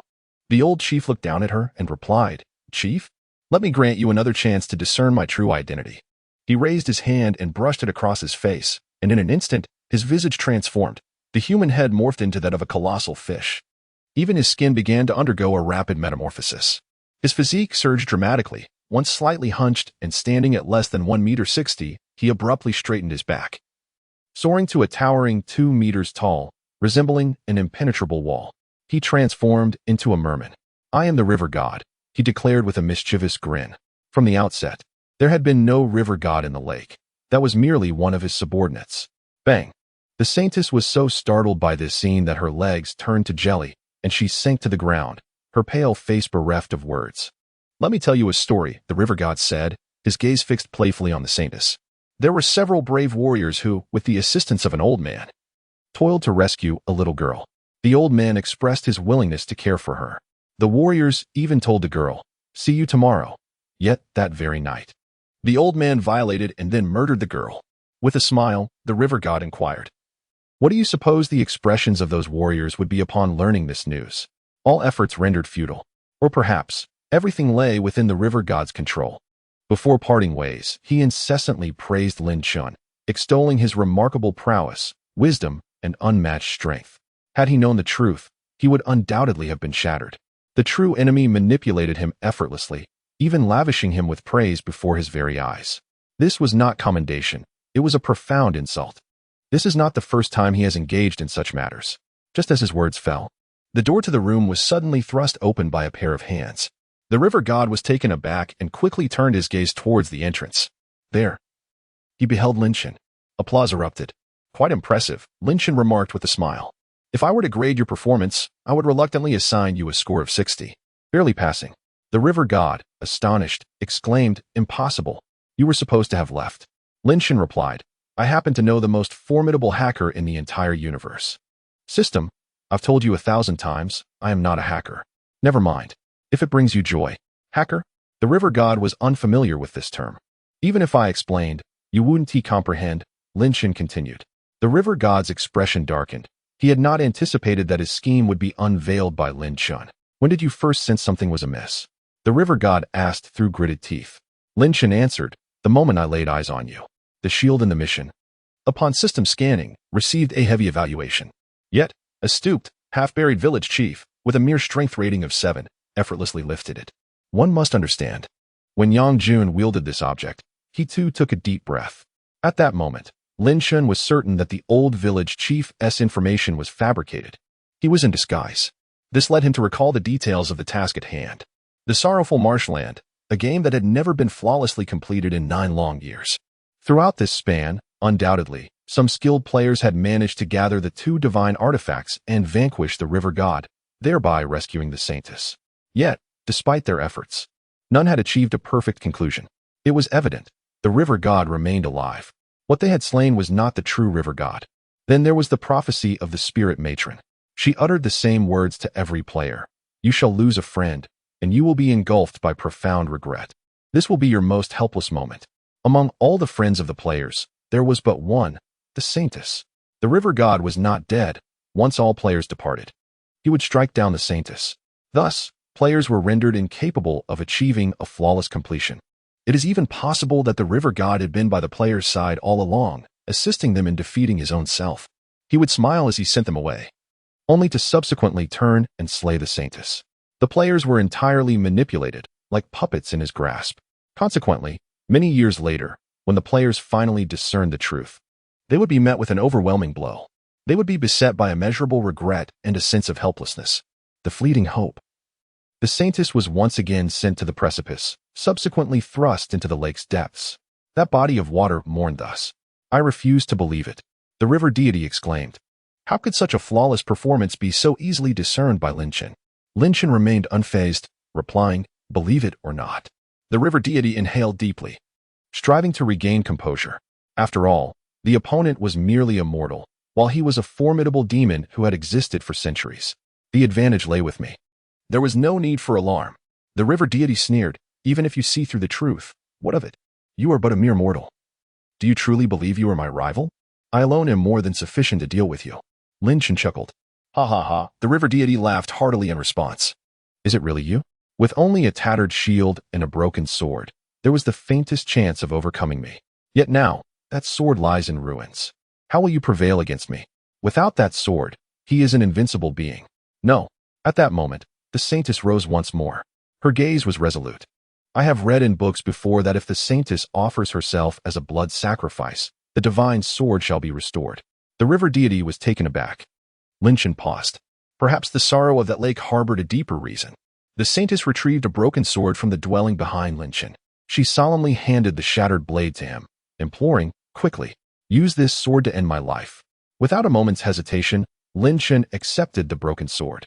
The saintess extended her arms and slowly closed her eyes. However, instead of the sound of the sword piercing flesh, she heard a crack, the sound of steel fracturing. Startled, she opened her eyes to witness Lin Chen effortlessly crushing the broken sword in his grip. A weapon forged from iron, in his hands, was as fragile as a mere bubble, easily molded into a crumpled ball of metal. Chapter 55. Is this man a bit of a supermodel?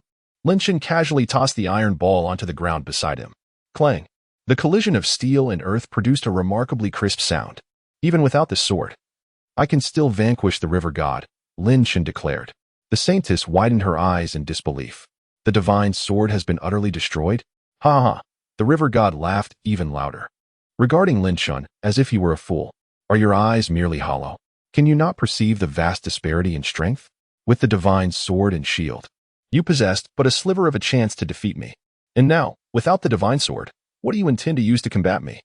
Lin Chen cast a glance at the river god's stats. Name: River God Race. Demon Physique. 30 Strength. 24 Speed. 8 Spirit. 203 Skill. Water Surge. Consumes a significant amount of spirit to condense a powerful water attack. Ineffective against shields. These statistics utterly overshadowed all previous foes encountered. Moreover, this skill was exceptionally formidable, perhaps the first true offensive ability witnessed thus far. Its effectiveness far surpassed that of any soft or beguiling tactics. To be heralded as the river god indeed required considerable prowess. "What will you use to fight me?" Lin Chen chuckled softly and replied, "With these hands." Underestimating oneself, oblivious to the peril, the river god sneered. "I remain here, and even if you extend a hand, you are still no match for me." He regarded Lin Chen with utter disdain, viewing him as merely a trivial mortal, devoid of the strength required to challenge him. A mere breath could extinguish the life of such a feeble being. Yet, in the next heartbeat, the river god's pupils contracted sharply. For Lin Chen had vanished from right before him. So abruptly, he disappeared as if he had never been present at all. "I still advise you to summon your utmost strength." Lin Chen's voice resonated softly behind the river god. A chill raced across the river god's skin, causing goosebumps to erupt. He whirled around and leaped away with vigor. But upon looking back, he found nothing but emptiness, devoid of Lin Chen's presence. Was what he had just heard merely an illusion? "How can you possess the audacity to claim you could conquer me with but one hand when you don't even know where I am?" The river god was nearly paralyzed with fear. How could Lin Chen's voice echo once more from behind him? This time, as the river god landed, he dashed forward, sprinting several meters before daring to turn around. At last, he caught sight of Lin Chen again. Lin Chen stood 10 meters away, observing him with a calm demeanor. Something was amiss. This man was decidedly unusual.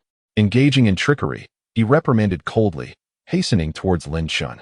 Drawing closer, the river god launched a powerful punch towards Lin Chen's head, exclaiming, "You shall perish." This strike harnessed the entirety of the river god's strength, for he intended to end Lin Chen's life in a single blow.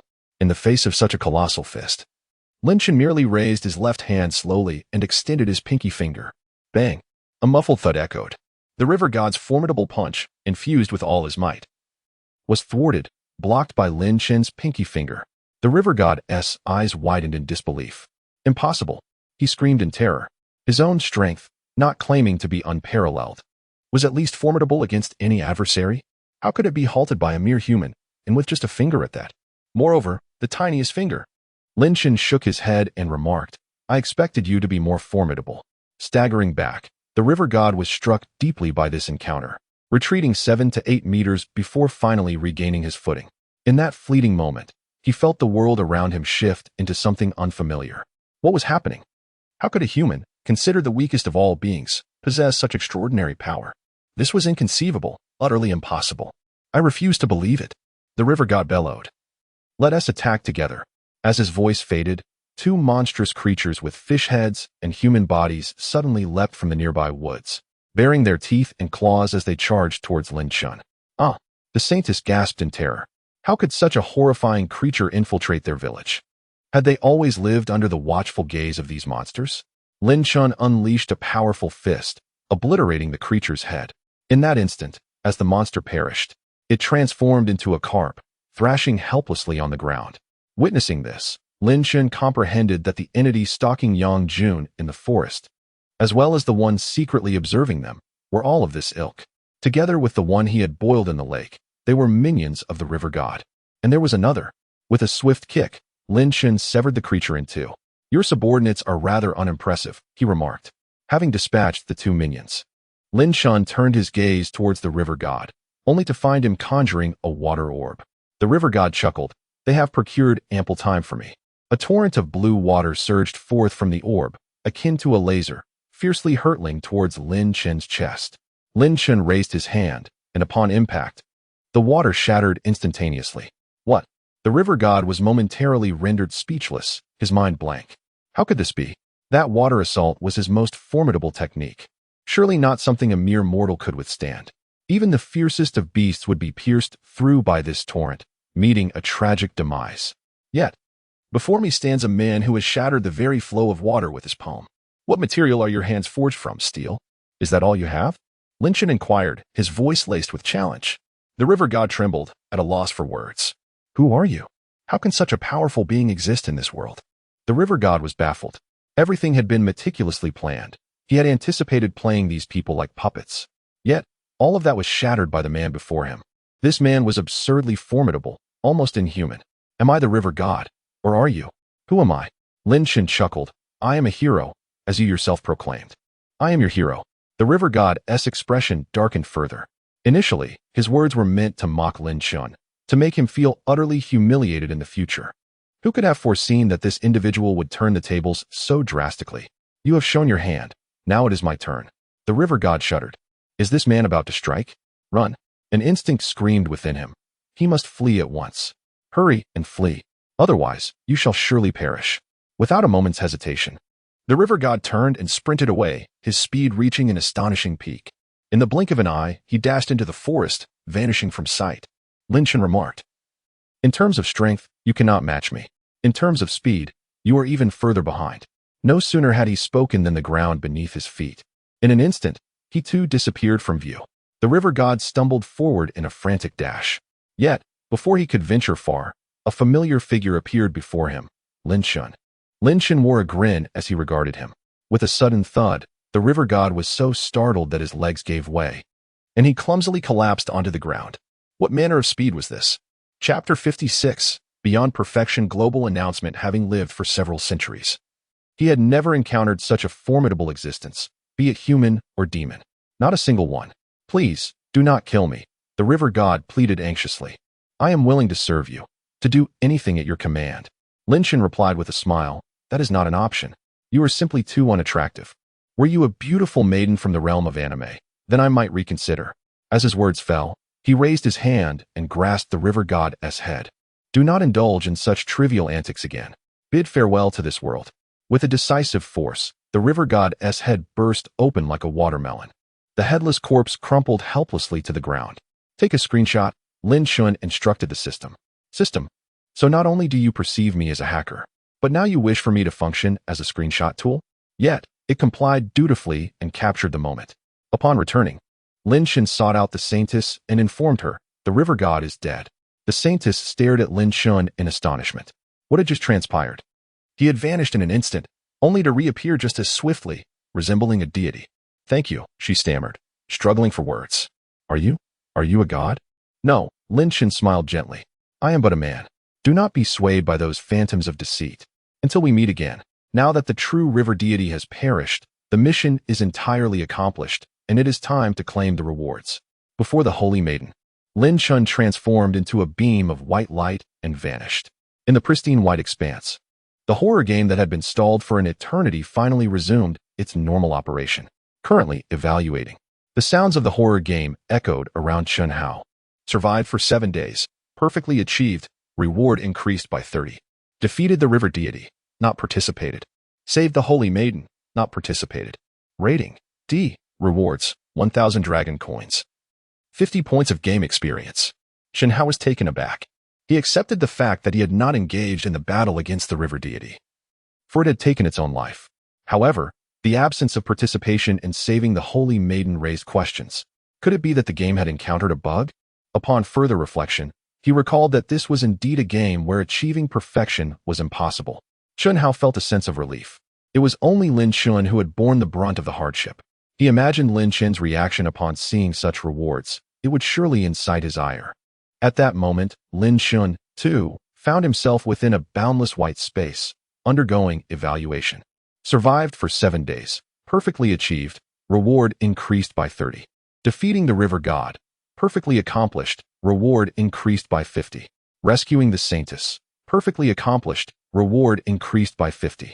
Hidden task. Eradication of future threats. Eliminate all piranhas and shape-shifting monsters. Perfectly accomplished. Reward increased by 30. Hidden task. Artifact collection. Gather the divine sword and divine shield. Perfectly accomplished. Reward increased by 20. Hidden task. Descent of the deity. Uncover the river god's plot and defeat him in direct confrontation without the use of artifacts. Perfectly accomplished. Reward increased by 100. Evaluation. SSS. Beyond perfection. Cumulative reward bonus of 300. Congratulations to the player for receiving the following rewards. Dragon coins. 300 points of game experience. Skill. Water surge. Scales of the river god. The eerie sounds of the horror game have yet to subside. Congratulations to the player for attaining that grievous marsh beyond perfection evaluation. Now, shall we announce it globally, or shall we conceal the name? Lin Chen paused. A global announcement? Such occurrences are exceedingly rare. They typically arise only when particularly challenging games are completed. Conceal, Lin Chen replied. For he had yet to open his live stream and merely wished to immerse himself in the game. The haunting sounds of the horror game reverberated across the globe.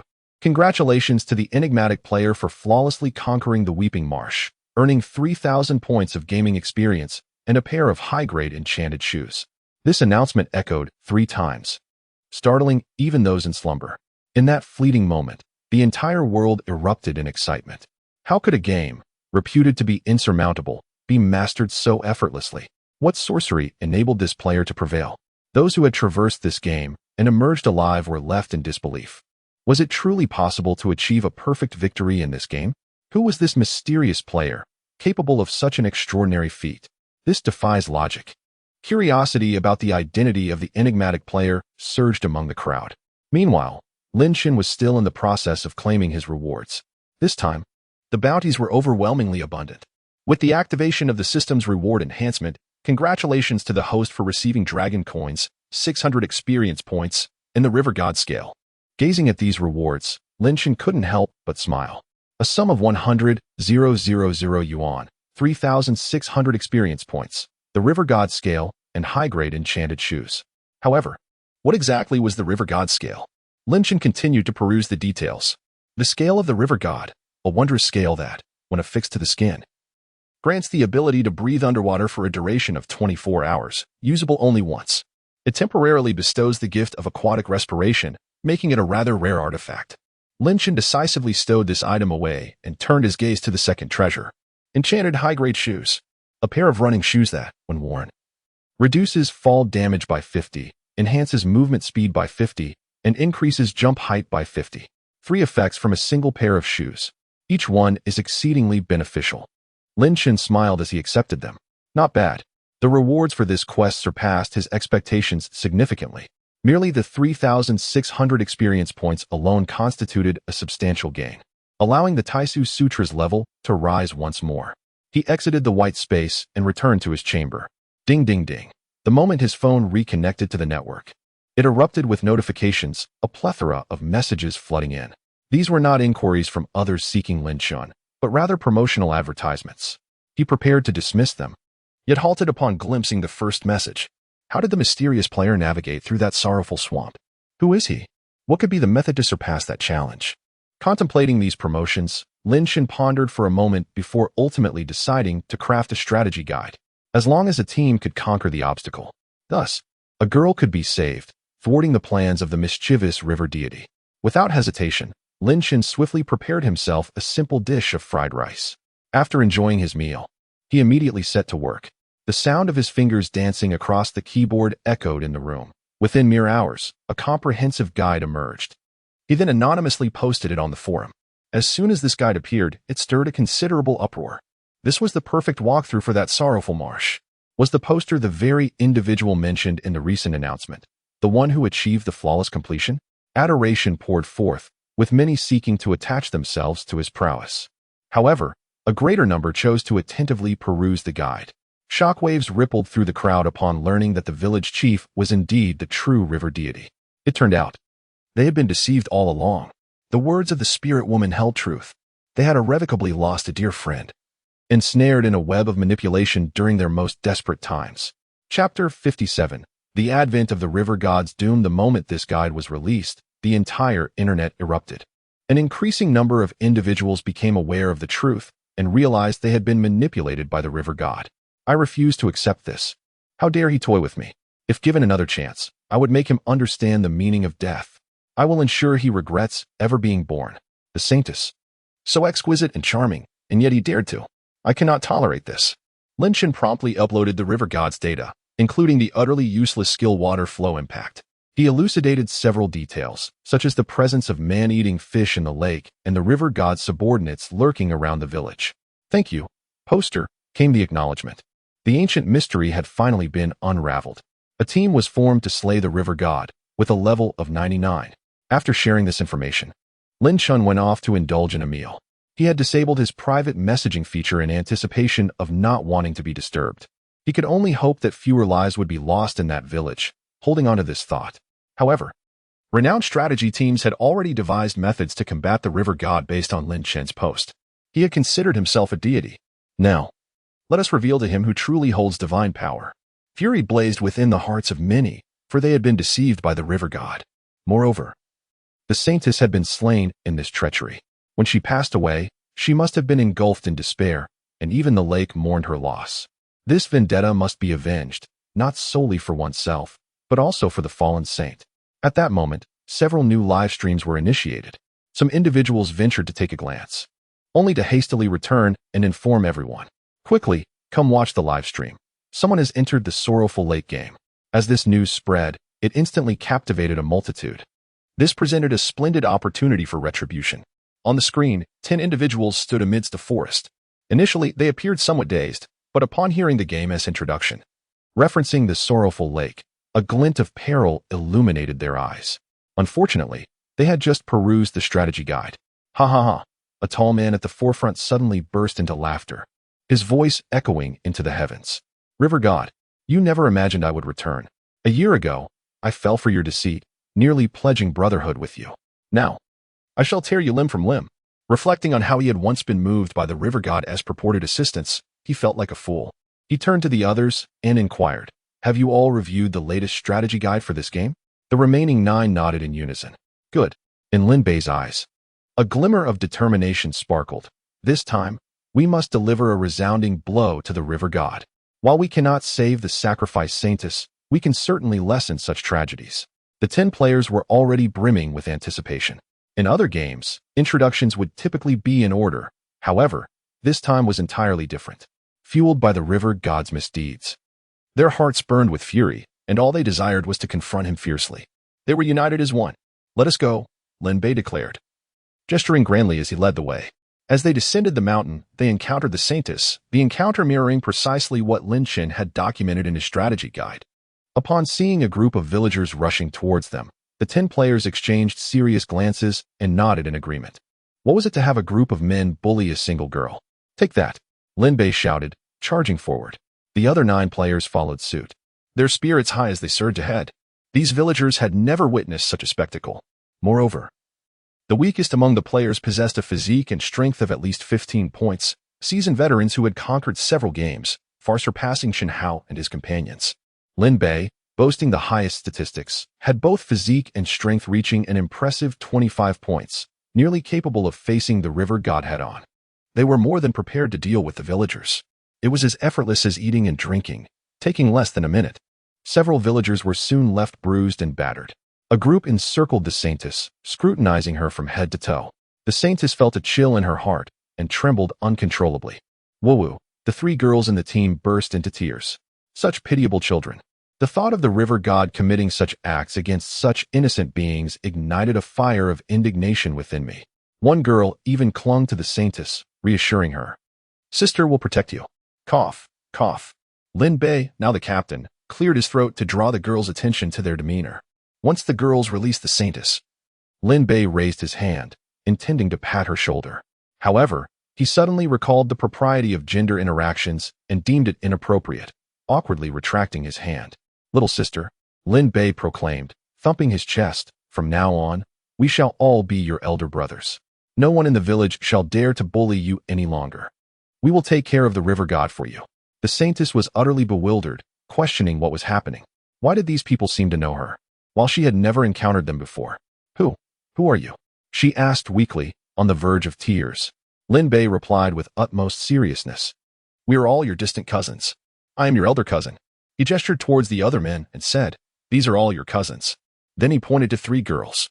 "They're your female cousins." A group of people immediately rushed forward, addressing the second and third cousins as well as the elder female cousin.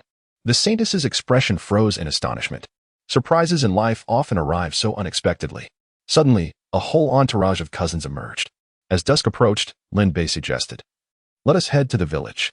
The 3 girls walked alongside the saintess while Lin Bei and the others forged ahead, clearing the path.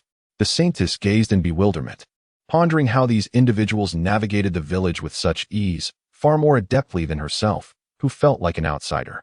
Upon entering the village, they promptly sought out the village chief.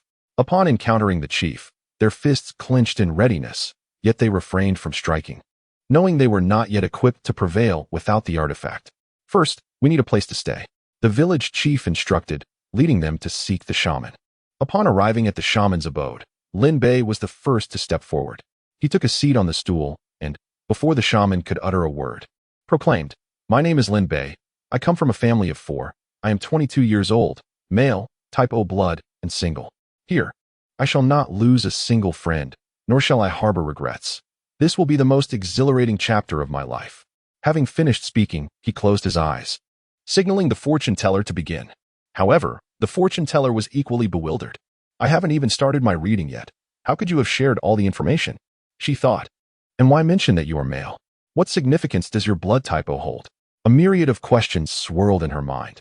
Yet the fortune teller restrained herself and proceeded to predict Lin Bei's future. Upon glimpsing the future of Lin Bei, her eyes widened in shock. What she foresaw was astonishingly identical to what Lin Bei had just revealed. This man before her had long been aware of his own destiny. Chapter 58. I am the weakest, yet there are 9 more powerful than I. What is happening? Ling Po was somewhat taken aback. Could it be that this man before her possessed the same ability to foresee the future as she did? "It is my turn, it is my turn." The others eagerly vied for Ling Po to predict their futures. She wiped the cold sweat from her forehead. It was the first time she had encountered such enthusiasm and initiative. Typically, when villagers sought glimpses of the future, they were fraught with anxiety. But now, these individuals appeared quite the opposite. "Please, one at a time," Ling Po instructed. A man took a seat and proclaimed, "My fate is governed by me, not by heaven." "My friend, I am resolute." Ling Po said nothing outwardly, but her mind was a flurry of questions. What does he mean by claiming to control his fate? What strange words are these? However, when Ling Po glimpsed this man's future, her eyes widened in astonishment once more. How could he also know his own future? The cold sweat on Ling Po's brow increased. A female participant inquired with concern, "Is it too warm in here? Should we open a window?" "No." Ling Po quickly replied, "That is unnecessary. This is quite sufficient." As she gazed at the 10 individuals before her, observing their spirited expressions, Ling Po swallowed hard. "You need not worry about your futures any longer." As Ling Po wiped the cold sweat from her forehead, she remarked, "You all have a bright future ahead." "Ah, what?" All the players were momentarily taken aback, astonished that Ling Po would so readily change her statement. It was a sight none had witnessed before.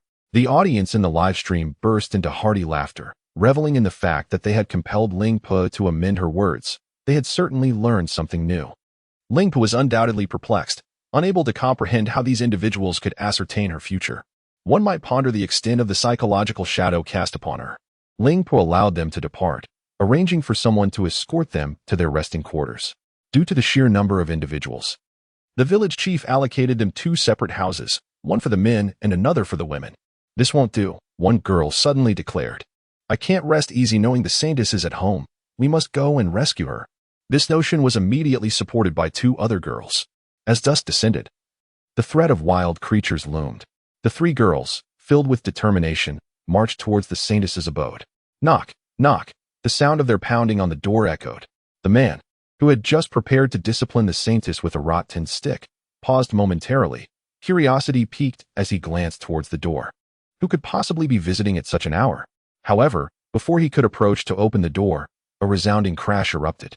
The once sturdy wooden door was forcefully kicked open. The three girls strode in simultaneously. At that moment, the Holy Maiden's family stood in stunned silence, bewildered by the unfolding events, particularly her father, whose eyes widened in astonishment. Who were these three individuals? Before he could voice his questions, the girls spotted the kneeling Holy Maiden and the man wielding a vine whip. "Cousin, please rise," they urged, hastily assisting her to her feet. The man, in a state of confusion, thought to himself, "Cousin? Are these three girls the cousins of my daughter?" Yet, his family had never ventured beyond the confines of their village. So how could there be cousins? A torrent of questions surged within him. Just as he was about to inquire, he was met with the murderous glares of the three girls. It was terrifying, like the gaze of a tiger. No, it was fiercer than that. The intensity of their stare sent a shiver down his spine, causing him to swallow his questions. "Considering you are her father, I shall overlook this." One of them stated firmly, "We have come to take her to stay with us for a few days." The man immediately retorted, "No." This was a critical moment. Should anything happen to the Holy Maiden, it would endanger the entire village. He could not permit her to leave. Not willing to agree, the three girls rolled up their sleeves, ready for action. Having studied the strategies released by Chen, they resolved to act decisively, without hesitation. Because of this man, he intends to bring harm to his own daughter. Do not engage in conflict. The atmosphere was charged with hostility, causing the saintess to tremble in fear. Should a fight ensue, it would undoubtedly result in mutual destruction, benefiting no one. Concerned for the saintess's well-being, the three young women reluctantly lowered their hands. The foremost among them declared, "We have already spoken with the village chief. He has no objections, and your dissent holds no weight." She then grasped the saintess's hand and turned to leave. "Do not think to escape." The man, filled with rage, could not bear the thought of having the saintess taken from him right before his eyes. He hastened forward. However, before he could reclaim the saintess, the girl at the back let out a cold snort, pivoted, and delivered a powerful punch to the man's chest. The force of 16 pounds exploded forth. The man's face turned pale in an instant. Stumbling backward, his legs weakened, he fell to one knee, clutching his chest. "Why you? Who are you?" he asked, his expression one of distress. How could a mere girl possess such formidable strength? That blow nearly robbed him of his breath. "I am her third cousin," the girl replied. "We reside to the north of the village. You are welcome to seek us at any time. However, let me make one thing clear. I am the weakest among her cousins. There are 9 others who are stronger than I." With that, her words hung in the air. The men's pupils trembled. Is this still the weakest? There are actually 9 more powerful ones. Goodness, how is one to combat this? The man nearly spat out a mouthful of blood, helplessly watching the saintess being taken away. The live stream erupted with laughter. Who would have thought there were 9 even stronger than me? This is hilarious. Did you see the expression on the old man's face? It was as dark as a thundercloud. How infuriating. I find myself somewhat tempted to join this game now. As they exited the courtyard, the saintess anxiously inquired, "Is my father all right?" "He is fine," the girl from earlier reassured her. "He will recover after some rest." The saintess finally exhaled in relief. Once the group of men had prepared dinner, they suddenly realized that 3 girls had actually taken the saintess home with them. "Well done, indeed," Lin Bei chuckled. After dinner, the 7 men gathered to discuss their plans while the 3 girls chatted with the saintess next door. Although they had learned the location of the divine artifact and the village chief's strength, the challenge remained in how to gather their forces and defeat him. Lin Bei furrowed his brow and remarked, "I am studying traditional Chinese medicine." One man stepped forward and said, "Tomorrow, someone will join us. We shall venture into the mountains and see if we can find some poison. I will accompany you," someone immediately volunteered. "And I as well." The third man remarked, "I am a researcher of minerals. Tomorrow, I shall venture into the mountains to see if I can uncover anything explosive." He too required a companion. Thus, from the 7, 4 had departed, leaving 3 behind. Lin Bei stated, "The other 2 shall accompany me to seek the village chief and retrieve the shield." Thus, a plan was conceived. If we cannot drain the lake, we shall resort to poisoning it, ensuring the demise of all the piranhas within. Subsequently, we shall set an ambush for the village chief with explosives. The following day, at the break of dawn, after partaking in breakfast, they commenced their undertaking. The gravity of the situation weighed heavily upon them. Lin Bei articulated earnestly. Should we discover anything of value, it is imperative to meticulously record the route for the benefit of those who may wish to enter this game in the future. Chapter 59. A bold idea. The forest beyond the village is vast, teeming with a rich diversity of flora and minerals. Upon entering the woods, the group feels as though they have stumbled upon a veritable treasure trove. This is useful. That is useful too. Numerous potent herbs are discovered, and their progress is promising. Meanwhile, Lin Bei, accompanied by 2 companions, makes his way to the village chief's residence. Upon entering, they find the chief reclining in a chair within the courtyard. Lin Bei recalls his initial visit to this game and finds it peculiar that the chief would lounge in his chair even when the sun is absent. After all, he would not be basking in sunlight. However, it has dawned on him now. The chief is akin to a river deity, at best, a mere fish. It is precisely due to the lack of sunlight that he would emerge to recline. Sunbathing? One might fear he would transform into a desiccated fish. Why have you come so early in the morning? The chief, somewhat taken aback by their arrival, quickly rises to greet them. He has always been remarkably hospitable, which has led all players to be misled. How could such a warm and welcoming chief possibly be malevolent?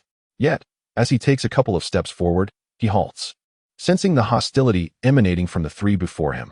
In their eyes, is it hatred? Anger? But these sentiments swiftly dissipate.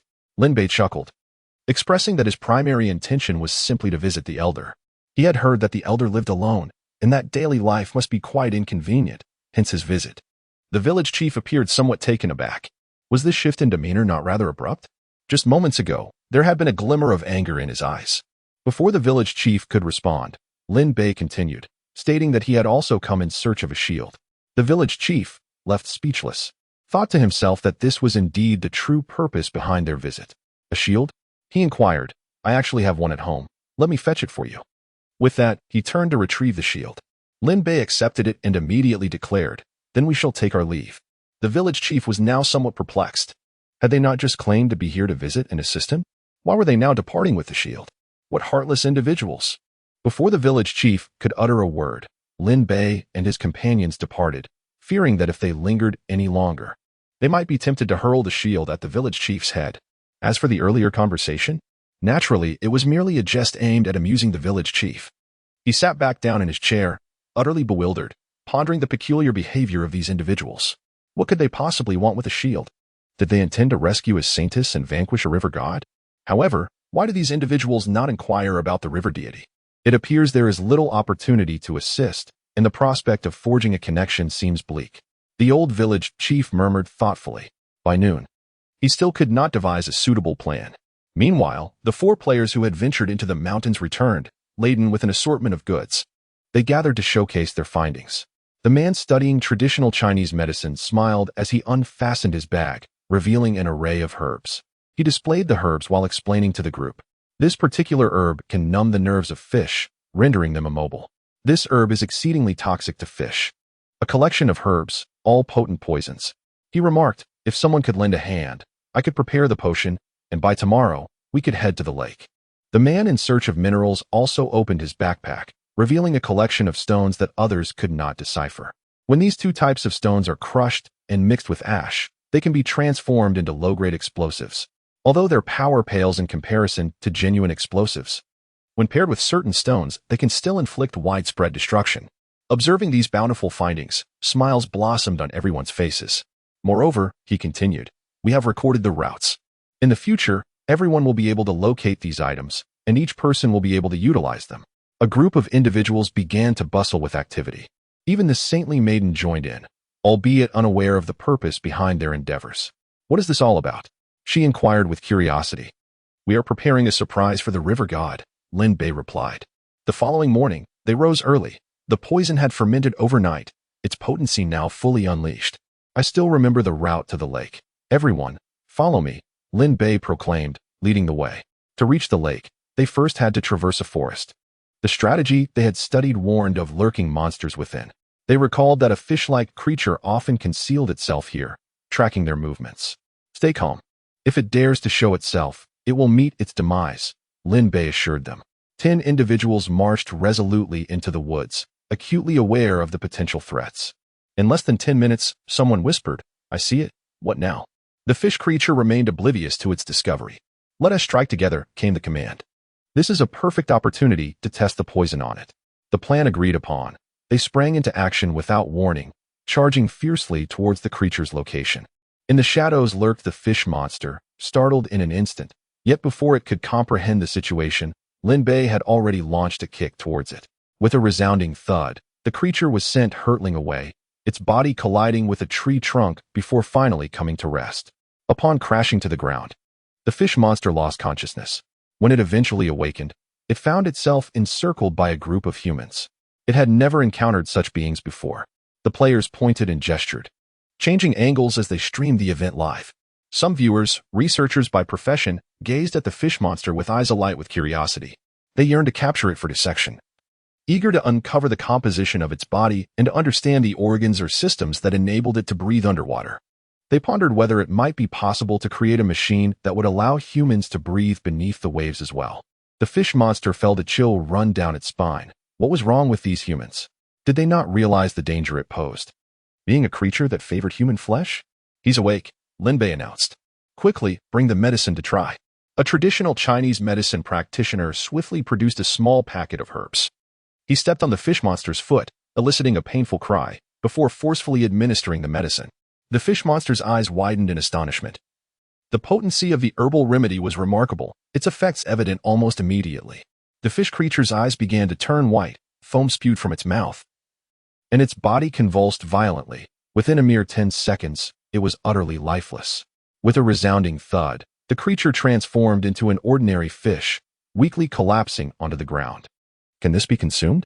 someone suddenly inquired. The traditional Chinese medicine practitioner replied, "Indeed, it is edible. This toxin is lethal only to fish and poses no harm to humans."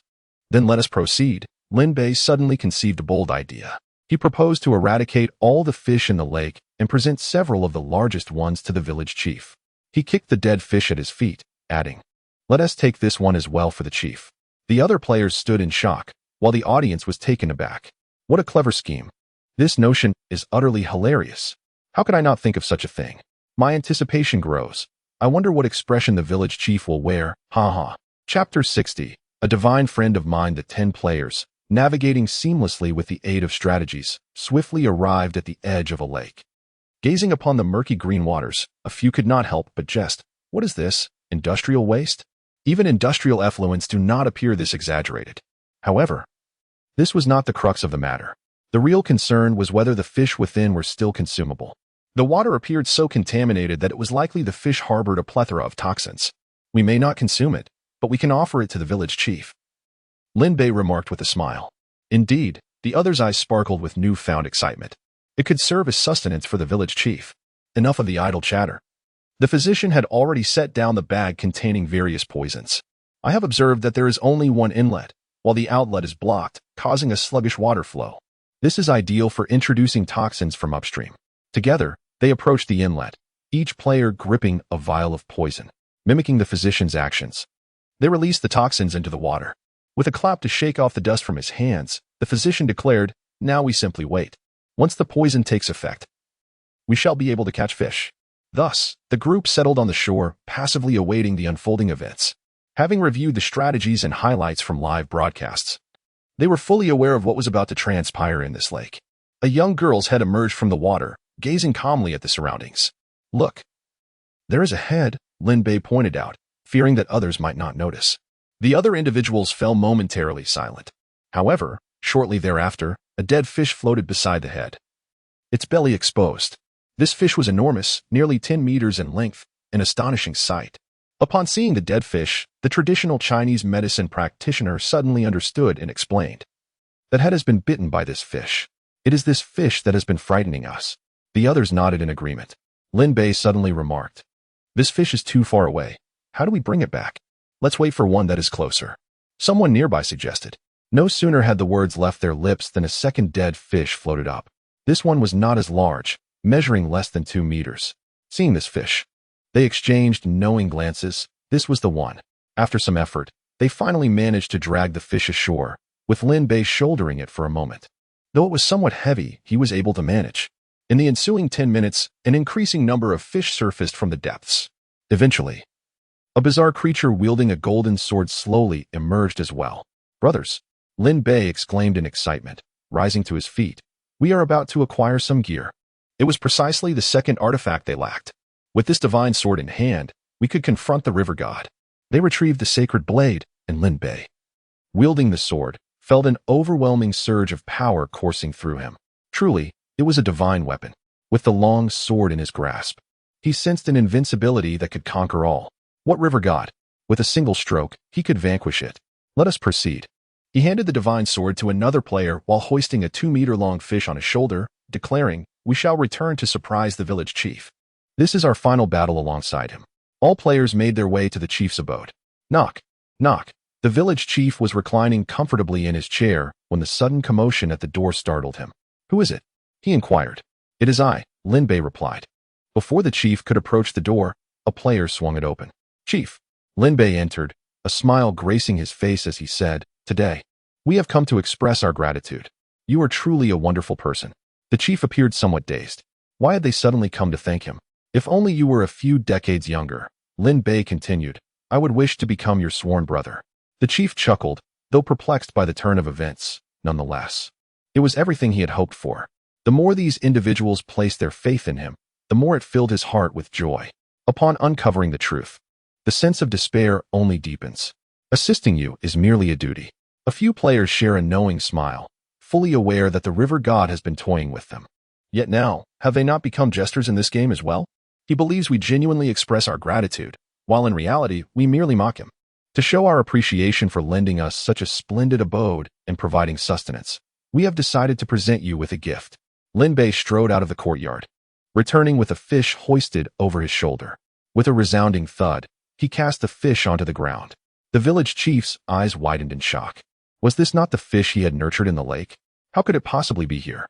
No, the real question is, how did it end up in the possession of these individuals? Something felt amiss. Observing the village chief's perplexed and somewhat distressed expression, Lin Bei feigned understanding, remarking, "Village chief, you appear rather unwell. Could it be that this fish is a relative of yours?" The village chief trembled, genuinely startled by the suggestion. "Ha ha ha," Lin Bei chuckled. "I was merely jesting. You do not fancy fish, do you?" The village chief finally exhaled in relief, nodding in agreement with Lin Bei's assertion. A smile crept upon Lin Bei's lips. He remarked, "Indeed, how could there possibly be fools who are relatives of fish? Such ill fortune." The village chief's expression darkened instantaneously. Was he berating himself? Yet, they could not possibly discern his true identity. He had never been unmasked before. Moreover, this was only the third time he had encountered them. How could they unveil him? It must be mere coincidence. Suppressing the fury within, the village chief stated, "I have no fondness for fish. You should take it back with you. Make sure to eat well and nourish your bodies." "What a pity," Lin Bei interjected. "I believe this fish is quite delectable. You simply must give it a try." As he spoke, one player stealthily circled behind the village chief, brandishing a shield. "I." The village chief had just uttered a syllable when the player raised the shield high and brought it crashing down upon the back of the village chief's head. With a resounding thud, the chief was struck, bloodied and dazed, momentarily losing consciousness. Even though he was a creature of supernatural origin, he could not withstand the ferocity of that iron blow. Seizing the fleeting opportunity, another player drew a long sword and plunged it into the village chief's kidney. One thrust was insufficient. Withdraw it and strike again. The searing pain restored the river god as consciousness, causing him to let out a harrowing scream as he stumbled backward. Upon regaining clarity, he beheld the 10 individuals before him, who no longer wore the smiles they had moments ago. Their faces were now etched with fury. "What are you doing?" the river god demanded, his voice laced with indignation. Lin Bei replied with a smirk, "We are merely having some fun. And you, dear friend of the river god, what do you find yourself engaged in?" The river god trembled violently, realizing he had been unmasked. Clutching his bleeding head, he inquired, "Impossible. How did you discover my identity?" Lin Bei erupted in laughter. "A divine friend of ours revealed it to us. Now, the entire world is aware that you are indeed the river god. You can no longer deceive anyone." "A divine friend?" The river god was left in a state of bewilderment by these words. Chapter 61. The birth of a world where only the river god is injured. What is that? How did the other party come to know his secrets? The river god gritted his teeth and inquired, "Can I meet him?" Although he was unaware of the identity of this divine acquaintance, The revelation of his secrets to the public was simply intolerable. Do you even deserve to meet him? The players could not suppress their laughter. If they themselves could not meet Lin Chen, what right did the mere river god have? Lin Bei stated, he is an existence akin to a deity. You are unworthy. Alone, he had unraveled a 9-year-old enigma and meticulously detailed the river god's data along with the precautions to take. What could this be if not divine? Without Lin Chen's posts, it is likely that this game would remain unsolved forever. A deity? The river god felt a surge of fear. Could it be that this world truly harbored gods? It should not be so. Yet, if he were not a deity, how could he possibly know the river god's identity? No, I do not believe it. The river god found it hard to accept. However, the players cared little for his acceptance or denial. Die, old man. A player suddenly launched an attack from the river god's left side. It was not a mere fist. Instead, he leaped into the air, feet together, delivering a powerful kick to the river god's waist. Already injured, the river god felt as if his very insides were shattering from the unexpected blow. He soared 2 meters into the air before crashing to the ground, rolling several times upon impact. Before he could regain his footing, another player charged forward, exclaiming, I've endured you for long enough. With a fierce kick, he struck the river god squarely in the face, shattering his nose and causing blood to gush forth. Is devouring humans enjoyable? A third player strode up boldly, forcefully stepping onto the river god's chest. One kick was insufficient. He delivered another. I ask you, is consuming humans truly delightful? Do you wish to continue this tiresome farce? The river god's head throbbed, his mind clouded with questions. Who am I? Where am I? What has transpired? Before he could comprehend, the other players surged forward, overwhelming him with relentless blows. The onslaught of fists and feet raining down upon him was more torrential than a storm. The river god howled in despair and fury. Lying on the ground, he concentrated his energy and unleashed his skill, Water Surge. Lin Bei, brandishing his shield, shouted, he is about to unleash his skill. Everyone, step back. The players did not hesitate. They immediately retreated, clearing a path for Lin Bei. He charged ahead with his shield raised. Boom. The water surge erupted, crashing against the shield. Remarkably, Lin Bei only staggered back 2 steps, the torrent dissipating in defeat. He had been countered. After unleashing his skills, the river deity's body swayed violently. He had expended an excessive amount of energy and was on the verge of collapsing. However, Lin Bei was consumed by a profound rage, a fury that bestowed upon him boundless strength. He hurled his shield with great force. Thud! The shield spun through the air, striking the river deity squarely on the head. In that fleeting moment, blood erupted from the deity's crown, spilling from his 7 orifices. He could no longer maintain his human form and fell to the ground, reverting to his monstrous fish-like appearance. Lin Bei stepped forward, seized the river deity by his collar, and landed a powerful punch on his neck. Go on then, he taunted. Continue your charade with us. Did you not wish to win our favor, only to kill the saintess once we departed? Now, I challenge you to persist. 9 years. A full 9 years. Each year, a saintess had perished, first encountering hope only to be enveloped by a greater despair. A deadly game orchestrated by the river deity.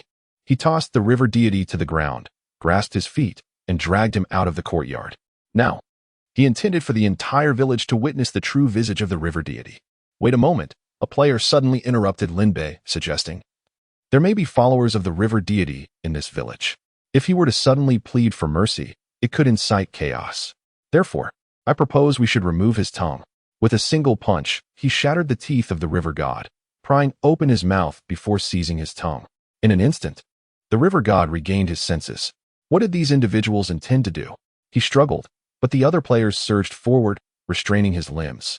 In the past, you would have tormented the saintess in a similar manner, wouldn't you?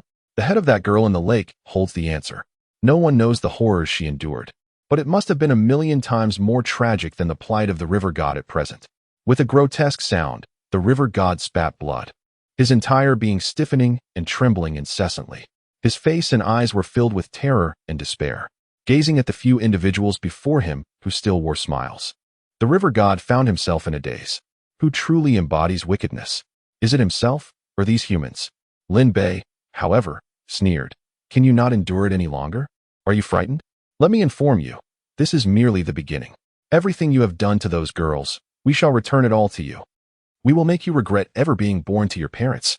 With that, he dragged the river god outward. On this fateful noon, tranquility was destined to elude the village.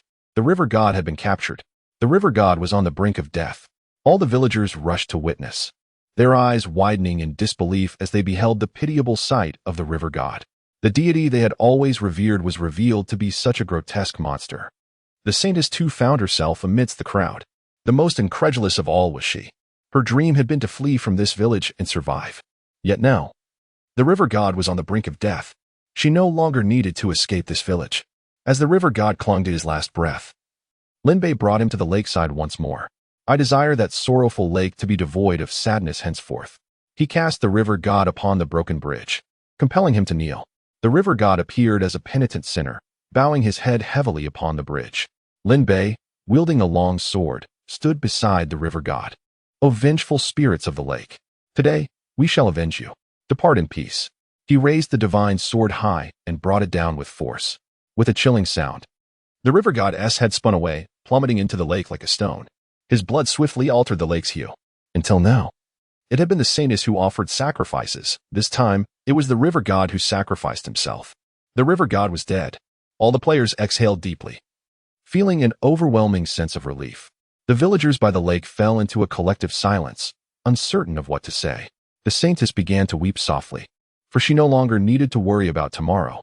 Linbei dragged the river god's lifeless body away.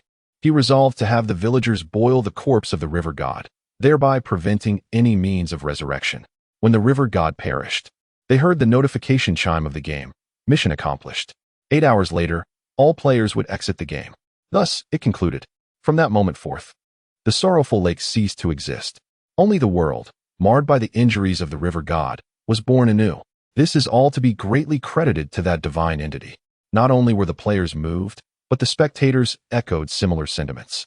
Many rushed to leave comments beneath Lin Chen's post. Thank you, divine being. We have successfully completed the game. One could only wonder what the divine being was currently engaged in.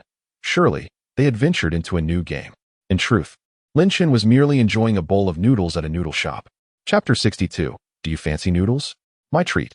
It was lunchtime, and Lin Chen was savoring a bowl of snail rice noodles. Though the aroma was somewhat peculiar, the flavor was undeniably delightful. The noodle shop was bustling with patrons, some of whom appeared to be acquaintances engaged in lively conversation. Did you catch the live stream today? A team has successfully navigated that sorrowful lake, achieving a perfect score. The chatter was quite audible, and Lin Chen overheard it. Upon learning that someone had triumphantly completed the challenge and received an impeccable rating, he felt a sense of validation for his post, realizing it had indeed assisted others. More importantly, a saint had been saved. However, his attention was suddenly diverted by a conversation to his left. It seemed that a new dungeon had emerged, dubbed the Terrifying Cruise, and thus far, no one had managed to conquer it. A brand new dungeon with no successful completions? Lin Chen felt a surge of curiosity. The first player to clear it would receive considerable rewards, and if there was an opportunity, he must seize it. But before he could glean more detailed information, his phone vibrated unexpectedly. A call. He glanced at the screen, and it was bathed in a sinister shade of red. Terrifying game incoming. In 10 seconds, players will enter the game. Please prepare yourselves. Lin Chen's body tensed, his expression one of shock. No, why must it be at this moment? He cast a glance at the bowl of snail noodles on the table, which cost 15 yuan, having barely taken 2 bites. As time dwindled, Lin Chen grasped the bowl and chopsticks at the last second. Then whoosh, he transformed into a streak of white light, vanishing instantaneously from his seat. This scene unfolded rather abruptly. The diners nearby stared in astonishment, wondering what had transpired. How could such a large individual simply disappear? The proprietress exclaimed, "Someone has absconded with your snail noodles." After a mere 10 seconds, Lin Chen found solid ground beneath his feet. He had arrived. Holding the bowl of snail noodles, he glanced around, realizing there were 10 players in this game. How many there are? He remarked, slurping a mouthful of noodles. The other players, initially apprehensive as they were unaware of the nature of the game, turned upon hearing the slurping sound. They beheld a fellow player, relishing his bowl of snail noodles with great enthusiasm. All the players, even the onlookers, were left speechless. How could you possibly have a bowl of snail noodles in your hand? Lin Chen, while savoring his noodles, met their gazes, and after swallowing, said, "What are you staring at? Even if you desire to partake, I shan't share." Player, at a loss for words. Who would covet your snail noodles? Once I clear this level, I shall procure a bowl even larger than yours, and I shall relish it in your presence. What manner of game is this? A player inquired. The others, regaining their composure, surveyed their surroundings. All about them lay desolation, yet before them stood a modest dwelling.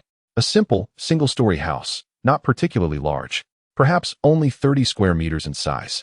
Why has the game not announced the rules this time? Some players pondered, for typically, upon entering the game, an explanation of the rules would ensue. Yet, this time, an eerie silence prevailed. Just as curiosity began to mount, the door of the house creaked open. A skeleton emerged, materializing before the players. A walking skeleton. Many were so startled that they instinctively recoiled, fearing the skeletal figure might lunge at them. Today, we shall engage in a rather straightforward game, the skeleton intoned slowly. Each of you possesses 100 coins. You may now purchase anything to fill this room. Those who fail will be eliminated. To fill an entire room with merely 100 coins? This notion seemed oddly familiar. Oh, there is a fable that encapsulates this very concept. Once the candle is ignited, its flickering light can envelop the entire room. With this thought in mind, a player promptly sprang into action. He was the first to enter the shop, purchasing a candle and a lighter for a mere 2 coins. To think that a matter solvable for such a trifling sum could yield him 100 coins filled him with a sense of triumph. Having procured the candle, he turned to the skeleton and declared, "I shall be the first." The skeleton led him into the chamber, barring access to other players, a precaution to prevent imitation. "Reveal your possession," the skeleton intoned emotionlessly. The player smiled faintly, producing the candle and igniting it with the lighter. The glow was faint yet undeniably illuminated the entire room. "How is it?" the player boasted. "The candle's radiance fills the room." However, the skeleton merely replied, "Look down at your feet." The player glanced downward, and a shiver ran through him. Shadows. His own shadow, the candle's shadow, and the skeleton's shadow. Where there is light, darkness lingers, and in the realms of darkness, the light fails to reach. "Your illumination has not encompassed the room," the skeleton proclaimed. "Your challenge has failed. Now you shall be eliminated." "No." A piercing scream erupted from the room, echoing in despair. The players waiting outside were taken aback. In the next moment, a loud bang resonated as the heavy door swung open. A head, along with a body, was propelled out of the room. The head had already been severed. Blood gushed forth from the neck, still spilling profusely. It was the very player from moments ago, his face frozen in an expression of terror at the moment of his demise. This sudden spectacle startled all the players. Chen, who had been savoring his noodles, paused, his appetite thoroughly disrupted. A skeletal figure slowly emerged from the room, its form drenched in the player's blood, presenting a horrifying sight. Next, it announced, devoid of any emotion. No one dared to move, paralyzed by fear. The prospect of failing the task and meeting such a gruesome fate was too daunting. After 10 seconds, the skeleton declared, "I shall automatically select the next player." The seconds slipped by swiftly. The skeleton pointed directly at the player beside Chen. "It is your turn. Please." "No." The chosen player instantly broke into tears, having not yet purchased anything. Yet, the skeleton showed no concern for his lack of preparation, pulling him into the room without hesitation. As the player was unable to retrieve anything, the skeleton coldly stated, "You have been eliminated." Once again, a chilling scream echoed through the room. Immediately thereafter, a second head soared forth from the room, accompanied by a more copious spray of blood. It splattered directly into Chen's bowl. Chen remained speechless. Next, the skeleton announced. Yet, no one paid it any heed. It reiterated, in 10 seconds. The next participant will be automatically selected. Just as its words hung in the air, a large bowl suddenly hurtled towards it. Bang! The bowl of snail noodles struck the skeleton's face with a resounding thud, sending broth flying in all directions. Snail noodles clung to the skeleton's visage and body. "No need for another," Chen declared. "This time, I shall take my turn. You would do well to pray that this collection of bones is worth 15 yuan. For the snail noodles I just purchased have yet to be savored, now utterly ruined." Chapter 63. It has forgotten. The skeleton turned its gaze towards Chen, and within its hollow eye sockets, an emerald flame began to flicker and blaze. The surrounding players instantly sensed a sharp drop in the temperature of the air. The skeleton was enraged. They looked at Chen with a sense of sympathy. How tragic. Why provoke this skeleton without reason? Had they not witnessed the grim fates of the two who had been eliminated just before? Some players and spectators had already covered their faces, fearing to witness the gruesome moment when Chen's head would be severed.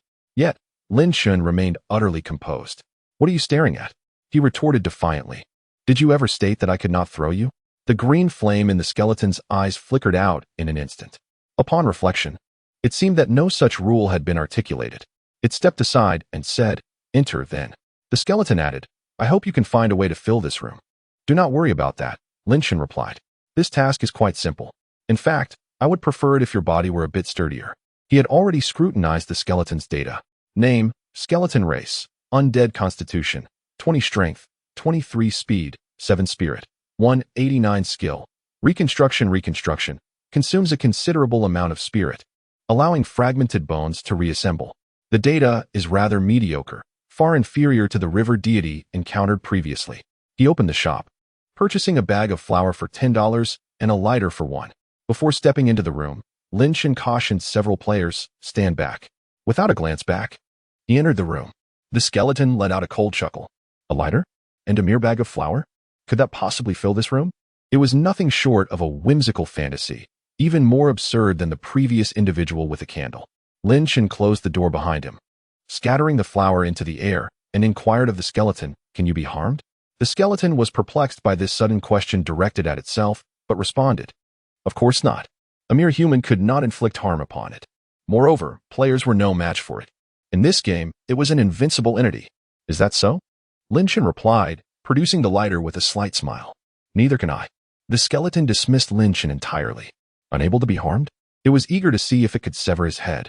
Observing that Chen had finished scattering the flour, it proclaimed, "Your flour has not filled the entire room. You are eliminated." "Wait," Chen interjected. "I have not yet completed my task, so why the haste?" As he spoke, he produced a lighter. What purpose could a mere lighter serve? The skeleton scoffed internally. To illuminate the room with its flickering flame? Such a fanciful notion was preposterous. If a candle could not achieve it, how could a lighter? Chen smiled as he pressed the lighter's button. With a click, a diminutive flame sprang to life, dancing within the confines of the room. Though the flame was small, its encounter with the airborne flour transformed its significance entirely. Boom! A thunderous explosion reverberated as if a bolt of lightning had struck the very house. The room erupted from within. Debris was flung in all directions, the ceiling spinning away before crashing heavily onto the ground over 30 meters distant. Outside, the players, taken aback by the sudden detonation, found their legs weakened, collapsing helplessly to the ground. Countless bones soared from the explosion, scattering in every direction, and by the time they landed, they were already in a state of disarray. Some were shattered, others broken. Not a single piece remained intact. Among the onlookers, one even glimpsed half of his skull. What had caused this abrupt explosion? Had that player purchased a bomb? What could $100 possibly procure in terms of explosives? Even a roll of firecrackers would be pushing the limits. Moreover, the magnitude of this devastation was akin to a missile striking the ground. Thick, billowing smoke ascended into the heavens, dissipating significantly after a minute. The crowd finally caught a glimpse of the aftermath of the explosion. The house had vanished, replaced by a vast, deep pit. Within this chasm stood two figures. One stood tall and straight, while the other was in ruins. Chen brushed off the dust from his attire and remarked, "Not only will you be injured, but you may also perish." The skeletal figure had lost a significant portion of its body in the blast and now appeared dazed. "What just transpired? How could there have been such a ferocious explosion? What did you do?" it inquired. Chen smiled and replied, "A dust explosion." "A dust explosion?" The skeletal figure was bewildered. Yet, the players and spectators suddenly comprehended the situation, realizing the nature of the event. In a confined space, when dust mingles with air and encounters an open flame, it can trigger a violent explosion of tremendous force, rivaling that of explosives. They gazed at Chen in a state of shock. This man had just unleashed a dust explosion within the room, and yet he remained entirely unscathed while the skeleton was left in tatters. Chen addressed the skeleton. "Did my dust explosion fill this room?" The skeleton was momentarily rendered speechless. Not just filled, it overflowed. Did you not see the room explode? The sheer volume of dust had caused the room to burst apart. Yet, the very thought that this man had the audacity to hurl powder at him and inflict harm ignited a sense of indignation within. How could he, an invincible being, allow a mere human to subject him to such humiliation? "You have failed," proclaimed the skeleton. Chen inquired, "Why?" "There is no why.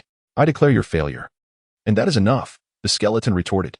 Suddenly, the skeleton, which had just been blasted away, trembled and swiftly returned, reconstructing itself anew. It was a process of reassembly. The skeleton had employed a skill.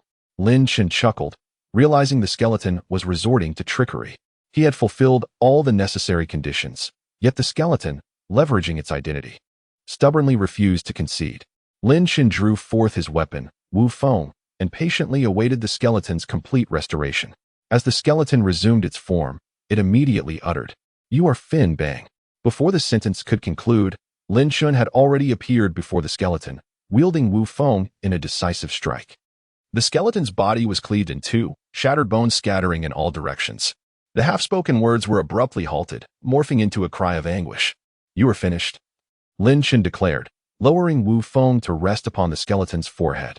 "I sheathed my weapon and relinquished my power to engage in this game with you. Yet you chose to cheat. If you intend to resort to deceit, then I, too, shall be compelled to exert a modicum of my own strength." The skeleton, devoid of eyes, nonetheless emanated an unmistakable aura of fear, perceptible to both players and spectators alike. What transpired moments ago? How did this man suddenly materialize before the skeleton? Furthermore, Chen's words sent ripples of unease through their minds. A deity, possessing immense power capable of overwhelming all adversaries, chose to withhold his limitless divine strength. Engaging the skeleton in a game. This contest was assuredly fair and just. Yet, when the skeleton faced defeat, it resorted to trickery, seeking to cheat. It failed to remember that its opponent was a god. Chapter 64. He is not worthy to be the second among humans. The skeleton, in a state of panic, hastily exclaimed, "It was my mistake. You have passed. You have successfully cleared the challenge." It harbored no doubt that the man before it possessed the capability to slay it. Although this defied the laws of science, the reality remained. This human was astonishingly powerful. Needless to say, Chen replied, "Do I require your confirmation to know if I can pass?" With a swift motion, he thrust his sword downward. Bang! The skull of the skeleton shattered instantly. Its bony structure quivered violently for a moment before collapsing into ruin. The skeleton was utterly vanquished. The game is over. The ominous voice of the horror game echoed immediately. In 1 minute, all players would exit the game. The remaining players stared at one another in disbelief. Is this truly the conclusion? The explosion of dust was so overpowering that it felled the skeleton, and yet, it still counted as a clearance? They were bewildered. What manner of execution is this? I cannot comprehend, yet I am profoundly astonished. A player murmured, "This must be a feat unattainable in a lifetime." The audience in the live stream was equally restless. "Mom, why am I kneeling to watch the live stream?" Such an extraordinary method as utilizing a dust explosion could only be conceived by him. Perhaps he alone is capable of such a feat in this world. Employing a super explosion to fill the entire room. Isn't this a strategy that inflicts 1,000 wounds upon the enemy, while simultaneously wounding oneself? Nonetheless, it undeniably manages to fill the entire room without leaving a single corner untouched, perfectly adhering to the game's rules. Such an audacious and unparalleled method of advancing may very well position this individual as the foremost contender among the top 10 masters. "Come now, do not jest," someone interjects. To claim the title of the foremost among the top 10 masters is not something one can simply aspire to. While it is true that this man possesses certain skills, he is still far from sufficient to ascend to the rank of the first among the top 10 masters. The top 10 masters are akin to divine beings, each harboring extraordinary abilities. They represent the pinnacle of humanity, an existence that can never be surpassed in one's lifetime. The top 10 masters do not adhere to a strict ranking. Each one is hailed as the number one among mortals. The title of the first beneath the top 10 masters, therefore, signifies the second among mortals, a position that must be occupied by an exceptional individual, a true prodigy. This person appears unfamiliar, likely a novice, and thus lacks the qualification to be deemed the second among mortals. Other spectators expressed their agreement, engaged in fervent discussions. When the topic of the top 10 masters arose, it was noted that Chen had recently conquered the latest horror-themed cruise and successfully completed the challenge. This revelation instantly captured the attention of many. When did this happen? Just a moment ago. It is possible that the recorded footage has already been released. The horror cruise has, astonishingly, been completed by someone. It is but a game that has scarcely emerged for less than a week, yet many are already feeling quite overwhelmed. Remarkably, Chen has achieved a successful completion. Rumor has it that within this game lies an indestructible monster. How did Chen manage to vanquish it? Do you not recall Chen's ultimate move, the infinite defense? Who could possibly breach it? While Chen may not be able to slay that creature, It is equally incapable of inflicting harm upon him. Truly, he is exceptional. This man aspires to be the second best in the realm, but I find that improbable. I merely hope he does not meet his demise in other games. Even a semblance of success would be commendable. At this moment, I have lost all interest in even knowing his name. The individual most likely to ascend to the rank of second best is none other than that enigmatic master who has flawlessly traversed the sorrowful lake. As a multitude of voices buzzed with speculation, Chen had already transformed into a beam of white light, vanishing from the game. It was time to claim his rewards. In the pristine white expanse, evaluations were underway. Successfully filling the entire room, he had achieved a perfect completion, resulting in a 50 increase in rewards. Hidden task: defeat the skeleton, perfectly completed, resulting in another 50 increase in rewards. Cumulative reward bonus, 100. Rating SSS. Congratulations to the player for receiving the following rewards: 100 points of game experience. How miserly. Fortunately, at that moment, the system's voice emerged. Activation of system reward bonus, 100. Congratulations to the host for acquiring 200 points of game experience. 200 points is not an insignificant amount, and with an additional 200 points already in hand, the total experience now amounts to 400 points. It is time to upgrade skills and techniques. Chen accessed the system and immediately maximized the level of the Tai Xian Jing, with a deduction of 1,000 points of experience. The level of the Tai Xian Jing was elevated once more. Tai Xian Jing, Master 3000, upgrade complete. Chen instantly felt an overwhelming surge of boundless power rising within him. Upon checking the data, he observed the following. Name: Chen race, divine physique, 1400 strength, 1400 speed, 99 spirit, 999 technique. Tai Xian Jing, Master 3000. Mysterious swordplay, return to simplicity. Skills: Star Chase Step, return to simplicity. Cloud Exploration Hand, intermediate 0100. Weapon: none items. Sword manual, for 99 points. 3. 400 dragon coins. 140,000. Both physique and strength have increased by 100. Chen nodded in satisfaction. However, upon noticing the experience required for the next level of Tai Xian Jing, he felt momentarily impoverished. A staggering 3,000 points were necessary, leaving him with merely 400 points remaining. Perhaps it would be prudent to wait a while. The current physical condition and strength are already sufficient for use. It is prudent to reserve this experience. One never knows when one might unlock higher-tier skills or techniques in the future. With a swift motion, he vanished from the pristine space. Upon returning to the real world, Chen found himself outside a dessert shop. Perhaps it's time to try a different establishment, he murmured, contemplating a change in his culinary choices. He soon located a nearby fast food restaurant, intending to grab a casual bite. As he stepped inside, a refreshing coolness enveloped him. He turned to glance at the corner, where an air conditioner stood. On the wall adjacent to it hung a television, and to his surprise, the fast food joint appeared quite upscale. At that moment, the television was broadcasting the news. Today, Yushin became the first player to conquer the haunted cruise. It wouldn't be long before guides for the haunted cruise emerged. We are indeed fortunate to have a master like Yushin among us. The name of the game, Haunted Cruise, echoed in Chen's mind once more. He hadn't anticipated it would be completed so swiftly. After placing his order, he retrieved his phone and opened the forum for a quick glance. 2 posts were pinned at the top. The first was his own, detailing the guide for the sorrowful lake. The second was a congratulatory message to Yushin for completing the haunted cruise. He clicked to read more, eagerly awaiting the guide. Was there no live stream? Are there any highlights available? Still waiting for the editing. Yushin Tong has successfully completed the terrifying cruise, a piece of news that has caused a global sensation. Overwhelming in its reach, it is not only being discussed in forums. Even in this fast food restaurant, many patrons are engaged in conversation about it. Chen felt a surge of joy. Having such a skilled individual on the side of humanity is truly a remarkable blessing. His meal arrived promptly. Just as Chen was enjoying his food, a stranger approached him unexpectedly. "Excuse me," the unfamiliar man said, a hint of shyness in his voice. "May I sit here?" Chen glanced around. All other tables were occupied, leaving only his own with available seats. "Of course," he replied nonchalantly, returning his focus to his meal. Chapter 65. It seems I have encountered a colossal being. This man was quite familiar. As soon as he sat down, he inquired of Chen. "Did you see the news just now?" "What news?" Chen asked casually. The reports about the terrifying cruise ship incident involving the Divine Guardian. The man exclaimed with a tone of awe. Having a master like the Divine Guardian among us is truly a blessing for humanity. He is akin to a deity. If only I possessed such formidable strength as he does. While dining, Chen pondered, what would one do with such immense power? The question momentarily left the man speechless. Who wouldn't desire great strength? It is a universal aspiration. You do not understand, the man replied with a serious demeanor. Recently, at the infant care center in the suburbs, there have been issues. Infants have been mysteriously disappearing. I must investigate further.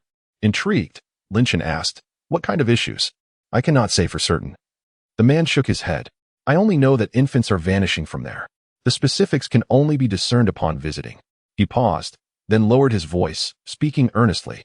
However, an employee there mentioned encountering a grotesque figure with a rotting face and exposed teeth within the facility. Chen halted. If what he spoke was true, it would imply that a monster truly lurked within the care center.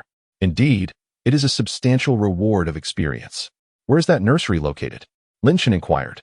Over in the northern suburbs, came the reply. Chen, with utmost seriousness, remarked, so there exists a nursery in the northern suburbs. I have heard it has been operating for over a decade. The man continued, I am quite apprehensive about checking it out alone. However, now that I've shared my thoughts with you, I feel a little more at ease. He sighed once more. If only I possessed even half the strength of the Divine Guardian. With such formidable power, one would fear neither heaven nor earth who could stand in their way.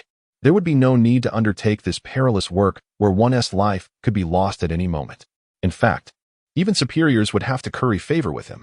Chen responded, simply strive to do your utmost. You have yet to exert your full effort. Lamenting serves no purpose. The man was momentarily taken aback. By the time his meal arrived, Chen had already satisfied his hunger. Perhaps we shall meet again, he said, rising to depart. Having dined well, it was time to investigate the situation in the northern suburbs. If all went as expected, there might be some malevolent entity or ghost that had infiltrated the nursery. As 9 years had passed, the influence of the horror game on reality had escalated, with numerous locations experiencing strange occurrences. Just like the infamous number 13 bus and the visible specters, the prevalence of anomalies has become increasingly apparent, a matter well known to all. Numerous individuals have even ventured to analyze the future of humanity. The prospect of returning to a life of ordinary normalcy has become an impossibility. Henceforth, there exist but two paths: to engage in an unrelenting struggle against these anomalies or to coexist with them in peace. No alternative exists beyond these choices.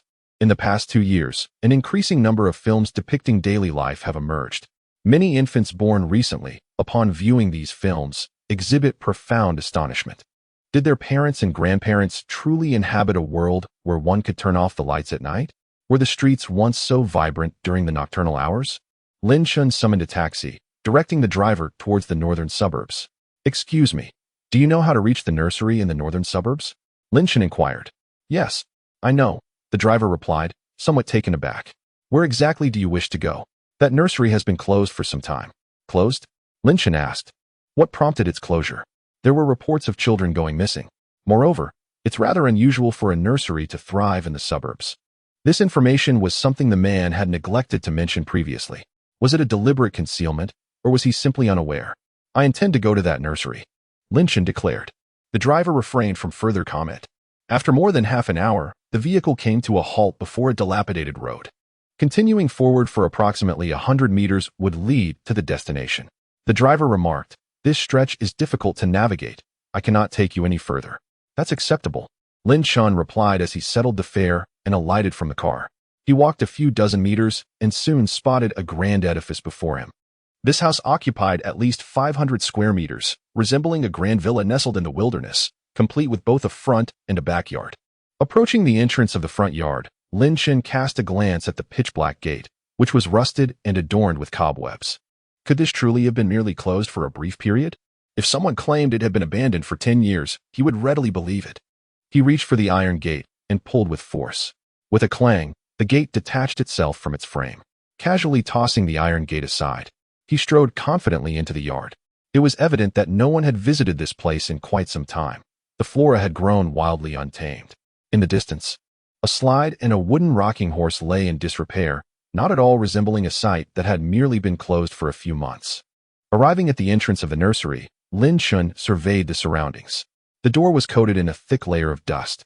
The closure of this nursery seemed a prudent decision. Otherwise, the daily cleaning costs would be exorbitantly high. He pressed against the door, which easily swung open with a soft rustle. Dust fell like snowflakes, yet not a speck settled upon Chen. Upon entering, he was immediately enveloped by an abyss of darkness. This place was shrouded in an unsettling blackness, a stark contrast to the bright daylight outside, as if the light had been consumed by the shadows within. Just as Chen prepared to venture deeper, two faint glimmers emerged from the obscurity ahead. Within those glimmers, two objects materialized. To the left stood a broad wooden chair, while to the right lay a pink infant crib. An eerie rustling sound echoed around him. The previous visitors to this place had met their demise. A hoarse, deep voice reverberated from all directions. Who was conjuring such phantoms? As Chen turned around, the world before him transformed instantaneously. He found himself in a cramped room, the grand hall now a distant memory. Lowering his gaze, he discovered he was seated upon the very chair he had just observed in the hall. Was it an illusion? It seemed improbable, for his mental acuity was exceptionally high, rarely succumbing to illusions. The only plausible explanation was that he had been transported to another location, a completely enclosed chamber. The four walls, the ceiling, and the floor were all sealed, rendering the room utterly empty, save for the chair beneath him. It seems, Chen murmured, there is something intriguing here. His journey had not been in vain. Concealed within this nursery lay a formidable presence. If he were to vanquish it, would it yield a trove of gold coins and experience? How does one escape this place? Chen turned once more and discovered that a wooden door had mysteriously appeared on the wall behind him. Just moments ago, there had been nothing here. Chapter 66. The system's powerful plug-in before him stood an unexpected doorway, leading to a narrow, dimly lit corridor. The overhead bulb flickered ominously, as if on the verge of extinguishing at any moment. Chen stepped out of the room and traversed the corridor until he reached its end. There, he encountered another door, adorned with a sign bearing several crooked, crimson letters. Basement. Basement, he pondered. Why do these places always seem to conduct their affairs underground? He pushed the door open and entered. What greeted him was a well-lit space, featuring a staircase descending into the depths, with a small pot of white flowers nestled in the corner, reminiscent of a dandelion. Chen descended the staircase, and upon rounding a corner, he was met with yet another door, accompanied by a sign to its right. Upon closer inspection, it too bore a few crooked, scarlet letters. Danger, do not enter. Generally, such warnings are intended to entice curiosity. Chen murmured to himself. He attempted to push the door, but it remained unyielding. Locked? He glanced back. The staircase continued its descent. The implication was clear. He was to proceed further down. Disregarding the ominous room, Chen continued his descent down the staircase to the next level, where yet another door awaited him. At the entrance, there were no signs. Only a piece of paper affixed to the wall. Chen immediately approached it, casting a glance behind him. The staircase had vanished. The only way forward was to open the door before him. As he stood at the threshold, he noticed a few black characters inscribed on the white paper. Look behind. This message was directed at Chen. He turned to take a look, and behind him lay a dark wall and a dim corner. Nothing more. What is there to see? What could possibly be of interest? Perhaps what needs to be observed is not what lies behind me. With this thought, Chen flipped the paper over. A grotesque, contorted face abruptly emerged before him. It was a visage depicted on the paper, its lines chaotic and twisted, creating an appearance of sheer madness. A gaping mouth seemed to stretch almost to the ears, filled with teeth as sharp as a saw, crammed into the entire mouth. Not human. Beneath this face, Chen discerned another line of text. Have you seen this face? Until now, he had not. Just then, the previously silent system voice echoed. Host, please take note. When you lower the paper, the face depicted will manifest before you. Chen paused, taken aback by the sudden emergence of the system's voice. No wonder it posed such a question. It was merely an attempt to intimidate me. Chen smiled faintly. Yet, the voice of the system did not cease. The system navigation has been activated.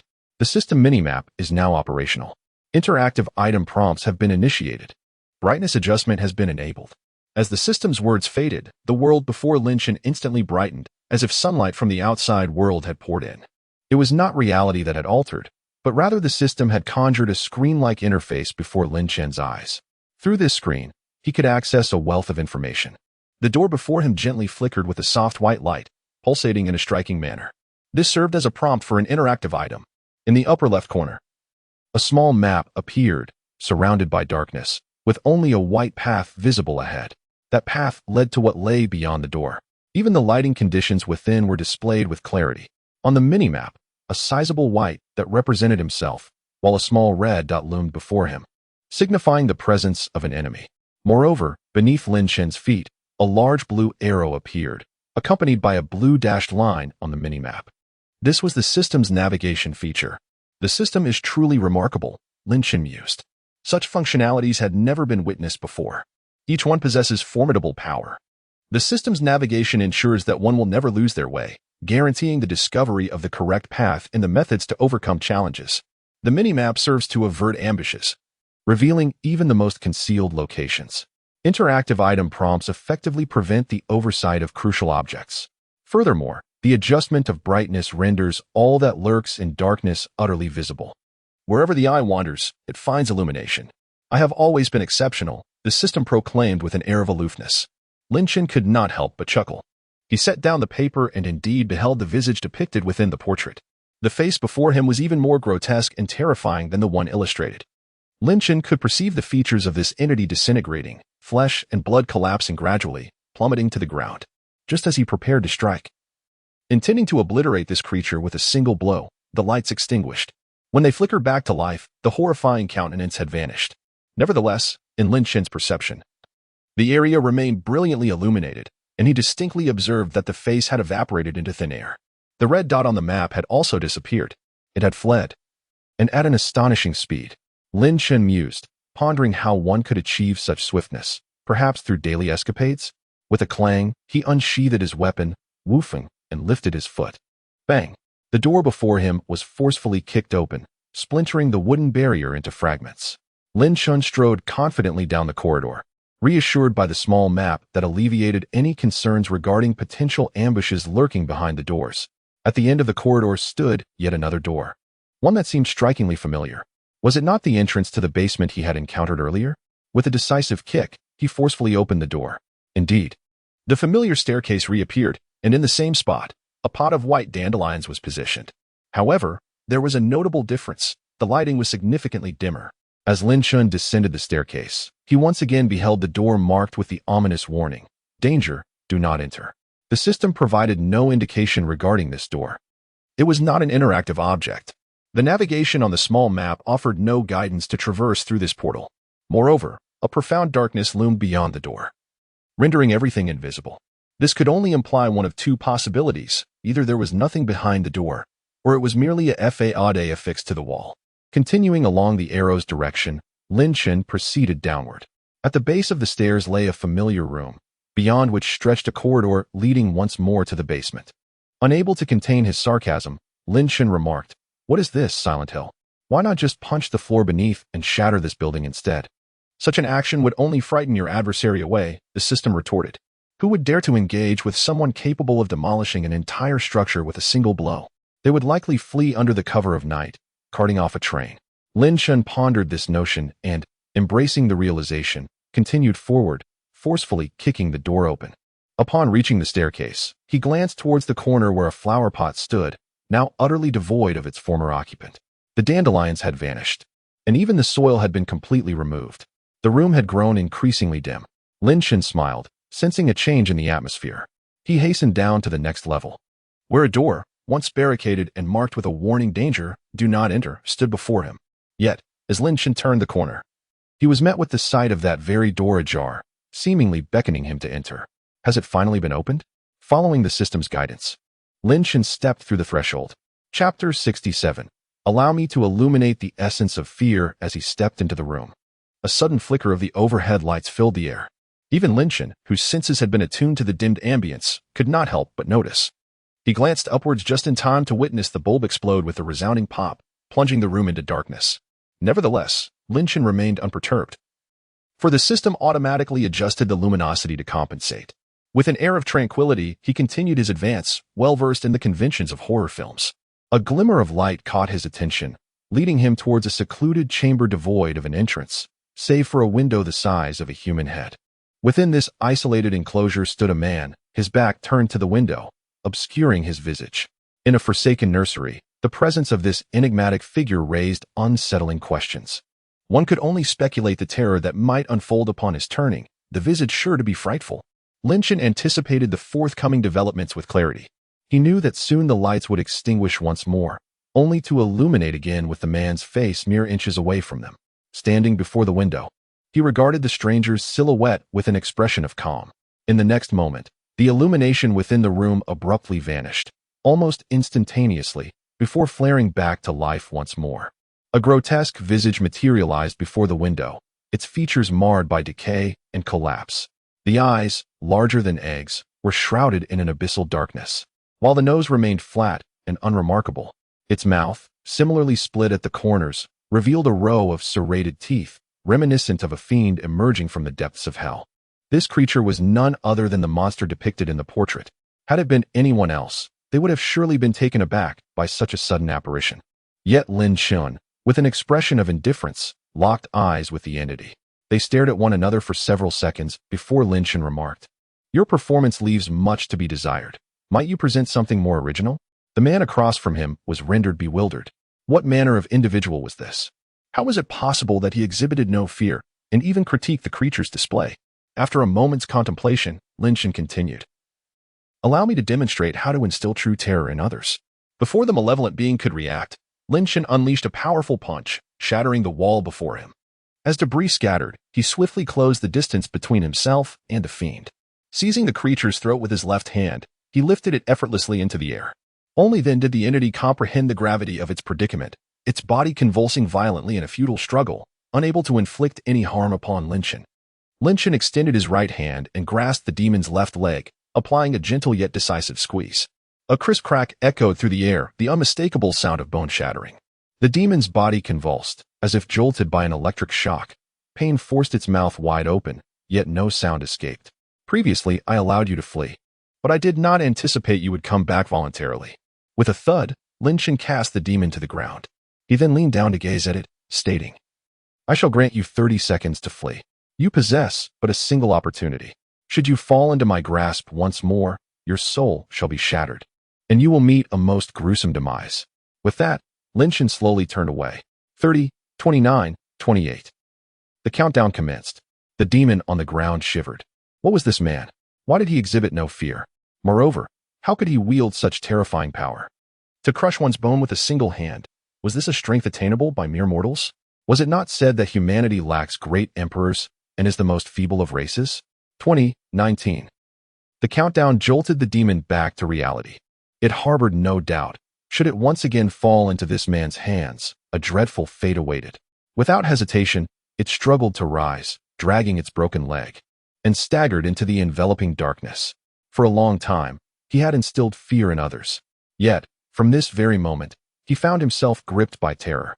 30 seconds passed in the blink of an eye. Lin Chen turned around, and the malevolent entity had vanished from sight.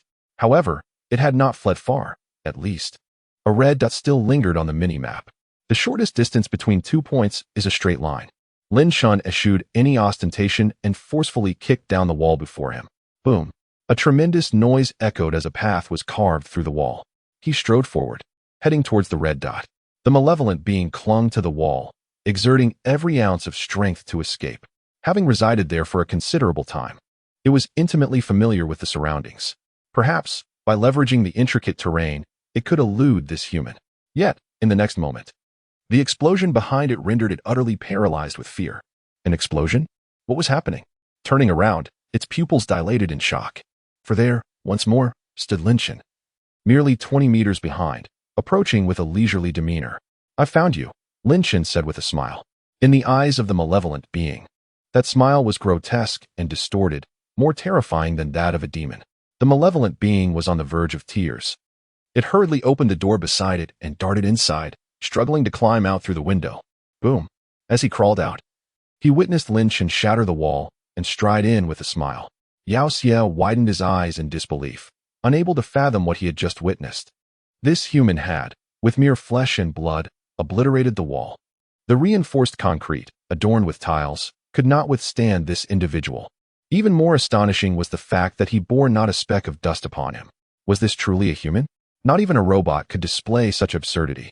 In a frenzy, Yao Xie turned to flee, stumbling as he began to loathe his own lack of 4 legs. Mother, save me. Boom. Another resounding crash echoed. Yao Xie dared not glance back, for he recognized the sound as Lin Chun demolishing yet another wall. This nursery had been transformed into a labyrinthine structure. Yet it proved utterly futile against Lin Chun's might. The sturdy walls appeared as fragile as paper before this man. He could not afford to look back. Nor did he want to, for fear gripped him. If he dared to turn, he would behold that figure, like a vengeful specter, relentlessly pursuing him, and would realize that the distance between them was ever shrinking. An endless tide of terror surged from the depths of Yao Xie's heart, and he burst into tears. While weeping, he continued to flee. Help! He cried out, anyone who will come to my rescue. Help! Yet this desolate place was devoid of any soul to answer his cries. As he passed by a room, he shouted within, run! Hurry, flee! A demon has emerged. With those words, he did not dare to look back as he continued his frantic escape. When Lin Chen glanced into the room, he beheld a skeleton seated within. This was a blood-stained skeleton, slumped in a chair as if carelessly discarded. Yet, the small map clearly indicated a red. The skeleton was alive. In a swift motion, Lin Chen stepped forward, closing the distance of 13 meters to stand before the skeleton, grasping its skull firmly. He then took another step back to his original position. Is this your companion? Lin Chen inquired. Chapter 68. Are you not afraid of having nightmares at night? When the malevolent creature, caught in a frantic escape, heard these words, he halted abruptly and swiftly turned to gaze back. Upon witnessing the skeleton firmly grasped in Lin Chen's hand, he trembled all over. How little time had passed. Not even a fleeting second. How could the skeleton have been captured so swiftly? The skeleton in Lin Chen's grasp began to struggle violently. Having also sensed that this human was decidedly unusual, just moments ago, it had comprehended its surroundings, only to find this man inexplicably appearing before it from a distance of over 10 meters. In the blink of an eye, it found itself transported into the corridor. What transpired? What had occurred? Run faster, Lin Chun urged the malevolent creature, or your fate shall mirror that of your companion. With that, he exerted a slight pressure. Bang! The skull exploded instantly, crushed within Lin Chen's grip, fragments scattering in all directions. The skeletal remains fell limply to the ground, littering the area. No! The malevolent creature cried out in terror. The skeleton's power had been nearly on par with its own. Yet, in the hands of this man, it had been obliterated in an instant. What kind of demon was this? How could a mere human possess such terrifying strength? As Lin Chen's gaze fell upon it, the malevolent creature shuddered and turned to flee. Crying and running, she shouted, help! The relentless pursuit was terrifying. Why must a mere demon encounter such horrors? As she turned a corner, she hastily glanced and spotted Lin Chen. That man, right before her, less than 10 meters away. When did he arrive?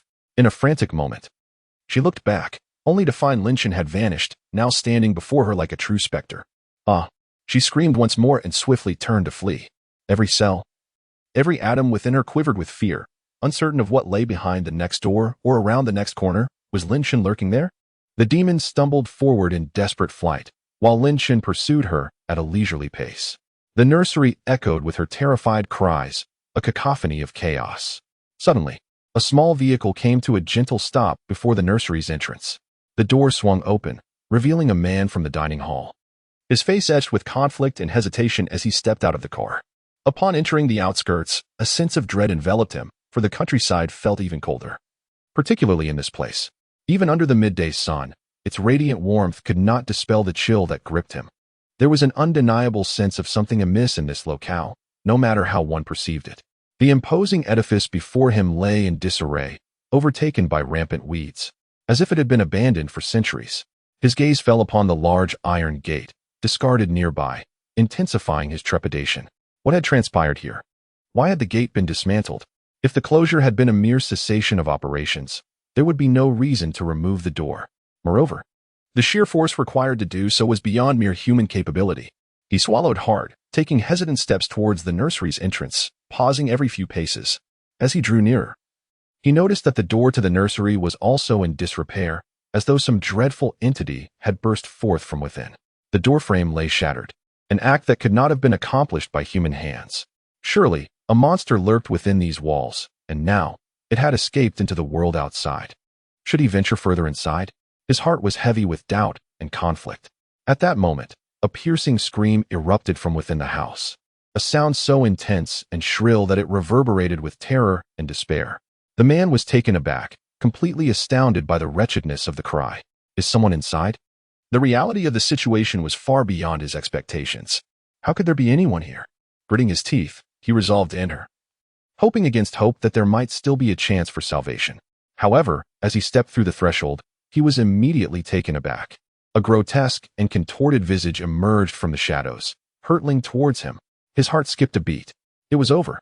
Having just entered, he was already confronted by the malevolent presence of this house. He was doomed. Yet, there was a glimmer of hope. Upon sighting the man standing frozen at the door, the entity was struck by a sudden thought. We are all human, after all. Perhaps this individual could be his salvation. With that notion, the creature abruptly knelt before the man, clutching his leg with desperation. Save me. Help. Please, I beg you, save me. There is a devil inside. I am to be slain. In that fleeting moment, the man's mind was overwhelmed as if a million mammoths were stampeding through it. This entity was actually pleading for his assistance? A creature of darkness, seeking aid from a human? Surely, he must be mistaken. Noticing the man's stupor, the creature shook him fervently. Please, save me. I do not wish to die. Finally, the man regained his composure. Gazing down at the creature kneeling at his feet, he found himself at a loss for what to do. What was happening? The creature spoke of a demon lurking behind. Could it be that an even more terrifying presence resided here? He recalled the shattered door he had encountered on his journey. Has that monstrous creature not yet departed? It now hesitates, contemplating whether to simply kick this malevolent being aside and flee. If even a demon is struck with such fear, how could he possibly stand a chance alone? Tap, tap, tap. Footsteps echo from the shadows. The sound is soft, yet both the demon and the man perceive it distinctly. It resonates steadily, each step weighing heavily upon their chests, making it increasingly difficult to breathe. The man, too, succumbs to fear. Clinging to the demon, they find solace in their mutual embrace, a feeble attempt to alleviate their terror. In the next moment, Chen emerges from the darkness. His expression a tapestry of complex emotions as he gazes at the entwined figures of man and monster. He never anticipated encountering you in such a manner once more. Chen remarks, while human experiences are indeed free, in your particular circumstance, I would strongly advise seeking medical counsel. There is nothing inherently wrong with falling in love with a demon, as some possess an enchanting beauty rivaling that of anime heroines. However, few dare to tread this path, for humans and demons are typically at odds. Yet, before him stands not only a male demon, but one whose visage is grotesque and contorted. The man stares blankly at Chen, recognition dawning upon him. It's that man from the fast food restaurant. How could he possibly be here? How did you end up here? He hurriedly inquires. You mentioned there was an issue, so I hurried over to take a look, Chen remarked, nodding. This problem is far more severe than you described. The man was rendered speechless, momentarily at a loss for words. Chen continued, how long do you intend to hold on to him? Are you not afraid of having nightmares tonight? The man snapped back to reality, realizing he was still entwined with the monstrous being. Gazing at the exceedingly grotesque face before him, he nearly retched from the sight. With a swift motion, he shoved the creature away and retreated behind Chen. Did you inflict this upon the monster? He inquired. Is the demon the one standing before me? It is I, Chen affirmed, nodding as he approached the abomination. Chapter 69. The terrifying cruise ship. The arrival of the demon, the malevolent creature, exhausted from its futile escape, sank to the ground, propping itself up with trembling hands as it struggled to crawl backward. Chen approached, extending his hand to seize the creature by the throat. Help me, help me. The demon shrieked in terror. In that moment, its will to survive surged, limbs flailing helplessly in the air. Yet, the disparity in strength and physique was insurmountable. It stood no chance against Chen's might. Chen inquired, where are the missing infants? The demon dared not respond, for those innocent lives had been devoured by its own hands. It had always perceived humans as mere sustenance, and upon capturing children, it would never contemplate sparing them. Consumption was its only instinct. To reveal the truth to this human meant certain death. Refusing to speak, Chen remarked with a calm smile, you may remain silent, but I can infer the truth. Do you think that by keeping your mouth shut, you can escape your fate? The demon's cries grew increasingly desperate. With a swift motion, Chen exerted his strength, snapping the demon's neck in an instant. The creature's eyes widened in shock before its limbs stiffened, ultimately succumbing to the finality of death. With a dismissive gesture, Chen cast the demon's lifeless body aside. The system's voice echoed once more. Congratulations, host. You have slain the ogre. Reward, 200 experience points. 200 points. Upon hearing this figure, Lin Chen's eyes momentarily sparkled with intrigue. Such extensive experience. Yet, it was merely a monster, comparable to a quest in a game. Why were there so many this time? After a brief contemplation, Lin Chen quickly deduced the answer. It was highly probable that the malevolent spirit had claimed numerous lives. Defeating such a nefarious foe would yield greater rewards. Alas, this time, he truly owed a debt of gratitude to justice. The man beside him gazed in a trance at the corpse of the malevolent spirit. Is it truly dead? Vanquished by this man before him, who had seized it by the throat and dispatched it with ease. This was a malevolent spirit, a being whose powers surpassed those of humanity. The sound of footsteps echoed once more in the desolate house. It was Lin Chen departing. He uttered not a word, for the malevolent spirit was already dead, and it was time for him to take his leave. The man, roused from his reverie, hastily called out to Lin Chen. "Thank you, brother. Had it not been for your assistance, I would be dead by now." Lin Chen did not turn back. No need for thanks. If gratitude is to be given, let it be to justice. The man paused. By the time he regained his senses, Lin Chen had already vanished. Alone in the house, the man suddenly felt a chill enveloping him. Startled, he hurried outside, but there was no trace of Lin Chen to be found. Lin Chen had vanished, akin to a deity who materializes and then abruptly disappears. The only testament to his presence was the sinister corpse lying on the ground. In truth, as Lin Chen had just exited the house, his phone rang. Upon checking, he was greeted by a blood-red screen.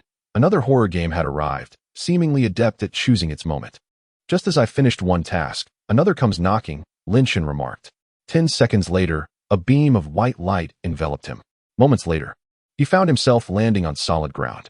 As he touched down, an unsettling sensation washed over him.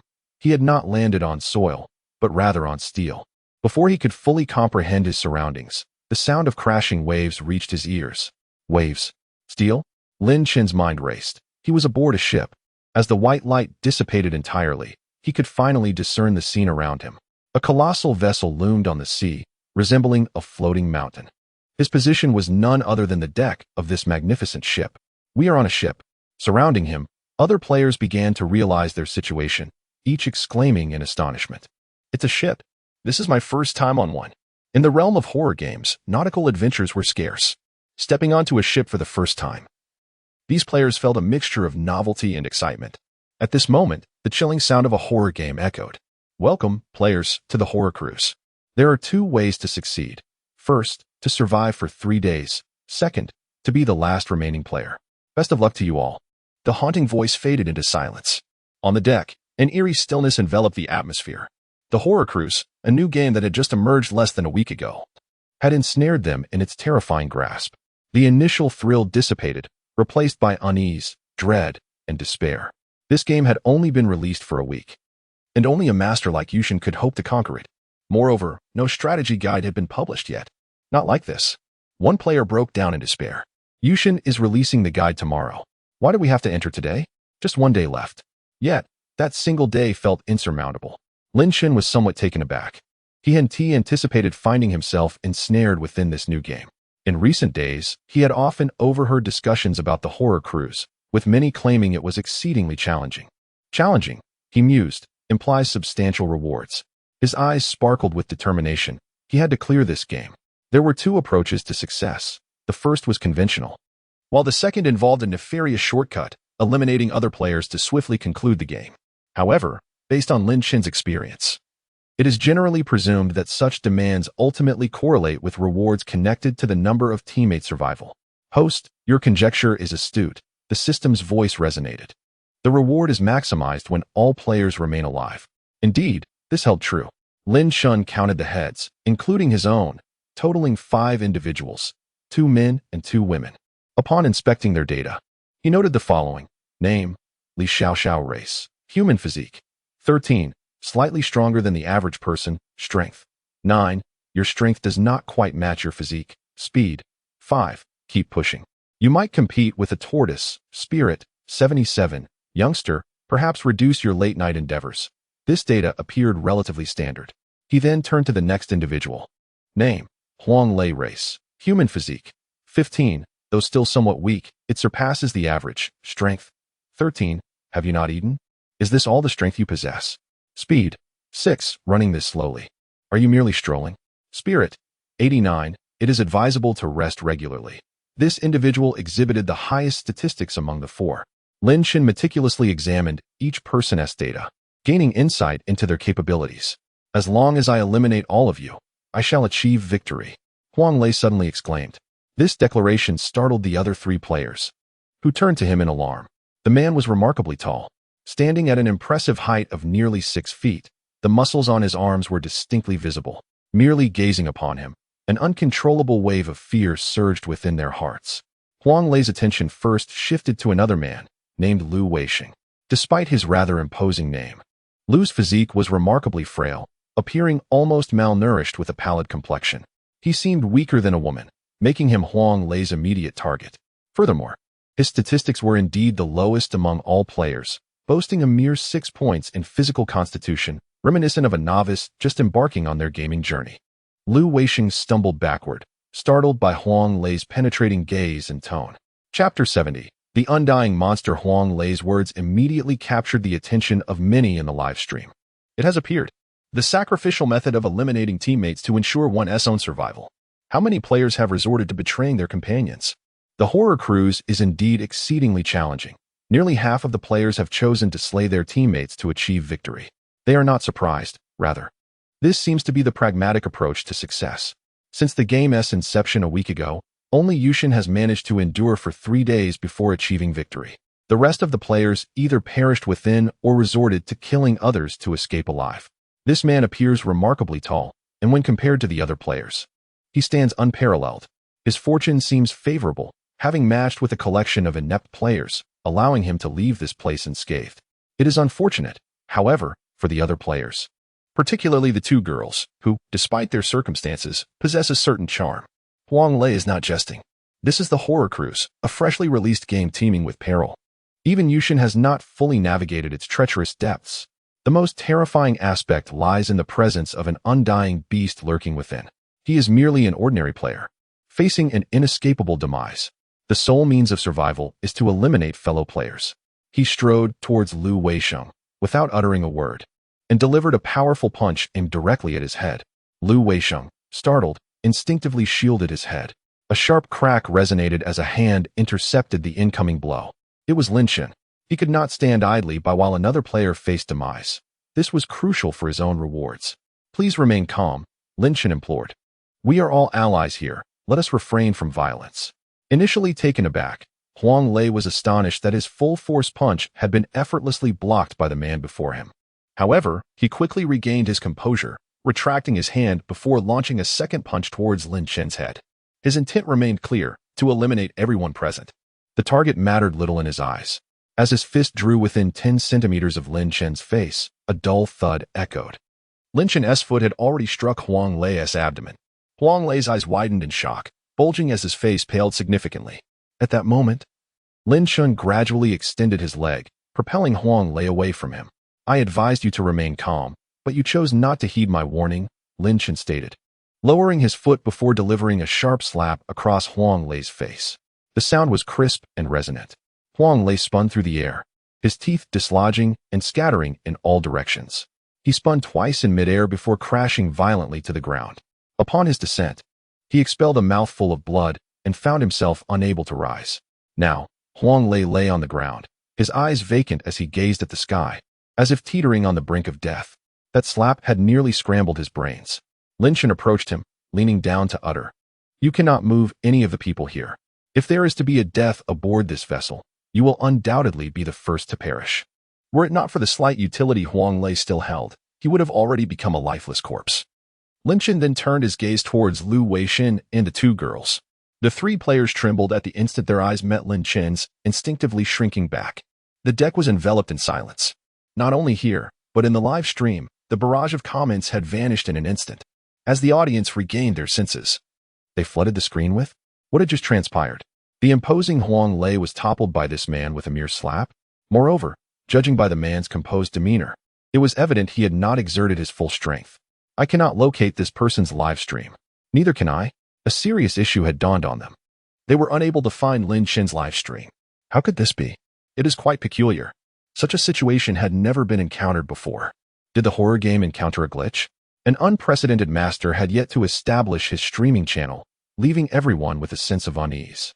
In that moment, Chen merely cast a glance at the three players without uttering a word, instead opting to assess his surroundings. Simultaneously, he engaged in a dialogue with the system, activating all the functionalities. The system complied obediently. The minimap was fully loaded, interactive item prompts were ready, the navigation system was operational, and brightness adjustments had been completed. The system's voice resonated continuously. Current task: investigate the cruise ship. The ambience within the cruise ship was eerily silent.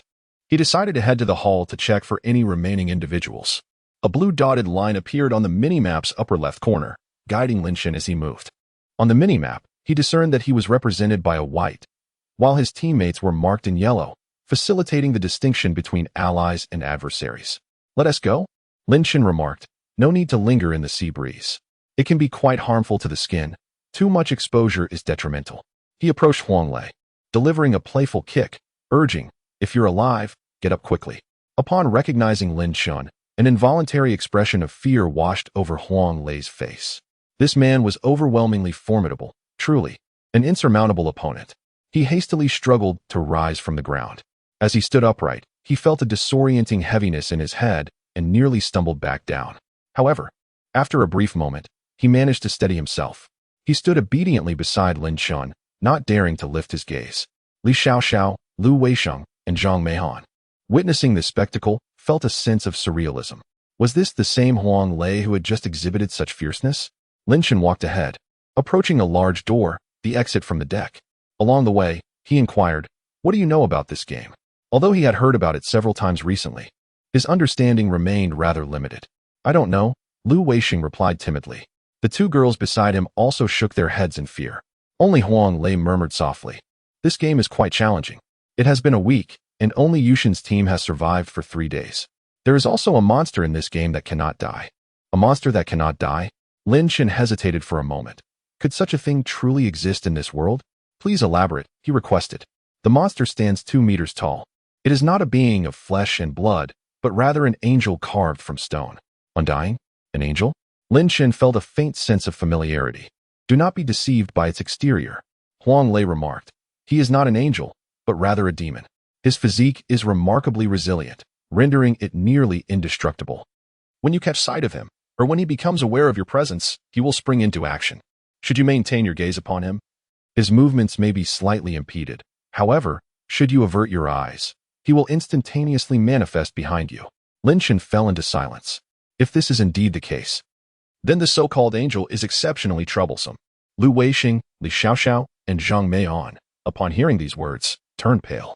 What manner of monster is this? Not only is it impervious to death, but should one encounter it, one must keep their eyes upon it, lest one meet their demise. It appears utterly inescapable.